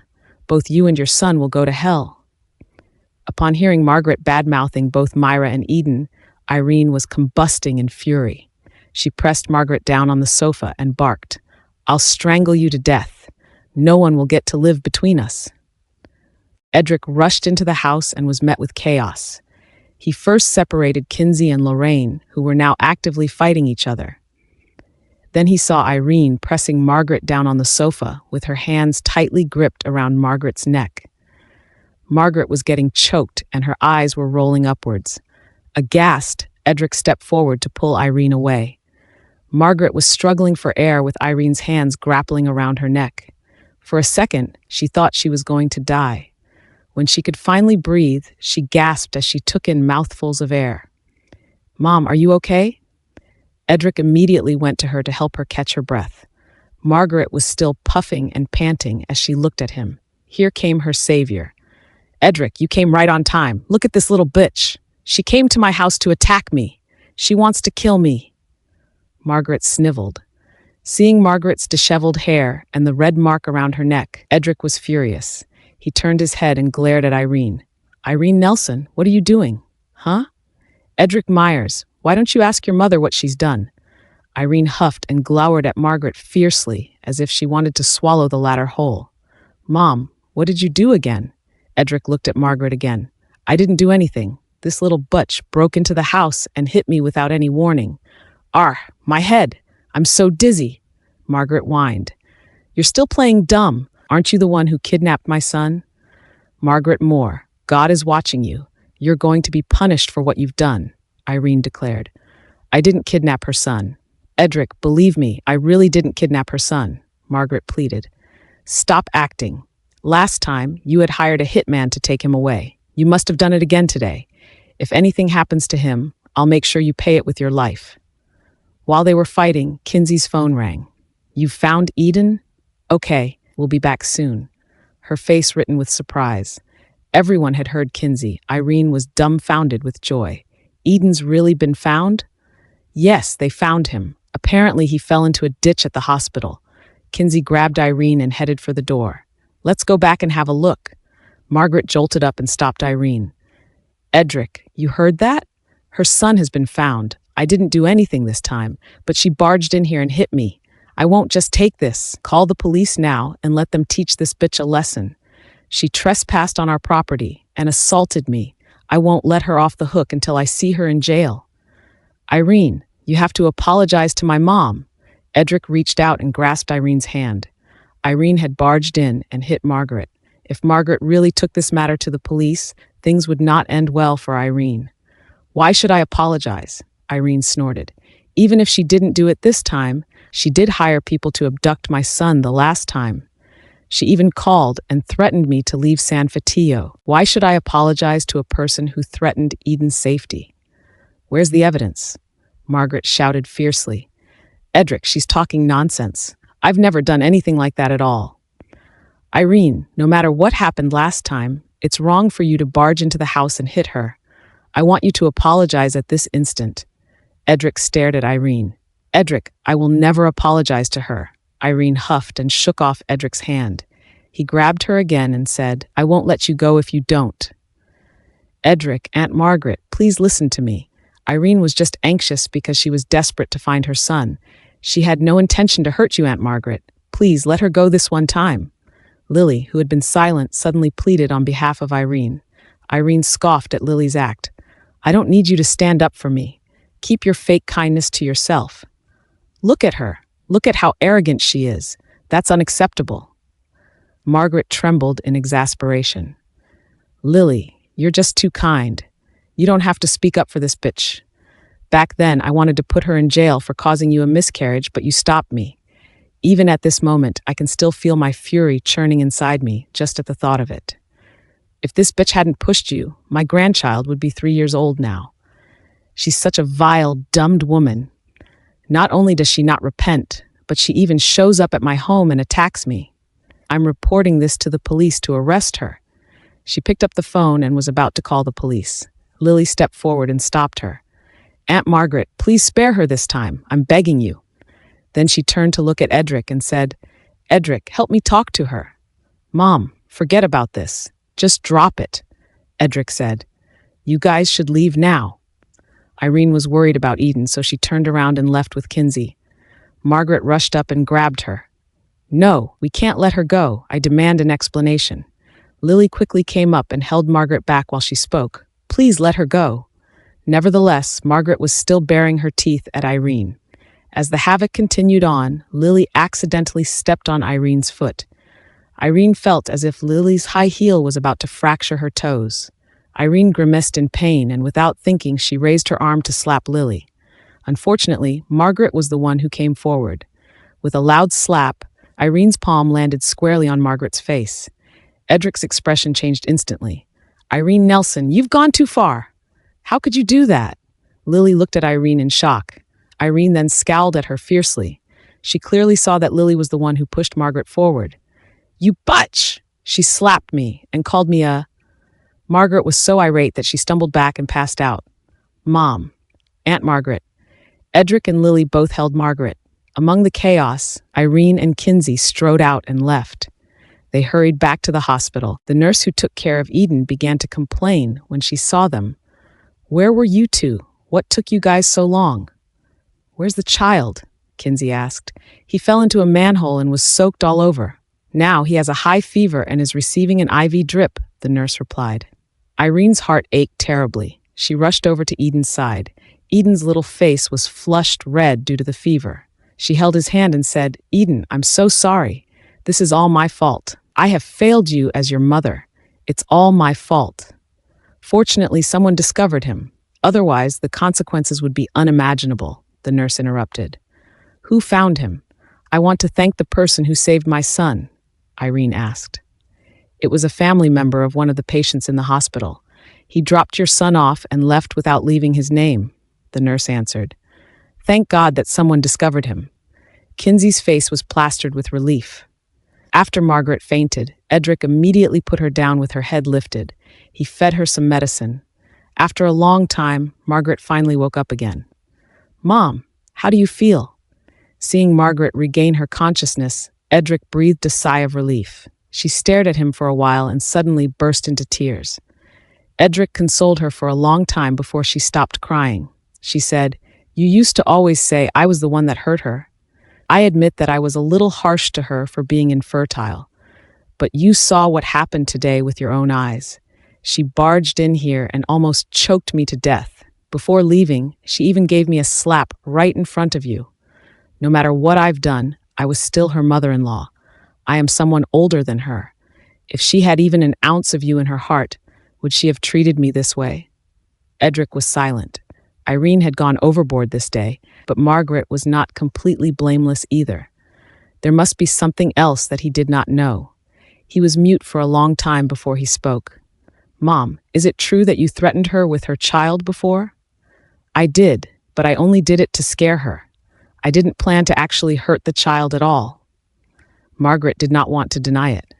"Mom, you threatened Irene with her child. Do you think you would stay quiet if that happens to you?" Edric knew that Margaret must have done something really terrible to make Irene this angry. "Are you blaming me now? But I did it all for your own good." Margaret did not feel like she had done anything wrong. "You only have eyes for that butch. Meanwhile, I'm still waiting to have a grandchild." "I know you want the best for me, but I'm a man, not a puppet. I have my own thoughts. Don't impose your ideas on me again, okay?" he explained. "Fine, I won't impose my thoughts on you, but I won't just forget what happened today. There's absolutely no reason for me to be hit by her. If word gets out, how would I face my friends? I won't let Irene go. I must make her pay the price for what she has done." Margaret made up her mind as she barked. "Mom, what do you want?" Edric was consumed with frustration. Although he knew that it was probably Margaret's fault, Irene attacking his mother still made him feel rather dejected. Even if Margaret was in the wrong, she was still Irene's former mother-in-law. Did Irene even consider the impact of her actions on him? I want you to call the police and let them deal with this. I want Irene to pay the price for hitting me, Margaret demanded. Mom, Edric rubbed his temples. Irene's actions would definitely not do her any good. If Margaret really took this matter to the police, Irene would certainly be in trouble. What should he do? Edric, I'm your mother. I gave birth to you and raised you. Are you just going to stand idly by and let her hit me? Margaret stressed. Seeing that Edric was silent, Margaret tried to get on her feet. If you are not going to call the police, I'll report it myself. We have surveillance cameras in the house. I'm going to hand over the footage to the police. I don't believe she can escape the law. Mom, please let her go. She's already so pitiful. Edric stopped Margaret. Aunt Margaret, please forgive Irene. It's not easy for her to take care of a child alone. She must have been so panicked today, and that was why she lost her composure at you. Lily, who had been quiet, also persuaded Margaret. Lily, you're too kind and innocent. If she was half as obedient and thoughtful as you, would I need to do this? Margaret hissed with hatred. I don't care. I'm not going to let her get away with this. What do you want? Will you be satisfied if she gets thrown in jail for a couple days? Mom, she's still injured. She has a child to raise, and he's only 3 years old. Can you even bring yourself to do this? Edric asked. Yes, she has a child, and he's such a lovely boy. For the sake of that child, please let Irene go, Lily pleaded. The image of Eden's adorable face appeared in Margaret's mind. She had been a single mother herself, and she knew clearly what Eden meant to Irene. Regardless, she was still reluctant to let the matter pass. I can let her go, but Edric, you must promise me one thing. What is it? Edric asked. Cut her off completely and get engaged with Lily immediately. You mustn't have any contact with her, ever again, Margaret demanded. Edric did not say anything. Lily on the side immediately cut in. Aunt Margaret, I've broken up with Edric. What did you say? When? Margaret was shocked. We broke up yesterday. Aunt Margaret, please don't blame Edric.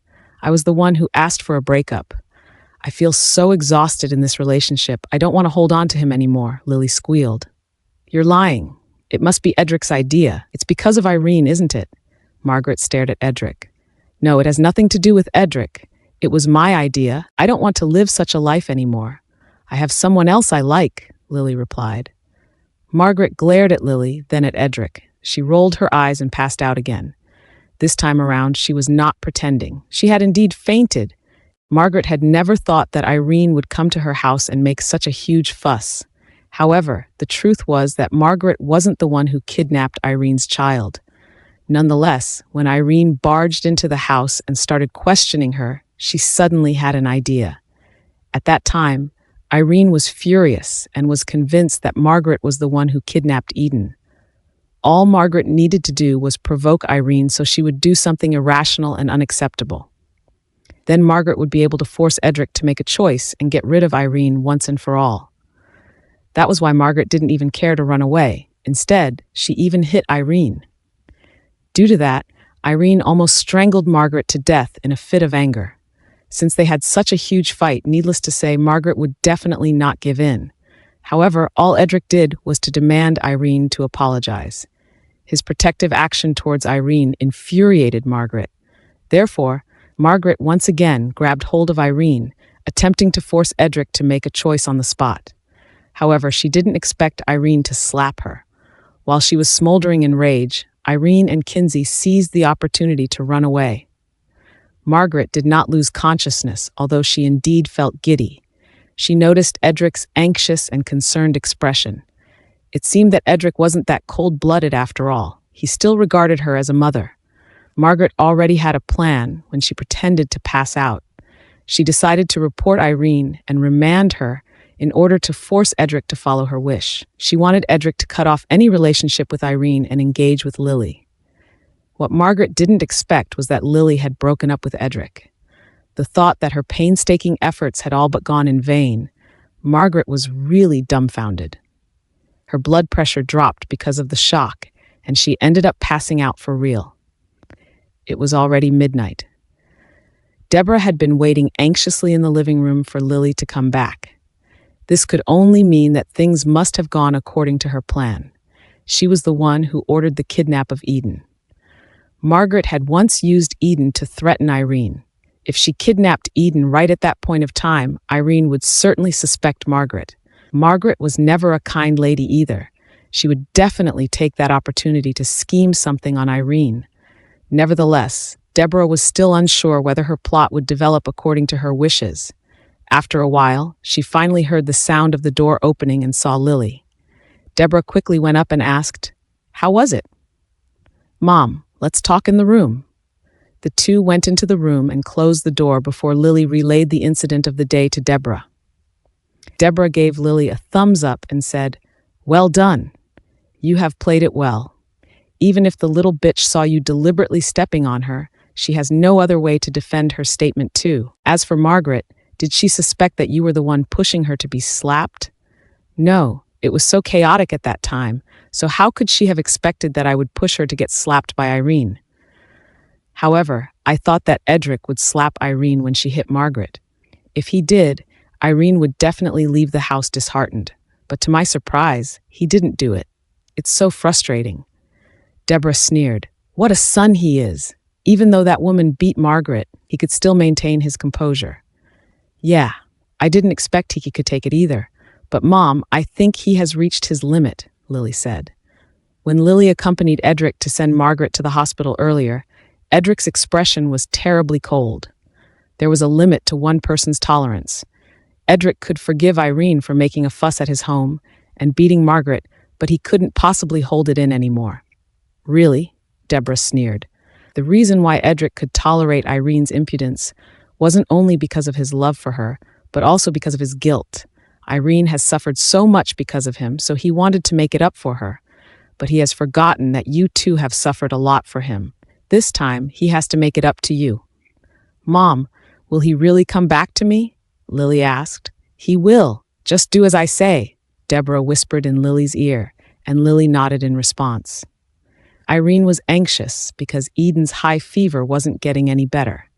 He woke up once and mumbled, "Mom, the bad guys took me away and pushed me into the sewers. I tried my best to shout for help, and later on a kind man came and saved me." Irene was so irate that her teeth were chattering. Margaret, that old butch! How dared she said that she didn't do it? Who else would hurt a 3-year-old child if it weren't Margaret? She was the only who took Irene as an enmity.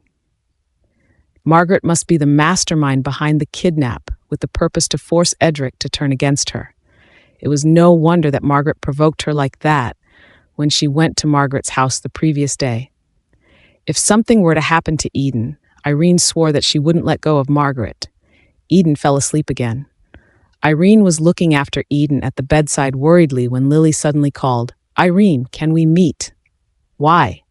Irene was not in a good mood. "I have something very important to tell you," Lily answered. "I'm not free," Irene replied. "It's about your child. If you don't come, you will surely regret it. I will wait for you at the cafe near the hospital." Lily hung up the phone. Lily claimed that she wanted to talk about Eden. It was better for Irene to meet Lily so she knew what Lily had up her sleeve. After asking Thomas to look after Eden, she headed to the cafe near the hospital. When Lily saw Irene coming in, she stood up. "Is the child all right?" "Yes." Irene sat down. "What's so important?" Lily studied Irene's expression carefully. "Irene, are you okay? Yesterday's situation really scared me out of the wits. Aunt Margaret has a hot temper. Please don't hold a grudge against her if you can. Never confront her directly. If she does something extreme, the consequences will be unimaginable." "The consequences will be unimaginable," Irene sneered. "Didn't Margaret threaten me with my child? If something happens to Eden, I will definitely not let her go. She didn't only threaten you with your child." Lily acquiesced that Margaret was the one behind Eden's kidnapping. "Last night, after you left, Edric and Aunt Margaret had a big fight. Aunt Margaret wanted the police to arrest you. Edric and I tried our best to stop her, so she didn't do it in the end." "Were you always such a kind person?" Irene interrupted Lily, scoffing. "Irene, you've misunderstood me. I have never harmed you before. Never," Lily explained. "Lily, you really are shameless. You know that Edric was my man, but you tried to have a baby with him." Weren't you the one who hurt me by having an affair behind my back? Irene hissed. Irene, it's a misunderstanding. The relationship between Edric and me is not what you think, Lily explained. Back then, you couldn't get pregnant. Plus, Aunt Margaret was being so cruel towards you. Mom and Dad were worried about you, so they asked me to bear you a child in order for you to maintain your marriage with Edric. I didn't agree at first, but Mom said that she felt sorry for you and asked me to do this for her. Hence, I had no choice but to agree to it. What did you say? Are all of these Stephen and Deborah's ideas? Irene was shocked. How could Stephen and Deborah come up with such a disgusting idea? How unbelievable. How could they be so shameless? They thought of this because they were worried about you. Irene, I wanted to have Edric's baby for you. Everything we did was for you. Lily sobbed. For me? Lily, do you think I'm a fool? Irene had already recovered from her shock. She did not believe in Lily's words at all. Irene knew well about Lily's feelings for Edric in the past. Do you really think that the others can't see through your feelings for Edric? What do you mean you did it all for me? Don't tell me you had never wanted to have Edric all for yourself. You are as shameless as your mother. You two have always been a homewrecker. Irene, don't you dare to insult my mother. She did it for you. She sacrificed me in order to help you. Lily defended. I admit that I used to love Edric, but I have always hid this love in my heart. I am willing to give birth to his child or do anything for him, but I've never thought of replacing your position. Irene, I really am not as bad as you think. Lily shamelessly boasted in front of Irene that she loved Edric and said that she was willing to give birth to Edric's child. God knew how furious Irene was to hear such a blatant statement from Lily. I can judge with my own eyes. Lily, your trick may deceive those who are blind, but you can't deceive me. You and your mother are the same kind of people. You are selfish and will do anything to achieve your goals. You did everything for me and my marriage, right? In that case, why are you engaged to Edric? Aunt Margaret forced me to. Edric and I never thought of getting engaged. Edric has been waiting for you all these times. However, you never came back. Aunt Margaret then forced us to get engaged, Lily detailed, lowering her head. Irene, I called you here today so you can know the truth. Edric still loves you. I have decided to leave him. You can reconcile with him. Lily continued. You really know how to defend yourself, Irene sneered. Lily made her seem like she was forced to do everything. Did that include making love to Edric too? It didn't matter if what Lily said was true or false, for it had nothing to do with Irene. The pain Irene had experienced could not be eliminated with just a few words of explanation from Lily. Since you love that dirty liar so much, and you are willing to do anything for him, then stay with him. I don't need him back, Irene barked. With that, Irene got up and left.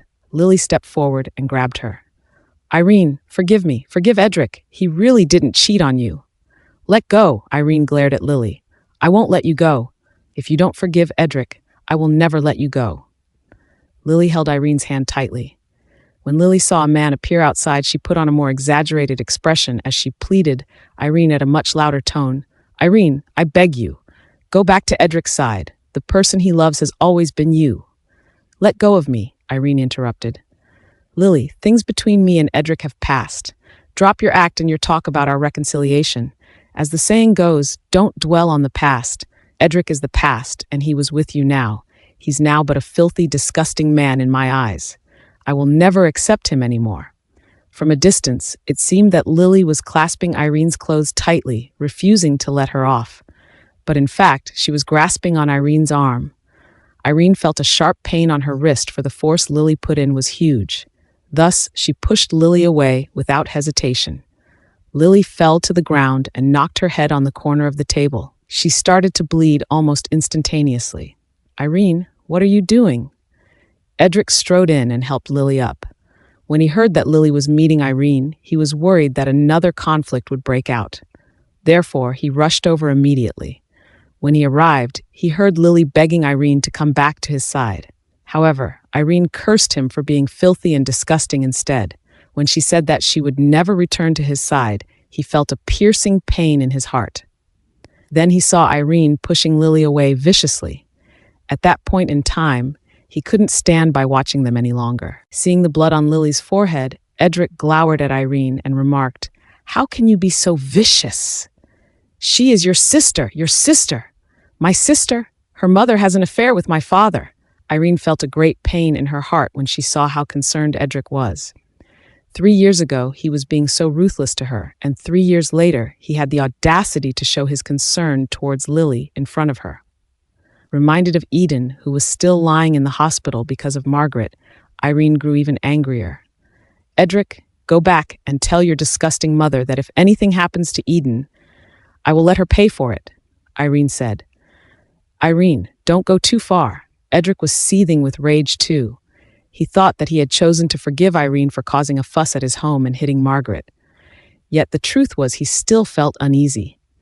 When he heard Irene verbally attacking Margaret again, he couldn't remain silent anymore.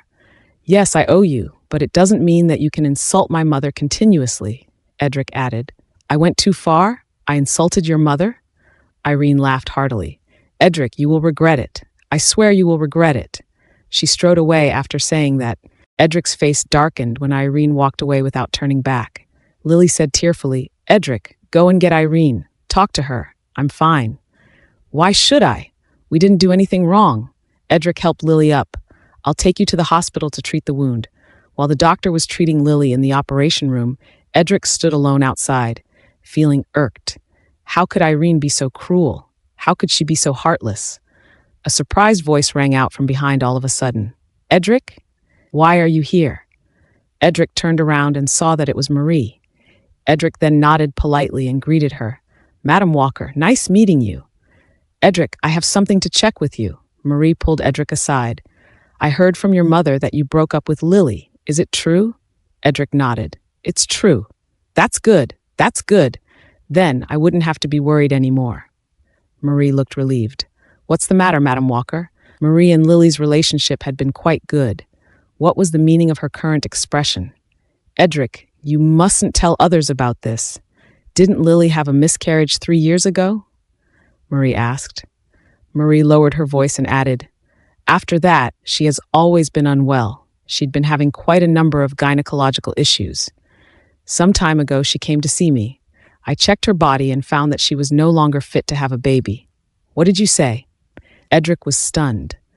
The miscarriage 3 years ago had caused great damage to her body. Lily might not be able to have a child for the rest of her life. Marie sighed. "She is such a good, beautiful, and kind lady. Why would God allow such a fate to befall on her?" Edric was shocked by the news. "How could that be? Madam Walker, are you sure?" "Edric, I am an expert in this field. Why would I lie to you?" Marie exhaled deeply.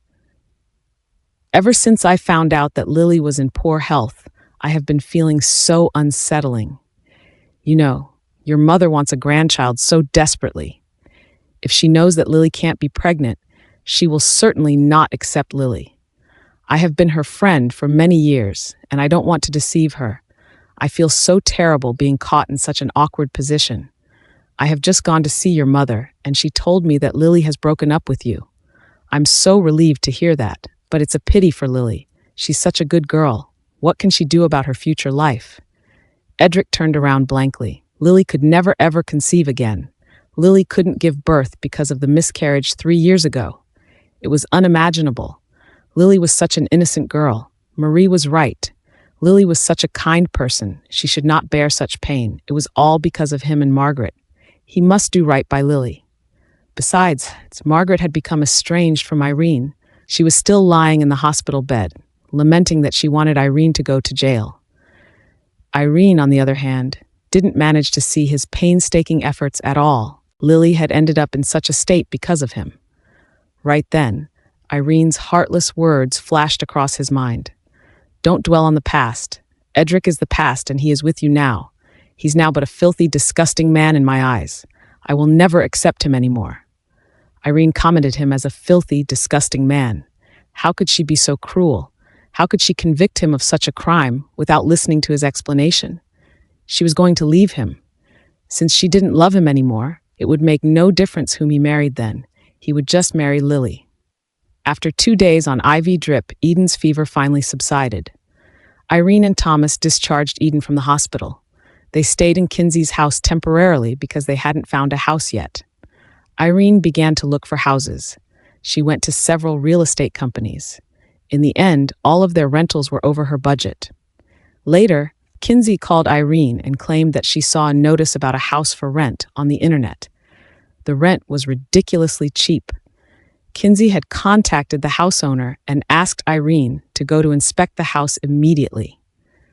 It was a 3-bedroom house, and it was tastefully renovated. The landlord told them that he wanted to rent the house out because he was going abroad. He wasn't going to make money from the rental. Instead, he just wanted someone to help him look after the house. Therefore, the rental wasn't set at the market rate. Most importantly, the tenant must be someone he deemed kind and friendly.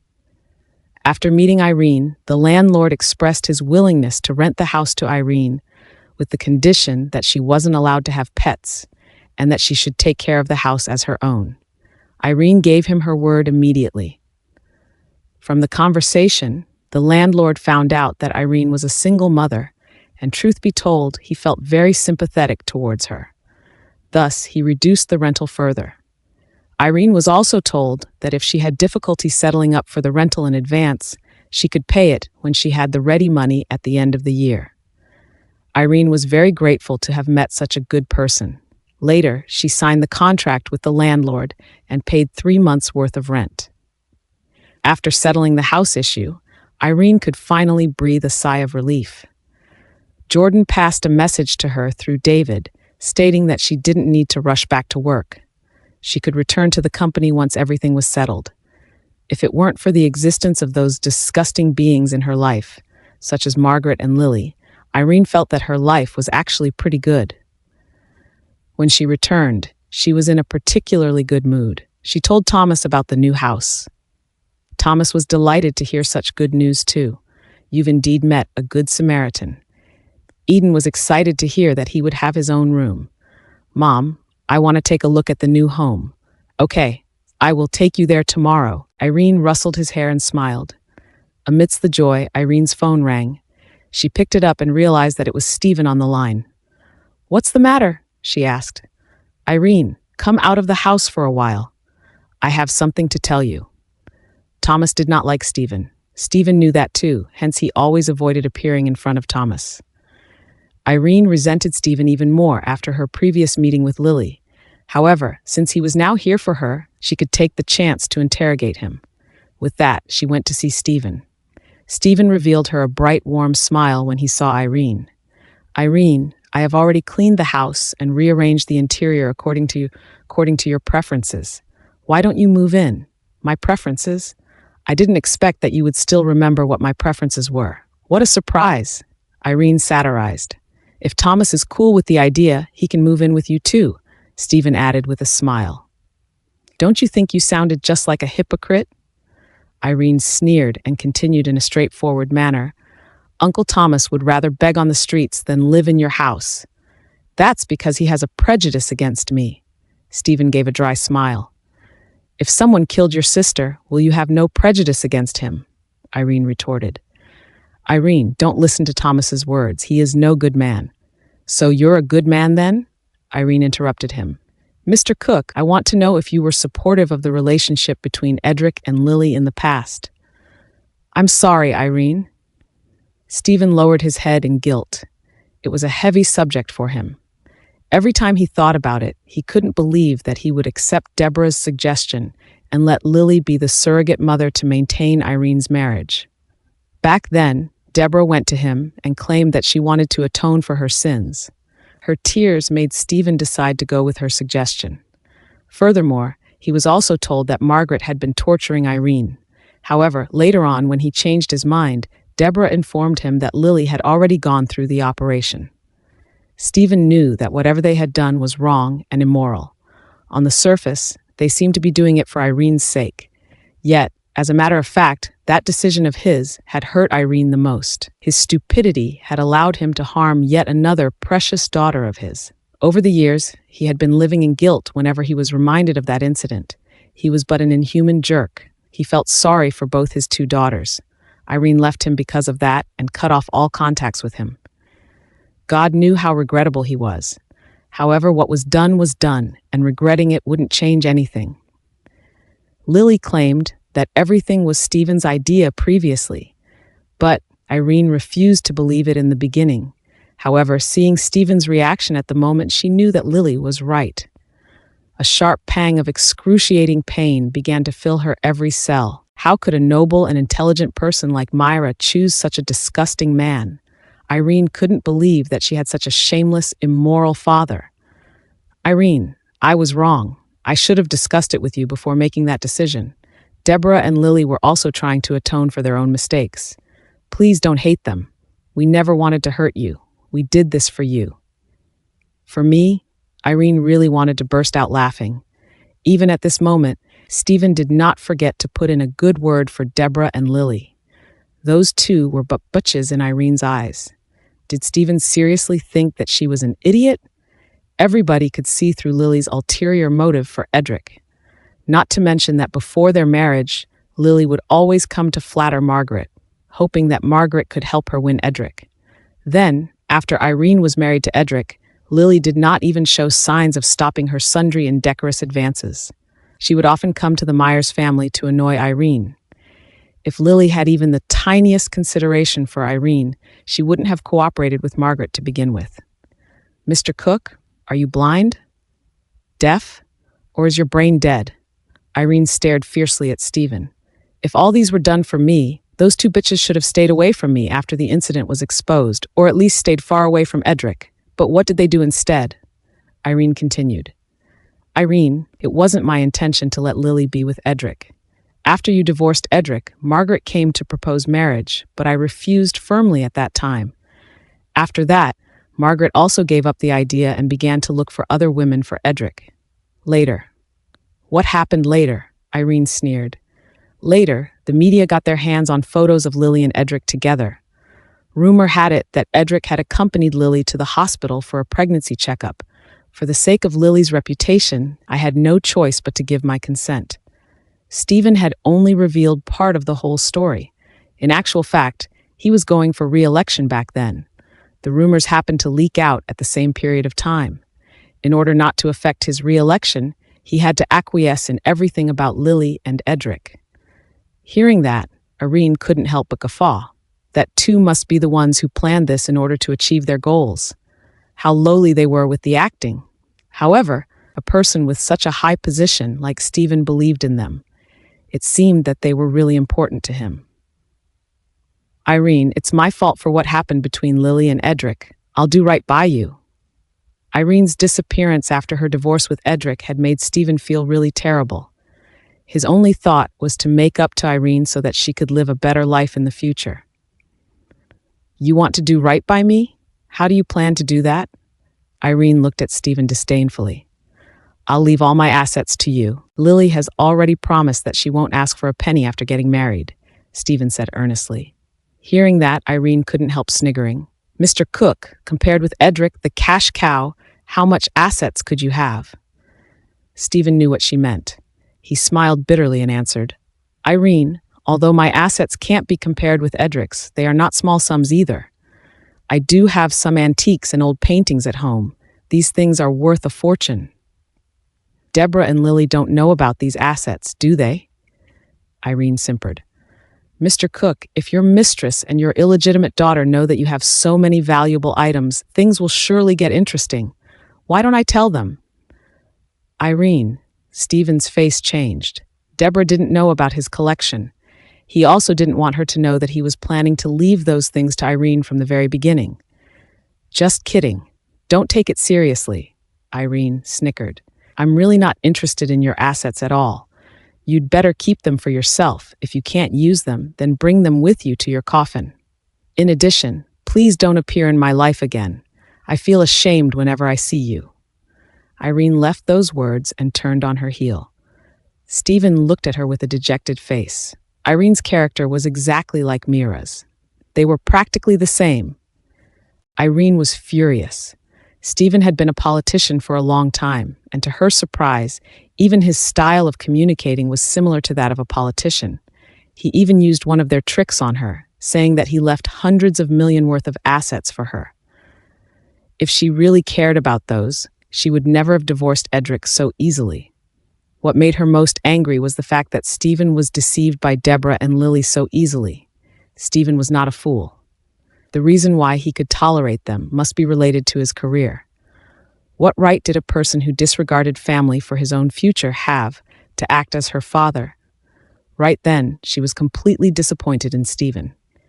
After returning home, Irene's face was written with dejection. Thomas asked her, concerned, "What did he meet you for?"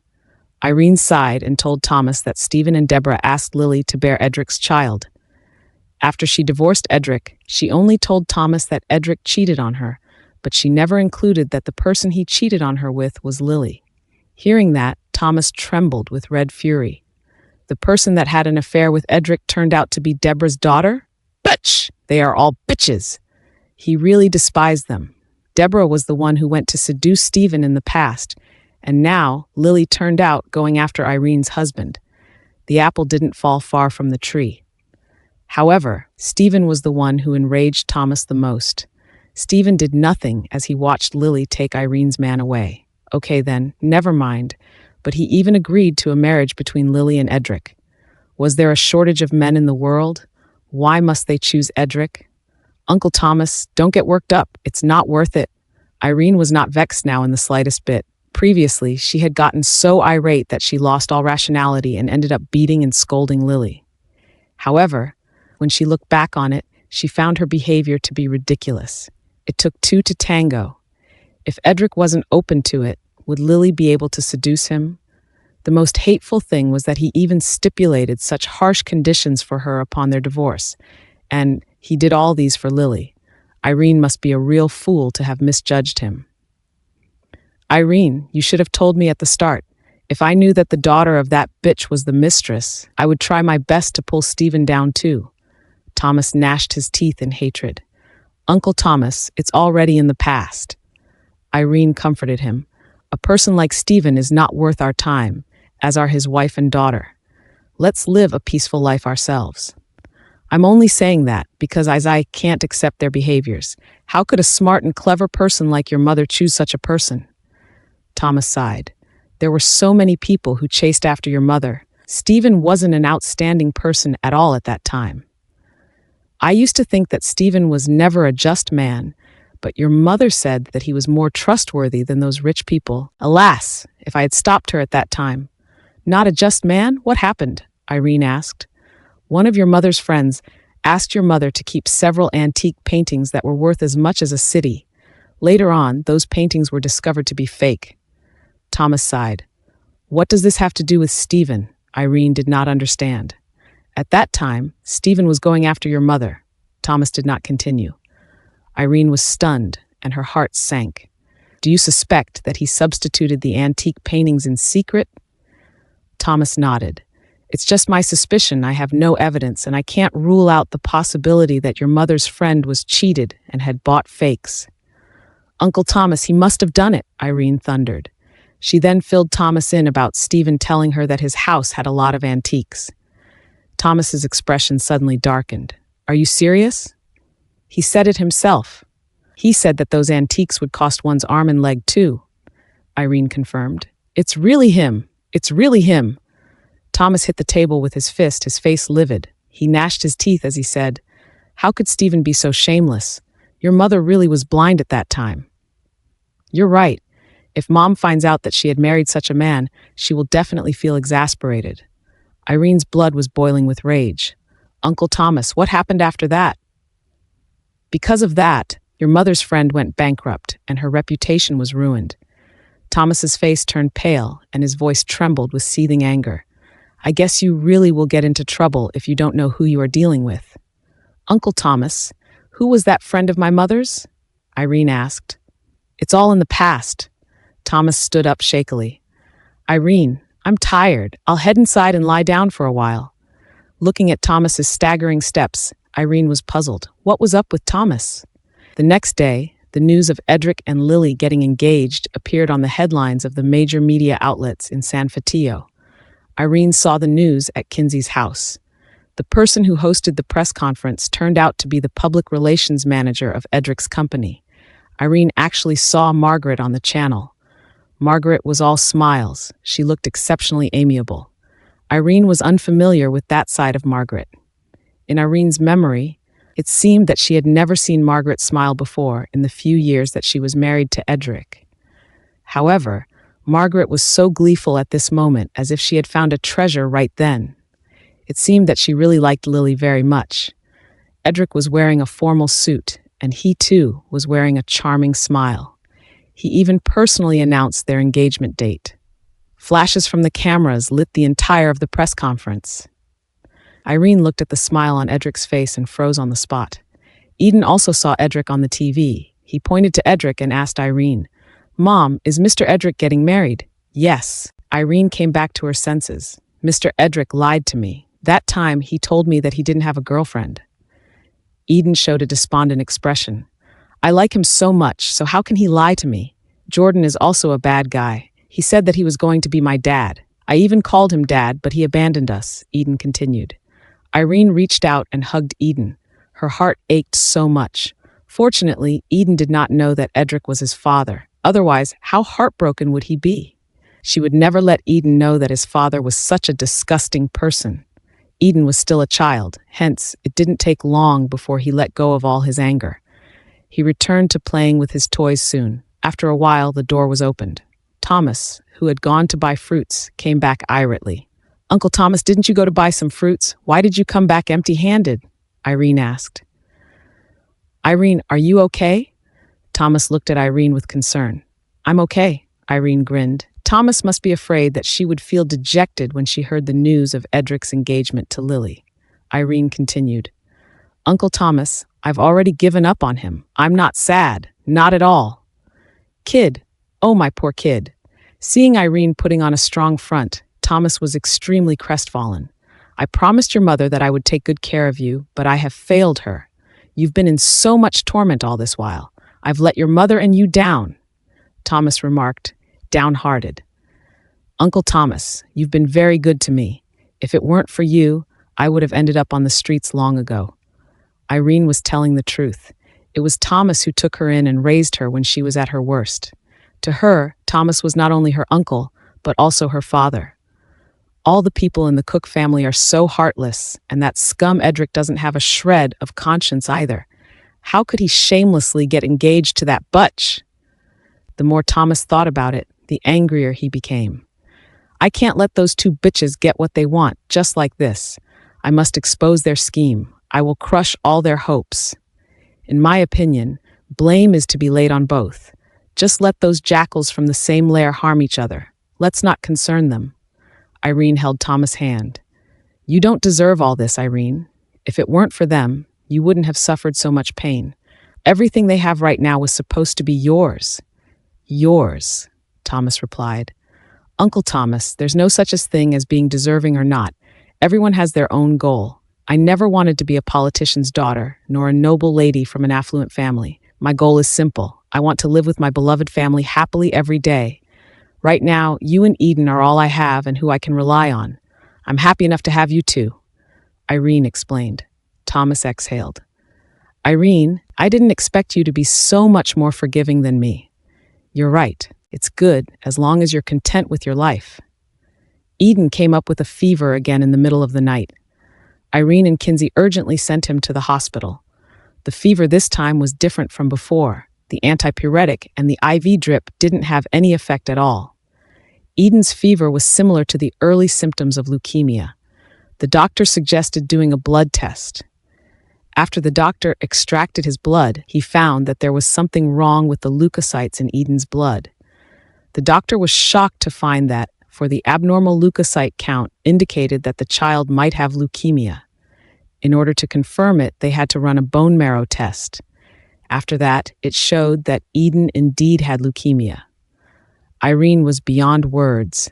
Irene could not accept that result at all. She suspected that there was something amiss with the hospital's examination, so she flew abroad with Eden immediately after Eden recovered a little. Nathan went to several hospitals with her and Eden in succession, and the results of all the examinations were exactly the same. The doctor diagnosed that Eden had acute myeloid leukemia. Its 5-year survival rate was at most 40%. At present, the safest treatment was to control it with medicine in order to prevent the cancer cells from spreading. Then, they would work on finding a bone marrow donor. If they found someone with matching bone marrow, they could then do a marrow transplant immediately. However, a bone marrow transplant might not be 100% effective in treating Eden. There was only an 80% chance of it being cured. 80% of hope was better than nothing. Irene immediately commenced a bone marrow match test, but her bone marrow didn't match Eden's. The hospital looked around for other people with bone marrow that matched Eden's. However, it wasn't an easy task. Irene had become haggard in just a few days. Nathan left his work to accompany her day and night. When the doctor saw Irene's disheveled appearance, he suggested that the best way to cure Eden was to do a cord blood transplant. The doctor proposed to have Eden's biological father to bear another child with Irene and to treat Eden's leukemia with the cord blood of the new baby. Irene flumped herself dejectedly on the chair in the hospital with Nathan sitting next to her. It has taken such a long time even before we can find a match. I think this suggestion is feasible. You want me to make love to that disgusting man? Do you want me to die of disgust? Irene shook her head. Irene, for Eden's sake, no matter how disgusting it is, you still have to do it. Tell him the truth. After all, Eden is his child. No matter what, he will definitely do this for his child, Nathan persuaded her. I know him very well. Since he personally announced his engagement with Lily, it shows that he values that matter very much. I don't want to humiliate myself. Irene retorted, how do you know if you don't even try? You have to give it a shot, even if the chance of succeeding is meager, for Eden's sake. Do you want Eden to bear the pain of illness all the time? He is my child and I am his mother. How would I allow him to be in such pain? Irene covered her face with her hands. Did she really have to bend down to that disgusting man? Men and toothbrushes were the only thing that couldn't be shared. That being said, Edric's betrayal had made him a dirty and nauseating man. Irene, it's not the time to let your emotions take the better of you. You have to think about Eden. Edric and Lily will be engaged the day after tomorrow. You have to stop them before the engagement, Nathan said. With Nathan's persuasion, Irene picked up the phone and called Edric. For so many years, his phone number had always been in her mind. She didn't even need to look it up in her contact book at all. Hello? Edric's voice was tinged with sleepiness due to the difference in time zones. It's me. Irene controlled herself so her emotions did not show in her tone. Edric sat up immediately after he heard Irene's voice. Right then, he returned to his usual indifference. What's wrong? Edric, can I ask you for a favor? What is it? He asked. Can you not get engaged to Lily? Licking her cracked lips, she finally muttered out a complete sentence. I'm afraid I can't. Edric answered in a straightforward manner.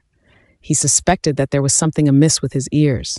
If she had made such a request a few days ago, he would have been ecstatic and gave her a positive answer. However, right then, he felt that it was too ironic. Edric, if you don't get engaged to Lily, I will consider getting back together with you. God knew how much courage it took for her to say that. Nonetheless, Edric sneered and parroted, Get back together with me? Did I hear it correctly? Edric, aren't you curious about why I want to get back with you? Irene felt extremely humiliated. It was a shame for her to plead Edric, her ex-husband who had an affair, to get back to her. This was her last resort, and for Eden, she did not mind to bear such humiliation. Miss Nelson, there is a limit to everything. You brought this up after I announced my engagement with Lily. Don't you think it's too late? Edric simpered. He had considered it carefully before agreeing to be engaged to Lily. It had nothing to do with love. He only wanted to do right by Lily. The most important thing was that he did not believe that Irene really wanted to get back with him. She hated Lily and Deborah. Her calling him after he announced his engagement with Lily was most probably for revenge. She wanted Lily's image to be ruined, but he would not allow himself to be Irene's tool for revenge. Let me tell you clearly, no matter what reason you have, I won't give up my engagement with Lily. He hung up after saying that. Never did Irene want to have any contact with him at all. But for the sake of Eden, she had to give in. Irene bit her lip and called Edric again. The phone rang twice before it was rejected. When she called back for the third times, Edric had already turned off his phone. Listening to the mechanical female voice from the phone, Irene's face turned pale, her body shaking like a leaf. How could Edric be so heartless? How could he turn her away? Her mind was echoing with Edric's ruthless words to her. No matter what reason you have, I won't give up my engagement with Lily. Edric, you will regret it. I swear you will regret it. Irene thought. How did the negotiation with Edric go? Nathan asked. She didn't come back to her senses until Nathan came over and gave her a nudge.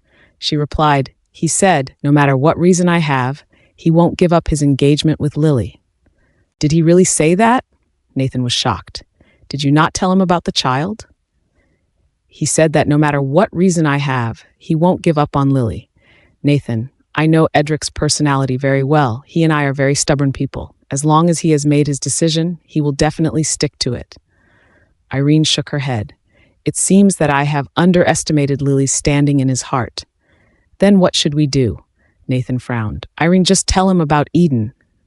No one is capable of hurting their own children. Edric is not such a cruel person. I think you should call him again. It's useless. He's turned off his phone. Irene smiled bitterly. She had thought of telling Edric the truth, but Edric did not even give her a chance. How could this be? Nathan sighed. Irene, don't worry. Call him again after a few hours. His phone won't be turned off the entire time. Irene did not speak. Dr. George, Eden's attending doctor, came over. Seeing Nathan and Irene standing there with a dejected face, he asked, How is it? Have you guys decided to go with my suggestion? Nathan smiled bitterly. This suggestion will not work on our side. The child's father is about to be remarried.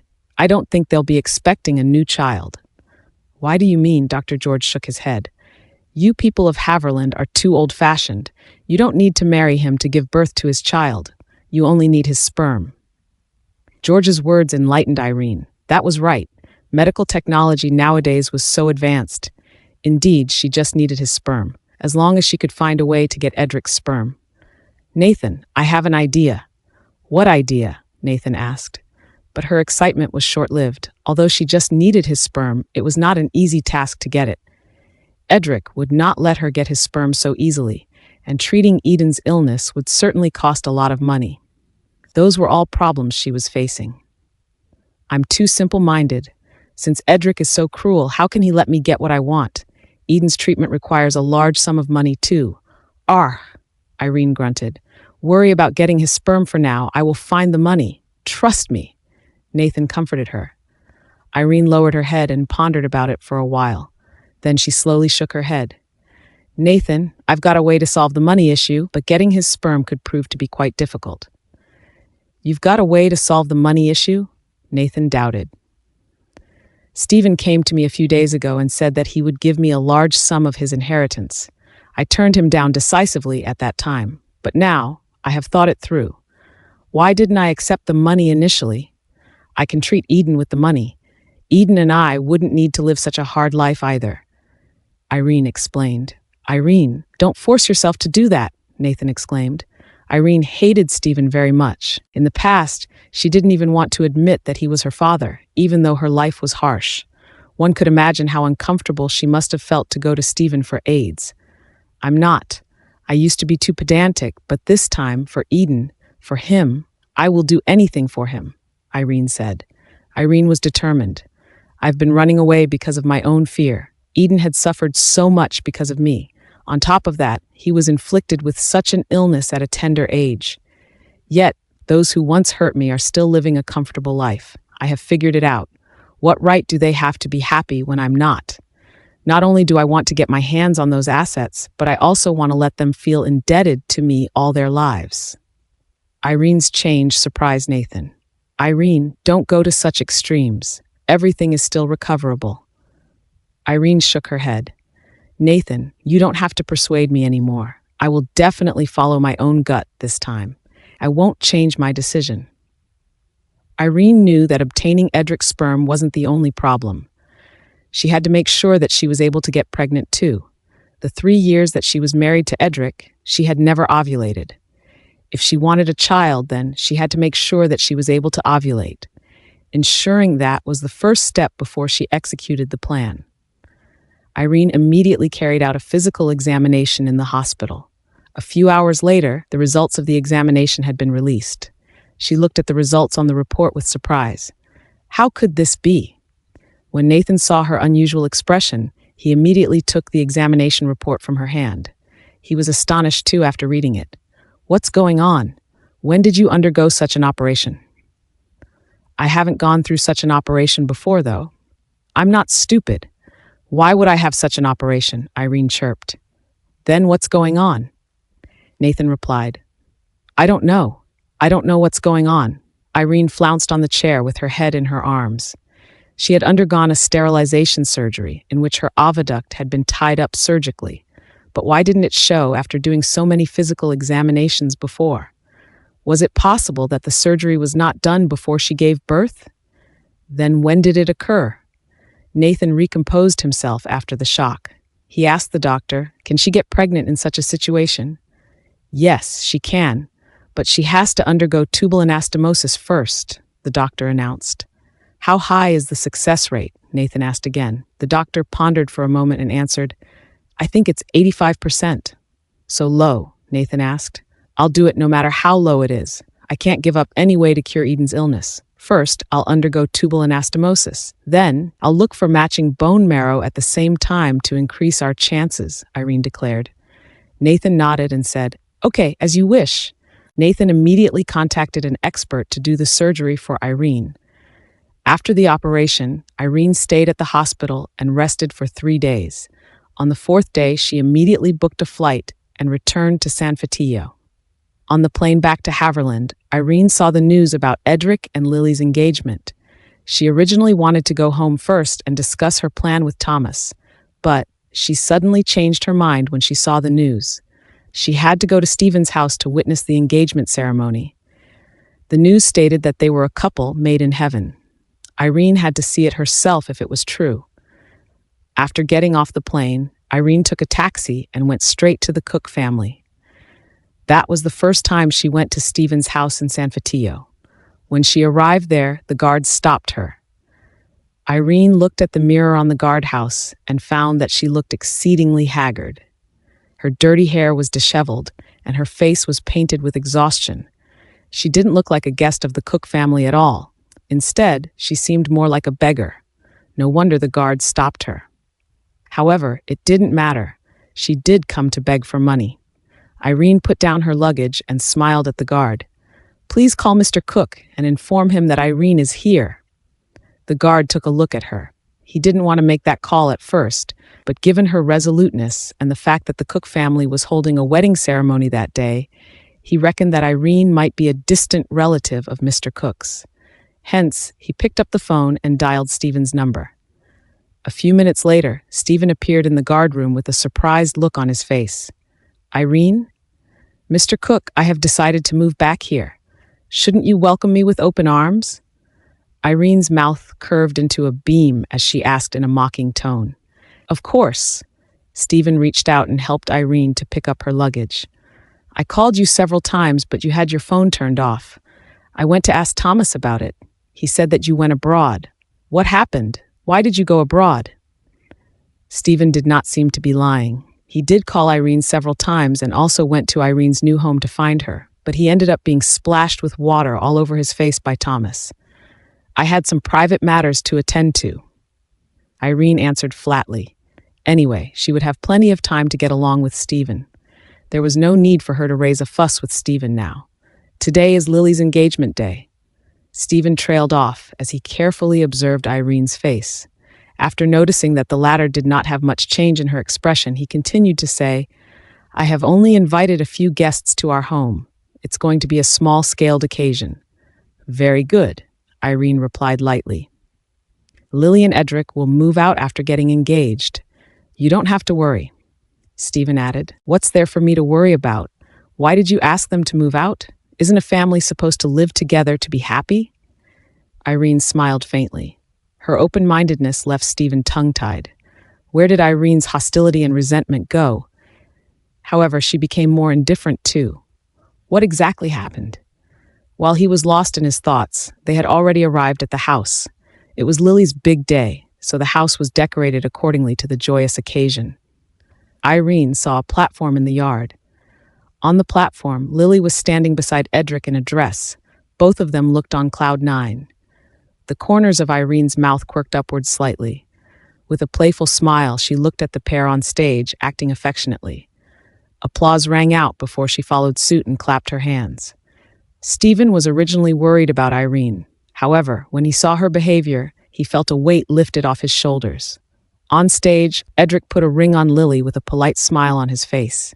His movements were as smooth as flowing water, yet the depth of his eyes was void of emotion. His eyes swept to Irene, who was standing below the stage while clapping her hands. He was subconsciously stunned. While he was in a daze, Lily tiptoed and took the initiative to perk at his lips. The applause became more thunderous. The smile on Irene's face widened. Margaret breathed a sigh of relief when she saw that scene. She looked at Deborah, who was next to her. The two exchanged glances and chuckled. Suddenly, they realized that there was a person missing. Margaret asked right away, "Where is Stephen?" "He was still here just now, but he left after answering a call," Deborah said as she looked at the entrance.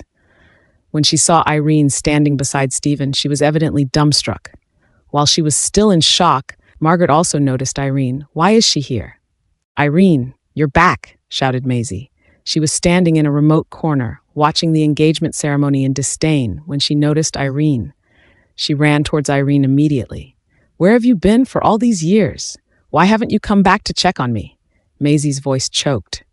Irene saw Maisie, and she too ran over excitedly. She stretched out her arms and hugged Maisie. When Irene was just a wisp of a girl, Maisie worked as a servant in the Cook family. She had always been very good to Irene. Deborah and Margaret also came over. When they saw Irene, Margaret's first thought was that Irene was here to stir up trouble. She stood in front of Irene with an aggressive front. "Why did you come?" Irene let go of Maisie and squinted at Margaret. "Excuse me, who are you in the Cook family?" "I." Margaret's face turned red. The contempt on Irene's face agitated her. "Well, Lily's my daughter-in-law, and this is her home." "Oh, it's not yours then. What makes you qualified to ask me what I'm here for?" Irene retorted unceremoniously. She turned to look at Deborah and asked with a smirk, "Isn't that right, Mrs. Cook?" Deborah gave Irene an awkward smile. She knew that things would not go so smoothly with Irene's presence. Irene definitely had no good intentions for visiting them at this time. Fortunately, the ceremony was over. Immediately, she chirruped, "Irene, let's talk inside." "Why are you inviting her in? Just have someone to get her out of here." Margaret barked despite being in such a joyous ceremony.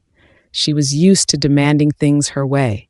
Irene did not have money, power, nor authority. Margaret was not afraid of offending Irene. Irene sneered. "Since when did an outsider get to make decisions in this house? Don't tell me that Mr. Cook is looking for a new Mrs. Cook again? Madam Deborah, it seems like you should keep an eye on Mr. Cook. He's certainly very charming. Perhaps someone would covet your place in this family." Even fools could tell that Irene was insulting Margaret. Margaret did not expect Irene to insinuate that she had a string or two with Stephen. Irene was really rude in Margaret's eyes. The latter huffed and was about to retort when Irene looked at Deborah. "Mrs. Cook, is my room ready?" Deborah tried to put a smile on her face. "We've always kept your room for you." "It's not the smallest, darkest, and the most humid room, is it?" Irene taunted. "No, it's the largest one that gets plenty of sunlight," Deborah said. "Good." Irene was satisfied.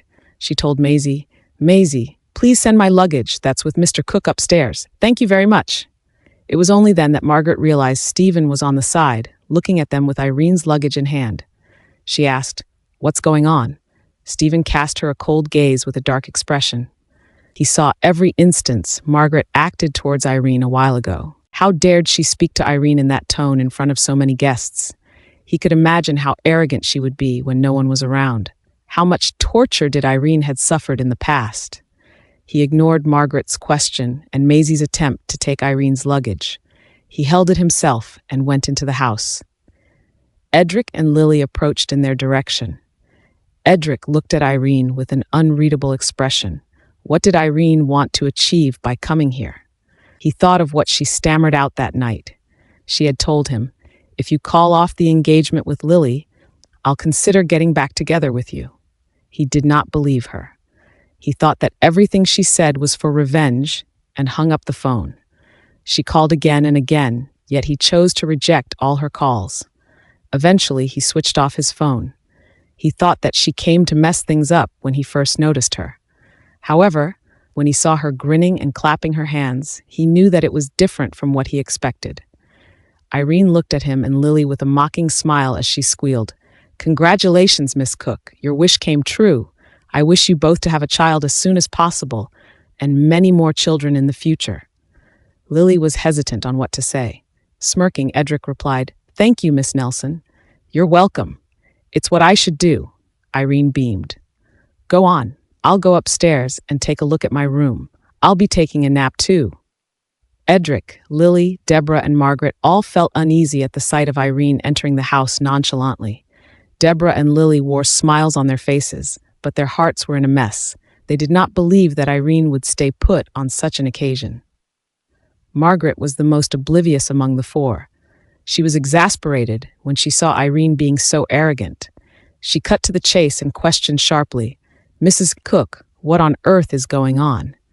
"Let's talk about it later. We should arrange the guests to go to the hotel now." Deborah forced a smile. Although there were not many people in the yard who came to attend the engagement party, it was definitely not the right place to discuss such a topic. Most importantly, Deborah did not want to even bring this up, for it was related to a shameful past of hers. After Myra's passing, Stephen took on his new position in Allsburg City. She and Lily went together with him. No one knew that Stephen had once married Myra prior to Deborah. She had lived all these years as if she was his first, only, and legal wife. If anyone knew that she had apparently been his mistress before she married him, she would certainly be shamed. The party was not as joyful as it seemed. While Stephen returned to the event, he did not look as gleeful as he did in the morning. His attitude towards Margaret also became rather chilly. The party finally ended.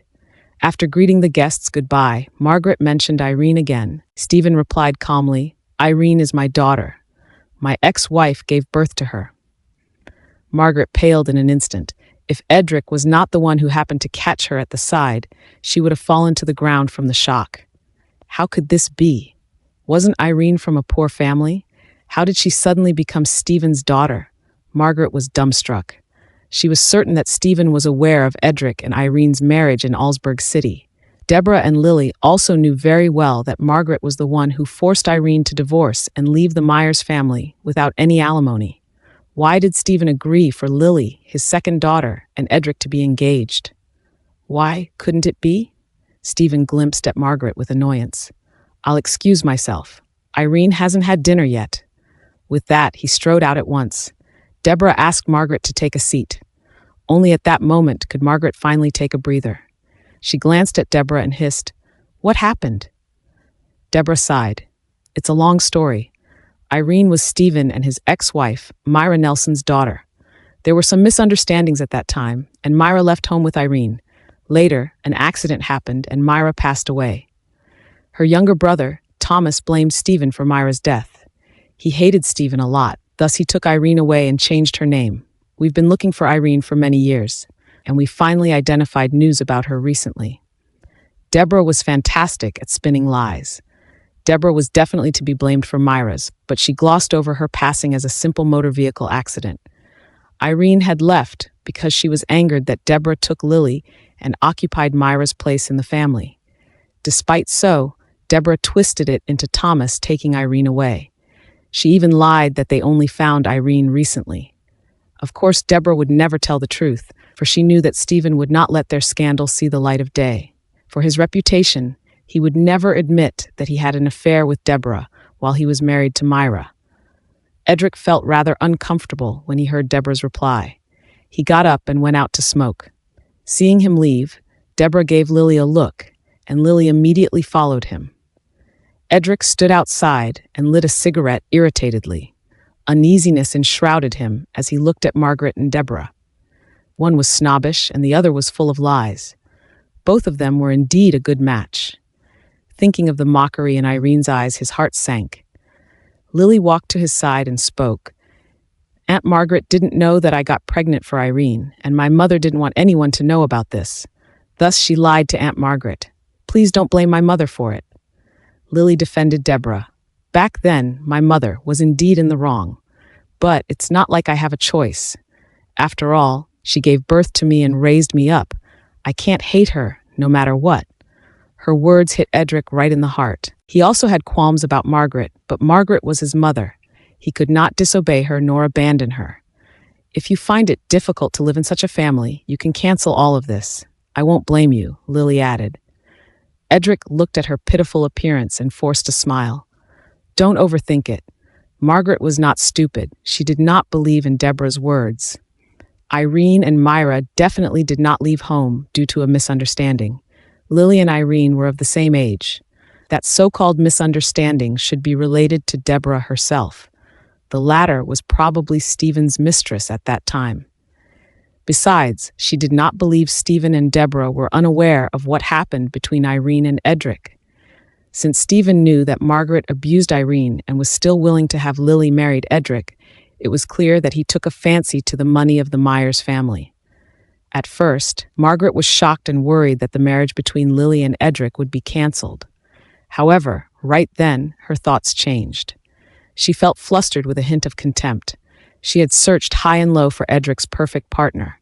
Why did she end up choosing Lily, who was just a mistress' daughter? Nevertheless, Lily was still better than Irene. Just the thought of Irene's unyielding attitude made Margaret boil in anger. Lily was gentle, kind, and sensible. She would never go against Margaret like Irene did. Experienced in the pretense and the deceit of the corporate world, Margaret knew how to laugh the matter off, thereby leaving Deborah some dignity. I see. So, what happened between Edric and Lily? Actually, Stephen and I were also in a dilemma about Lily and Edric. Stephen once told Irene about it as he was worried that Irene would disagree with it. But to our surprise, Irene was pretty open about it.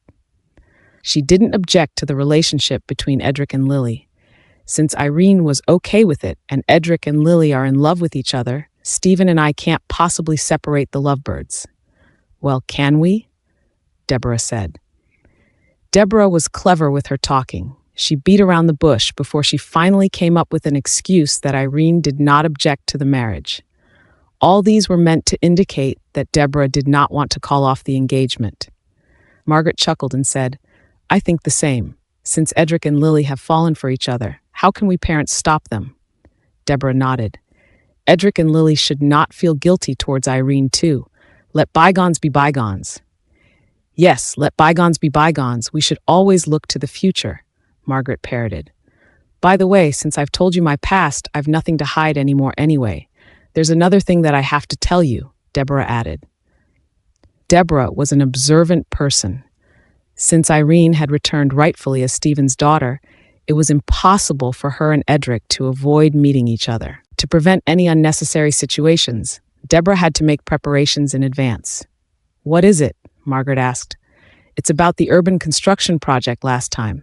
It wasn't that Stephen didn't want to help, but it was Irene who requested him to do so. Stephen felt guilty towards her, so he agreed with her request, Deborah explained. I see. Margaret nodded in understanding as her hatred for Irene increased tenfold.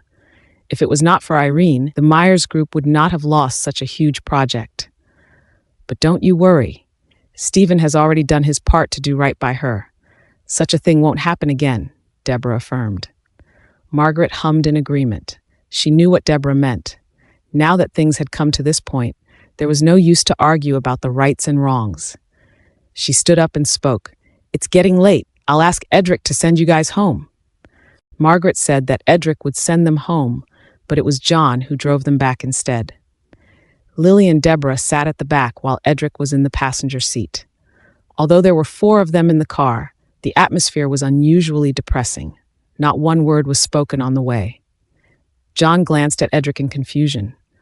Why did he feel that Edric was in a bad mood? What happened? When they arrived at the Cook family, Edric did not get out of the car. Lily, too, did not cling to him as usual. Instead, she bid goodbye to him sensibly and left. As Edric's car vanished from their visions, Lily exhaled and asked, "Mom, do you think Margaret believed what you told her?" "Even if she doesn't, I'll make her believe it," Deborah huffed. She felt her face growing stiff from all the forced smiles she had to put on just for the sake of explaining things to Margaret earlier in the day. Thinking that all this happened because of Irene, she cursed in a low voice. "Tum that little bitch. She came back right at this time on purpose. Tum it." "Yeah, I was so nervous today. I thought she would make a scene, but unexpectedly, she did nothing," Lily agreed. "By the way, how's it going with Edric?" Deborah asked. "He trusts my words. Seems like there'll be no problems for the time being," Lily answered. "You're right. Edric has always thought that you're innocent. Besides, he's been feeling guilty towards you that you're not able to give birth. He probably won't suspect you. But you have to be careful in the future," Deborah reminded Lily. She continued, "Everything is good about Edric, but he's just too respectful to Margaret. If Irene had made the effort to please Margaret back then, she wouldn't have ended up in such a pathetic state. You must remember that no matter what happens, don't provoke Margaret. As long as Margaret's happy, the same will be for Edric." Lily nodded. Thinking of how Margaret had threatened Edric to divorce Irene with her life, Lily made up her mind that she must coax Margaret well and must never slack off in flattering the latter. Deborah and Lily stood at the door for a while. Only then they opened the door and entered the house. Irene had already woken up from her nap and was having her meal in the dining room. Maisie and Stephen sat on the side and looked at her. After having a shower and some sleep, Irene looked much refreshed. She was not as lethargic as she was at noon this day. Maisie made spaghetti for dinner before Irene ate it with relish. "Maisie, it's been a long time since I last had your spaghetti. It still tastes as good." Maisie looked at Irene lovingly. "From now on, I'll make you whatever you like every day." "Thank you." Irene gave Maisie a sweet smile and continued to tuck in the spaghetti. Stephen heard the noise and turned around. When he saw Deborah and Lily, he spoke blandly, "You're back." Deborah walked over with a beam on her face and asked, "Stephen, why do you let Irene eat spaghetti? We should bring her out to a restaurant." Irene said she didn't want to trouble us, so she asked Maisie to make some spaghetti for her, Stephen answered. "I'll personally prepare a meal tomorrow to welcome Irene back into the house," Deborah said.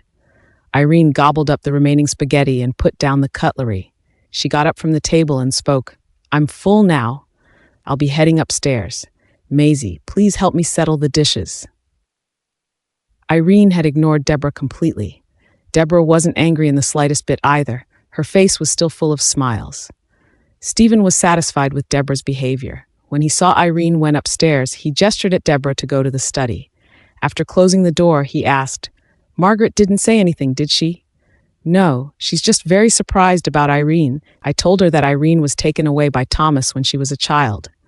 We never heard anything from Irene until recently," Deborah answered. Stephen nodded. "Whether she believes it or not, that's it. She's one evil woman too. When I saw how aggressive she was towards Irene today, I'm really worried that Lily will suffer a similar fate." "Lily will be fine. Margaret didn't know Irene was your daughter back then, but Lily's different. She has to treat Lily well out of respect to you," Deborah reasoned. Stephen agreed. He was so delighted at the fact Irene had decided to move back home. He told Deborah, "Now that Irene's back, you must remember to be nice to her. Humans are emotional beings. If you treat her well, she'll certainly change her mind towards you." "I know, don't worry. I'll treat Irene like my own daughter," Deborah responded. Stephen's tone no longer sounded as harsh as he muttered, "Thank you." When Edric returned home, Margaret had been waiting for him in the living room for a long time. "Edric, why are you back so late?" Edric walked over to her and sat down, asking, "Mom, why are you still up? Can't you see I'm waiting for you? How could I sleep when such a big thing happened? I'm waiting for you to come back and discuss this with me," Margaret answered. "Is there anything to be discussed?" he questioned. "Aren't you surprised?" Margaret was very dissatisfied with Edric's composure. "I've seen so many things in my life, but never have I come across something so outrageous. Irene and Lily are actually siblings, but why don't they look alike at all? Even biological twins won't look like each other," let alone the half-siblings, Edric answered plainly. Thomas was so cruel. No matter how much he hated Stephen, he shouldn't have dragged Irene down with him. If Irene had grown up with Stephen, she would definitely be more charming and perfect. Margaret sighed. Sure, if you knew that she was Stephen's daughter, you would surely not treat her like how you did. Am I right? Edric's voice was as calm as a mill pond, but the irony in his speech was apparent. Margaret tittered awkwardly. Well, I had you divorce her because she couldn't give birth to a child. It had nothing to do with her identity. In the kind of environment when she was with us, it's normal that she couldn't get pregnant. Edric let out a sneer. Let's not talk about this first. You have to be careful with the cooks from now on. Since Irene has reunited with Stephen, she might very likely pull tricks on us, Margaret reminded him. Are you worried that she'll take revenge on you? He scoffed. Then why did you do all those things to her back then? Edric, didn't I do it for you? Everything I did was for your own good. You have to be careful of Irene. I always felt that she returned with evil intentions this time. She'll definitely find a way to go against us. Margaret knew that Edric felt uncomfortable talking about Irene. But Margaret was not at peace either. She was well aware of Irene's hostility towards her. It seemed that Stephen also regarded Irene rather dearly too. It could clearly be seen from the drastic change in his attitude towards Margaret earlier in the day. Didn't Deborah say that it was Irene who interfered in the urban construction project? If Irene continued to sabotage them in the future, the sports tournament they were working on would be ruined too.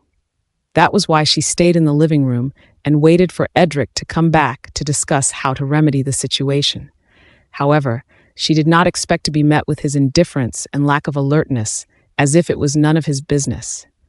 If she wants to have revenge, then let her be. Edric looked impatient. Have you ever thought about it? Irene is dead weight. With her in your way, Stephen would give you less support, Margaret warned him. Mom, will the company go bankrupt if I don't have Stephen's help? Edric asked in return. No, I know you're capable, but I'm not assured looking at you fighting alone. That's why I have to find someone who will help you in the business to marry you. It seems that we have to put the marriage with Lily on hold, Margaret stated. Why? Edric was bewildered and asked, You want to break off the marriage? If Stephen won't support you, there's absolutely no need for this union. Margaret replied confidently, You'd better be sure of yourself. Edric was vexed. It's you who asked them for marriage, and now it's you who want to break it off.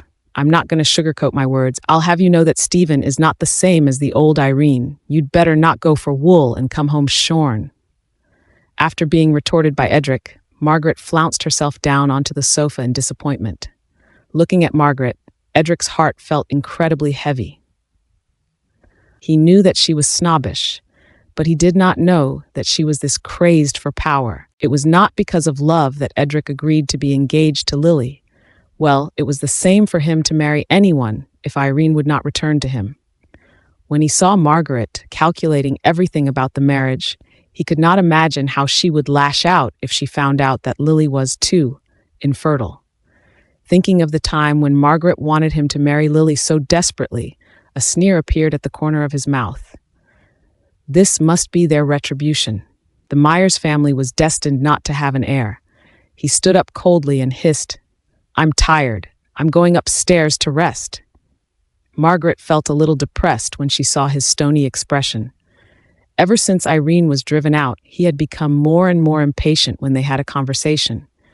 But she did not feel that she was in the wrong. Everything she had done was for Edric. Why didn't he appreciate it? Irene went back to her room and made a phone call to Thomas, saying that she had returned to the Cook family. Thomas was positively astonished. After she told him the reason for her return, he exhaled deeply. Irene, you have to be careful. Deborah is not easy to deal with. Don't worry, Uncle Thomas, I'll be careful, Irene responded. After hanging up the phone, Irene lay on the bed and kept shifting around. She could not fall asleep. She wasn't as composed as she seemed to be outwardly when she witnessed Edric and Lily receiving blessings from everyone on the stage this day. Like an experienced actress, she had hidden all the discomfort she had inside.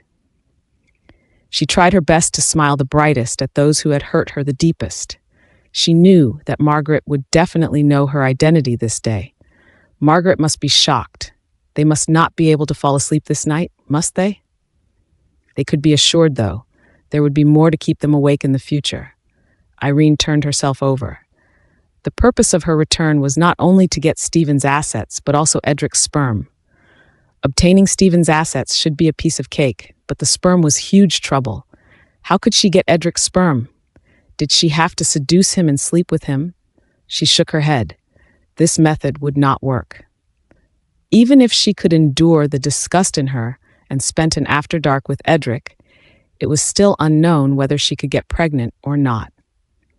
She had slept with him more than often in the 3 years of their marriage, but she did not find out that she was pregnant until right before their divorce. She had just undergone fallopian tube anastomosis. It should be very difficult for her to conceive naturally at this point in time. There was only one way, which was to steal his sperm. But how should she do that? She remembered that she had read a story before. There was a woman who stole sperm from the condom in order to get pregnant with another man's child. That woman in the story managed to be pregnant eventually. This approach might work, since Edric and Lily were already engaged. They would surely sleep together. If she could replace their condoms with those without spermicide and retrieve the condoms after they used them, it was just that they would not use condoms, would they? After all, Margaret was very eager to have a grandchild. Edric was such an obedient child that he would definitely satisfy her wish. Irene sighed. None of the ways would work. What should she do? The next morning, when Irene went downstairs, she saw Stephen on the sofa in the living room with Deborah. Spotting Irene, Stephen revealed an amiable smile and asked, "Irene, did you sleep well last night?" "It was good," Irene replied plainly. "Let's have breakfast." As soon as Stephen got up, Deborah followed suit too. With a smile plastered on her face, she explained, "Stephen had Maisie make you your favorite breakfast. He's been waiting for you to have it together." "Thank you." Irene forced herself to say the words. The truth was she did not feel grateful at their kind gestures at all.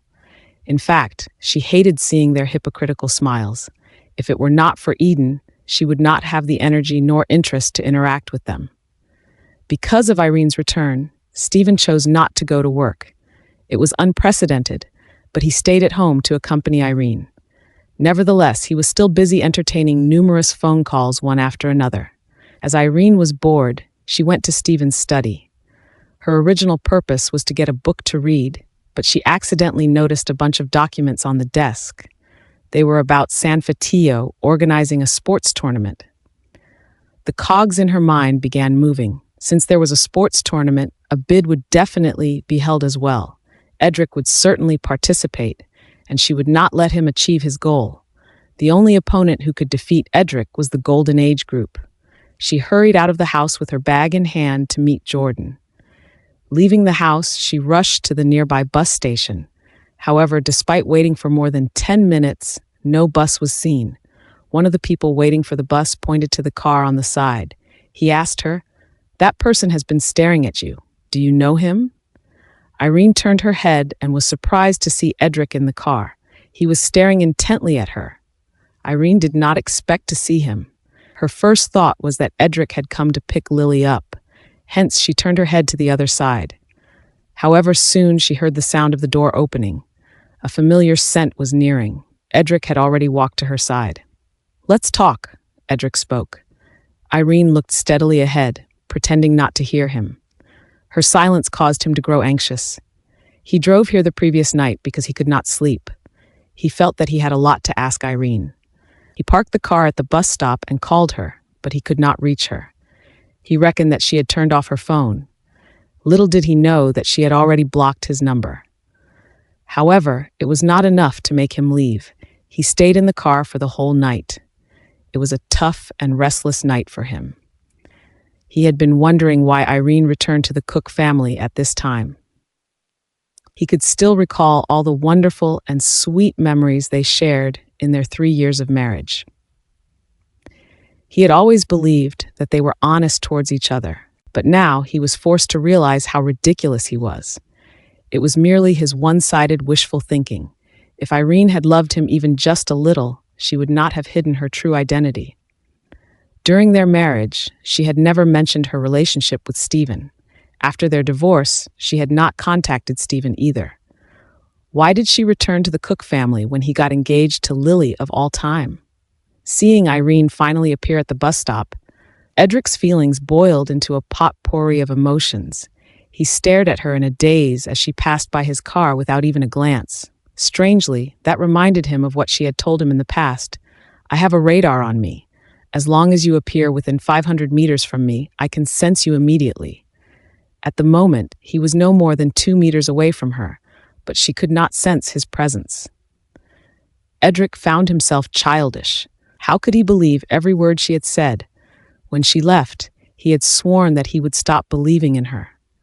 However, everything she said seemed to have taken root in his heart. It would ring in his head whenever it was fitting. Perhaps he had stared at Irene for too long. The man who was waiting for the bus spoke to Irene and reminded her of his existence. Then, she turned her head to glance at his car indifferently before looking away. Her complete lack of emotion made him rush out of the car to grab her hand without thinking. "Follow me," he urged. "Let go." Irene struggled. She did not want to get into his car. Ever since he rejected her mercilessly that day, her last touch of affection for him had vanished. From then on, they would only be strangers. He dragged her onto the car and locked the doors. Irene failed to open the door and glared at him. "Edric Myers, are you out of your mind?" "Irene, we have to talk." He ignored her outburst. "You have to answer me honestly." "Who do you think you are?" She stared at him with a contemptuous leer on her face. Disregarding her hostile response, he queried, "Why did you come back at this time?" "Because I wanted to." "Can't I do that?" She fired back. "You must have a purpose. You refused to recognize Stephen even though you were in that situation back then. Why did you come back this time? And why did you call me that night?" "I want to know the reason," he demanded. What a foolish man Edric was. Didn't he realize that it was already too late for him to get an answer from her at this point in time? "I wasn't thinking straight at that time," she answered. "Are you trying to take revenge on Lily? Is revenge your goal?" "Lily? Revenge?" Irene whipped her head around, her gaze icy. "So what if that's the case?" "I won't let you succeed. You'd better not think of doing anything." Edric glared at her and warned, "I won't let any hurt befall her." Those were the words he had once promised Irene. At this moment, his promise was bound to another woman. Irene found it both amusing yet pathetic. She must have been really blind. How could she fall in love with such a man? How could she believe that he would bring her happiness? Fortunately, everything was in the past. "Edric Myers, I would no longer cower in the pain you inflicted on me. From now on, I swear that I would take back everything I deserved," barked Irene inwardly while gritting her teeth. "It depends on whether you're capable of stopping me," she spat. Then, she pointed at the door. "Open the door and let me out." Edric remained unmoving. "Irene, Lily is in no part in this. Come to me if you want revenge." "I said, open the door," Irene yelled. "If you don't, I'll call your fiancé over." She took out the phone and was about to call Lily's number. He had no choice but to open the door. Irene got out of the car, and after a few steps, she suddenly turned around and marched back. She motioned for Edric to open the window. He presumed she had something to say, so he stretched his head out of the car, only to receive a hard slap on the face. "This is the price you have to pay for forcing me to get in your car. Also, you'll pay for what you've said today. I swear that you'll pay the price." Irene cursed. Seeing her ferocious gaze, Edric felt a twinge of pain in his heart. Why did they become like this? Why? After the incident, Irene no longer had the mood to wait for the bus. Instead, she hailed a taxi and went to Jordan's company. Jordan saw her appear out of the blue and stood up in shock. "Why are you here?" "I'm back to work." "Mr. Reed, shouldn't you welcome me?" Irene tried her best to compose herself before Jordan as if nothing had happened. "Of course I do. Why wouldn't I?" Jordan studied Irene's countenance carefully. He was really astonished. After all, he was aware of Eden's illness. Shouldn't she be by Eden's side at the time? Why did she come back all of a sudden? He could not figure it out and asked, "How's Eden? Is he getting any better?" His condition is stable for now, Irene answered and froze. How do you know Eden is sick? I found it out by accident. He would not reveal that he had been paying close attention to her every move. Looking at her weary face, his heart ached. Irene, don't worry. Everything will be fine. Medical technology is so developed now. My family owns a hospital abroad. I've already ordered them to report to me once they find a compatible bone marrow, he comforted her. Thank you. Irene did not know how else to express her gratitude to Jordan. She could only thank him with words.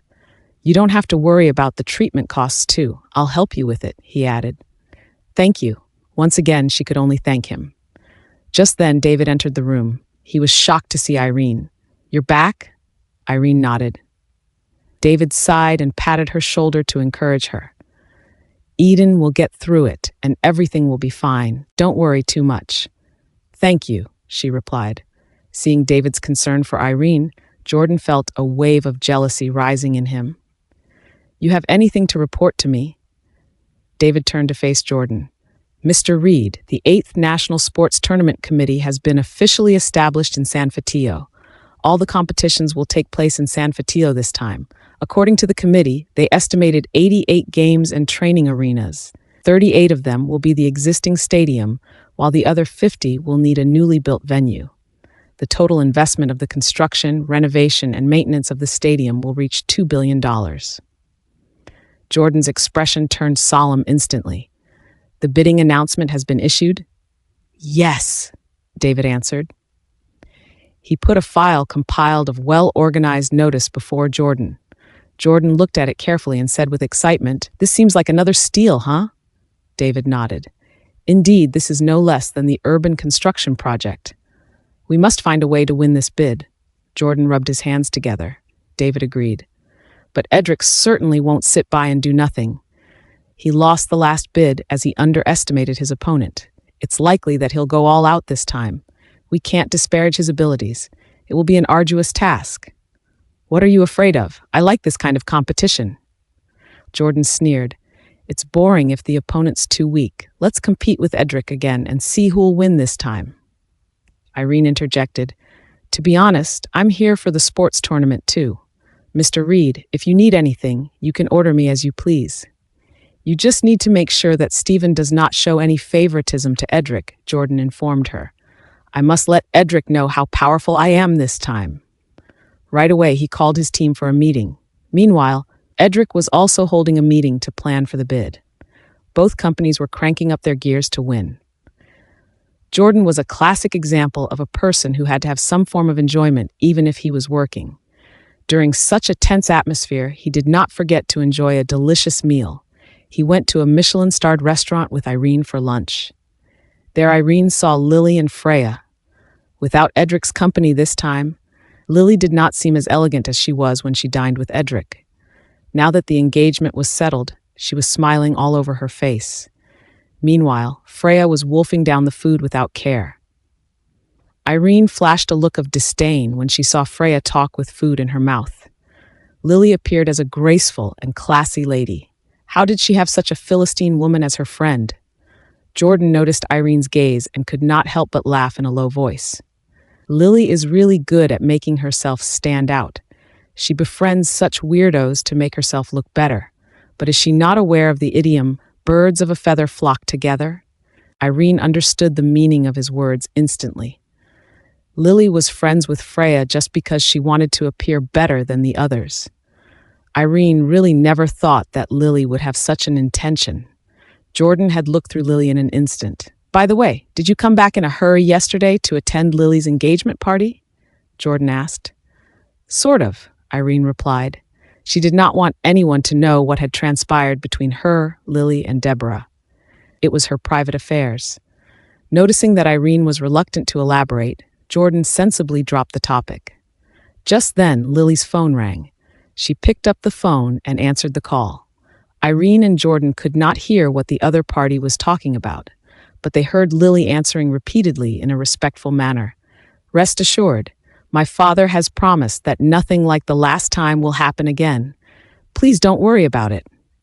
Jordan and Irene exchanged a glance. Seeing Lily answering the phone so politely made them think of Margaret. Lily had said that she promised the same thing would not happen like the last time. Was she talking about the sports tournament? Sure enough, their guess was not wrong.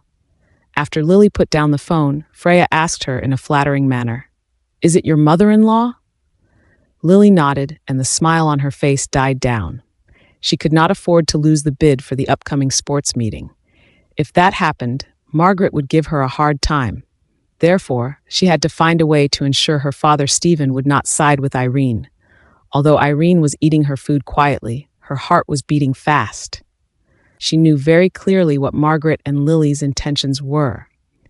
If it weren't for her, Edric would definitely have won the auction previously without any difficulties. This time, Stephen would certainly be bound to be biased to Edric. She, on the other hand, would never allow Edric and Margaret to get what they wanted. Eden was seriously ill and suffering in pain at such a young age. Therefore, how could she allow Edric and Margaret to have everything as per their plans? She had to fight for the auction of the upcoming sports meeting. When Irene returned to the Cook family in the evening, everyone was waiting for her to have dinner. After she washed her hands, she sat down at the table. With a smile, Deborah picked up a spoonful of mashed potatoes for her. However, instead of accepting it with appreciation, she blocked it. Nevertheless, Deborah was not infuriated. She continued to wear a smile on her face and continued to serve Irene. Inwardly, she was snickering. After all, Irene was such a young lady in Deborah's eyes. Irene would never know that her actions would only increase Stephen's sympathy for Deborah. It showed him how hard it was for Deborah to be a stepmother. As long as she had Stephen's sympathy, the guilt he harbored for Irene would decrease correspondingly. When that happened, Irene would regret her rudeness. Sure enough, after Irene blocked Deborah for the third time, Stephen couldn't help but cry out, "Irene, what's wrong?" Irene looked at Stephen innocently. "Deborah is picking up food for you. Why are you?" "I don't like the food she picked. What's more, why bothers others when I can do it by myself?" Irene asked in return. After saying that, she turned to face Deborah. Despite her grin, Irene's gaze was callous. "So, Mrs. Cook, please don't do anything unnecessary. Such an act can only deceive the simple-minded. Even a dumb would know that a mistress will not treat the daughter of the master's wife well sincerely," Irene criticized. She was blatantly accusing Deborah of putting up a show. Stephen frowned slightly, and his sympathy for Deborah disappeared at once. It was true that Deborah knew that Irene was unhappy, but she still picked up food for the latter several times. That was a little fake. "Irene, don't go too far," Lily barked. She couldn't bear to see Irene humiliate Deborah like that. "Did I?" Irene sneered. "Isn't Deborah a mistress? Aren't you an illegitimate daughter? What do you think will happen if I tell an outsider about the relationship between you and our father? How will they judge you?" Lily fell silent instantly. Although Deborah insisted that she and Stephen had been madly in love and that they ended up being pregnant with Lily back then, Deborah could only deceive herself. Even a fool knew that a woman who slept with another woman's husband was a mistress. Lily, the so-called politician's daughter, was indeed born out of wedlock. Deborah's face turned ashen. Her hand, which was holding the fork and spoon, trembled. It was unbearable for her to be humiliated in front of her own daughter. But in the end, she just kept her head down mutely. Stephen's face flushed in anger. It was not his intention to have an affair with Deborah, but he knew he wouldn't be able to explain himself anyway. Nevertheless, Irene had misunderstood him for a long time. Hence, her barbed words were not the worst he had heard. However, Stephen must admit that he was rather content with Deborah's tolerance towards Irene.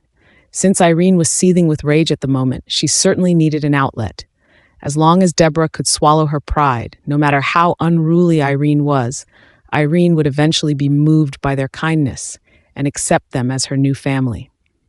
Because of Deborah's toleration, the tense atmosphere in the dining hall finally calmed down a tad bit. After such a fiasco, Irene was not in the mood to have any more food. She put down her cutlery and went to the living room. Stephen, Deborah, and Lily were not in the mood to eat either, hence they ended the meal hastily. However, Irene's agenda for the evening did not only include provoking Deborah and Lily. She didn't go upstairs. Instead, She sat in the living room as she wanted to have a talk with Stephen. When Stephen came out of the dining hall, she spoke, "I need to talk to you." "What is it? Let's go to the study to discuss it," Stephen suggested. His implication was that Irene should not have an open discussion with him in the face of Lily and Deborah. Nevertheless, Irene wasn't going to do as per his request. "No, here is a good spot." At that moment, Deborah and Lily had come over. Originally, they were about to head to their rooms after suffering such great humiliation. However, when they heard Irene's words, they both reversed their direction and sat down on the sofa in the living room. Stephen glanced at Deborah and Lily, who were sitting opposite Irene, and asked, "What's the matter?" Irene answered, "It's regarding the sports tournament. I hope you can continue to be fair and square in the auction. Don't be partial to any party." Lily couldn't help but blurt, "Dad, you've promised me. I've already told Edric and Aunt Margaret." Stephen hesitantly admitted, "Irene, I have promised Edric the project a long time ago." "Miss Cook, you are a funny person," jeered Irene. "Does San Fatillo belong to your family? Can you give a project worth tens of billions of dollars to anyone you want? Is what a politician ought to do?" "I'm not being partial to any party. It's just that the Myers Group is indeed capable," Stephen explained. "Are you suggesting that other companies apart from the Myers Group are incapable of handling this project?" Irene interrupted him. "After the auction of the urban construction project last time, can you still be confident that the Myers Group is the one and only powerful company in San Fatillo?" Stephen was in a dilemma. Indeed, the strength of the Golden Age Group was not inferior to that of Myers Group. It was true that the Golden Age Group had clinched the urban construction project previously because the city was interested in attracting foreign investment. Besides, their bidding documents were indeed on par with those of the Myers Group. "Irene, you can't be so greedy. Dad has already sided with you about the urban construction project last time. You can't do the same again this time," Lily interrupted. "Miss Cook, you are mistaken. The previous auction was carried out fairly. The Golden Age Group won the project themselves. Of course, Mr. Cook, if you'd chosen to help Edric last time, the urban construction project would not fall into the hands of the Golden Age Group," Irene clarified. "That's all because of you," Lily sulked. Ignoring Lily, Irene looked at Stephen, warning, "I hope that the sports tournament this time can be carried out fairly. Mr. Cook, if I find out what other tricks you have done in this auction, I will surely report you." Her words brought a drastic change to Deborah and Lily's countenance. Irene was not afraid at all, as she had nothing to lose. After all, she was used to living a poor life and had never thought of living under Stephen's care. However, Deborah and Lily were different. If Stephen was investigated for that matter, it meant that their good days would come to an end. They knew what would await them if the halo of Stephen's position as a politician stopped shining on them. "Irene, what do you mean by this?" Lily questioned as she couldn't bear Irene's undisguised threat to Stephen. Fury was scribbled all over her face. "You are doing this on purpose, aren't you?" she stammered, enraged. "Miss Cook, why would I do such a thing on purpose?" Irene looked at Lily mockingly. "You are jealous because Edric is engaged to me. You refuse to see us live a happy life," Lily yelled. She was so pissed off. After all, Lily had promised Margaret at noon that Stephen would lend them a helping hand. She had even told Margaret the latter could rest assured. However, now that Irene had made such a statement, Stephen would very likely not help Edric. What was Irene up to exactly? "You're right. I don't want to see you guys live a happy life," Irene sneered. "Do you really think that I will bless both of you? You two are but a pair of adulterous couples. I can't wait to see you guys go to hell," Irene cursed. Lily's face paled. She looked at Stephen for help. "Dad." Nevertheless, Stephen was solemn and silent. Watching Irene at the moment, he was reminded of her pathetic state when she had divorced Edric. Irene was his daughter, so how could he not feel distressed when she was being mistreated? The Myers family was indeed ruthless. It was common knowledge to all. Therefore, Irene's hatred was only reasonable. "Dad, you can't let Irene have it. If she's doing this to us for the rest of her life, then are you going to stop dealing with Edric?" Lily asked. "Lily," Deborah, who had been silent all this while, stopped Lily. Then, she cast her gaze on Irene, saying, Irene, your father will help the Reed family in this sports tournament. I will explain to the Myers later on. But after this time, Lily and I will no longer owe you anything. Let bygones. Mrs. Cook, Irene interjected, I don't know what's wrong with your comprehensive skills. Did I ask him to help the Golden Age group? I didn't, right? Deborah's face flushed red.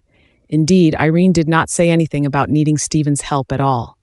Irene simpered. Let me make myself clear. I'm not a person who conducts shabby deals. Mr. Cook, I just want to remind you to be impartial in your dealings. Let the participants compete in the way they should in this bid.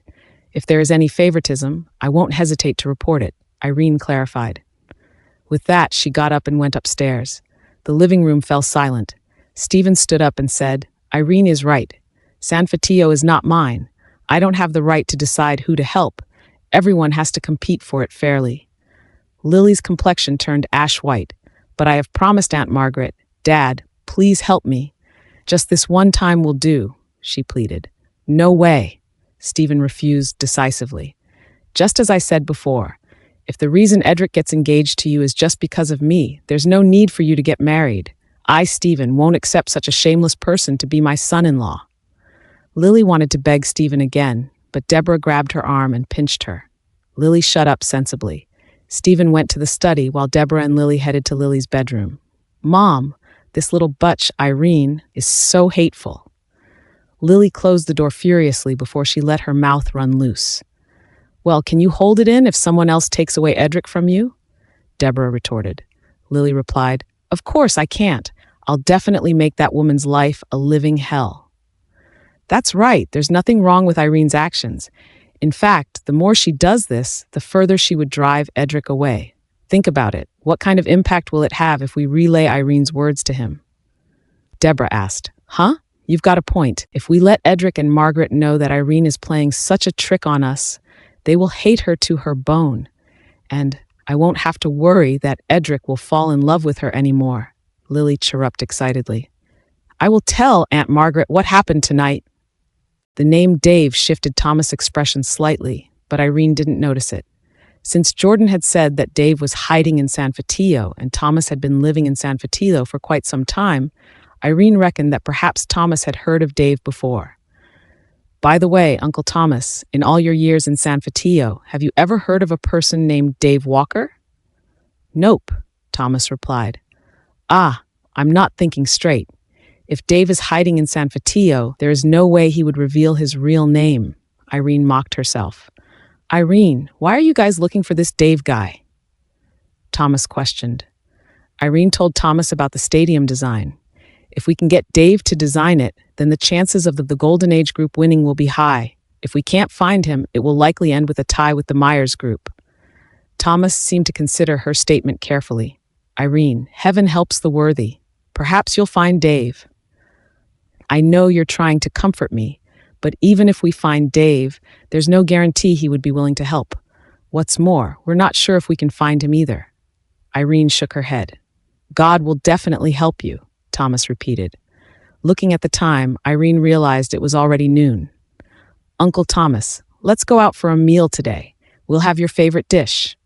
Thomas nodded and headed out of the door with Irene. When Irene returned to the Cook family in the evening, Stephen arrived home at the same time too. Deborah kindly handed him his slippers, while Lily helped take Stephen's briefcase from him. On the other hand, Irene, who was following behind, watched them with a derisive smile on her face. Deborah was really gentle and considerate to Stephen. It was no wonder that Stephen would believe all her words. As Deborah noticed Irene's disdainful smile, she immediately announced, I made Irene's favorite dish tonight. My favorite dish? Did I hear you right? Mrs. Cook, you actually know what I like to eat? Irene squealed, feigning a look of surprise.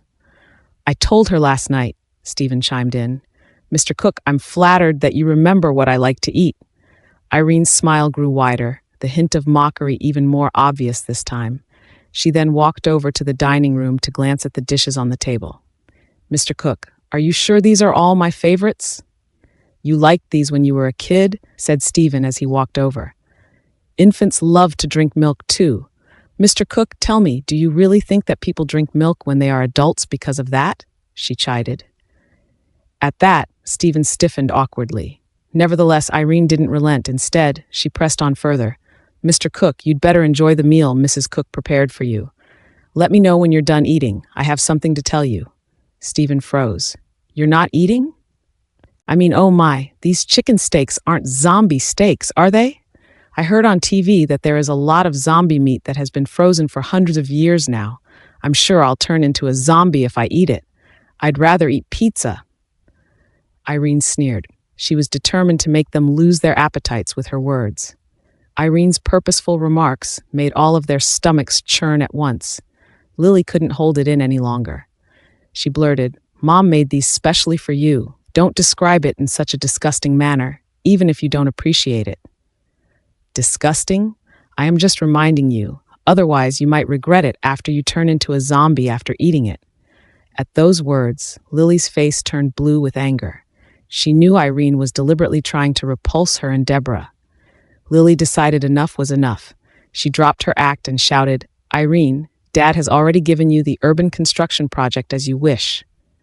He's even agreed to your demands for the sports tournament. What more do you want? What do I want? Irene smirked cheerfully at Lily. I want you all to get out of this house. Is that okay? You.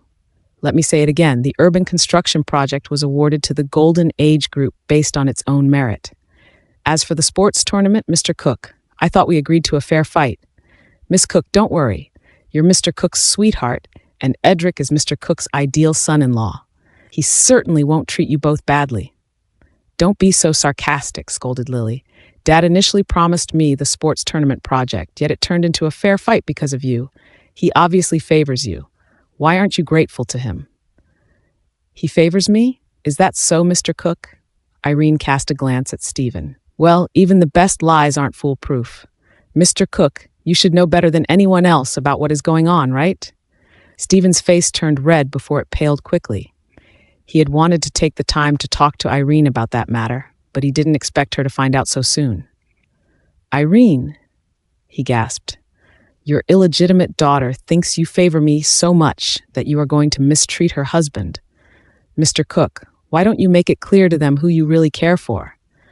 Is it me, or is it your illegitimate daughter and her mistress mother?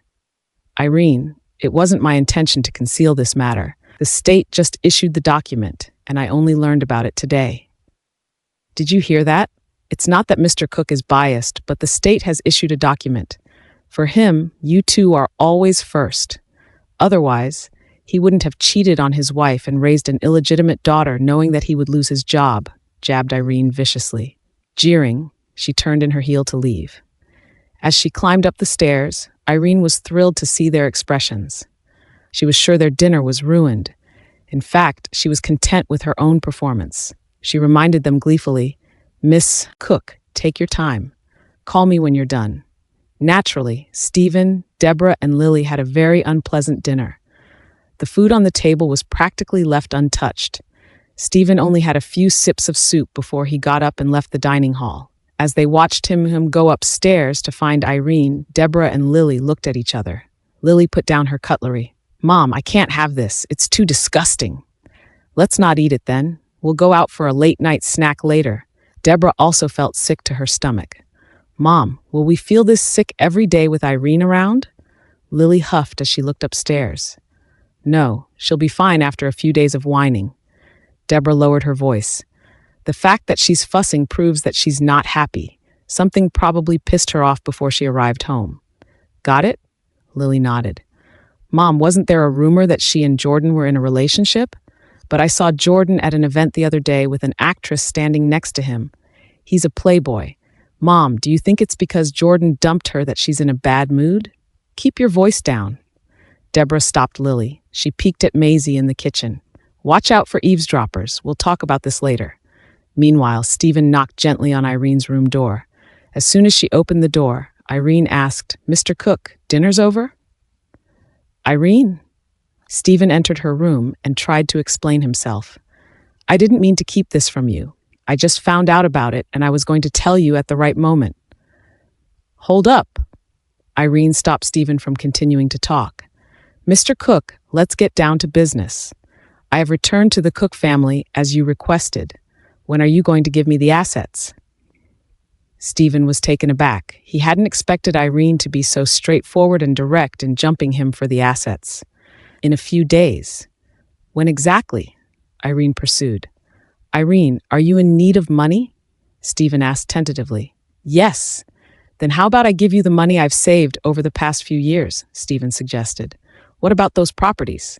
Are you not going to give it to me? Irene fired back. Of course they are yours, but only after Lily gets married, Stephen explained. You mean if Lily doesn't get married for the rest of her life, I'll never get it? Irene questioned mockingly. Mr. Cook, please explain it clearly. Are you planning all of this because you are afraid that I will steal your precious daughter's man? Irene, you've misunderstood me.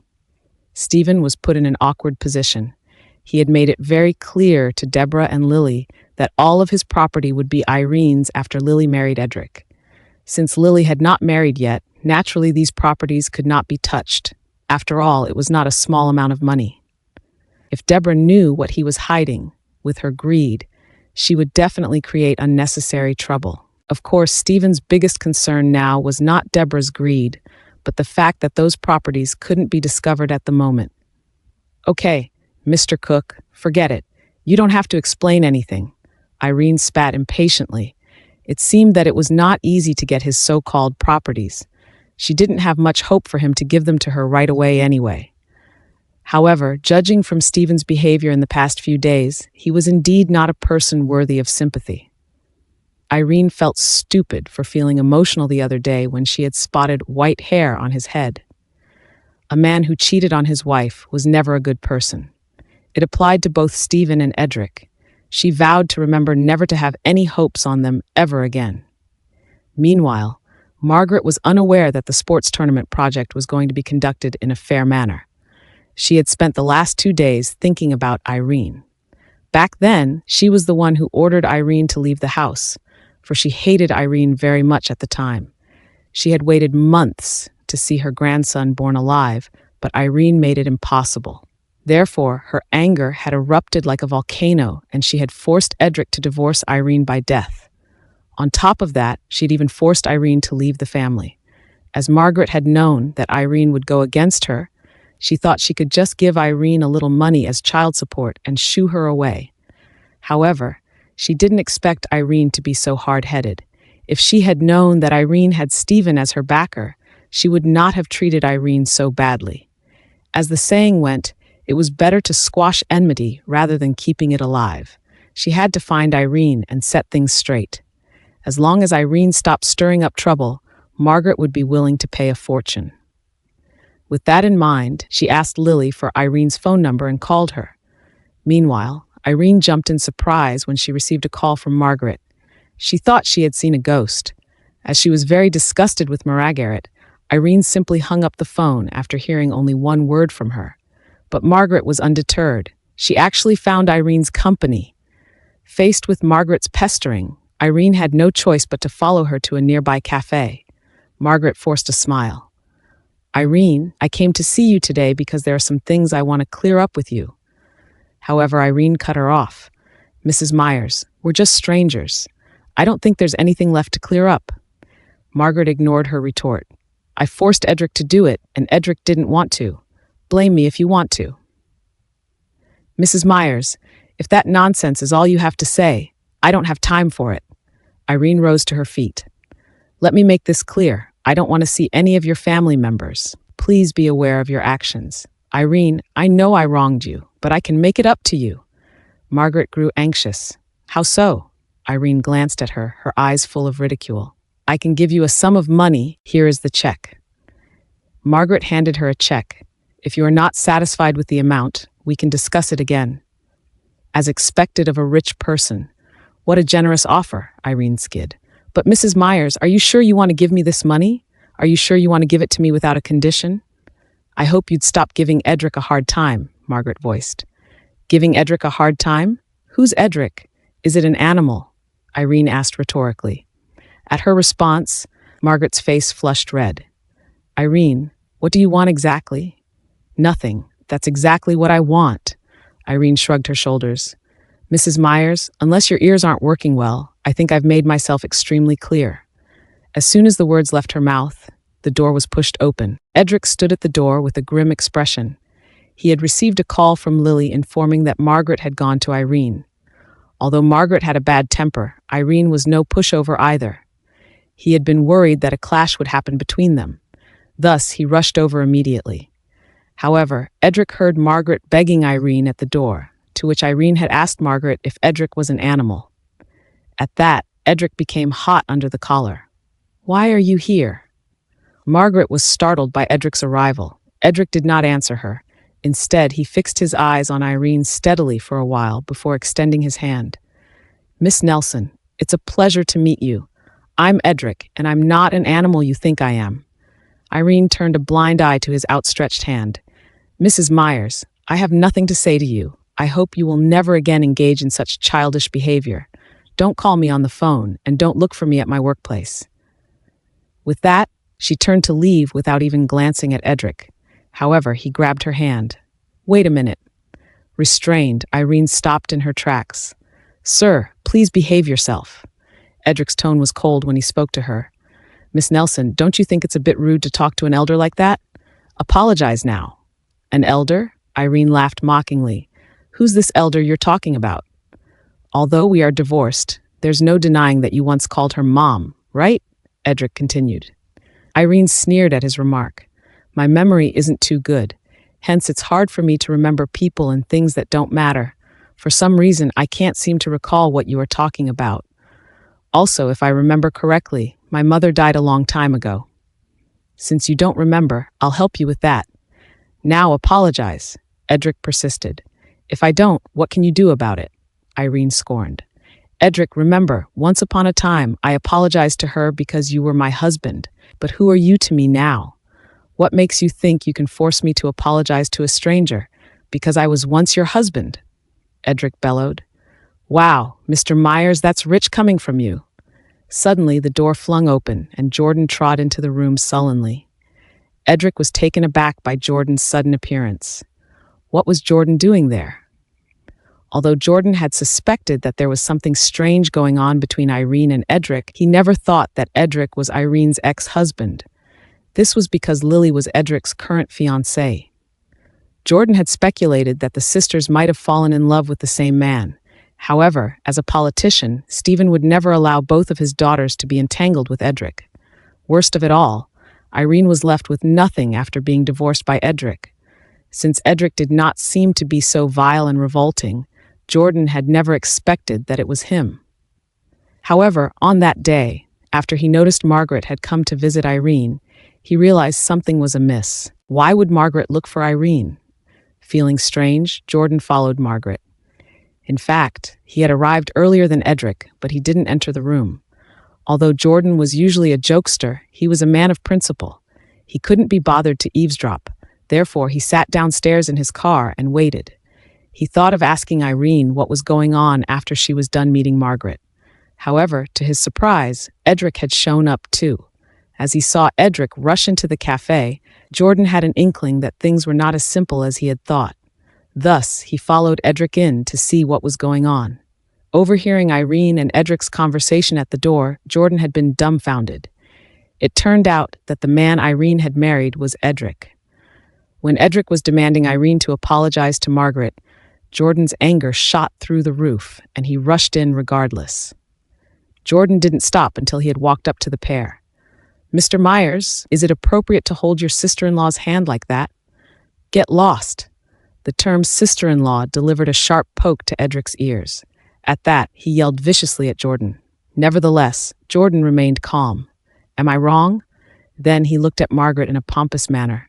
"Aunt Margaret, you be the judge. Edric is engaged to Mr. Cook's second daughter, isn't he? Since Irene is Mr. Cook's eldest daughter, isn't she Mr. Myers' sister-in-law? Why is Edric holding his sister-in-law's hand? How is this appropriate?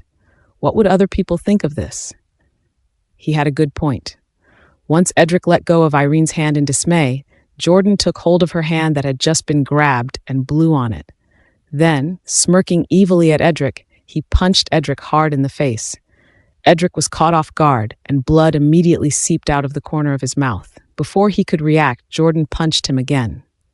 I've been wondering who that ungrateful bastard of her ex-husband is.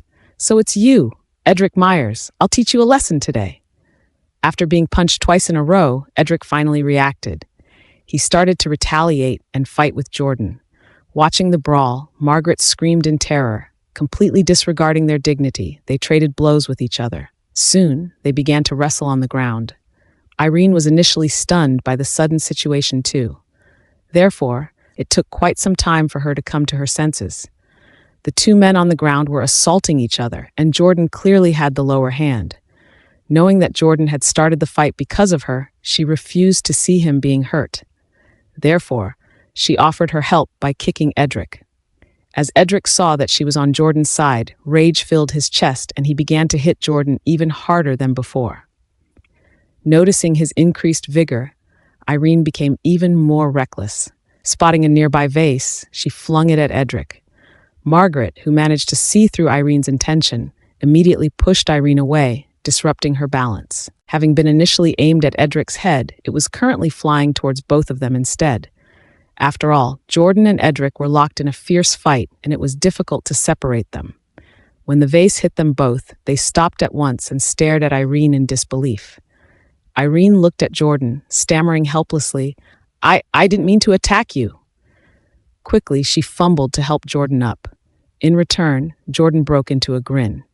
Be careful next time. Actually, just stand aside. Don't make a mess, he chided playfully. Standing in a corner, Edric was watching the two converse. Their interaction tore his heart into pieces. While he had a slight upper hand in the fight, he was the first to be knocked down and the first to be injured. Still, Irene was indifferent about it. Instead, she hit him with a vase. What was her heart made of? How could she be so cruel? Irene paid no attention to Edric. She was only worried about whether Jordan was hurt. She picked the ladder up and headed for the door. I'll take you to the hospital. Like a statue, Edric stood there, staring at the retreating figures of the duo. As he remained unmoving for quite some time, Margaret had no choice but to take the initiative to ask, Edric, are you all right?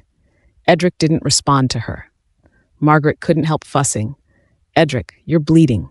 I'll take you to the hospital to bandage your wounds. I won't die because of this. Edric spat viciously. Meanwhile, Irene was driving with utmost focus while Jordan stared at her face. He was shocked. In fact, to say that he was shocked was an understatement. Never in his dreams had he imagined that Edric was Irene's ex-husband. No wonder she wouldn't tell him who her ex-husband was. On top of that, her interaction with Edric always seemed rather odd to him. So that was it. After finding out Edric had cheated Irene during their marriage, Jordan's heart pained for her. What a jerk Edric was to give up such a wonderful wife for another woman.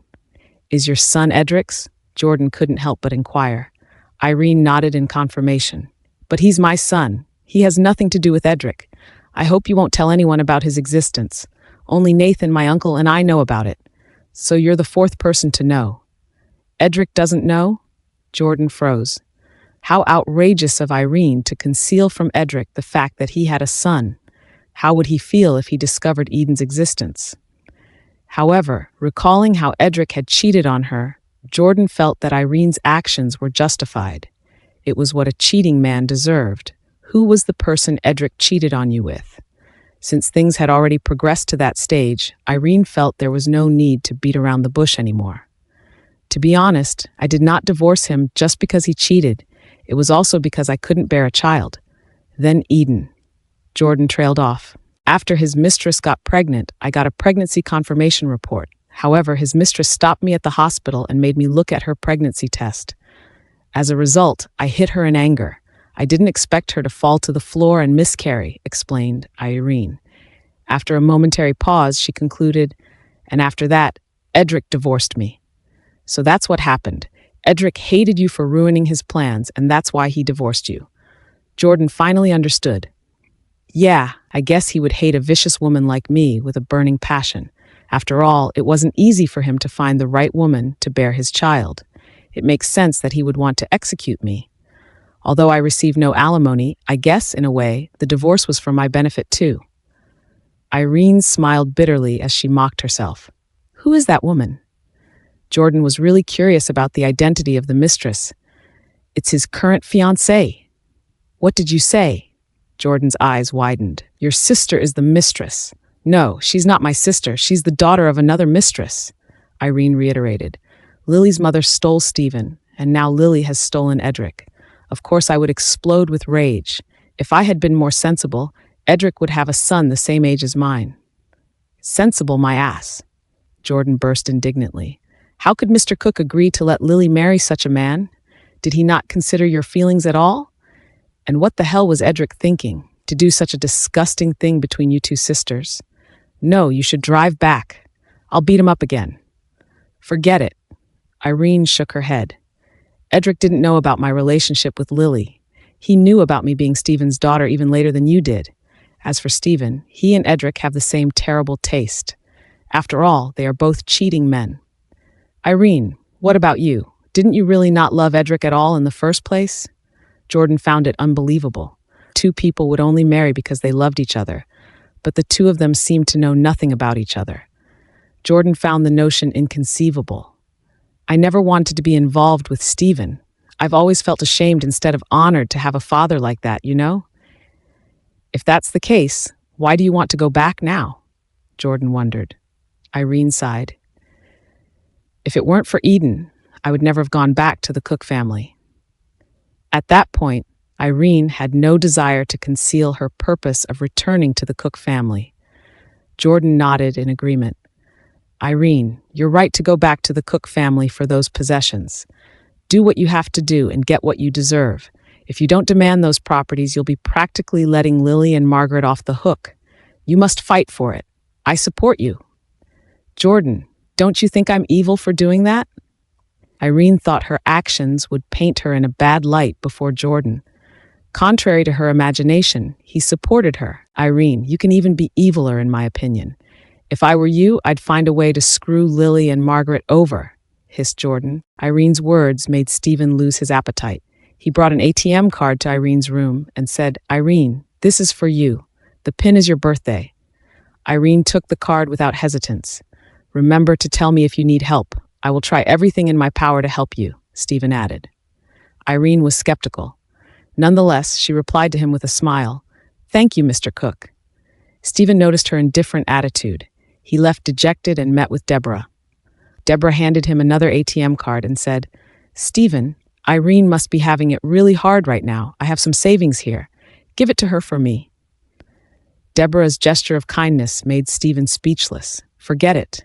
Leave all the money you have for Lily. I will find a way to help Irene, Stephen responded and went into the study. Deborah wasn't sincere. She was just trying to gain some points for herself. It was great that Stephen didn't take the money. After Stephen left, she then took the card to Lily's room. Lily immediately flew into a rage when she saw Deborah enter. Mommy, that butch is too evil. Why did she have to come back at this time? She just wants to see the world burn. I can't stand it anymore. We have to drive her out of the house. What plans do you have? Deborah asked. She would have acted sooner if she had any. Mom, why do you think that butch came back? We pleaded with her before, but she refused. What made her come back now? Lily asked. How would I know? Deborah was annoyed. She was also racking her head trying to figure out why Irene came back. Why didn't she bring her son back too? He was so young. Speaking of Irene's child, Deborah was also stunned. Why did Irene come back alone? Mom, if Dad finds out about the child, the entire thing would go downhill for us. Nothing is going to happen, but you are right. We have to let Stephen know about the child. That child is her Achilles heel. If we can manage to bring the kid into this home, she won't be that hard to deal with. Will she bring the child here? Asked Lily. I don't know. I'll tell your father now. Deborah went to Stephen's study and knocked on the door. She tried to push the door open, but it was locked. Deborah was dumbstruck. Why did Stephen lock the door? What was he doing in the study alone? Stephen thought for a while and opened the door. Seeing Deborah's impatient face, he asked, What's the matter? Stephen, I have something to tell you. Deborah suppressed her doubts and tried to put a smile on her face. What's the matter? Stephen asked her to go in. It's about Irene. I just heard from Lily that Irene has a child. Stephen's face was full of disbelief. Irene has a child? Wasn't she infertile? Lily heard from Edric that Irene had a child who was about 2 or 3 years old. He also said that the child's father had already passed away. She struggled to bring up the child by herself. Stephen didn't even wait for Deborah to finish. He ran up to Irene's room and frantically knocked on the door.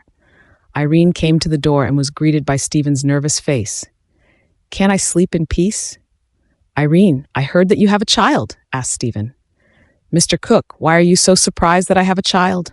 Irene asked with a sneer. Lily had already known that she had a child. Irene didn't know what Lily was planning. However, it didn't matter. These people would never see Eden. "Do you really have a child?" Stephen just couldn't believe it. "When did you get married? Who is the father of the child? And why didn't you bring the child here?" "The child's father is dead, but why don't I bring the child back? Mr. Cook, do you think I will bring the child back to such a messy house?" "Irene, I am your father, the child's grandfather. You should at least tell me about the child." Stephen trailed off. "Grandfather?"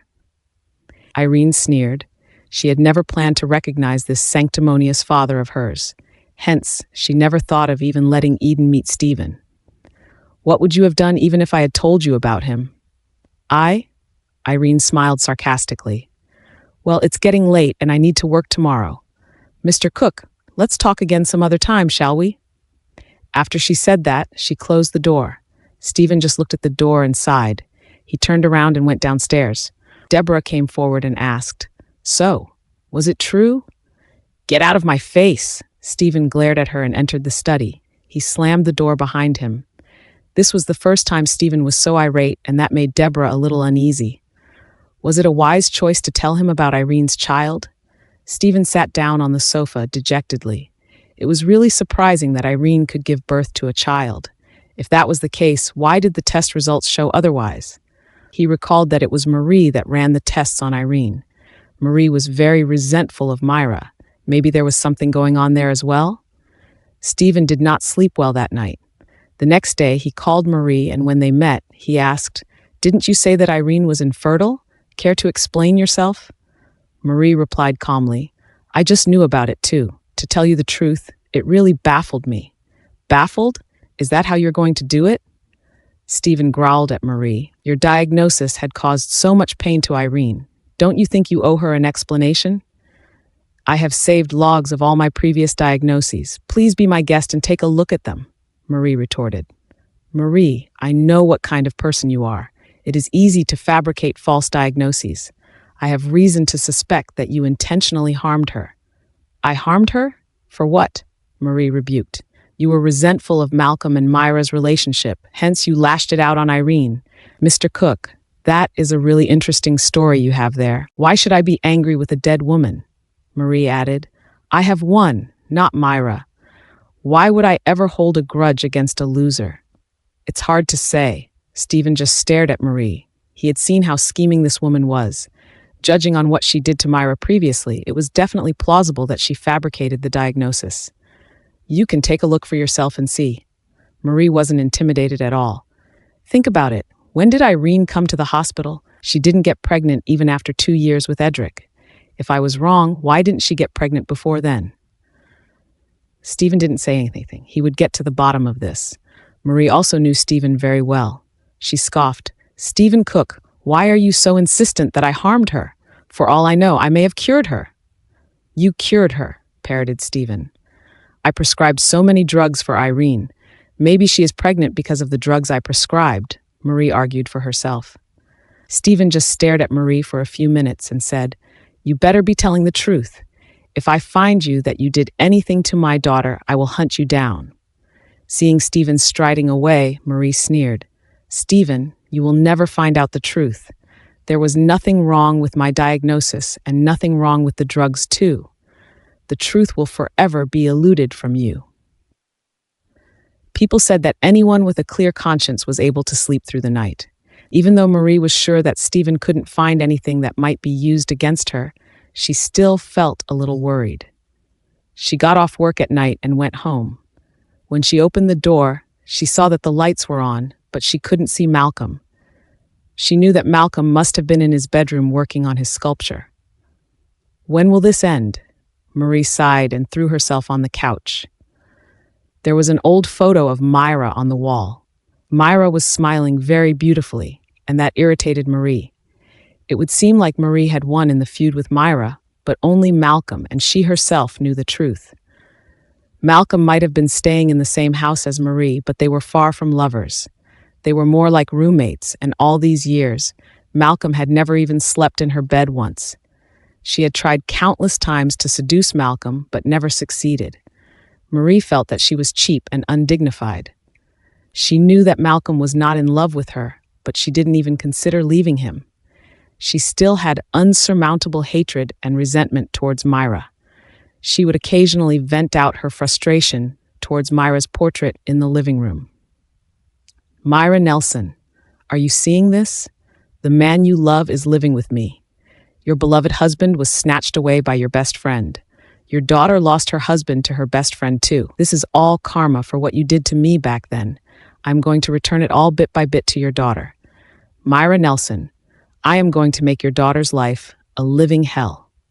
Every single time she yelled out would make her feel slightly better and gave her the strength to keep pressing forward. That day was no exception. Marie scoffed at Myra's portrait and continued, Myra, your daughter is getting together with the son of the man you love, but I won't let her get away with it. I am going to make Malcolm break them up.